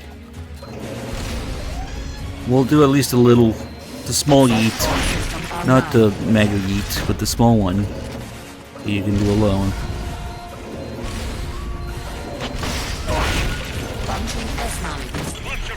Clusterfucks. Launching ass mines. Oh, come on, I know we're close to it.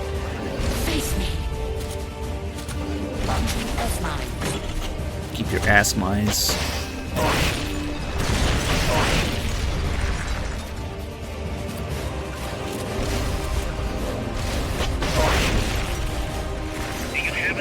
Watch out! They can fire those missiles backwards too. Careful not to let it step on you. Get too close and it'll use that flamethrower. Aim for the legs. Trip it up. Careful not to let it Almost step close. on you. No, that's actually exactly what I want. Please step on me. Get too close and it'll use that flamethrower. We'll do as the last hit though, probably, maybe. Fuck! I just went completely through it.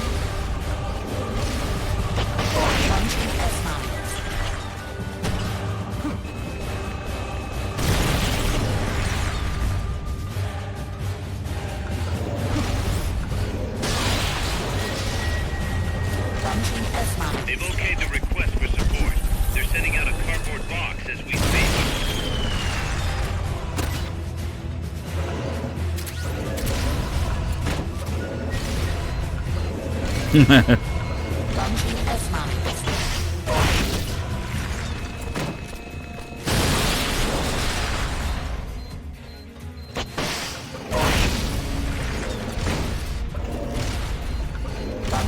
No, don't aim at the dick. Ah, shit.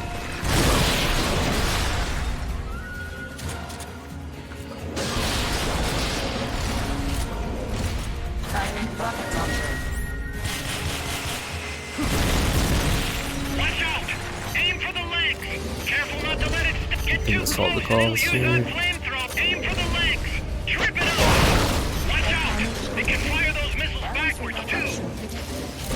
Now, now!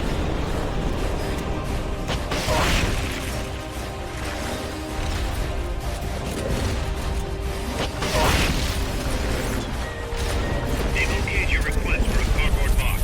It'll be sent out shortly. Face me.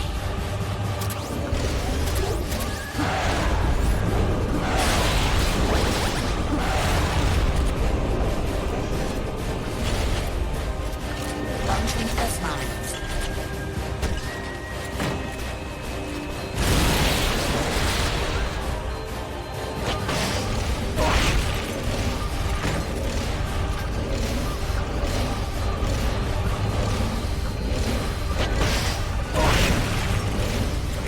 What does it do? Oh, it's gonna start running around.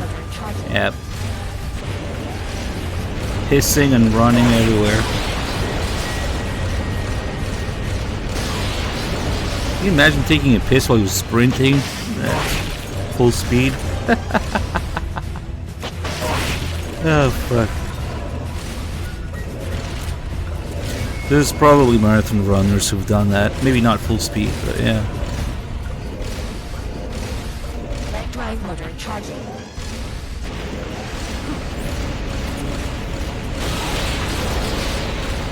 They've okayed the request for support. They're sending out a cardboard box as we speak. Okay, here we go. Okay, now's your chance.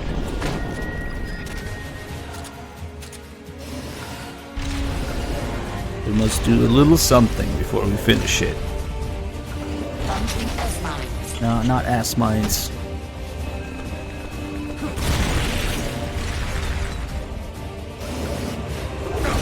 Ah, I didn't get the prompt.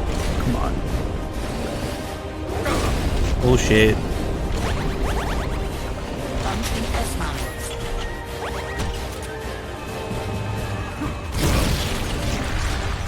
Uh-oh.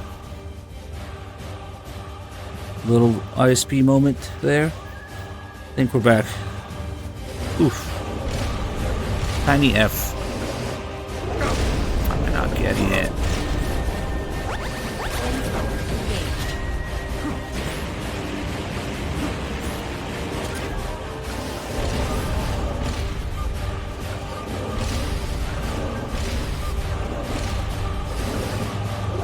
Oh, I was there for a split second. And pressed it.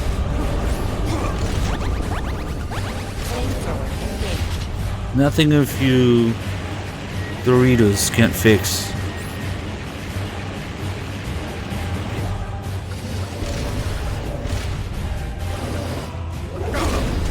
Son of a bitch.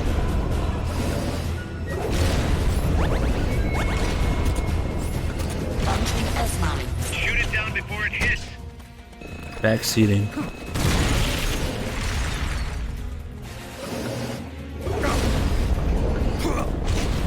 I'm getting really shit positioning.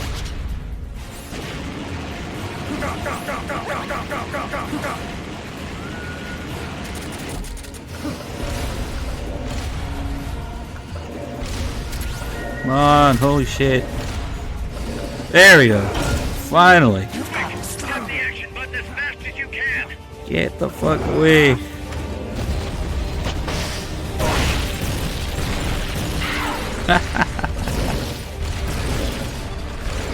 Oh, that's how Grey Fox learned to do this.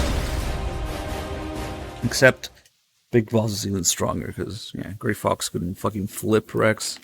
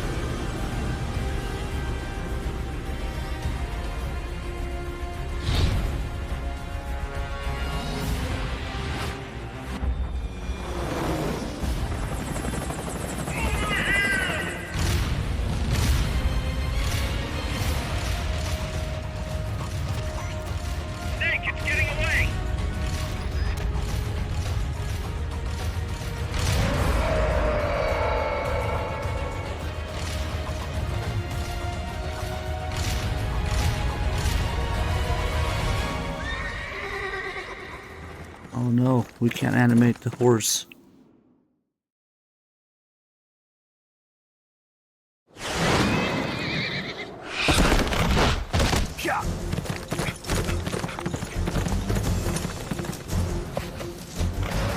There it is. It's still in range.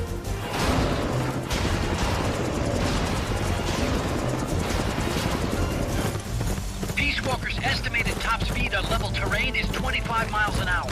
Come on, I bet you can do at least 30. Paz is on board the Hind too. I noticed that. She's our client. We have to protect her. Snake, don't let Peace Walker get away. The day is dawning. Go!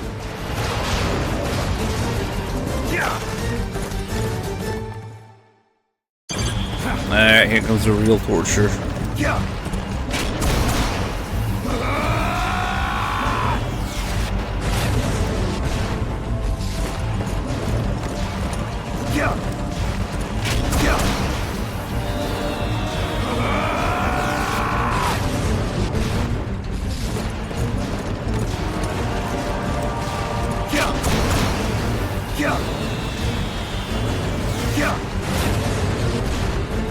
Snake, you're entering the woods. Watch out. Peace Walker's getting away.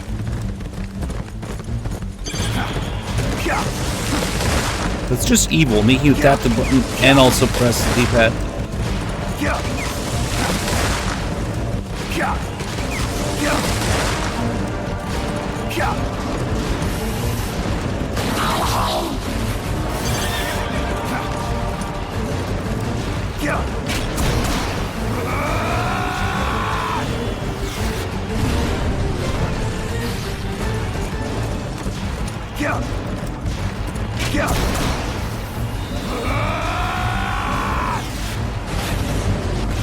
Better than Kiefer here, yeah.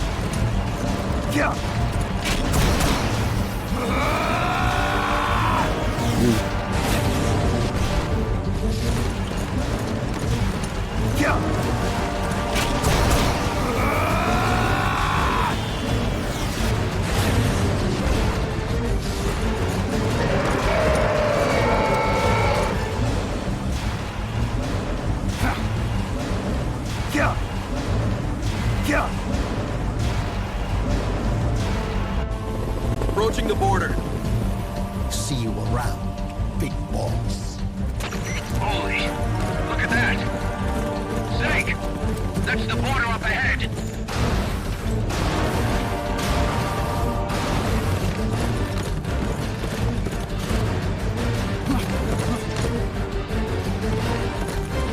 Hang in there.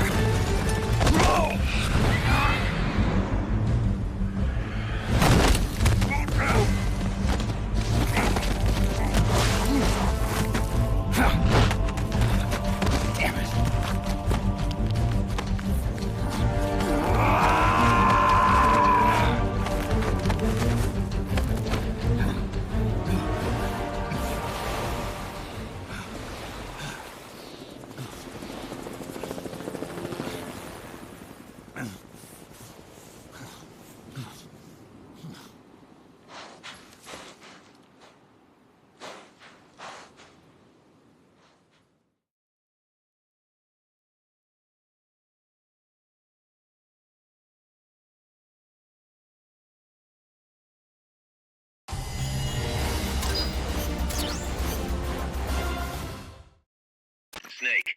Kaz, Peace Walker's gone. They've got Paz too. Yeah, but Why, Kaz? What would Coleman want with Paz? Paz was with the professor, i.e. the KGB. Once Coleman discovered that, he figured out what was really going on between Paz and Galvez. He's trying to figure out how the KGB plan to stop Peace Walker. And he thinks he can get the info from Paz. That's crazy. Paz won't know anything. Well, he probably doesn't buy that. You think Galvez has already been killed?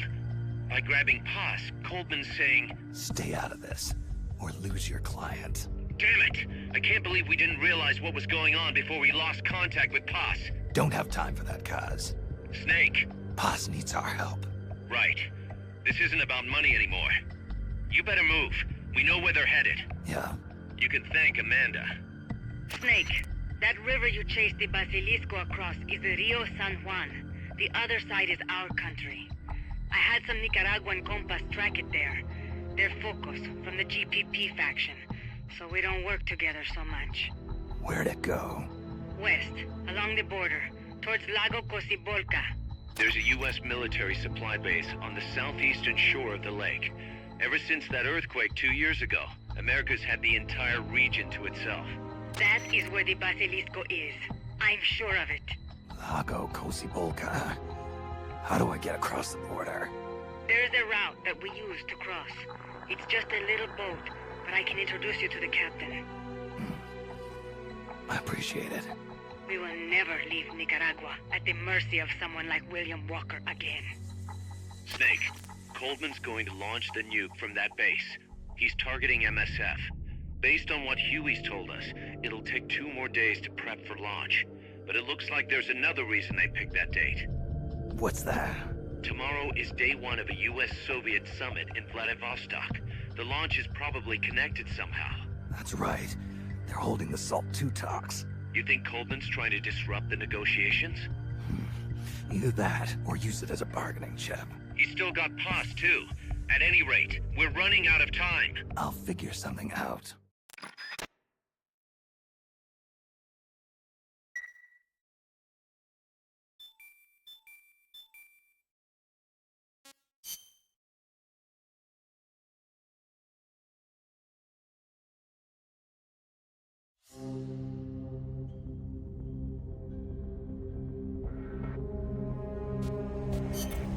Snake, Peace Walker has crossed the border and entered a U.S. military supply base on the southeastern shore of Lago Cocibolca. Coldman's targeting the MSF plant. That's us. Don't let it launch that nuke. Destroy Peace Walker. Oh my god. I just found something. Never mind. It's unrelated to Peace Walker. It's just never be game over things.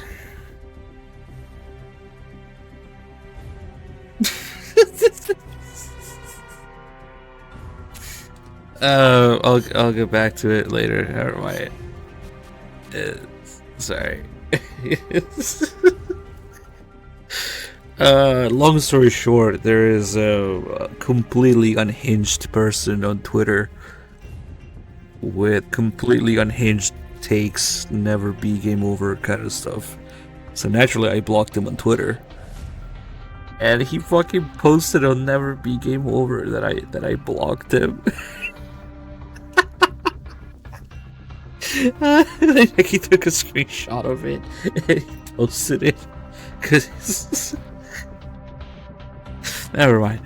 I just found out about it somehow. It's funny as fuck if you follow the whole thing. What are we doing? Oh, we're sneaking. That's right. Yeah, so Lori, that guy. His argument was that I make fun of MGSV for money, and he's pissed off.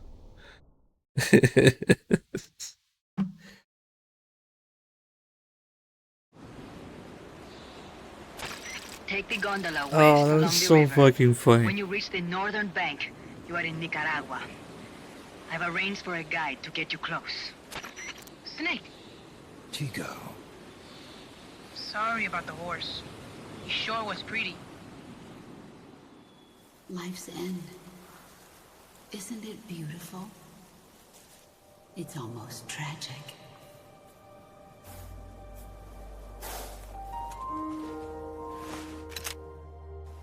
I've been waiting, Snake, for a long time. Boss. There is nothing more for me to give you. All that's left for you to take is my life. By your own hand. One must die, and one must live. No victory, no defeat. The survivor will carry on the fight. The one who survives will inherit the title of boss. Kill me. Kill me now. There's only room for one boss. And one snake. So yeah, you can see why this is not the horse. Unless Kaz practices necromancy on the horse as well, like he does on the Viscount. The boss's defection was a ruse set up by the US government. But then something happened that no one could have predicted. Colonel Volgin fired an American-made nuclear warhead at Sokolov's research facility. So the operation itself was greatly expanded and revised. The authorities in Washington knew that in order to prove their innocence, they'd have to get rid of the boss. And that one of their own would have to do the job. The boss wouldn't be allowed to come back home alive. And she wouldn't be allowed to kill herself. Her life would be ended by her most beloved disciple. That was the way that the government wanted it. That was the mission she was given. The taint of disgrace will follow her to her grave. Future generations will revile her. In America as a despicable traitor with no sense of honor. And in Russia as a monster who unleashed a nuclear catastrophe. She will go down in official history as a war criminal. That was her final mission.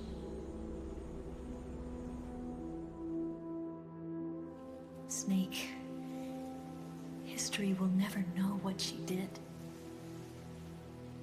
No one will ever learn the truth. Her story, her debriefing, will endure only in your heart. Everything she did for her country. She sacrificed her life and her honor for her native land. She was a real hero. She was a true patriot.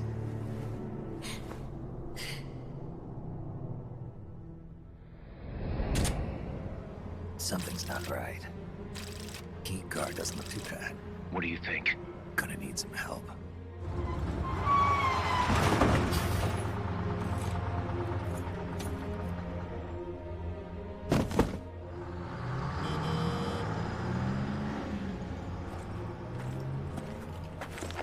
This is Snake. Can you hear me? This is Miller. Loud and clear. Got in without a hitch. Good. There's an airfield on the other side of the building, on the northwestern shore of the lake. That's where they'll conduct the launch. There's a communications tower in front of you. I'm betting they'll control Peace Walker from there. Kaz, they're targeting Mother Base. Don't you think you should evacuate? Nah. Everybody here believes in you, boss. All right, fine then. I've kind of gotten attached to the place myself. What about Amanda and her people? They've been taken to safety. We can't involve them in this any further. Good. They've got their own cause to fight for. And Snake. Don't forget the bad guys have got Paz. I won't. We're prepping a few backup units. Don't let them launch, Snake. We're counting on you.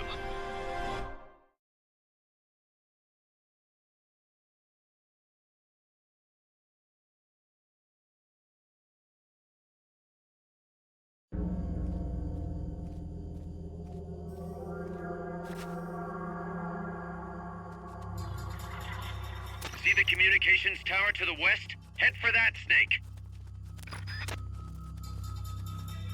Freeze. Hello.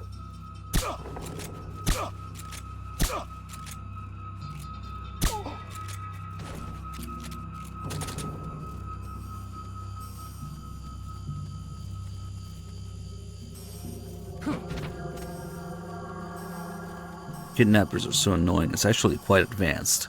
Because you can't just use a chef grenade. In this game, when the chef is over, they get suspicious. They know that they've been disrupted. And if you destroy it, it explodes and it creates a caution anyway.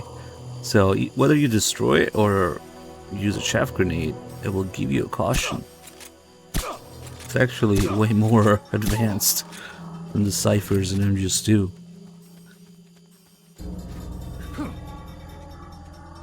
So really, you just avoid it. The next area, or the last area, it's worth getting that caution. If you throw a chaff grenade and you destroy it before the chaff grenade is over, now then the soldiers hear the explosion. Yeah, it's a little more involved.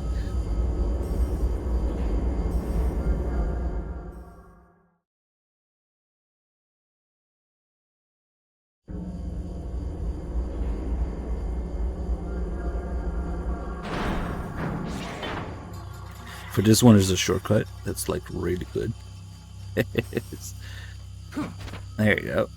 Skip all that nonsense there. You can even get this guy.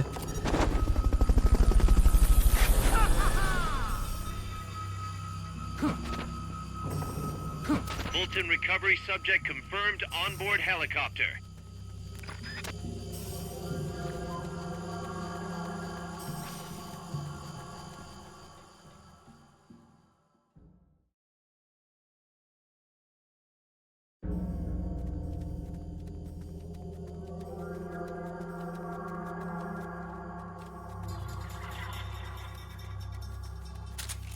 Wait. Okay, this is where it might be worth getting the caution. And then smoke grenade those guys.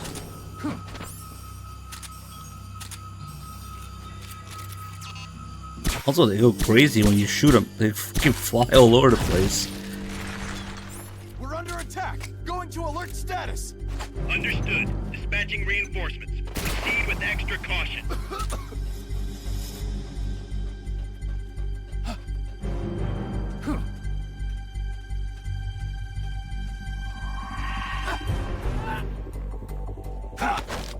Oh, bye.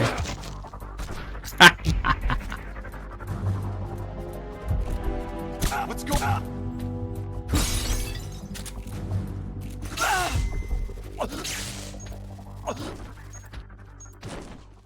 Well, it's just Peace Walker, you know, it's not exactly the most challenging game in the series. But, I guess I might have done this once or twice before. Fulton recovery.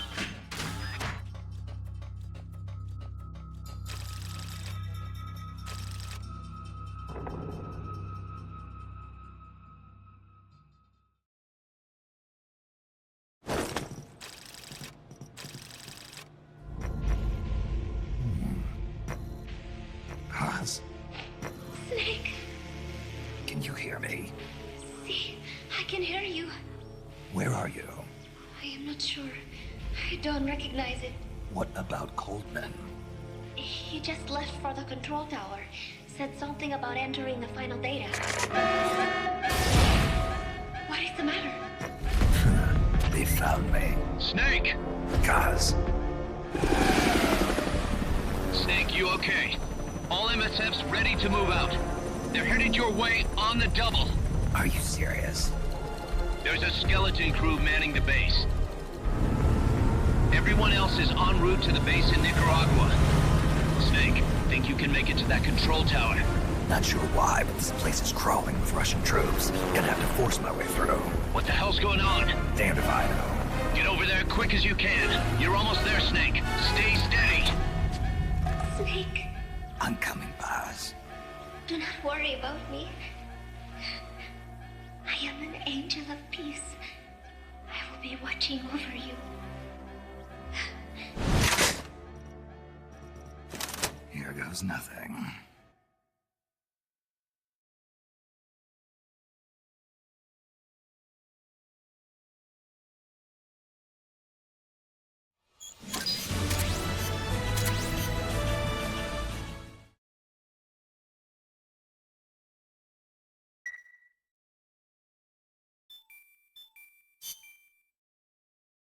Why did I go back to Mother Base? Ah, fuck it. Let's see.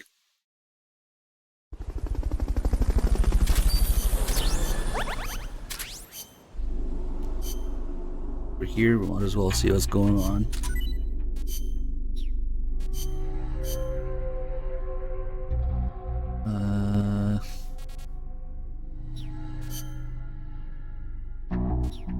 I guess we'll do the chaff grenades.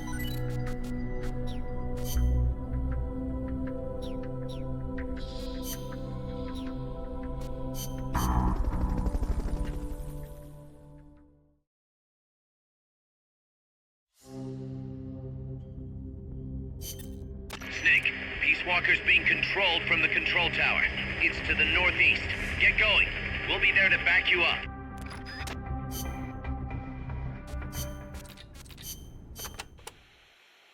Damn, that base is even more heavily guarded than Amanda's men said it would be. No kidding. It's gonna be tough to crack without some serious hardware. You may end up having to fight fire with fire, so be ready to use force if necessary. Take as many weapons and items as you can carry. The more protection you have, the better. Roger. I'll keep that in mind when I pick my suit. I'll meet up with you ASAP, Snake. Hang tight for just a little longer.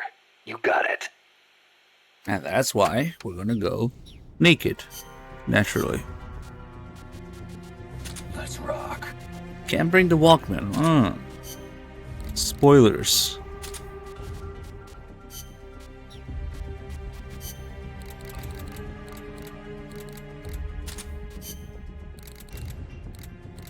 Thompson is actually more useful than the M16 because of the way the 45 ACP works in this game.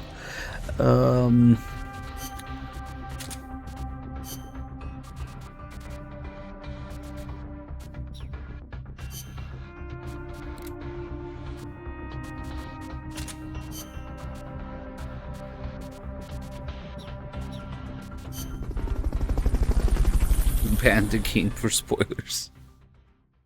Yeah, they're not letting you bring the Walkman for spoiler reasons.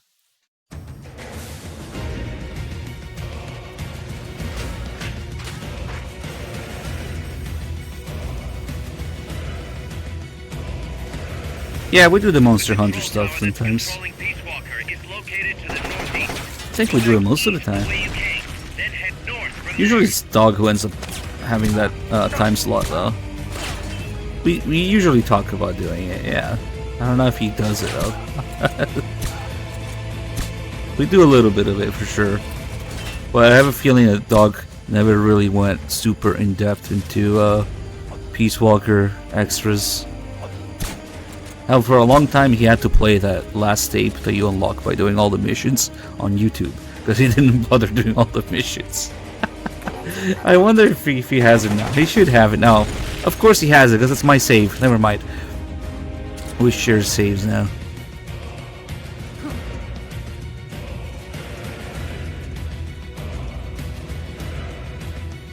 There was a time period like that, though. I wonder why, because I guess we didn't have the shared thing. I don't remember. Yeah, he always talks about it, right? But he never does it. Like all the extras and stuff. That's okay. That's how it is. I do that too with other things. Your objective lies beyond the gate.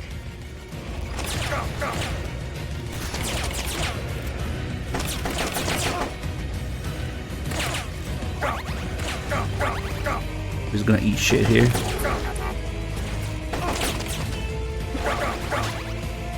Oh, what was all my rations? I ate a lot of shit.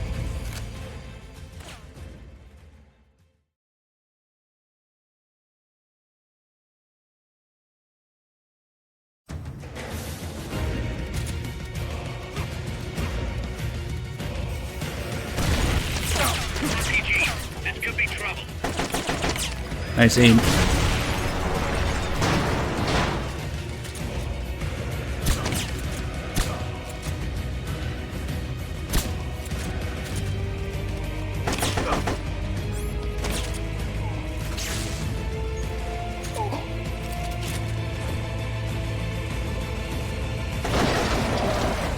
Get fucked.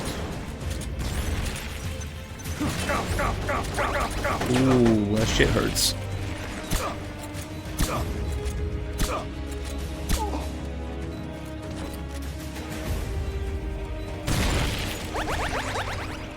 Nothing a few Doritos won't fix.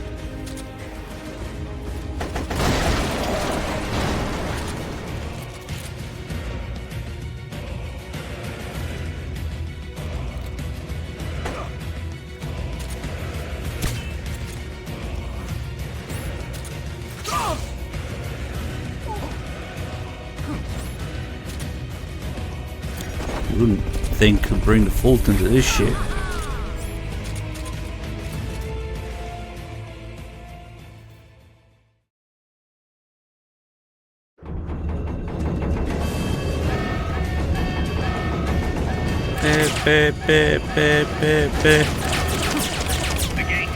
Did not end here.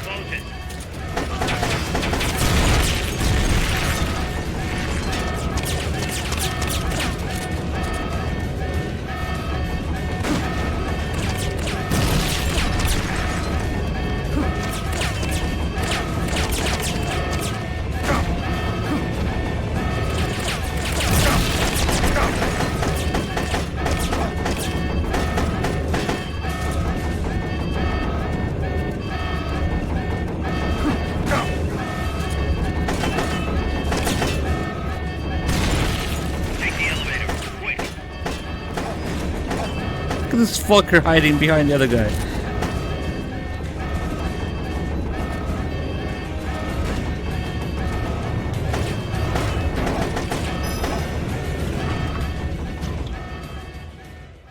Beep, beep, beep.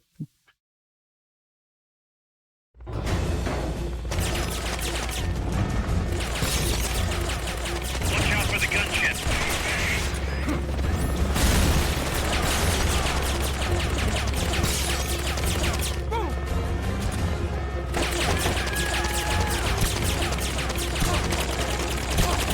There's nowhere to run. You've got to take those guys down.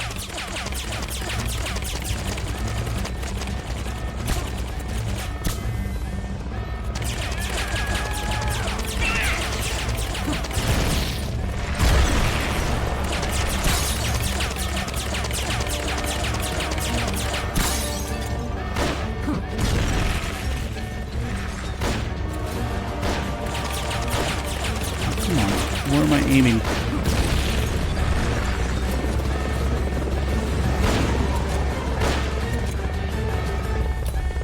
Oh no. Quick.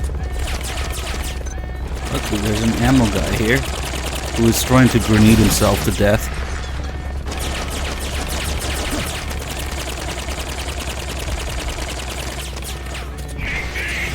Come here, ammo guy.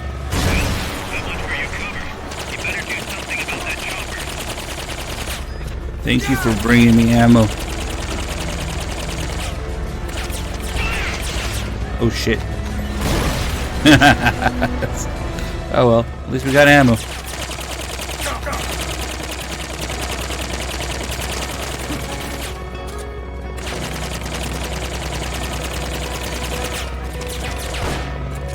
Ah, he was so close.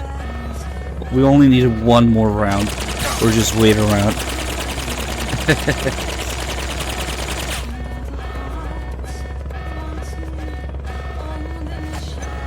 Heaven's Divide featuring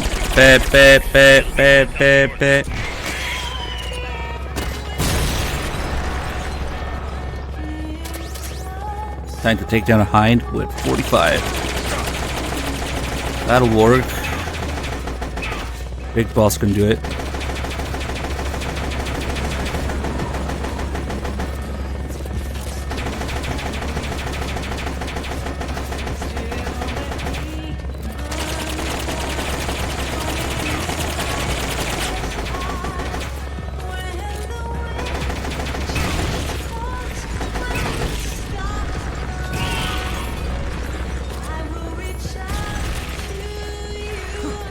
Oh cool, there's a ration here. Nice shot.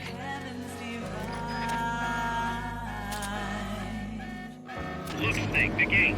These must be the last of them. Finish them off and head on through.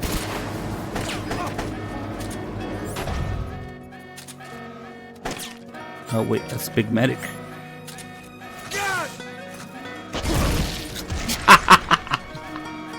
He didn't give a fuck.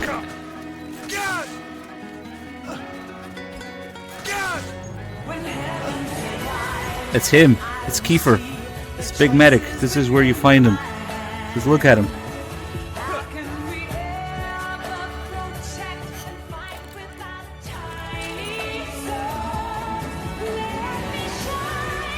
He's very smart. Oh, he might actually get me. Yep. Oh shit! With that RPG, he's not exactly sure.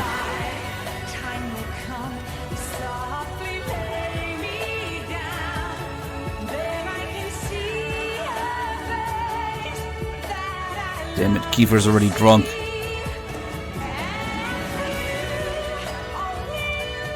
No, I'm just memeing. There is no specific soldier. It's just because this guy's a dumbass. I don't know.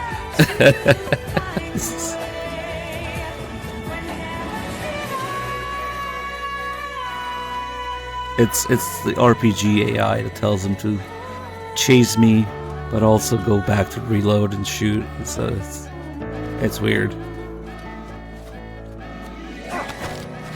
Alright.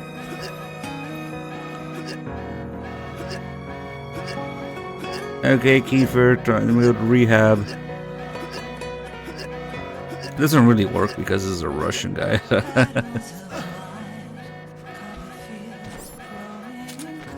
From now on, we'll be going to rehab. Good job. Now get in there.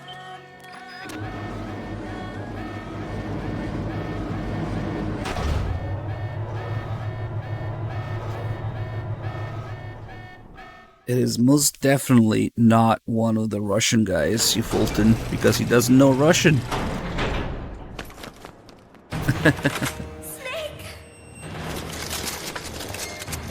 Big boss, you made it. Too late, though. The false data's already in place. False data? That's right. Peace Walker is designed for deterrence, nothing more. She is incapable of initiating a nuclear attack on her own. She will only awaken and attack when it's time to retaliate. Peace Walker is a weapon of peace, after all. First, we'll enter data for an imaginary Soviet nuclear strike on the U.S. homeland.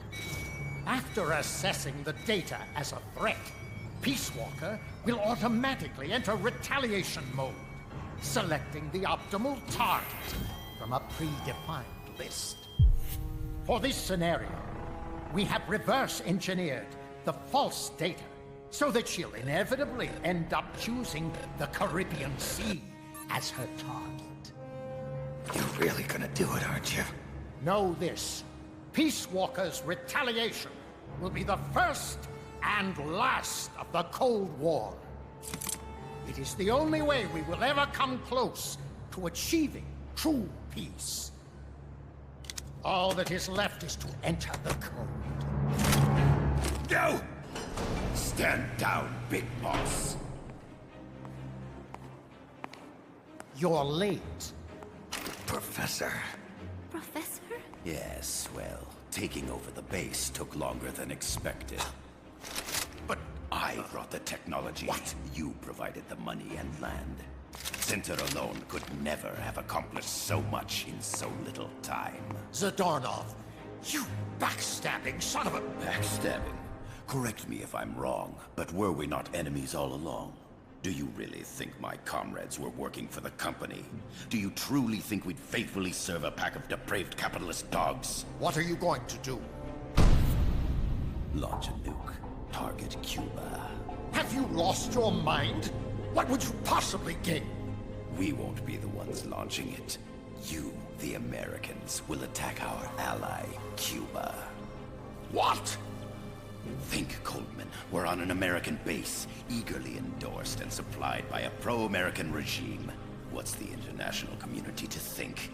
The world will burn with anti-American sentiment. Communism will spread across Latin America unchecked.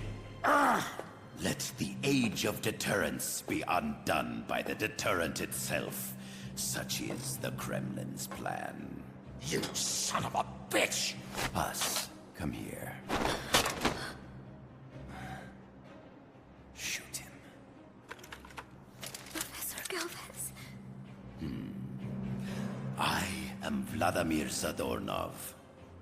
And Vladimir means... Oh yeah, Damien, we were wondering earlier. So the torture is censored in Peace Walker, right? Because electricity, whatever. Remember what they did. But what about the MGS1 torture? For what Coldman's done, he deserves nothing less. Why isn't than that death. one censored? What's different? Oh, and the age rating is different. That's right. Okay. I'm sorry. I forgot. That's right. That's right. Truly a child of peace. No, wait!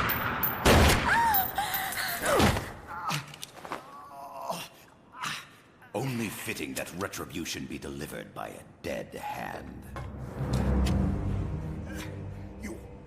You missed on purpose. Your part in this isn't done. I need you to enter the code. Doctor, the target is now Cuba. Please make the necessary modifications. And don't even think of resisting. I'll crush you, but only after I crush your beloved first. No. Not that! Cuba is now the retaliation target. Very well. Good. It is done. As for you, Big Boss, I've been watching you all along. You've performed beyond even my highest expectations. A true Comandante. What are you talking about?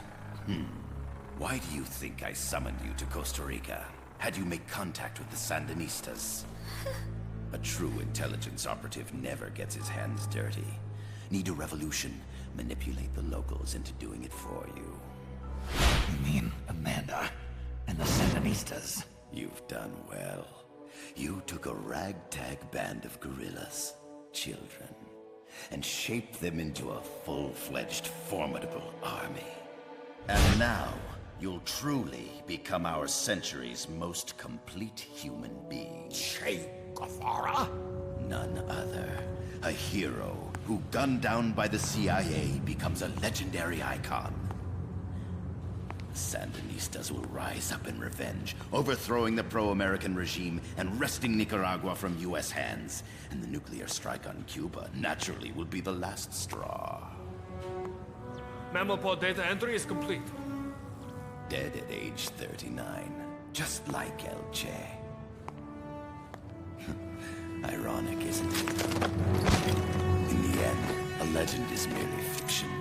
You'll die as the boss did, and become as did she, an eternal fraud.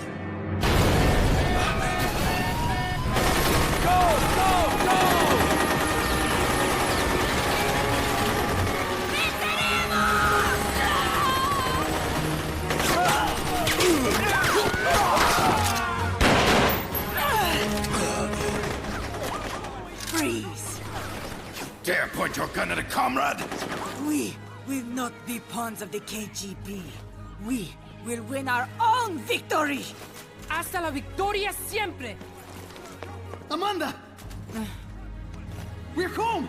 Look! We're back in Nika! We did it, Amanda! I mean...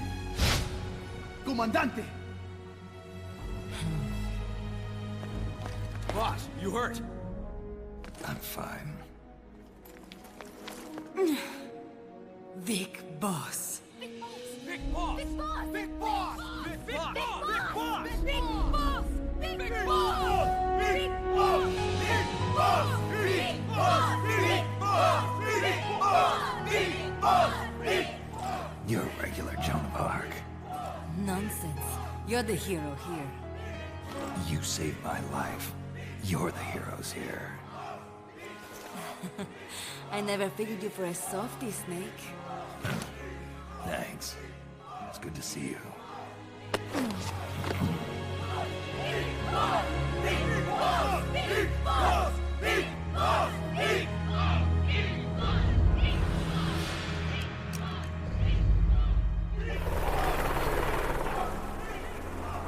Paz can stay with us until she's back on her feet. And the professor?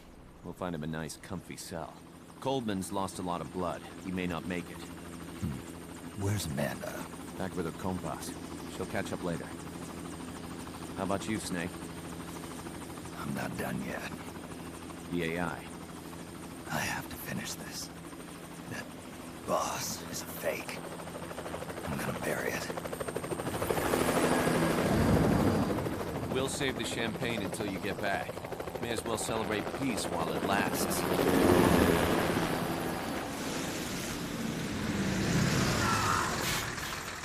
I didn't bring her back to life because I was forced to. I wanted to know how she really felt. How it really ended. The boss is dead. No, she's alive. Some truths are better left buried. You don't mean that.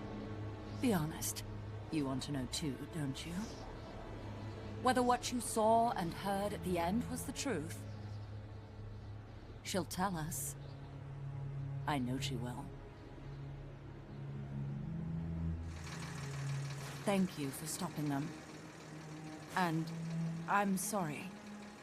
I can't imagine how it hurt. I'll live. I'm used to shock therapy. You are? Well, it's very kind of you to say. Let's go meet her, shall we? Get in, boss.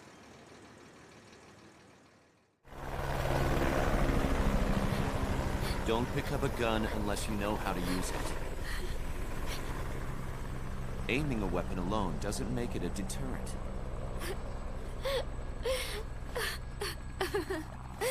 You're the angel of peace. Leave the guns to us.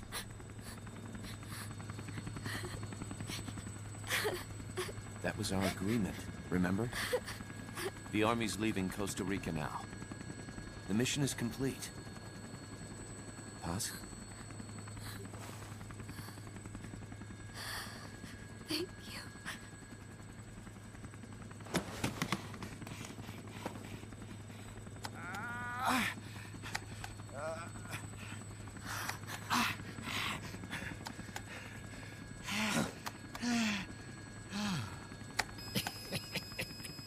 What's that noise?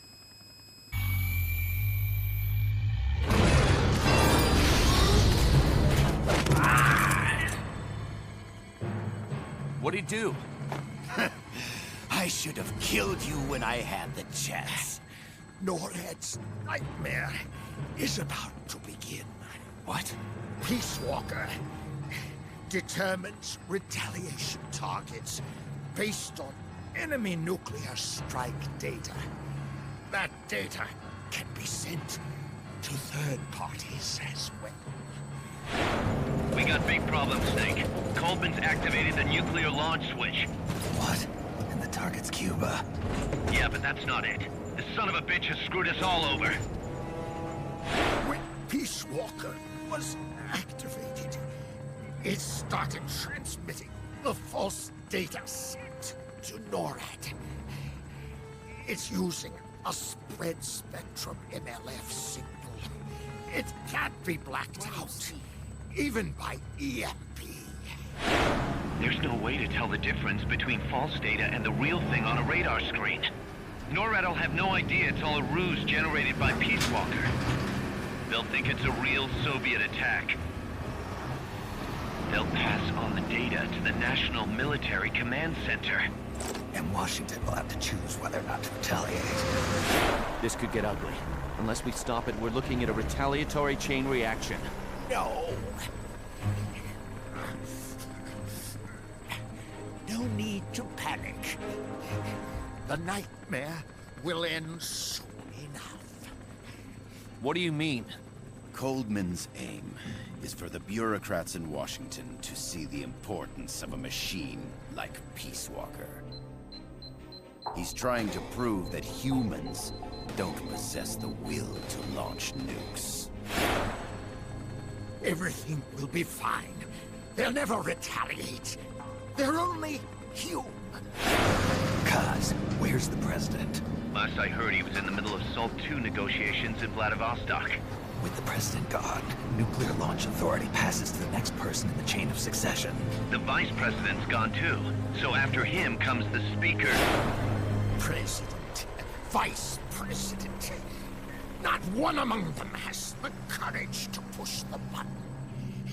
No one willing to enter history as the great destroyer. In the end, it's not their lives that people value most. It's their reputations.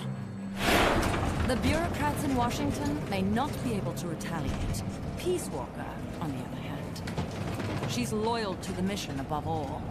And she's well aware that guaranteed retaliation is essential for nuclear deterrence to work.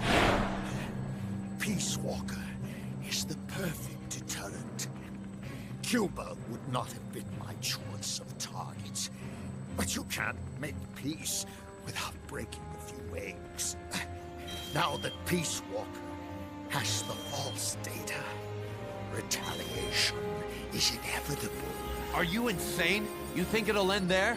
You're about to unleash all-out nuclear war! Somebody find out what's going on at NORAD. Mammal's got a connection to NORAD. We could monitor it with the right equipment. I've got you covered. I've got NORAD on the line. Sir, we're tracking unidentified targets. Current apogee 20 degrees. Estimated time of re-entry is 2250 Zulu. Have you contacted the president? Coverall is not responding. Warning system checks out. No corresponding natural signatures. Data is assessed as reliable. Cut the data transmission. We can't say for sure Washington isn't going to retaliate. The only one who knows the abort code is me. I die. No one can turn it off. Even if they do strike back, I'll already be dead. I can only pray that my theory, my peace, is proven right.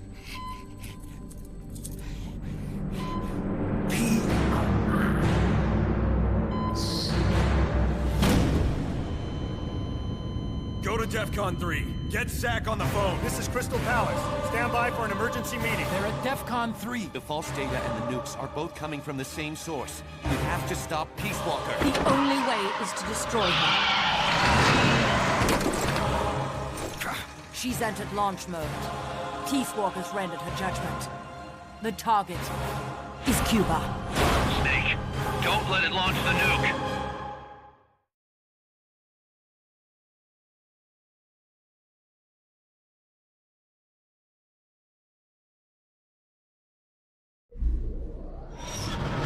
Nice. Thick Boss. Thank you for the $4.99 donation.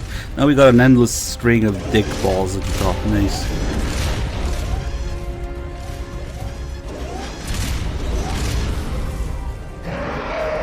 The Doomsday device. And Dr. Strangelove. Yeah. It's calculating ballistic trajectory. Once that's finished, it's all over. Snake, you've got to destroy the platform. Should have had Coleman riding the nuke.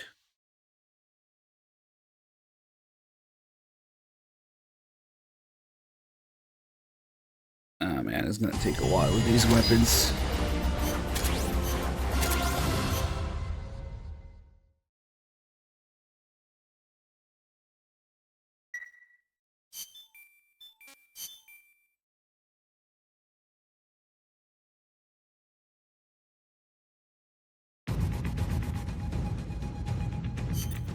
Snake, don't let it launch the nuke.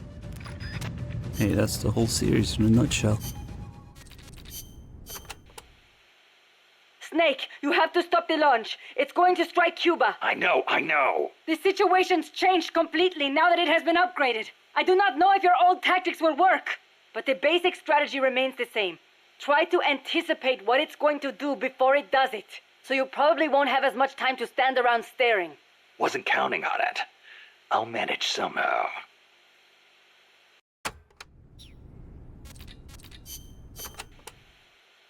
Snake! You have to stop Peace Walker from launching that nuke. Calm down. What do I need to do? To tell you the truth, I don't really know. The mammal pod has probably enhanced both its thought patterns and mobility. The S-mines, rockets, flamethrowers, they're all the same, but I don't know what else to say. You'll just have to stay sharp and watch for how it behaves before each of the attacks. I'll give it a shot. There's no time for anything else. Sorry I can't be more helpful. You can do it, Snake.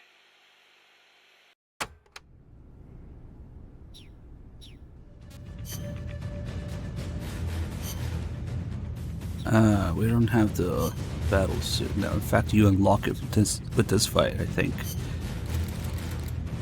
Okay.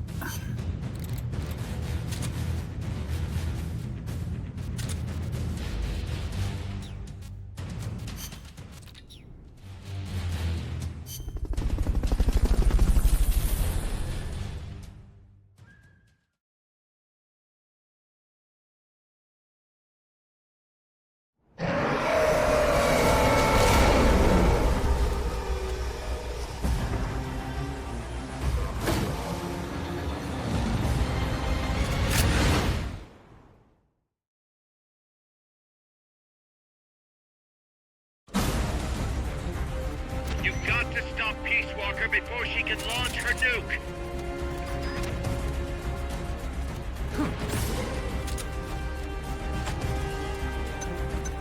They've okayed your request for a cardboard box. It'll be sent out shortly. Self-defense is 1 minute to launch.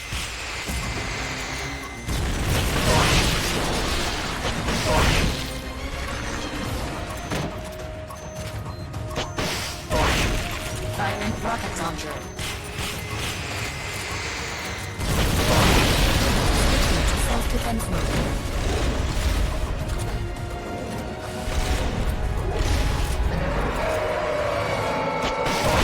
Face me. Jump engaged. Launching S-mines.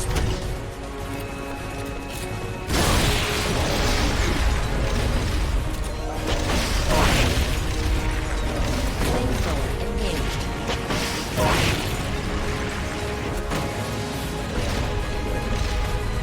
Jump engaged. It's kind of annoying when she goes back there.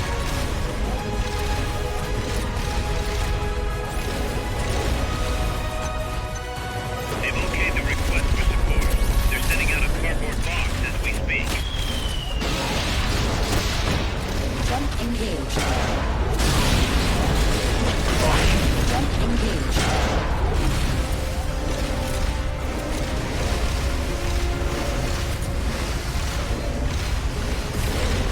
Initializing nuclear launch sequence.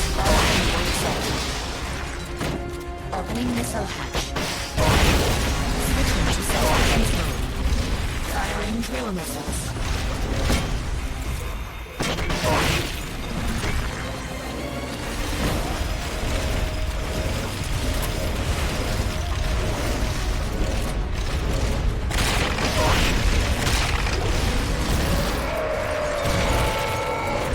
Face me.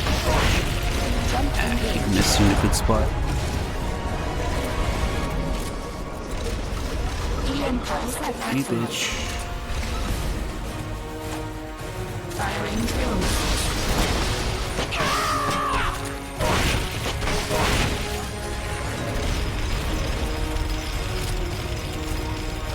Jump engaged.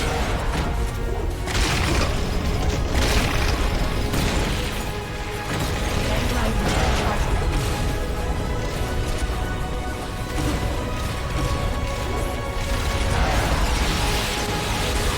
They've okayed your request for a cardboard box. It'll be sent out shortly. Enough was the impulse.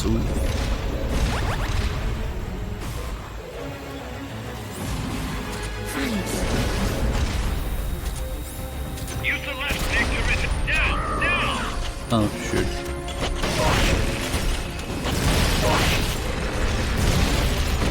Face me. If only those guys in the support team sent me more chaff grenades, but they almost never do. Red light charging.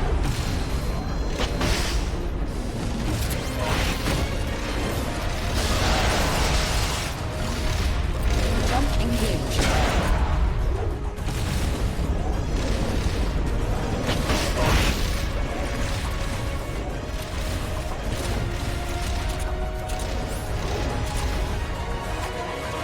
They've okayed the request for support. They're sending out a cardboard box as we speak. Jump engaged. Jump engaged.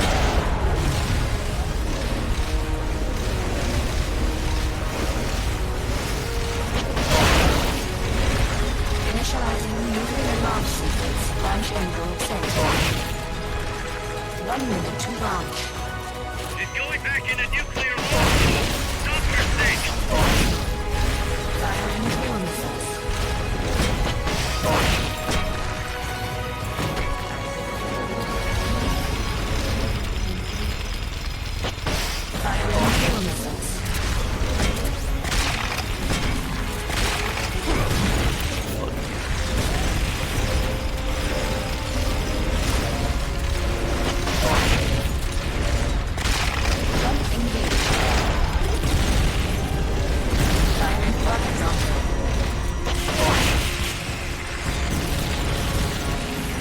Oh, that's kind of a weird spot she's on.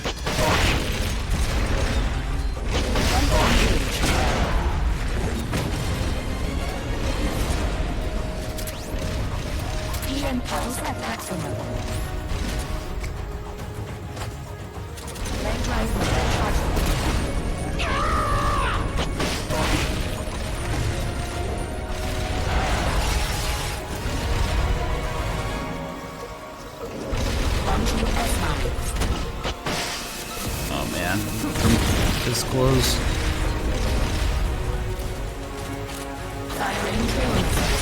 Really? Okay. I will have to wait it out.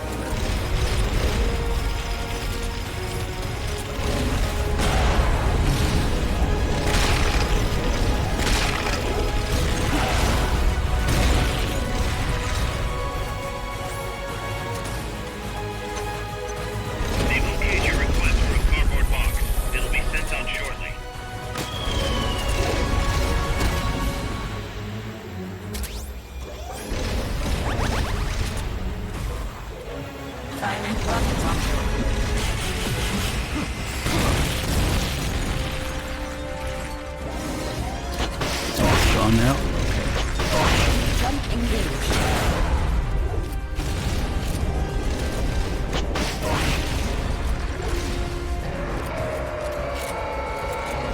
Face me.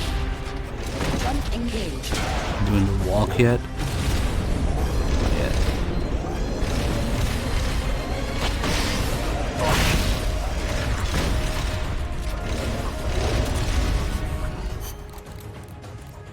Do you have enough ammo? Try to get a read on its rocket's firing pattern!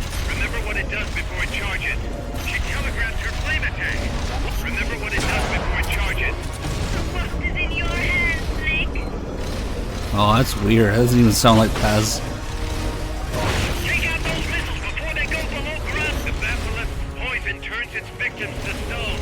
Duck behind the warehouse when it's about to charge. It can fire rockets behind itself. The Basilisk poison. Those drill missiles burrow underground to reach their target. She telegraphs her flame attack. Watch for it. Be careful, Snake. Oh, did she say something different now? Even though it's the same first part of the call. But,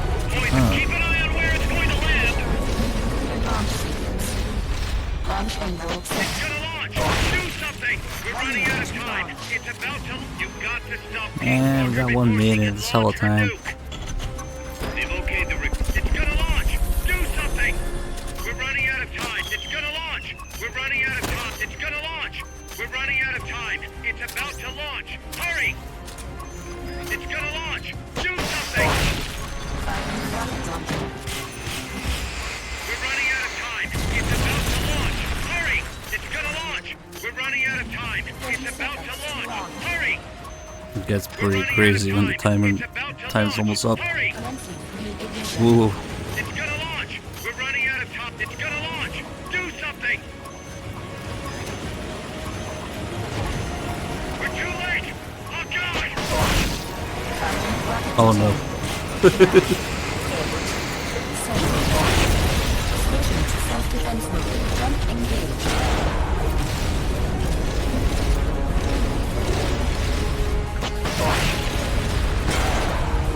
Gonna do some peace walking.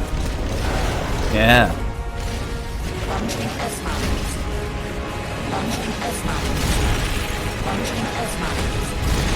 Punching ass mines all over the place.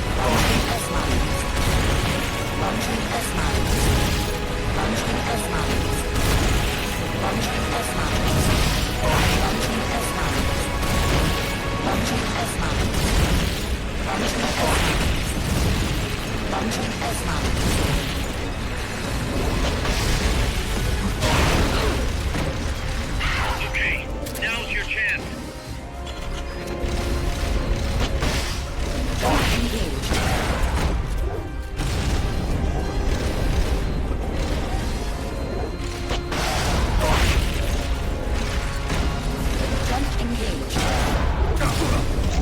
Oh, nice.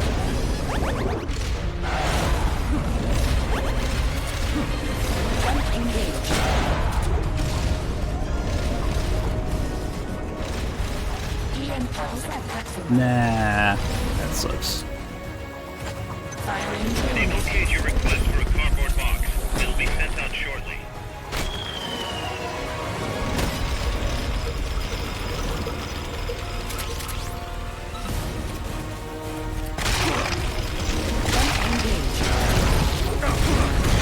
Oh my god. The PSP experience. Getting thrown away everywhere.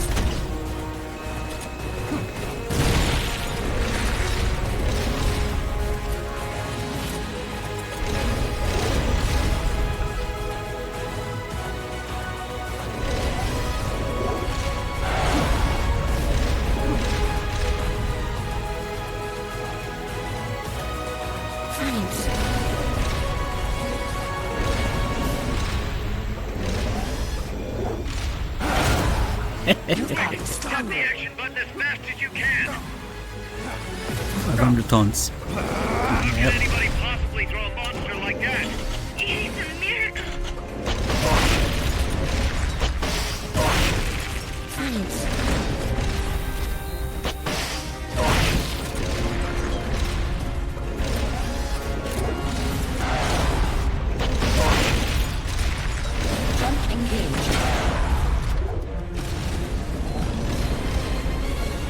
Don't impulse. Bitch. Oh, fuck.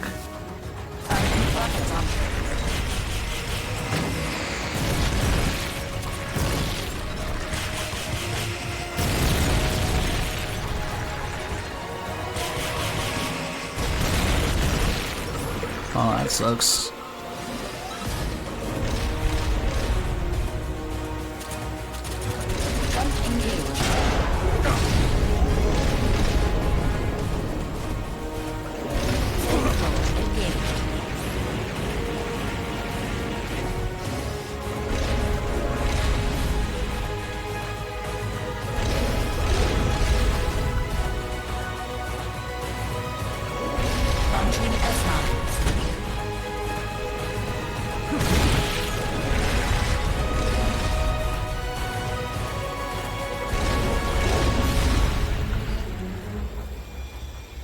It's kind of subtle when it's gone. And it's still there.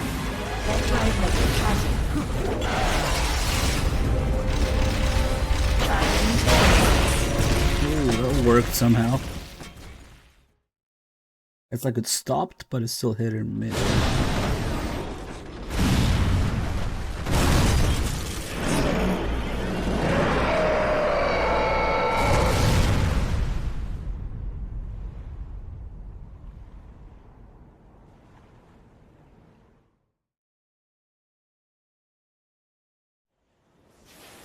It stopped moving. Snake, you did it! You stopped the launch! Huey, how's NORAD? Not good! BMUS continues to track the targets on radar. The SP satellite status is green. Still assessing as reliable. Chairman of the Joint Chiefs, a representative of the Secretary of Defense and Congress have arrived at NMCC. You've only damaged the drive system. The data uplink's still intact. We've got 1,500 Soviet ICBMs crossing the North Pole. Target region is confirmed as the west coast of the United States. Go to DEFCON 2. Prepare to launch ICBMs. How do I make it stop? Peace Walker is a fully autonomous system. Unlike the other machines you fought, its command authorities are all located inside its cerebrum, the mammal pod. We've got to stop the mammal pod. I don't have the abort code either. Coldman was the only one. Snake, destroy the AI inside the mammal pod. The inner barrier protecting the mammal pod is designed to be as strong as a bomb shelter. What's it gonna take to get through? I guess an atomic bomb would do it. You trying to be funny? No, I'm telling you, that armor was designed to withstand a nuclear war. We can't get through to the President. The decision is on us. You can't be serious. There's no way I'm gonna wipe out the human race!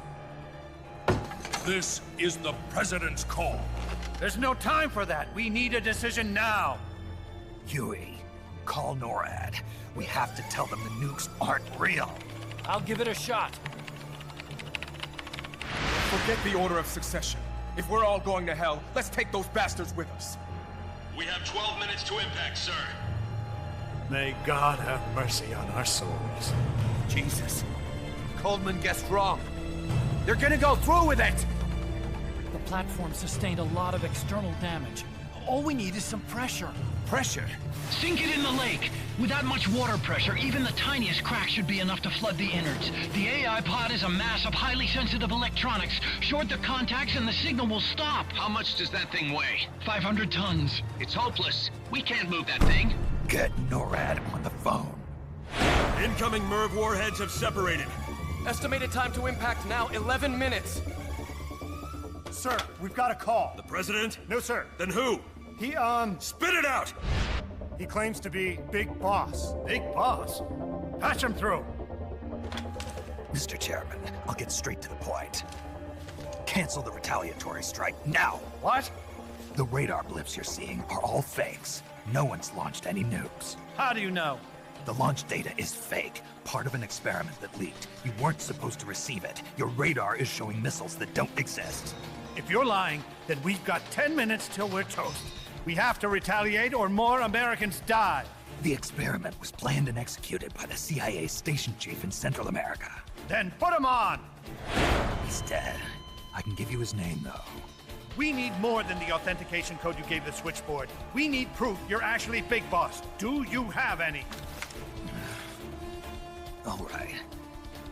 If you know the name Big Boss, then maybe you were there at the ceremony when I received the title from President Johnson. Indeed I was. We don't have time for this bullshit! Hold it! Let's hear him out. You were saying? At the ceremony, the DCI tried to shake my hand. I refused. What happened in that room is classified, top secret. Only a handful of people would know. He's making it up! Don't listen to him! Wait! Why did you refuse to shake his hand? Because I knew where my loyalty belonged. Everybody, listen to me. Those Soviet missiles are fakes. What? You're actually going to believe him? He's right. This is some sort of commie trick. No, it's the real Big Boss. Trust me. How can you know for sure? Because I was the Army Chief of Staff back then, and I was standing right next to the DCI when it happened. I saw everything.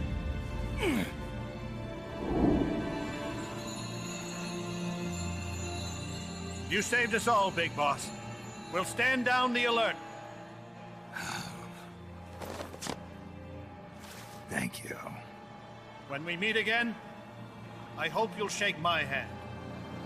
What are you doing? Sorry, Chairman, but we are not standing down. Damn it! Those worthless sacks of... Wait. Jack. Jack. Oh, it's opening. She's calling to you. Destroy the mammal pod and the data will stop flowing. Please, stop her.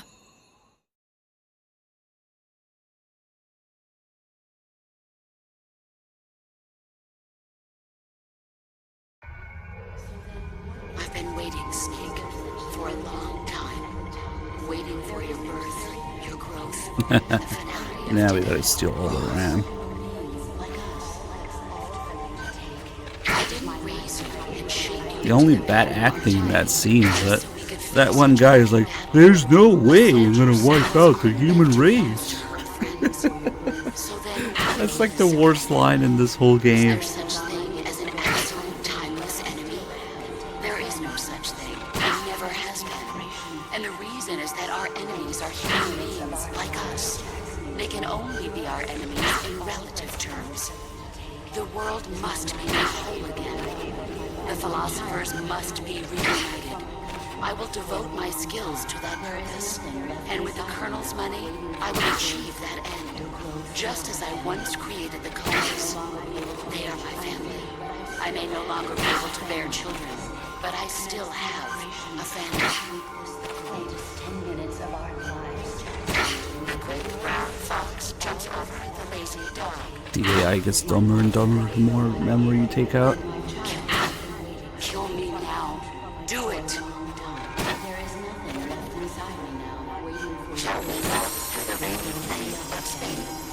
I may no longer be able to bear children, but I still have. It is equal to 3.25463736988. Close enough.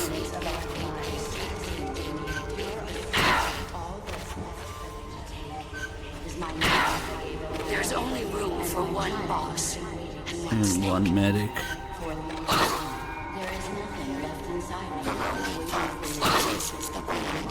They are my family. I will no longer be able to bear children. Shall we walk through the rainy plain of Spain? Commence the operation. You're about 3. 350. Is my life.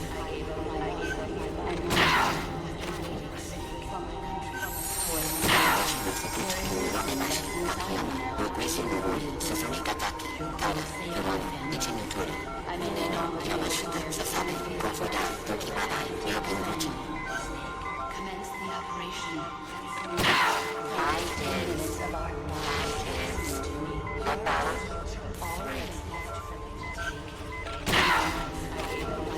I hear it's amazing, but the famous purple stuffed worm in Flopjaw space with the tuning fork it is a raw green Valhalla Kiwi rock.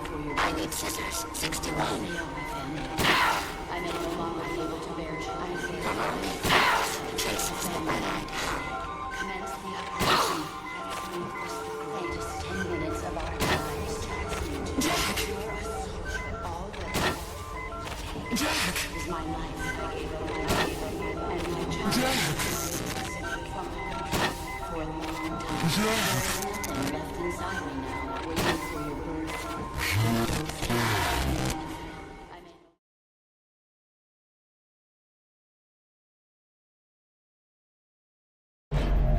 Valid data regions. 0. Exit all done. It stopped.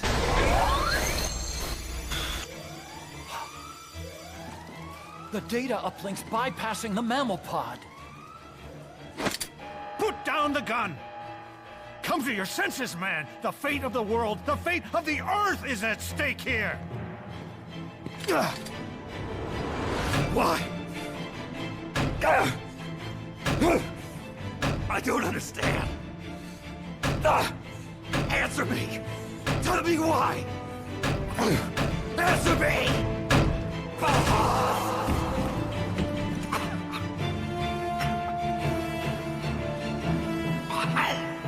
6 minutes remaining. Wait. Authority rests with me now. I'm ordering a retaliation. No, don't! It's the end of us all! Who gives a damn? I'm not gonna sit here and die like a dog! If the Russians are gonna kill my family, destroy my country, I'm taking them with me! You see now, Chairman. Deterrence is just a fool's dream. Why? Why won't it stop? Sometimes the body continues to live even after the brain is damaged. The boss AI isn't doing this. I think it's something rather more primitive. Reptile has taken up Mammal's dying wish. No. Stop it. Don't just sit there. Stop it!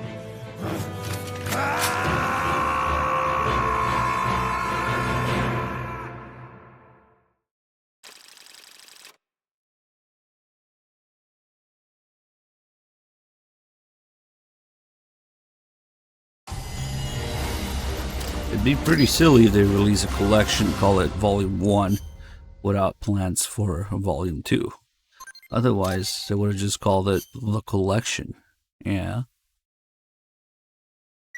But yeah, it's probably gonna happen. Makes you wonder in what ways they're gonna fuck up the other games.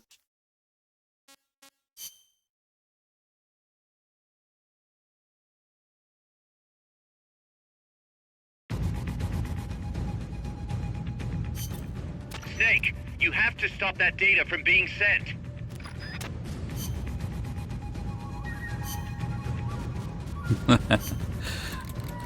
Not even 2 chapters, 1.5 chapters. Anyway, this next mission is just timed. We don't have to do anything. Hopefully we get MGS4 and Peace Walker. Who knows what else?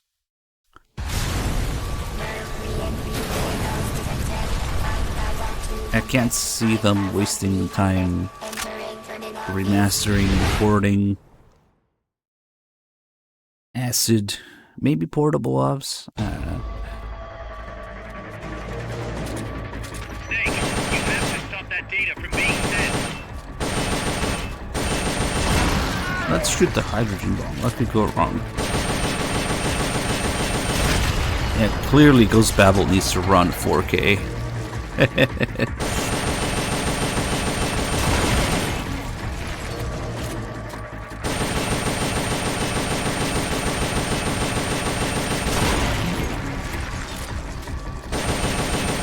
Nuke here, nuke there. I thought that was 2 nukes.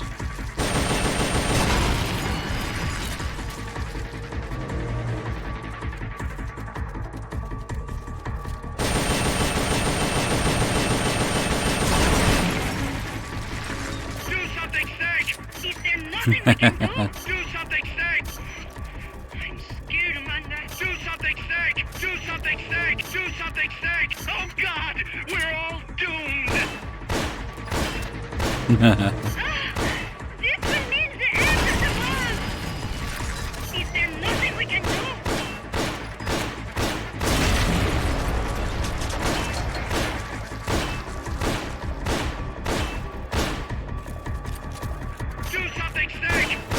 Still waiting for that Bad Humans Ghost Babel stream.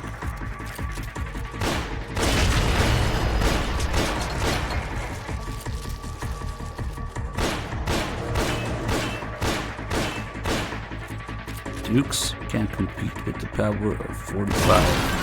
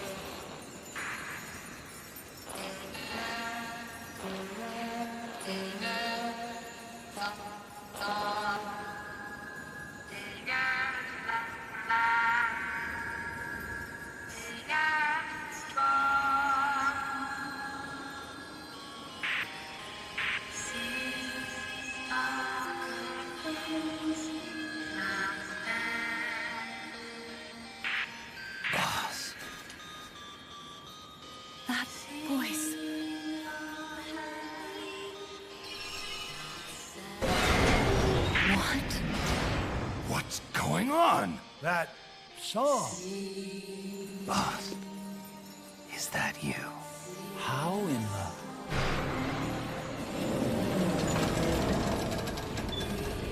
A ghost in machine?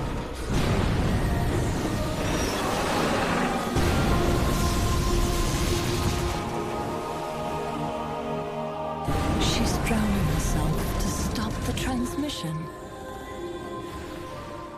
Look!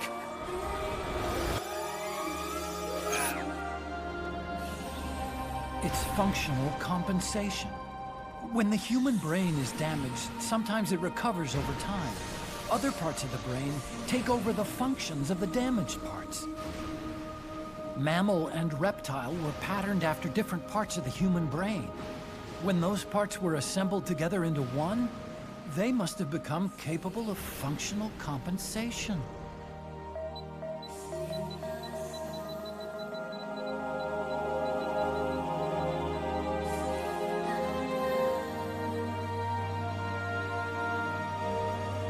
Her memories remained with her.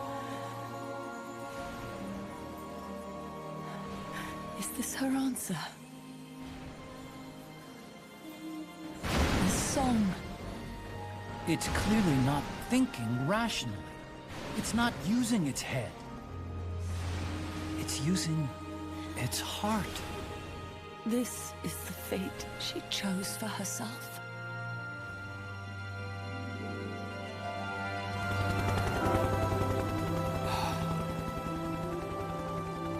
The boss's innocence has been proven. Do you hear it, Snake? Do you hear the boss's song?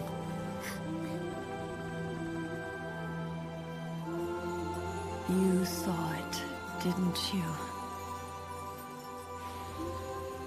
When you went to space, that there's beauty outside of battle.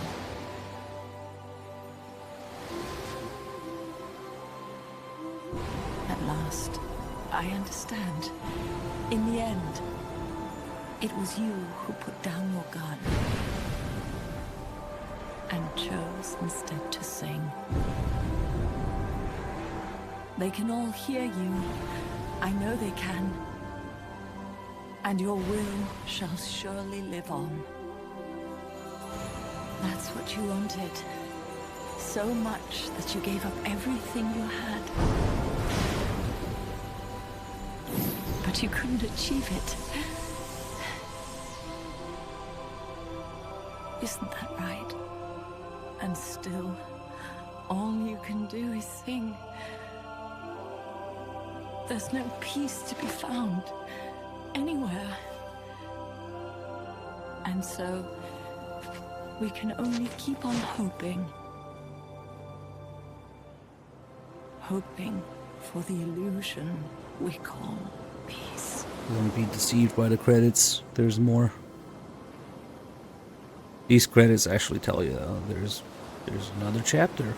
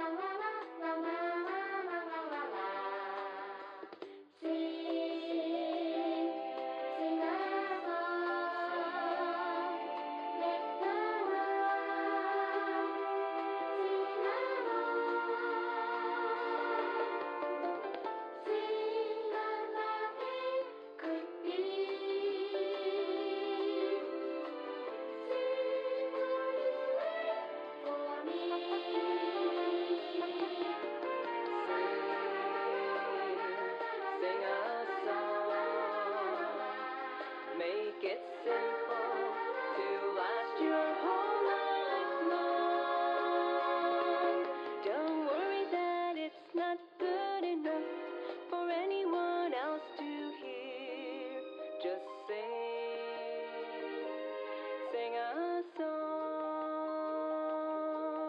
Just sing, sing a song. Just sing a song.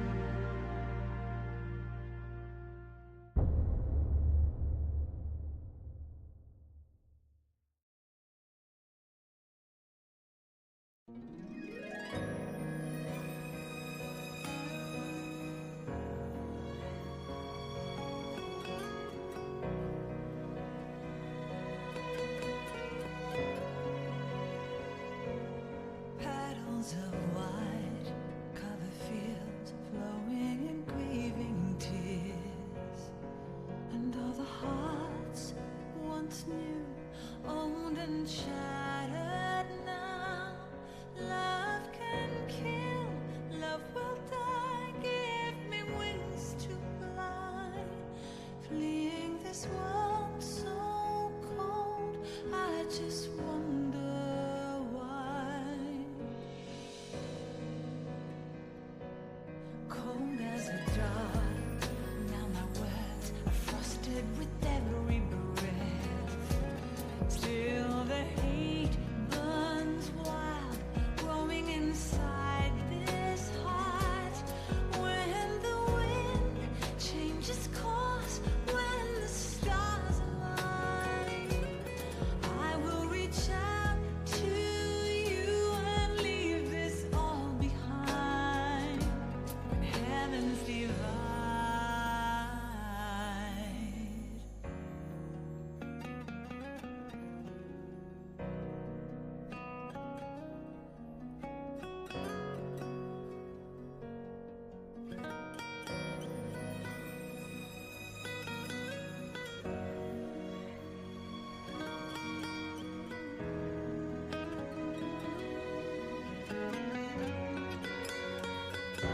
When heavens divide, I will see the choices within my hands.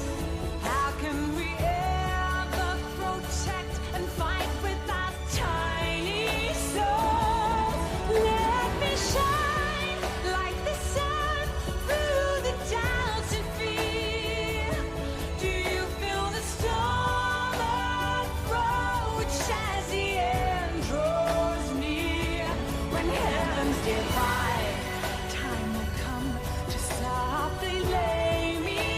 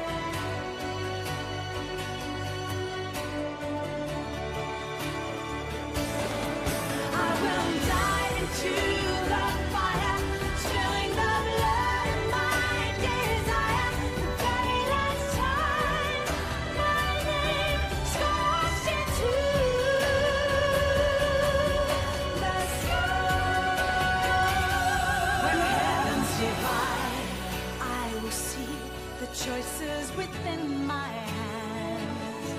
How can we ever protect and fight with our tiny soul? Let me shine like the sun through the doubts and fear. Do you feel the storm approach as the end draws near?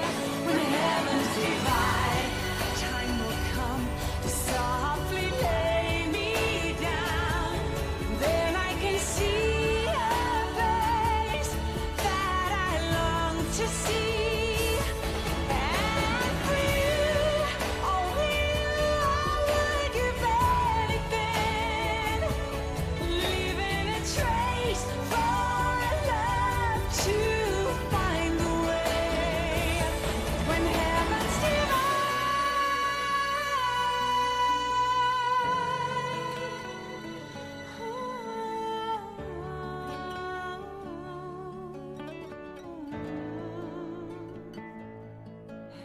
for you, only you, I would give anything, leaving a trace for love to find a way. When heavens divide.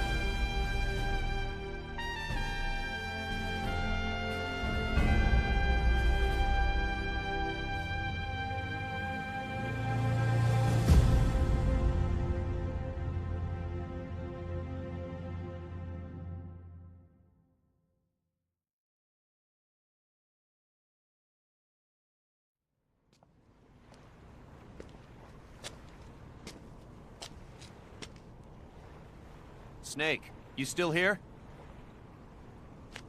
Come on. Let's go back. I'm not going back. Huh? I'm done. Snake, you don't mean... I'm done looking for the truth. What are you saying, Snake? I was wrong. Come on, boss. Everybody's waiting for you. She betrayed me, Kaz. She what? In the end, she put down her gun. And when she did, she rejected her entire life up to that point, including me. What do you mean? In giving up her life, she abandoned everything she was as a soldier. And you consider that betrayal? I won't make the same choice as her. My future is going to be different. Then... Yeah, that's right. From now on, call me Big Boss.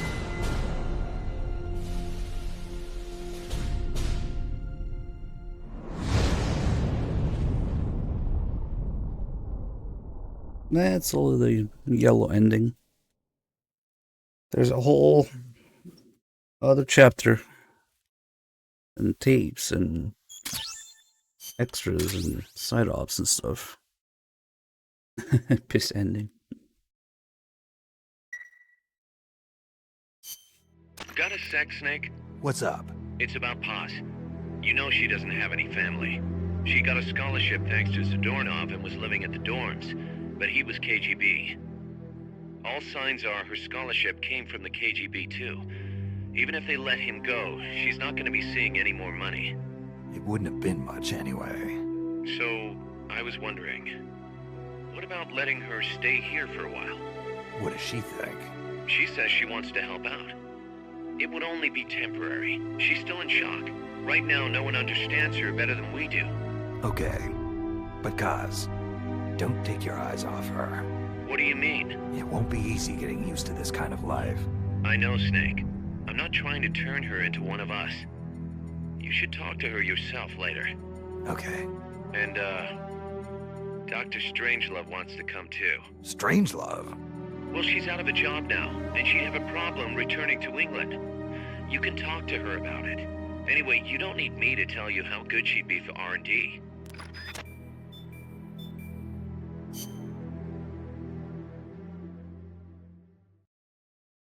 Alright, we got a bunch of shit to do now. Okay. The doorknob is going to escape, but for now, he's in the brig. He's forever in the brig. It's funny that he has stats that you can never use.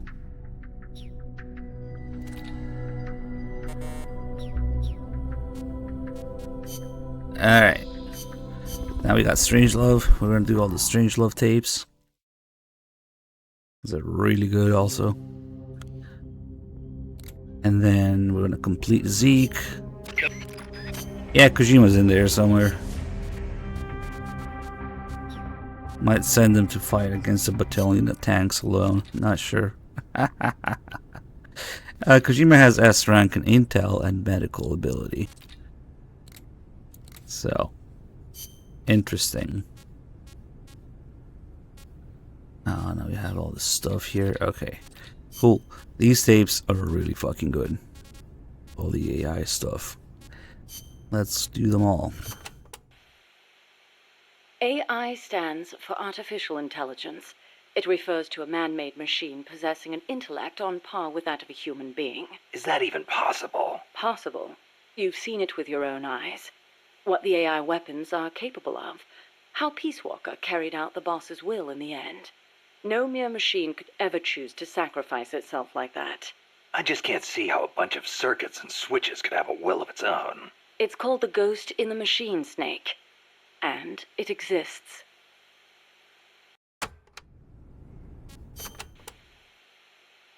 What did you mean by the ghost in the machine? Oh, that. It's a term coined by the philosopher Gilbert Ryle. You've heard of Descartes, yes? I think, therefore I am. That is the one. Descartes espoused the dualistic theory of mind and body.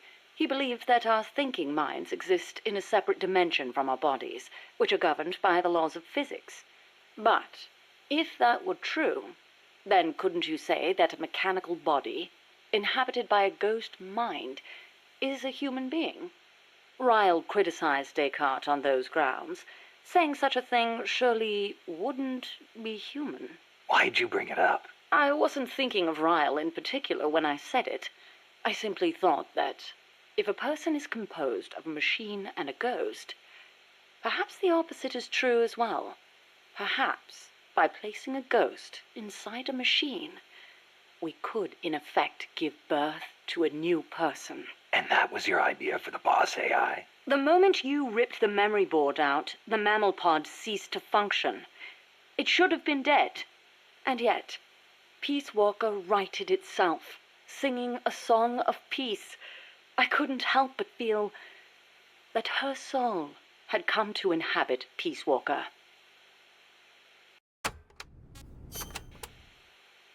Let's say, hypothetically, there really was an intelligent machine.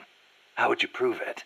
What's the difference between a high-level computer and an AI? It depends on what you choose to define as intelligence. For example, Snake, listen to my voice talking to you now.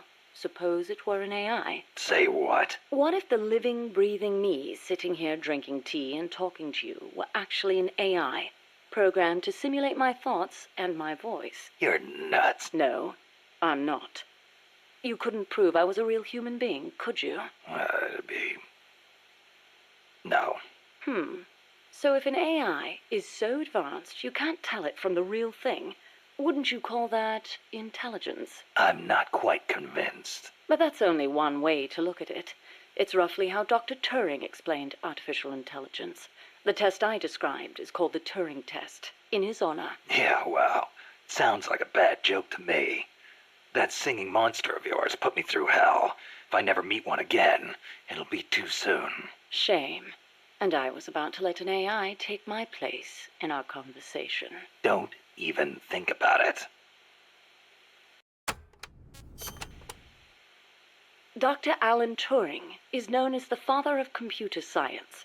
It was he who formulated the basic theory of AI.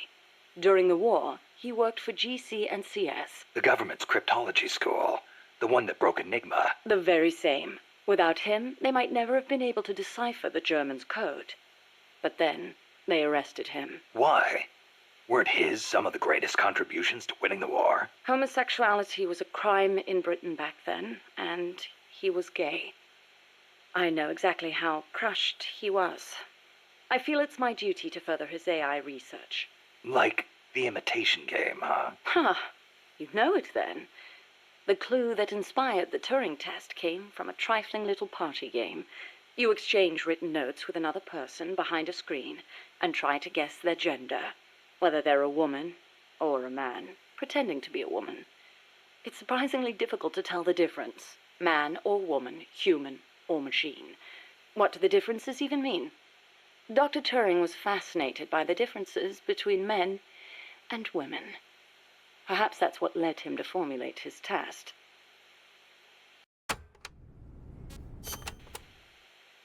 What if you hadn't used the boss as the model for the AI? What do you mean? If the end goal is MAD, it seems like there are more suitable models out there. A military chief of staff, or a nuclear technician, even the president. Patriotism, leadership, good judgment. Each of those qualities is essential when deciding whether to launch a nuke. And she had them all. Wouldn't the president too? It's not enough. She had the will for it. Will? Let me explain, Snake. Peace Walker is a standalone weapon. It has to decide on its own whether or not to launch a nuke. It can't turn to anyone else for advice. It can't do its job if it's not prepared to take sole responsibility for the fate of the world. I know of no other human being who could bear that burden. That's it? There were technical considerations, of course. To begin with, the female brain is a more appropriate model for an AI. Oh, wait, the female brain? What do you mean by that, modeling your AI after the female brain? Snake, what is the human mind capable of that a computer is not? Being lazy? Interesting response. And not incorrect. But the answer I was looking for was empathy. Empathy? The ability to feel for others, to be more precise. Love for a child. Pity for the weak. Grief for the dead. All of these are particularly well developed in the female brain. That's stretching it a little. On the contrary, it's perfectly reasonable. The male brain, on the other hand, may be well suited for systematic thinking, but it's less able to empathize. In that sense, it's closer to a computer. So if your objective is to make the AI think more like a human... You need to teach it how to empathize like a woman. The novel, Do Androids Dream of Electric Sheep, deals with this very problem. In the book, an empathy test is used to distinguish between machines and human beings. As machines become more and more advanced, our society will gradually become more and more systematic. Our cities will teem with robot-like people, unable to feel for others. We cannot allow that to happen. Computers must learn to empathize. The same goes for humans, only more so. Well, what about yourself? You make these claims, and yet I've never seen you empathize with a real person. It's true. Until now, I was a prisoner of death. It was my intention to die upon the completion of Mammal's development. She was my one reason to live. But you changed your mind. I did. Because she taught me the dignity of living. My eyes are open now. I want to go on living and seeing real people. Huh. I see.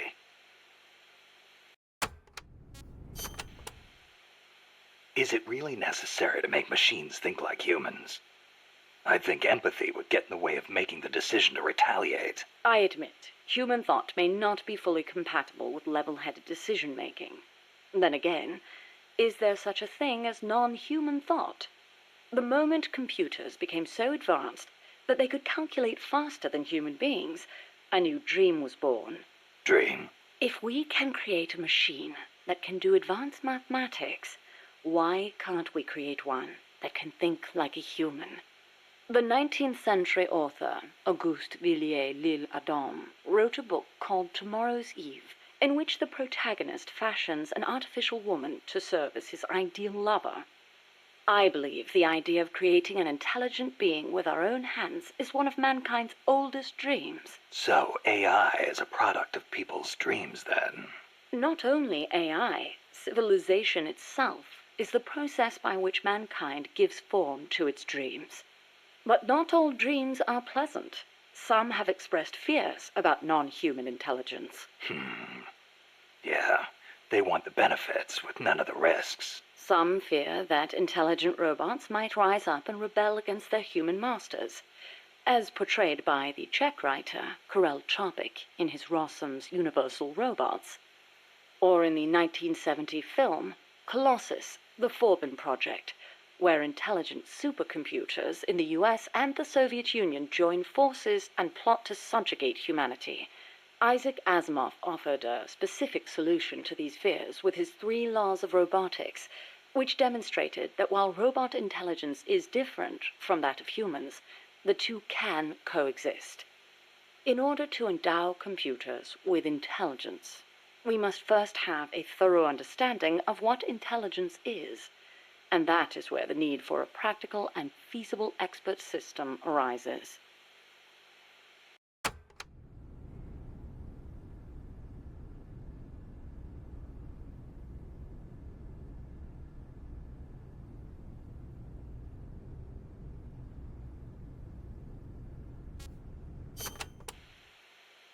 So what's an expert system? The AI housed within Peace Walker began development as such a system.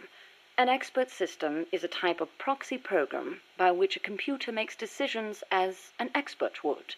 The program, Mycin, for example, is a system that decides which kind of antibiotics to prescribe. The system asks the patient a series of questions to narrow down the range of appropriate drugs. So you program Peace Walker to prescribe live nuclear warheads instead of penicillin. What I realized, however, was that a simple expert system wasn't up to the task. You need more than expertise to launch a nuke. Indeed, expertise is a necessary prerequisite, but insufficient on its own. Deciding to launch a retaliatory strike requires consideration of a wider range of factors. In such a scenario, the entire global situation becomes the criterion for making a decision. Makes sense. You screw up the prescription and the whole world goes into anaphylactic shock. A weak AI that only has a limited range of knowledge upon which to base its decisions won't cut it. Therefore, I had the AI study the boss's thought patterns, thus creating a true expert system. A strong AI. You couldn't leave the world in the hands of something with anything less than absolute worldview. I could have built a simple expert system in no time at all. Say, how would you like a system that decides which guns you should equip according to the mission's parameters? I'll pass. I'm not going to leave my life up to somebody else's judgment. Especially not a machine. Man, imagine complaining about tapes and Peace Walker tapes. And probably the best Peace Walker tapes at all. Damn.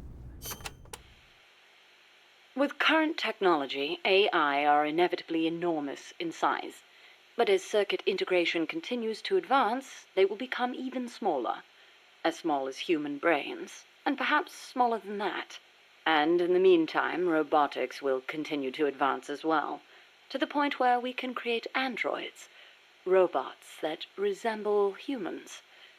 And then... And then what? Well, I don't need to spell it out for you, do I? Don't tell me you're thinking of making an android imitation of the boss. us. Surely the thought has crossed your mind as well. Of one day being reunited with her? Enough. I don't want any part of it. I see. I didn't mean to offend you. In reality, AI is more likely to evolve in the opposite direction anyway. I know that you guys would prefer some Wolbachia tapes instead. The opposite direction? What does that mean? More and more, AI are becoming systems that specialize in mass information processing, without human intelligence, thought, or emotion. A machine that has no individualism or sense of self, but rather behaves as a collective, exhibiting the qualities of a society. Like a beehive. Yes, it aggregates data collected by individuals and determines how the collective will act, just as honeybees travel between the hive and flowers. The key to achieving that will be networking AI together. I don't know how to say this, but that kind of gives me the creeps. But if your goal is to control society, it's the better model to use. It lets you filter data, disseminate only what you want disseminated. Of course, I myself have no interest in an AI without a shred of life to it.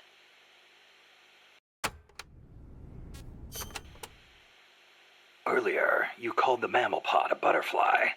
Not a pupa or a cocoon, but an imago. Yes, the AI that came before the mammal pod were works in progress. Works in progress. They were enough to keep the frame running, but not enough to make decisions about nuclear retaliation. They weren't quite complete. They were pupae. Only when I added the boss's data did the AI take on its true form, becoming a butterfly and taking flight. And that's why the nose art on Peace Walker was a butterfly. I gave the mammal AI the code name BS Imago. BS is short for boss.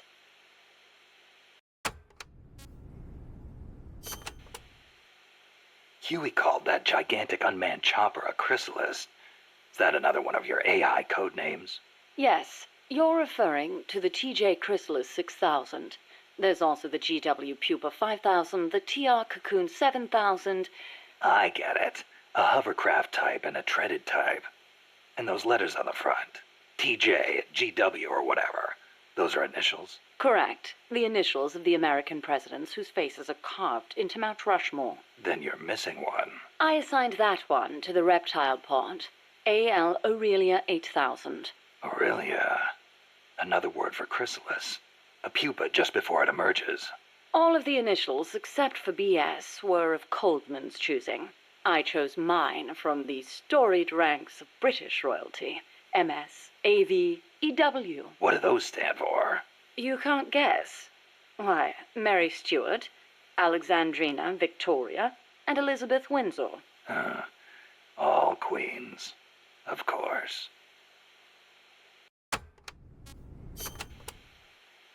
Are you familiar with the film 2001: A Space Odyssey? I've heard of it, but... Of course not. I didn't expect you to be cultured enough to appreciate such things. Yeah, thanks. Anyway... 2001 features an AI called HAL, a highly advanced system that controls an exploration spacecraft. It can converse with people, and even play chess. Huh. Now where have I heard that before? The way HAL was portrayed was truly superb. How so? HAL is given secret orders that not even the ship's captain knows about. Naturally, he's not allowed to divulge them to the crew. The stress of it causes HAL to crack. Crack? Go crazy. Though there are those who interpret it differently. One by one, HAL kills off the crew until the captain finally shuts it down. The film offers amazing insights into AI, their growth, their utility, their faults, and their fear of death. Well, you must have found it useful in your research then. Must you always be so utilitarian? It doesn't matter whether or not it's useful. What matters is that it inspired me. Then it was useful. Never mind. The portrayal of Hal wasn't the only wonderful thing about the film. It was full of hints about the future of human evolution. Truly, a film for the ages.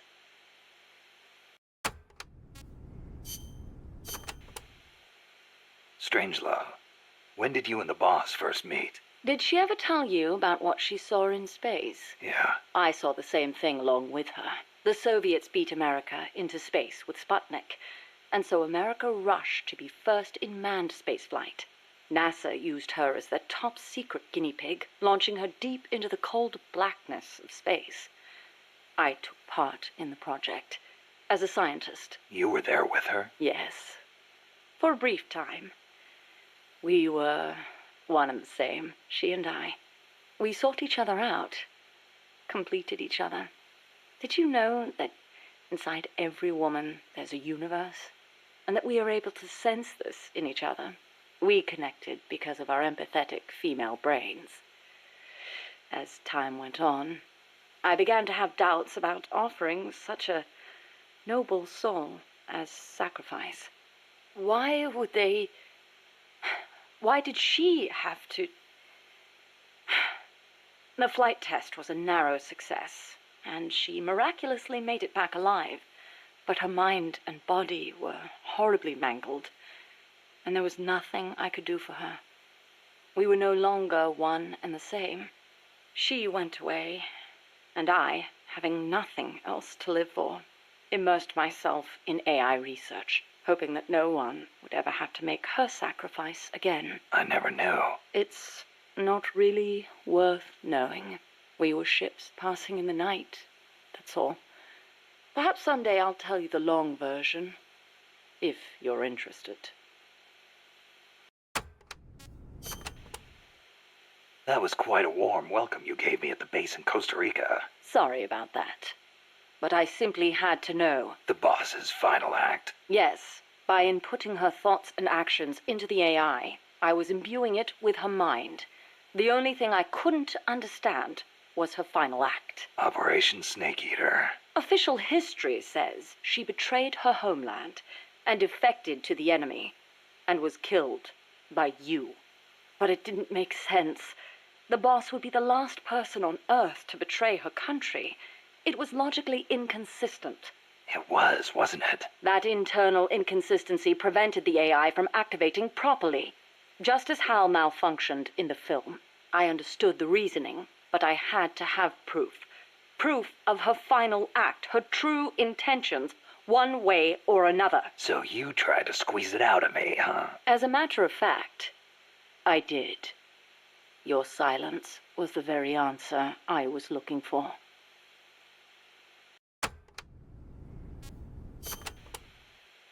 That white horse the boss rode. The Andalusian, yes. How'd it get to Costa Rica? I went looking for it.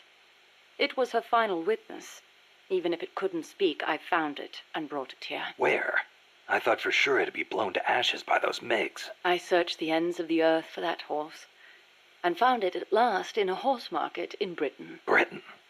Are you saying it came all the way over the Ural Mountains, through Europe, and across the English Channel? Who knows, really? Perhaps someone took it there. Wait, the thought never occurred to you that it might be a different Andalusian that only looks the same? I can't prove it. Or rather, I couldn't. What do you mean? You should know best of all. That horse wouldn't let anyone ride it. And believe me, I nearly killed myself trying. The only one it allowed on its back was you. That was the proof. Though I hate to admit it. And to think, I ran it to its death. But in that last run, it regained the glory of its youth, using the last of its strength to pursue its former master. Any horse would wish for such a fine end.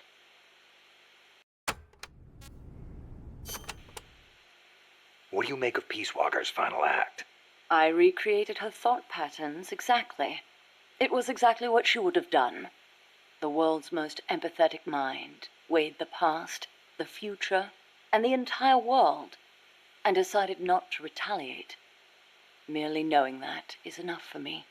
So, what you're saying is, we don't need deterrence to have peace? I didn't say that. What's important is that we wish for peace. MSF needs a way to protect itself from the might of nations. Survival requires pragmatic thought and action. But you must still retain your ideals. If the gap between reality and those ideals ever leads you to lose them. I doubt MSF will survive.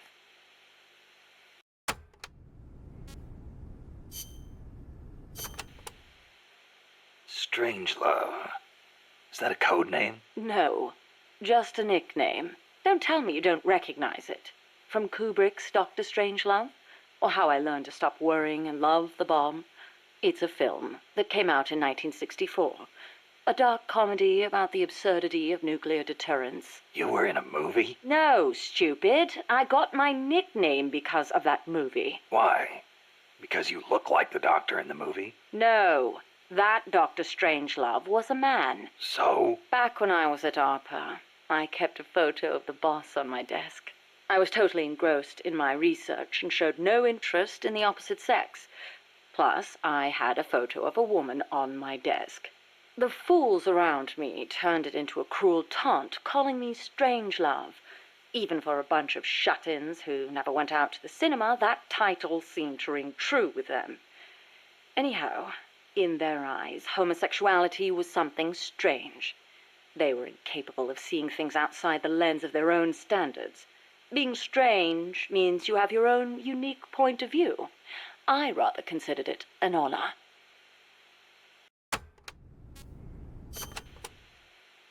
So, you were with ARPA before you came here, huh?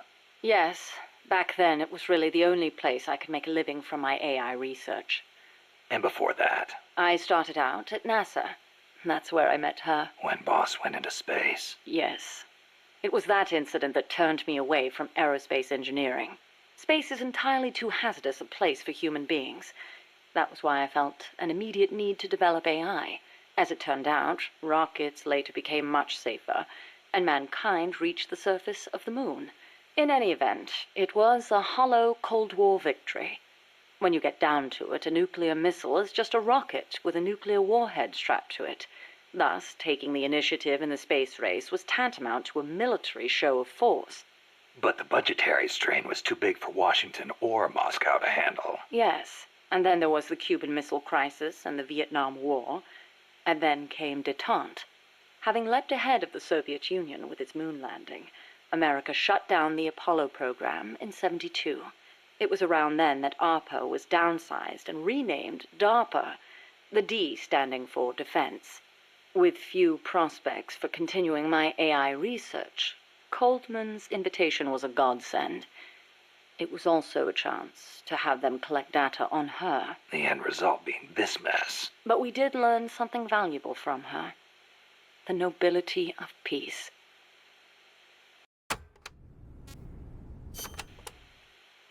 Why'd you agree to come here, to Mother Base? You intrigued me. Me? Hold on.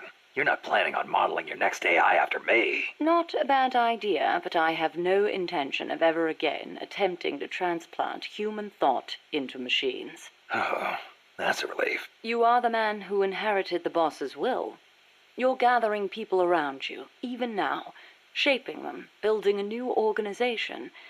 I'd like to see how it turns out. You're not planning to go back to AI research? I never said such a thing.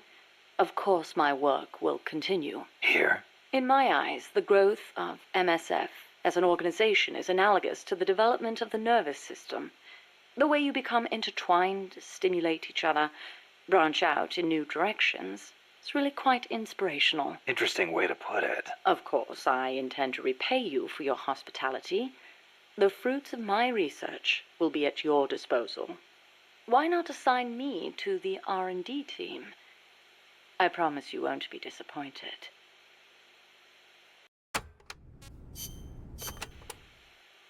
You know, that ID card I got from Huey wouldn't let me into the lab. Of course not. I deactivated it. Why? As though I'd let him into my lab. Oh, you don't seem to care for him much, even though you two are in the same field. Oh, please. For starters, I can't stand that wishy-washy attitude of his.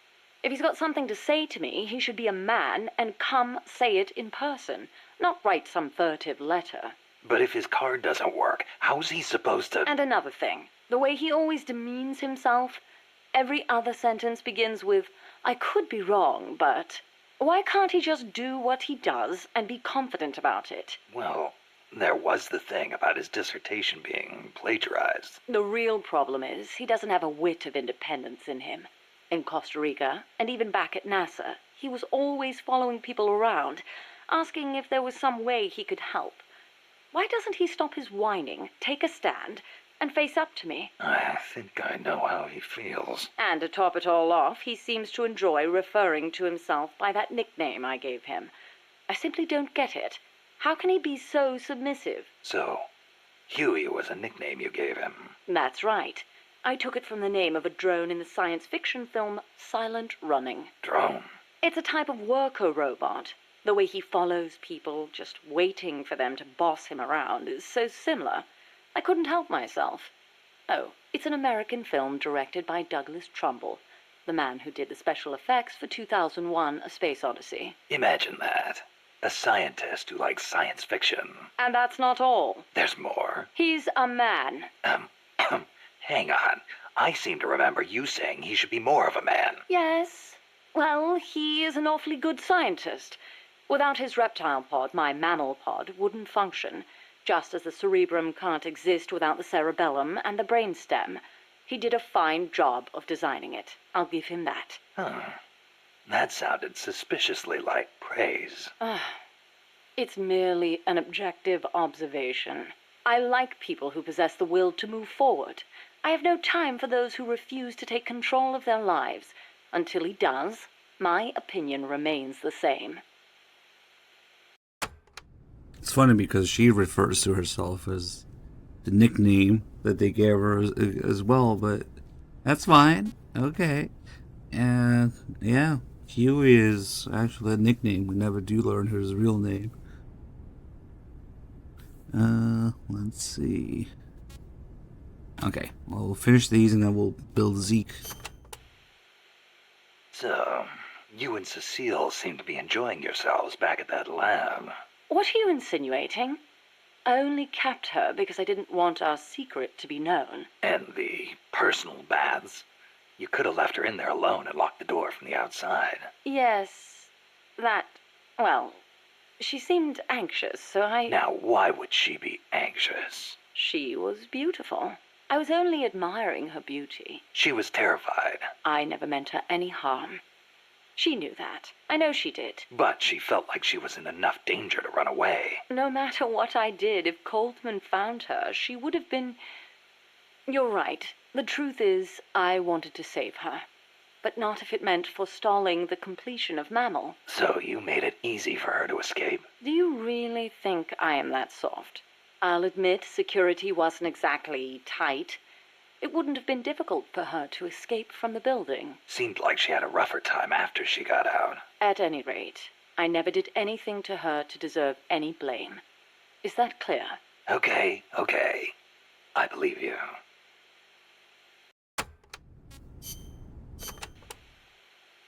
Huey's probably mentioned this, but just to be clear, there's a limit to the parts we can produce here at Mother Base. Therefore, I've built Zeke's AI using memory boards you pulled from other AI weapons. Will that work? In the human brain, individual functions are spread across multiple regions. The same is true of AI. Multiple parts sharing the same function interlink to strengthen that function. For example, the more sensor memory boards you have, the greater Zeke's search and detect capabilities will be. Install more movement boards, and you'll increase its mobility. Meaning the AI's capabilities change depending on how much memory we give it? Exactly. The more boards you install, the more powerful a function will be.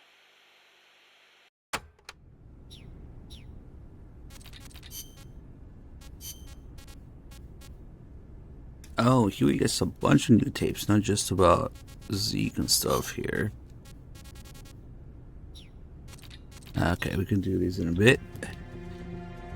So, first thing we want to do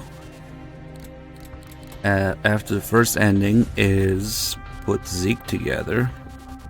So to do that, we're going to do a bunch of pupa battles. Get the parts for it. Now that we have the battle uniform, we can carry these three.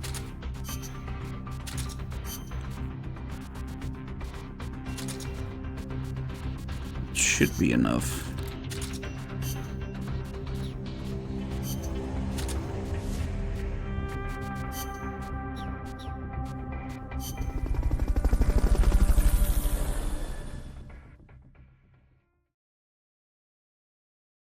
What's that conversation like in Japanese? Is it like or something?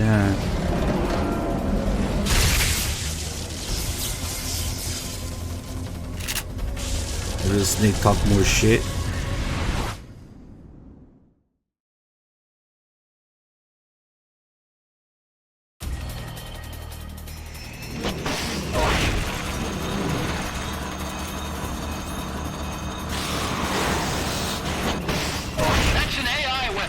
It was a little annoying though because it starts the fight by just moving around everywhere.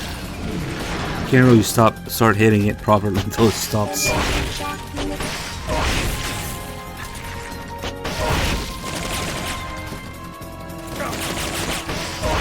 flat to avoid getting hit when it charges.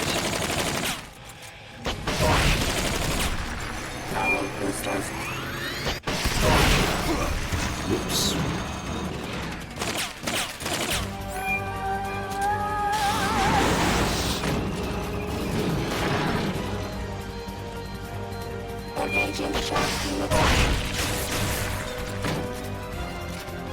Oh shit.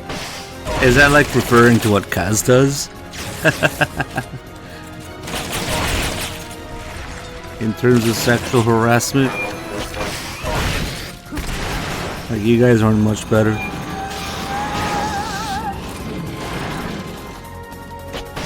the hatch and climb into the AI pod. You should be able to get in the AI. Yeah.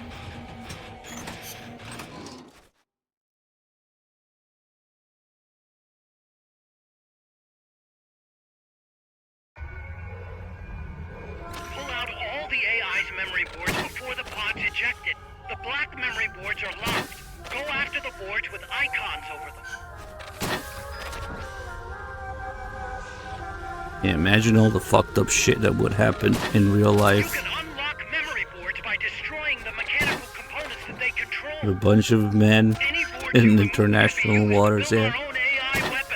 Memory boards have different functions. Oh, but doing this would also get her tapes, so that works. That makes sense.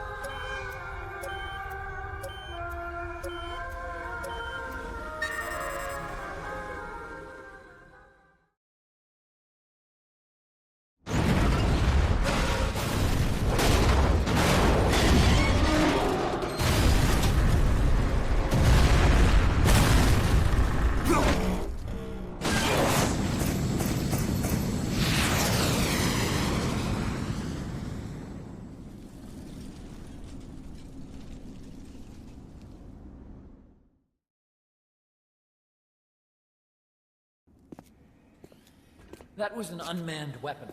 A prototype. I made it. There's no need.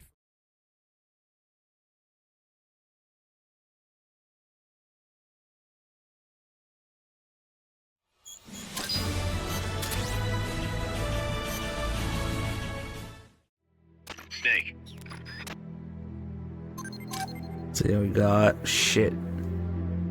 I guess that's not bad. Oh, we need the railgun though. We need to do Chrysalis. We fitted Zeke with its own AI pod. We were having trouble adjusting the AI, but Dr. Strangelove was able to get it up and running. Strangelove? Why the surprise, Snake? Whoa, we're an army without borders. We need a deterrent against foreign intervention. That's what Zeke is for. It may even prove necessary to... I'm not against deterrence itself. The problem is when a nation comes to rely on it. All that does is force a burden on its people. The same people that constitute the nation itself.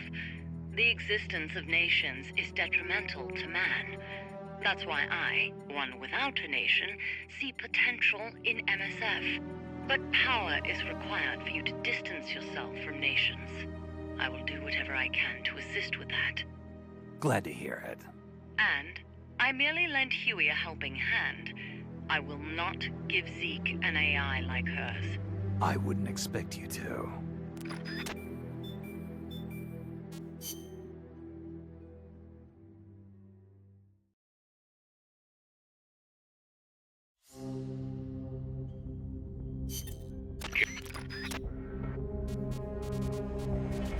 Snake.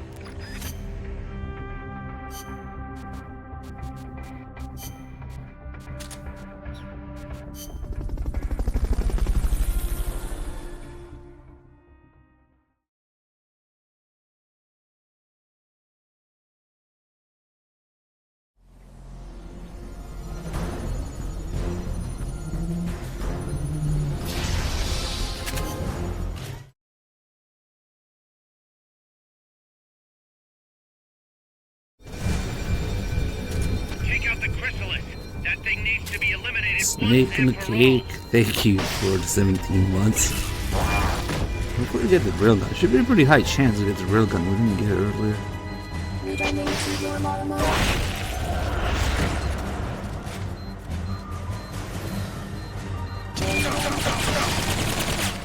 Oh, come on.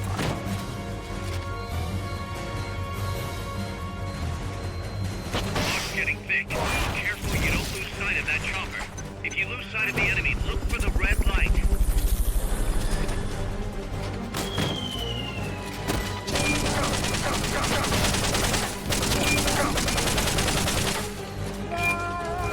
Holy shit, they actually sent chef grenades. For once.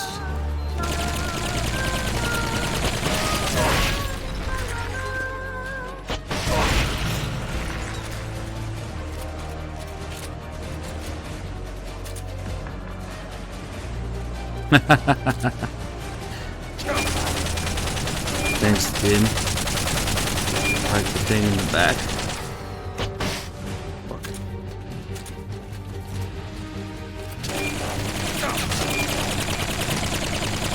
I thought all the rotors take the same damage. Oh, I never fucked with this. Let's see. AK.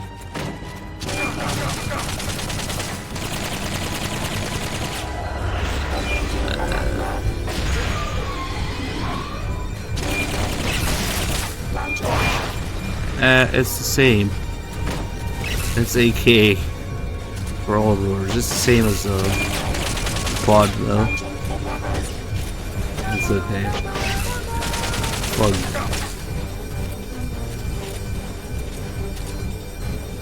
I don't think they have anything that takes the same or more damage than the quad. And fuck it, we're probably need the parts anyway.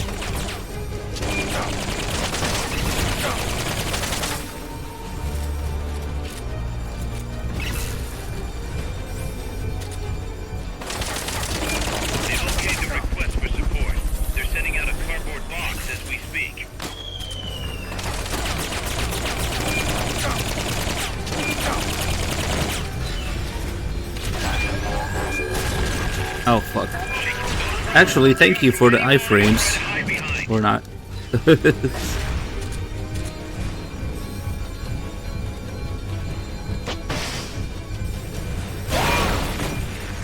Oh, that was 12k.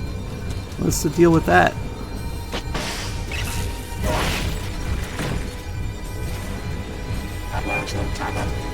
Broach these nuts.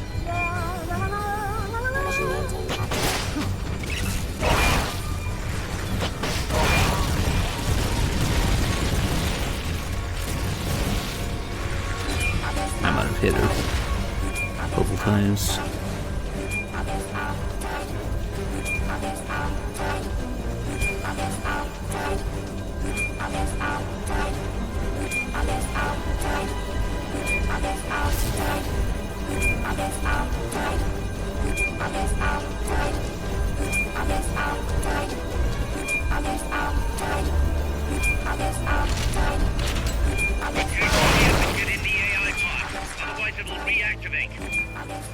Is there really no Japanese script where you can tell what the fuck it's supposed to be saying? Because everybody hears something different. Come on, it's gotta be written down somewhere. English, Japanese, screenplay, book. Maybe if they re-release it, I don't know. Everybody hears something different. Pull out the memory boards. All the unlocked boards will have icons over them. What does it say in Japanese? Oh, that's right. That's right. The song about being drunk. Key for foreshadowing.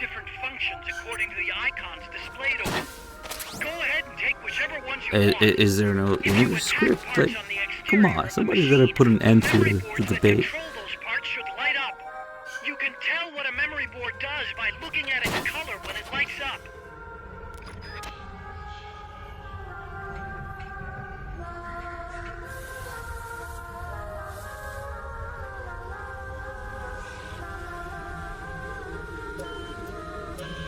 It's okay, in the remake will be Kiefer singing about being shit-faced.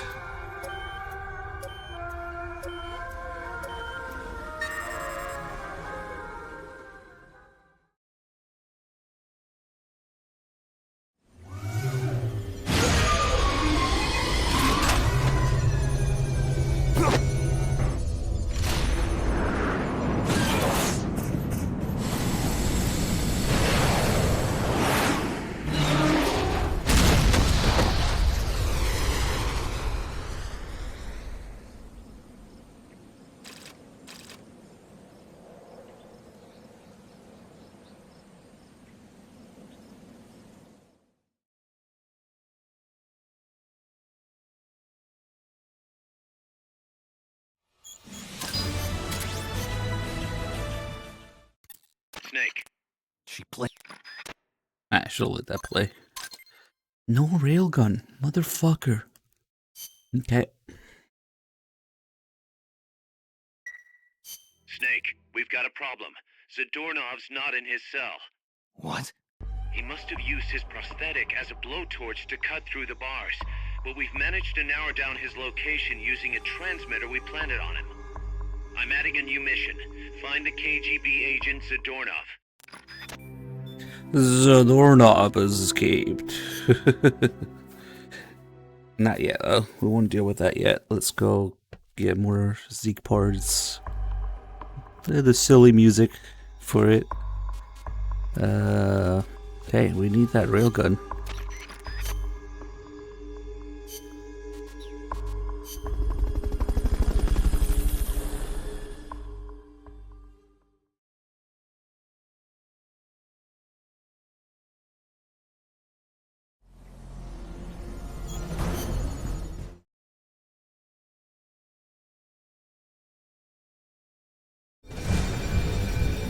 Take out the chrysalis. That thing needs to be eliminated once and for all. 14.6k. I think I might change that when it's... Ah, fuck.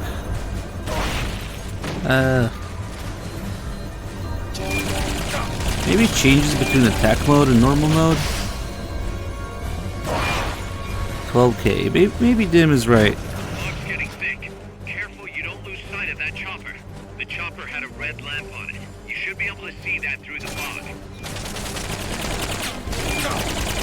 I could not believe that I just tried to pause to get a supply drop. Filthy.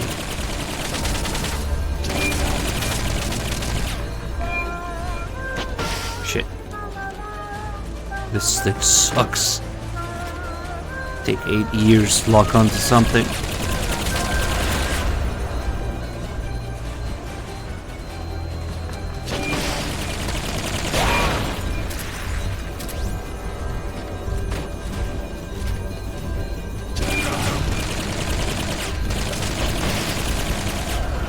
Fug.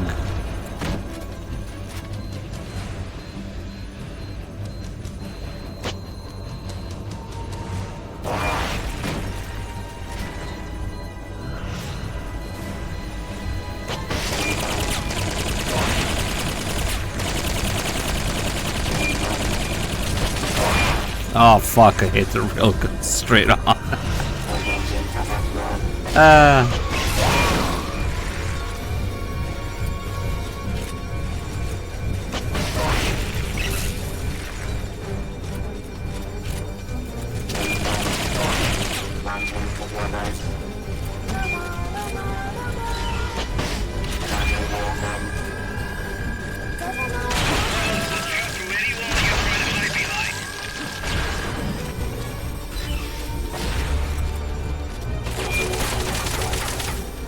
Initiate my nuts.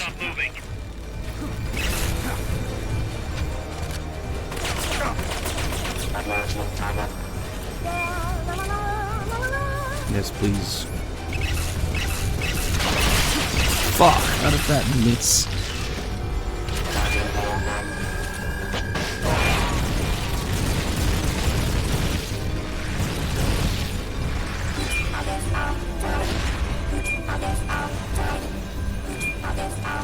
God, that animation for running uphill is so much better.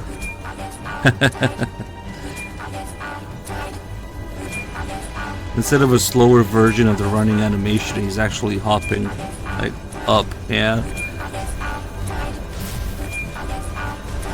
I don't know, it just feels much more natural than NGS3's. And of course, if it was Wii, it would just fucking slide down the slope.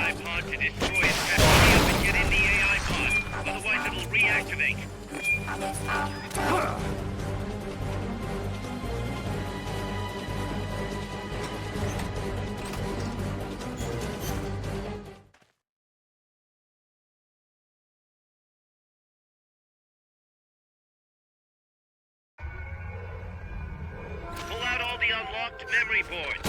Pull out the memory boards. All the unlocked boards will have icons over them.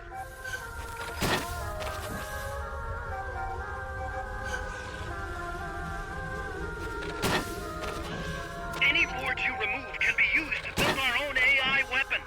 Memory boards have different functions according to the icons displayed over them. Go ahead and take whichever ones you want. If you attack parts on the exterior of the machine, the memory boards that control those parts should light up. You can tell what a memory board does. Dang, that's a lot of broken boards. when it lights up.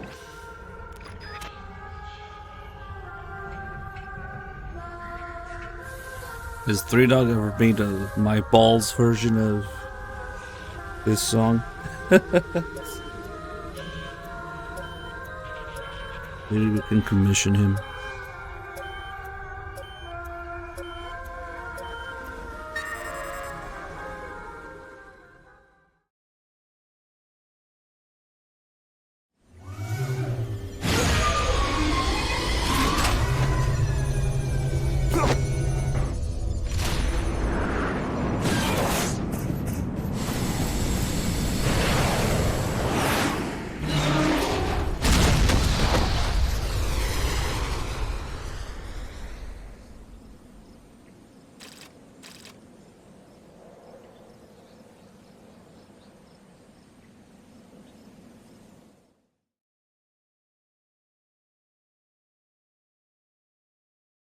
Please give me the fucking railgun.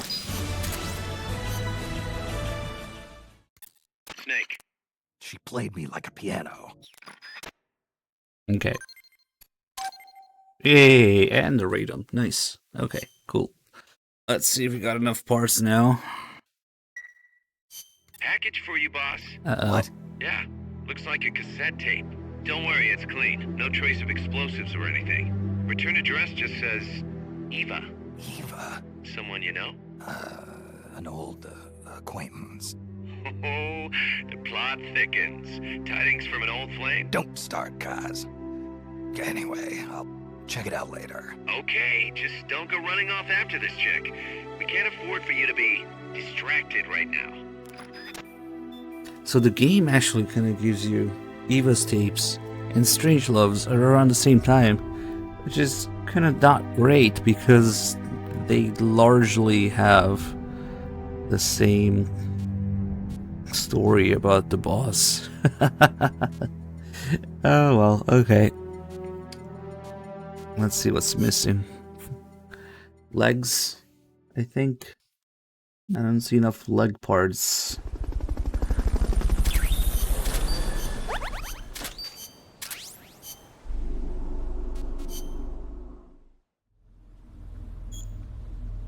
Yeah, there's no legs. It looks like a chicken right now.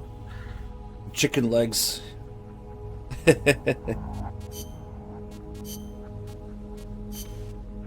And we're missing 2 leg scraps.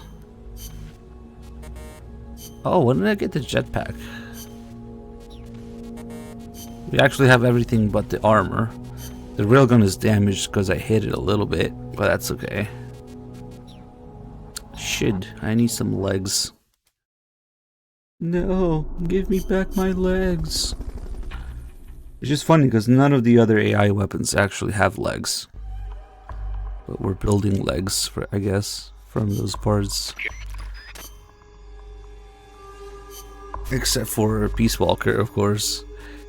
But Peace Walker doesn't give you AI parts when you fight it, right? So wait, no, the custom ones do. Type 1, Type 2, and custom does, I think. Alright, let's go back to the Poopa.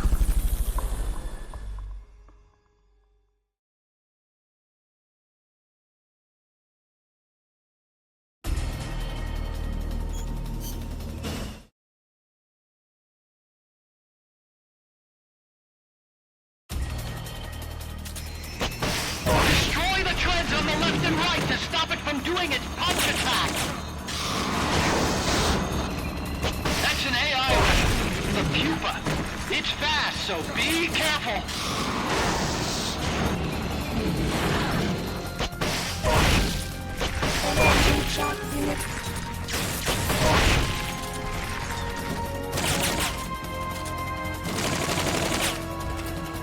Aim for the cylindrical AI pod!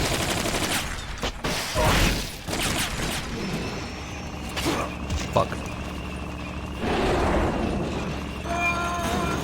The Poopa, as Chico would say.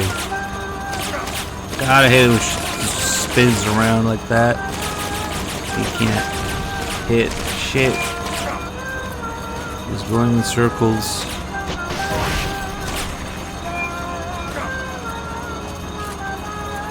You have to time it just right.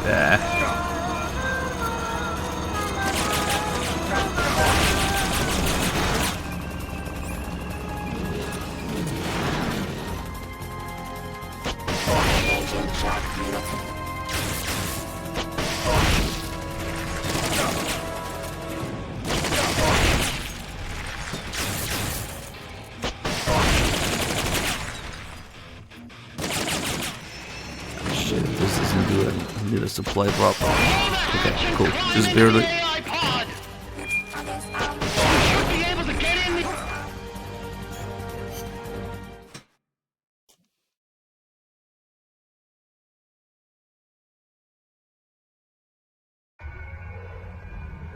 Pull out all the AI's memory boards before the pod's ejected. The black memory boards are locked. Go after the boards with icons over them.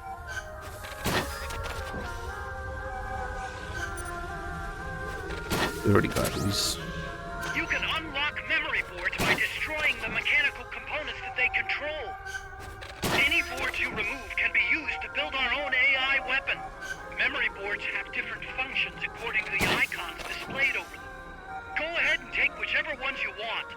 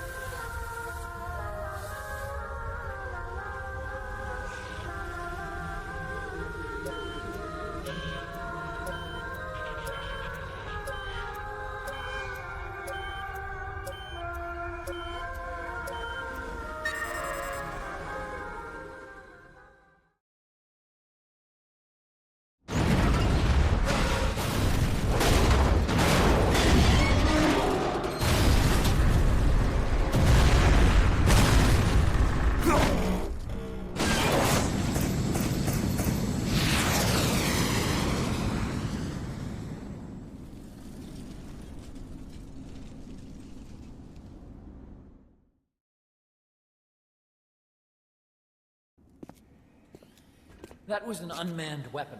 A prototype. Imagine if you got a different copy of Huey every time you do this mission. Fuck. Any leg parts? Snake. Shit, I only got one. We need another one. We got another jetpack.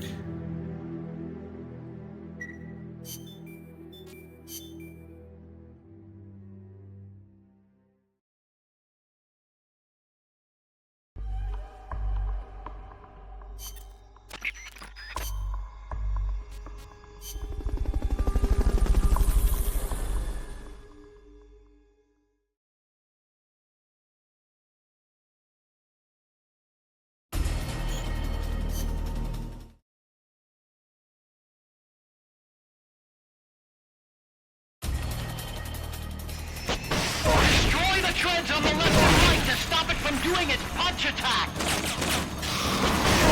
Oh, nice. That's an AI weapon, the Pupa. It's fast, so be careful!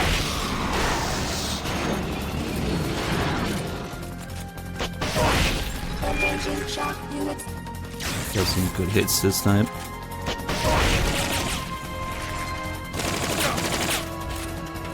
Aim for the cylindrical AI pod!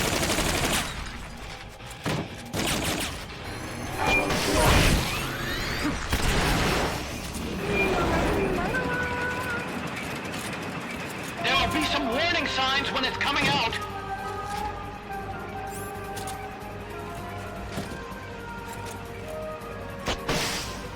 Ah! Shoot them, not me! Oh, fuck.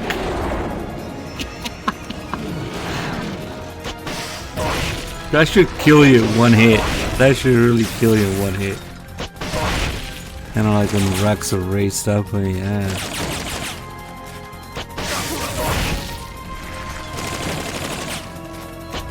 The whole fucking thing landing on his head.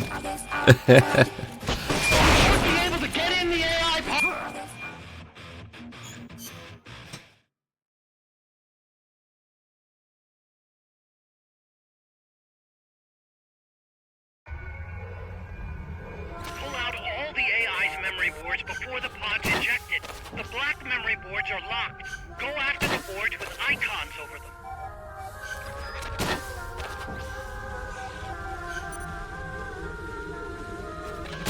You can unlock memory boards by destroying the mechanical components that they control. Any boards you remove can be used to build our own AI weapon. Memory boards have different functions according to the icons displayed over them. Go ahead and take whichever ones you want.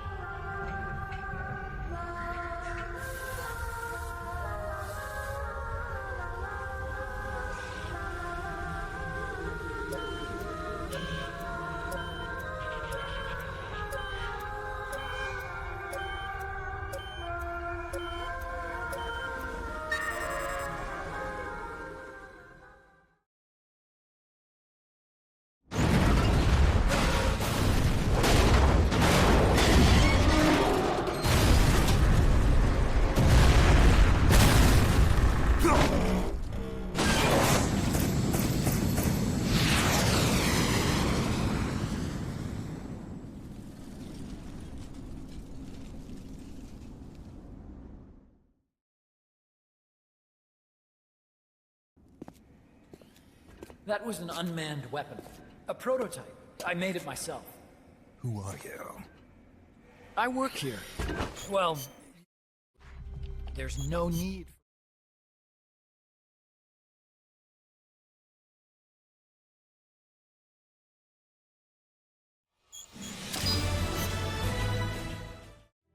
Snake. Do we have one leg part? Yes. Okay. And another jetpack. Now we'll get the call about Zeke being complete. Snake, I'm proud to announce that preparations for Metal Gear Zeke are complete. We can activate it any time. Got it. Thanks, Huey. No need to thank me. At least now I can finally say I helped you with something. You can use it in outer ops, too. Just select Zeke when you're forming your unit. Be sure to take it out for a field test. Okay. You can change weapons and check memory boards just like before. Use your observations from a field test to make any adjustments. A work in progress, huh?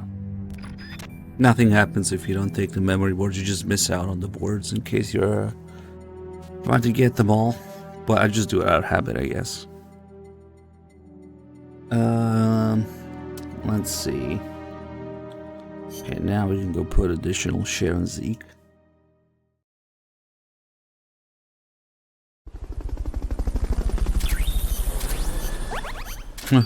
Very Fox looking guy. So we got all the base parts and the radar and the railgun.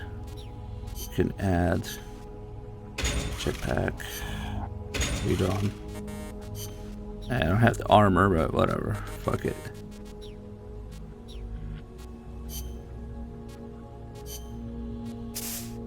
Kinda wish I had more MSF-ish colors, like, I don't know, I like to make it black and yellow, like the MSF logo.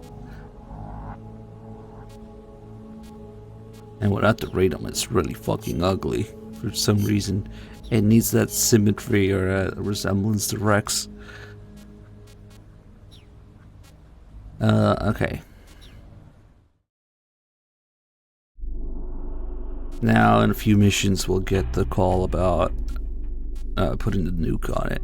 Getting the nuke from Peace Walker.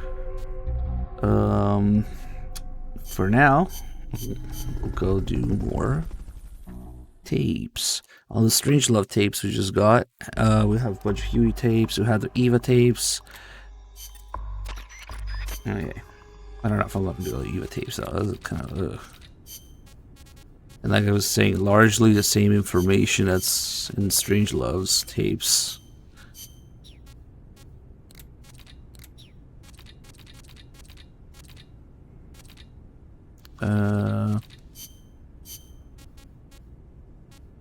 I forgot to do though. Well, it's here. That's okay. NORAD tape. But you know, there's something I've never been able to figure out. Is the Cold War really a war, or is it really peace? Doc, what do you... People called it a Cold War, but I disagreed. Sure, nuclear stockpiles are increasing, threats are multiplying. The US and the Soviet Union have enough power to destroy the human race 100 times over. But nobody's actually being killed. Small-scale conflicts and proxy wars, maybe, but nuclear deterrence has averted another world war. The world's far more peaceful today than it was before, and the breakthroughs we've made in space exploration thanks to Cold War competition? Fantastic, don't you think? No. We didn't need to rush into space like that. Going into space may have been mankind's dream, but good people were sacrificed in the scramble. Maybe so. NASA's definitely got some skeletons in its closet. Same goes for the nuclear arms race. Atomic testing has killed civilians and exposed thousands to radiation. Believe me, I know. And now, this. What peace was I trying to protect anyway? The more I think about it, the less I understand.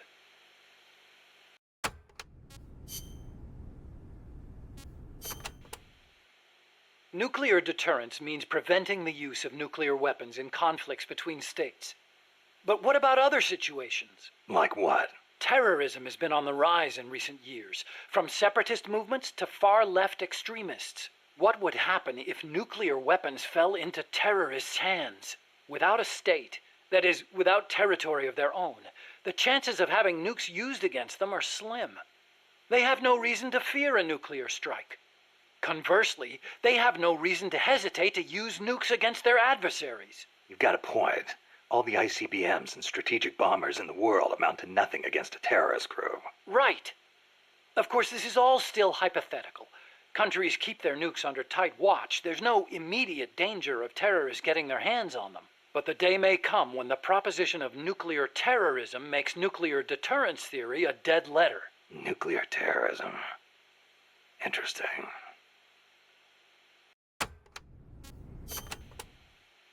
What are we gonna do, Snake? If Peace Walker attacks Mother Base... Yeah, I should have done these earlier. We've got the entire MSF out to make sure that doesn't happen. Yeah, but Peace Walker's missiles have 1 megaton warheads. The fireball alone would be 1 mile in diameter. Everything in the vicinity of Ground Zero will be vaporized by the heat rays. Then there's the blast, which travels at hundreds of miles per hour. And the fires, and the... A huge dose of radiation from the initial nuclear reaction. That too. There won't be a single survivor. Yeah, I'm aware of that.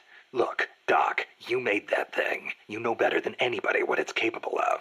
Right now, you've got to give me a rational, scientific estimate of the damage. If we're talking about a nuclear explosion, it's more than just MSF's problem. You're right, Snake. Sorry about that. Like I was saying, Mother Base would be wiped out. Any ships in the area could be caught in the blast too. We'd need to send out a warning. The thing to worry about most is the fallout. The dust of death. If it goes off over water, the particles will be smaller than with an explosion over land, so the wind will scatter the fallout over a wider area. Clouds will form around the salt crystals in the seawater, causing contaminated rain to fall downwind. Yeah, got a taste of that myself. On Bikini Atoll? That's right. The 1954 Castle Bravo test created fallout 300 miles downwind. Poisoned a lot of local residents and ships, so I hear.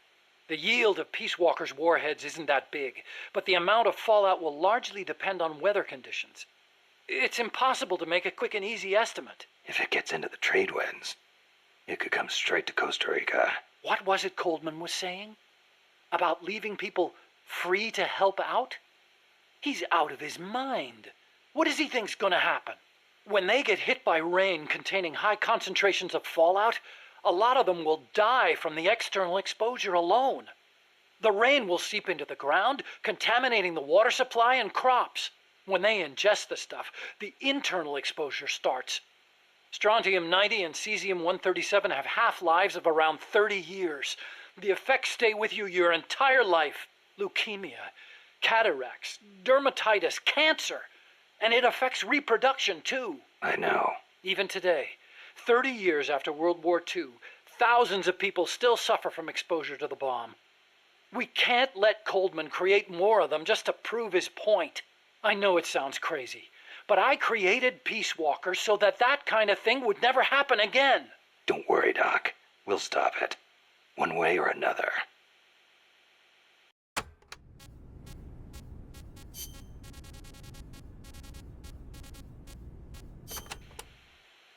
Snake, how much do you know about the U.S. Homeland Air Defense Network? I don't know much about what goes on up in the sky. What I do know is that NORAD tracks Santa Claus on its radar.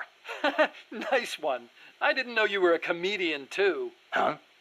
No, I'm serious. It's true, NORAD tracks his... Listen to me. Every December they set up a hotline and... Okay, I get it. He's real, I tell ya. He used to bring me presents and...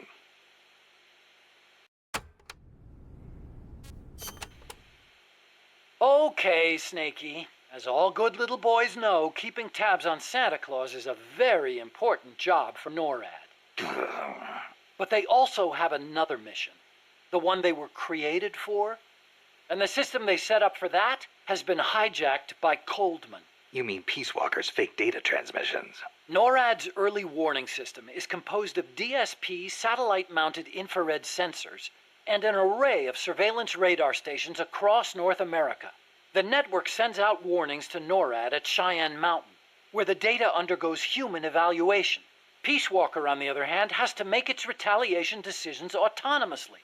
So it's set up to automatically receive the same data as NORAD through covert channels. Those channels were also used on the test platform to telemeter the AI's decision-making. Peace Walker reversed the system to transmit a fake warning about incoming nuclear missiles outside the usual exercise schedule. I mean, the system could have used better safeguarding. Nobody's going to argue with that. But cracking the AI? That seemed unimaginable. And you can see what happened.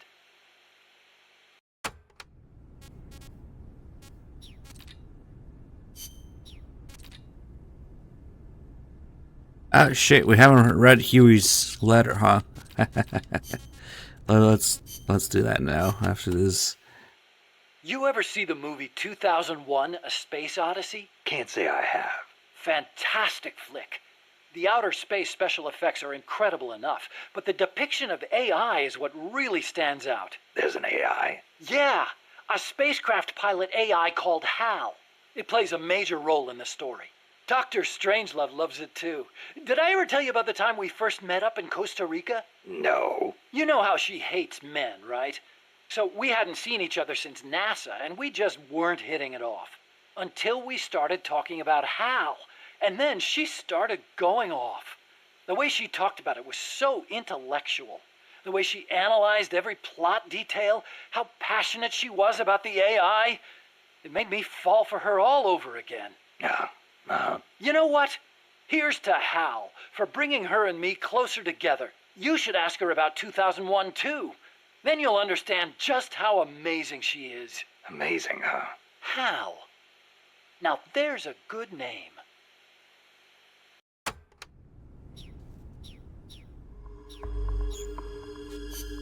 Okay. It's a little hard to read Huey's letter out loud because the text scrolls so quickly and it only covers the very bottom of the screen. And honestly, I'm a little tired, so I invite everyone to... I know, it's a lot to ask, especially on Twitch, but reading is hard. It's pretty cringe too. I don't want to read it because it's cringe.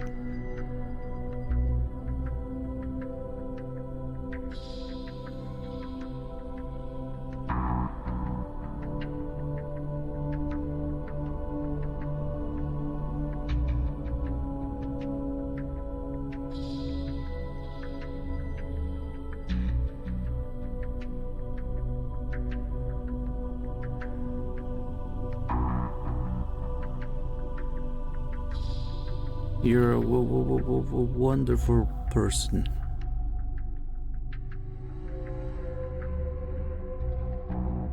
Who stutters in the letter? Ah, that's right. There's also that picture of it. But still, I want it to be in sync with the screen. If I were to read it, I don't want it to be so slow that there's other shit on the screen by the time I get to it. But yeah, if you guys want to read it, that's easier to read that way.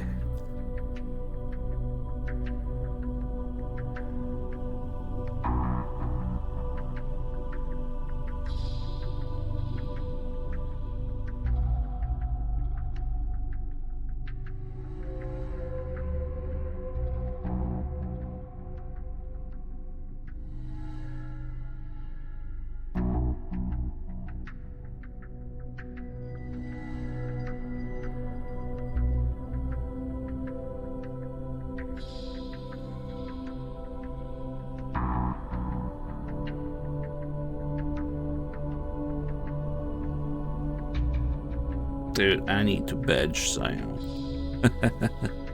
Your dear friend, Huey. Alright, that's cringe. Now that we read it, we might need to do a mission before we get the tape for it.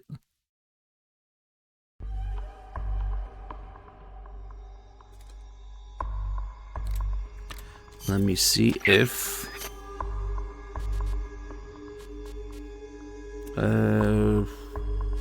tapes.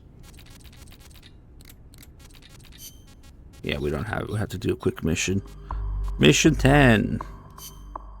My favorite. We can't do this one. A snake. Quail. Our best man, Big Medic Quail. Big Quail. It's because the text is so low on the screen because it's the same item description you would get for any other item. So that you would see the 3D model of it, I guess. This guy can run though. He can't shoot. In this game it actually matters. what stats they have. Looks like that soldier's out cold. Try using Fulton. Good job. Return to base.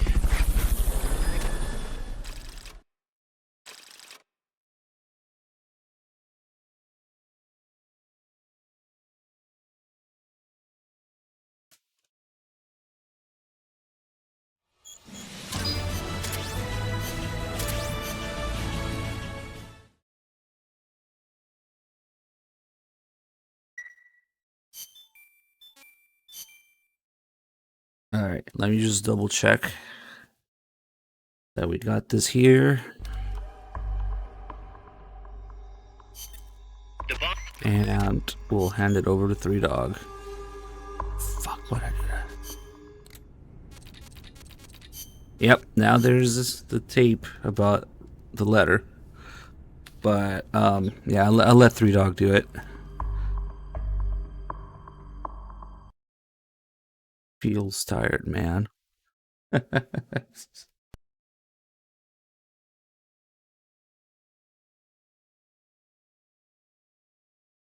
Okay. Where is my USB? There it is.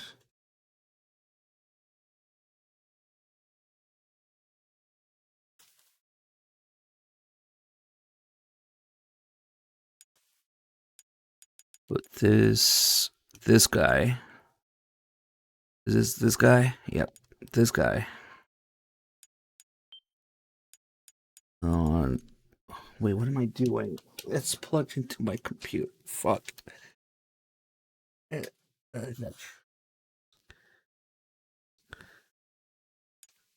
Copy this guy to USB. Yes. Yes. I know. That's the whole point. Okay.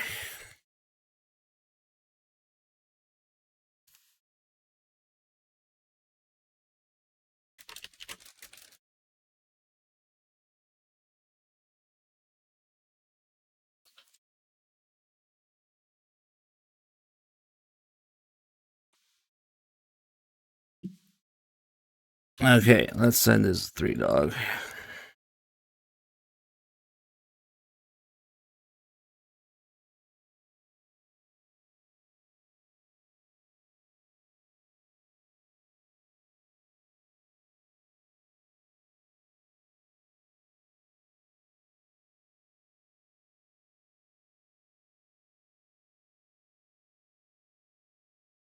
Alright guys, I'm sending a save to Three Dog. We'll be switching soon, as soon as he's ready.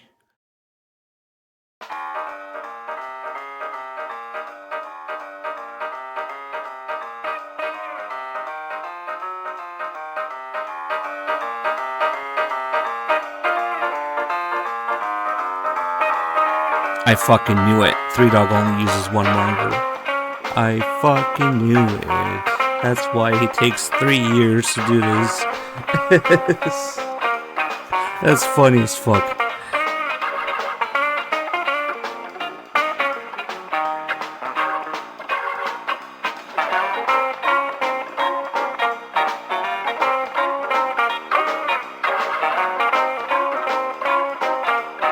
Oh my god.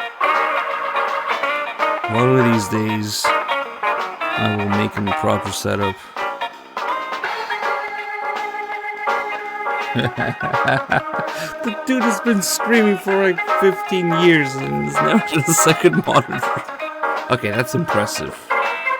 That is impressive. When I went from 4 monitors to 3, I felt like downgraded. Sometimes I still miss a 4th monitor. It's just... That's funny as fuck. Oh, good old Three Dog shenanigans.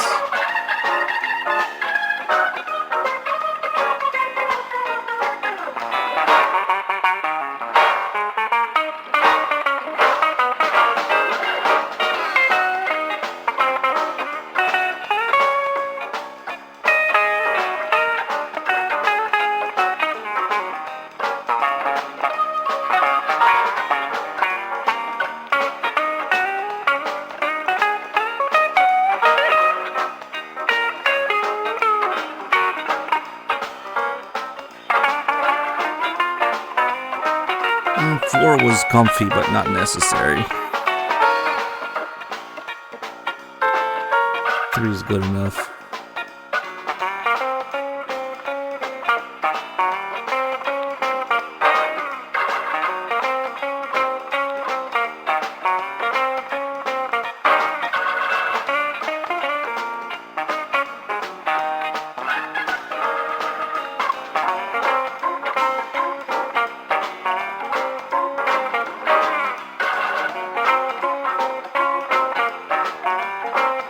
Alright, guys, the stream is going to go down for a few seconds. Don't go anywhere. 3 Dog will be picking up right where I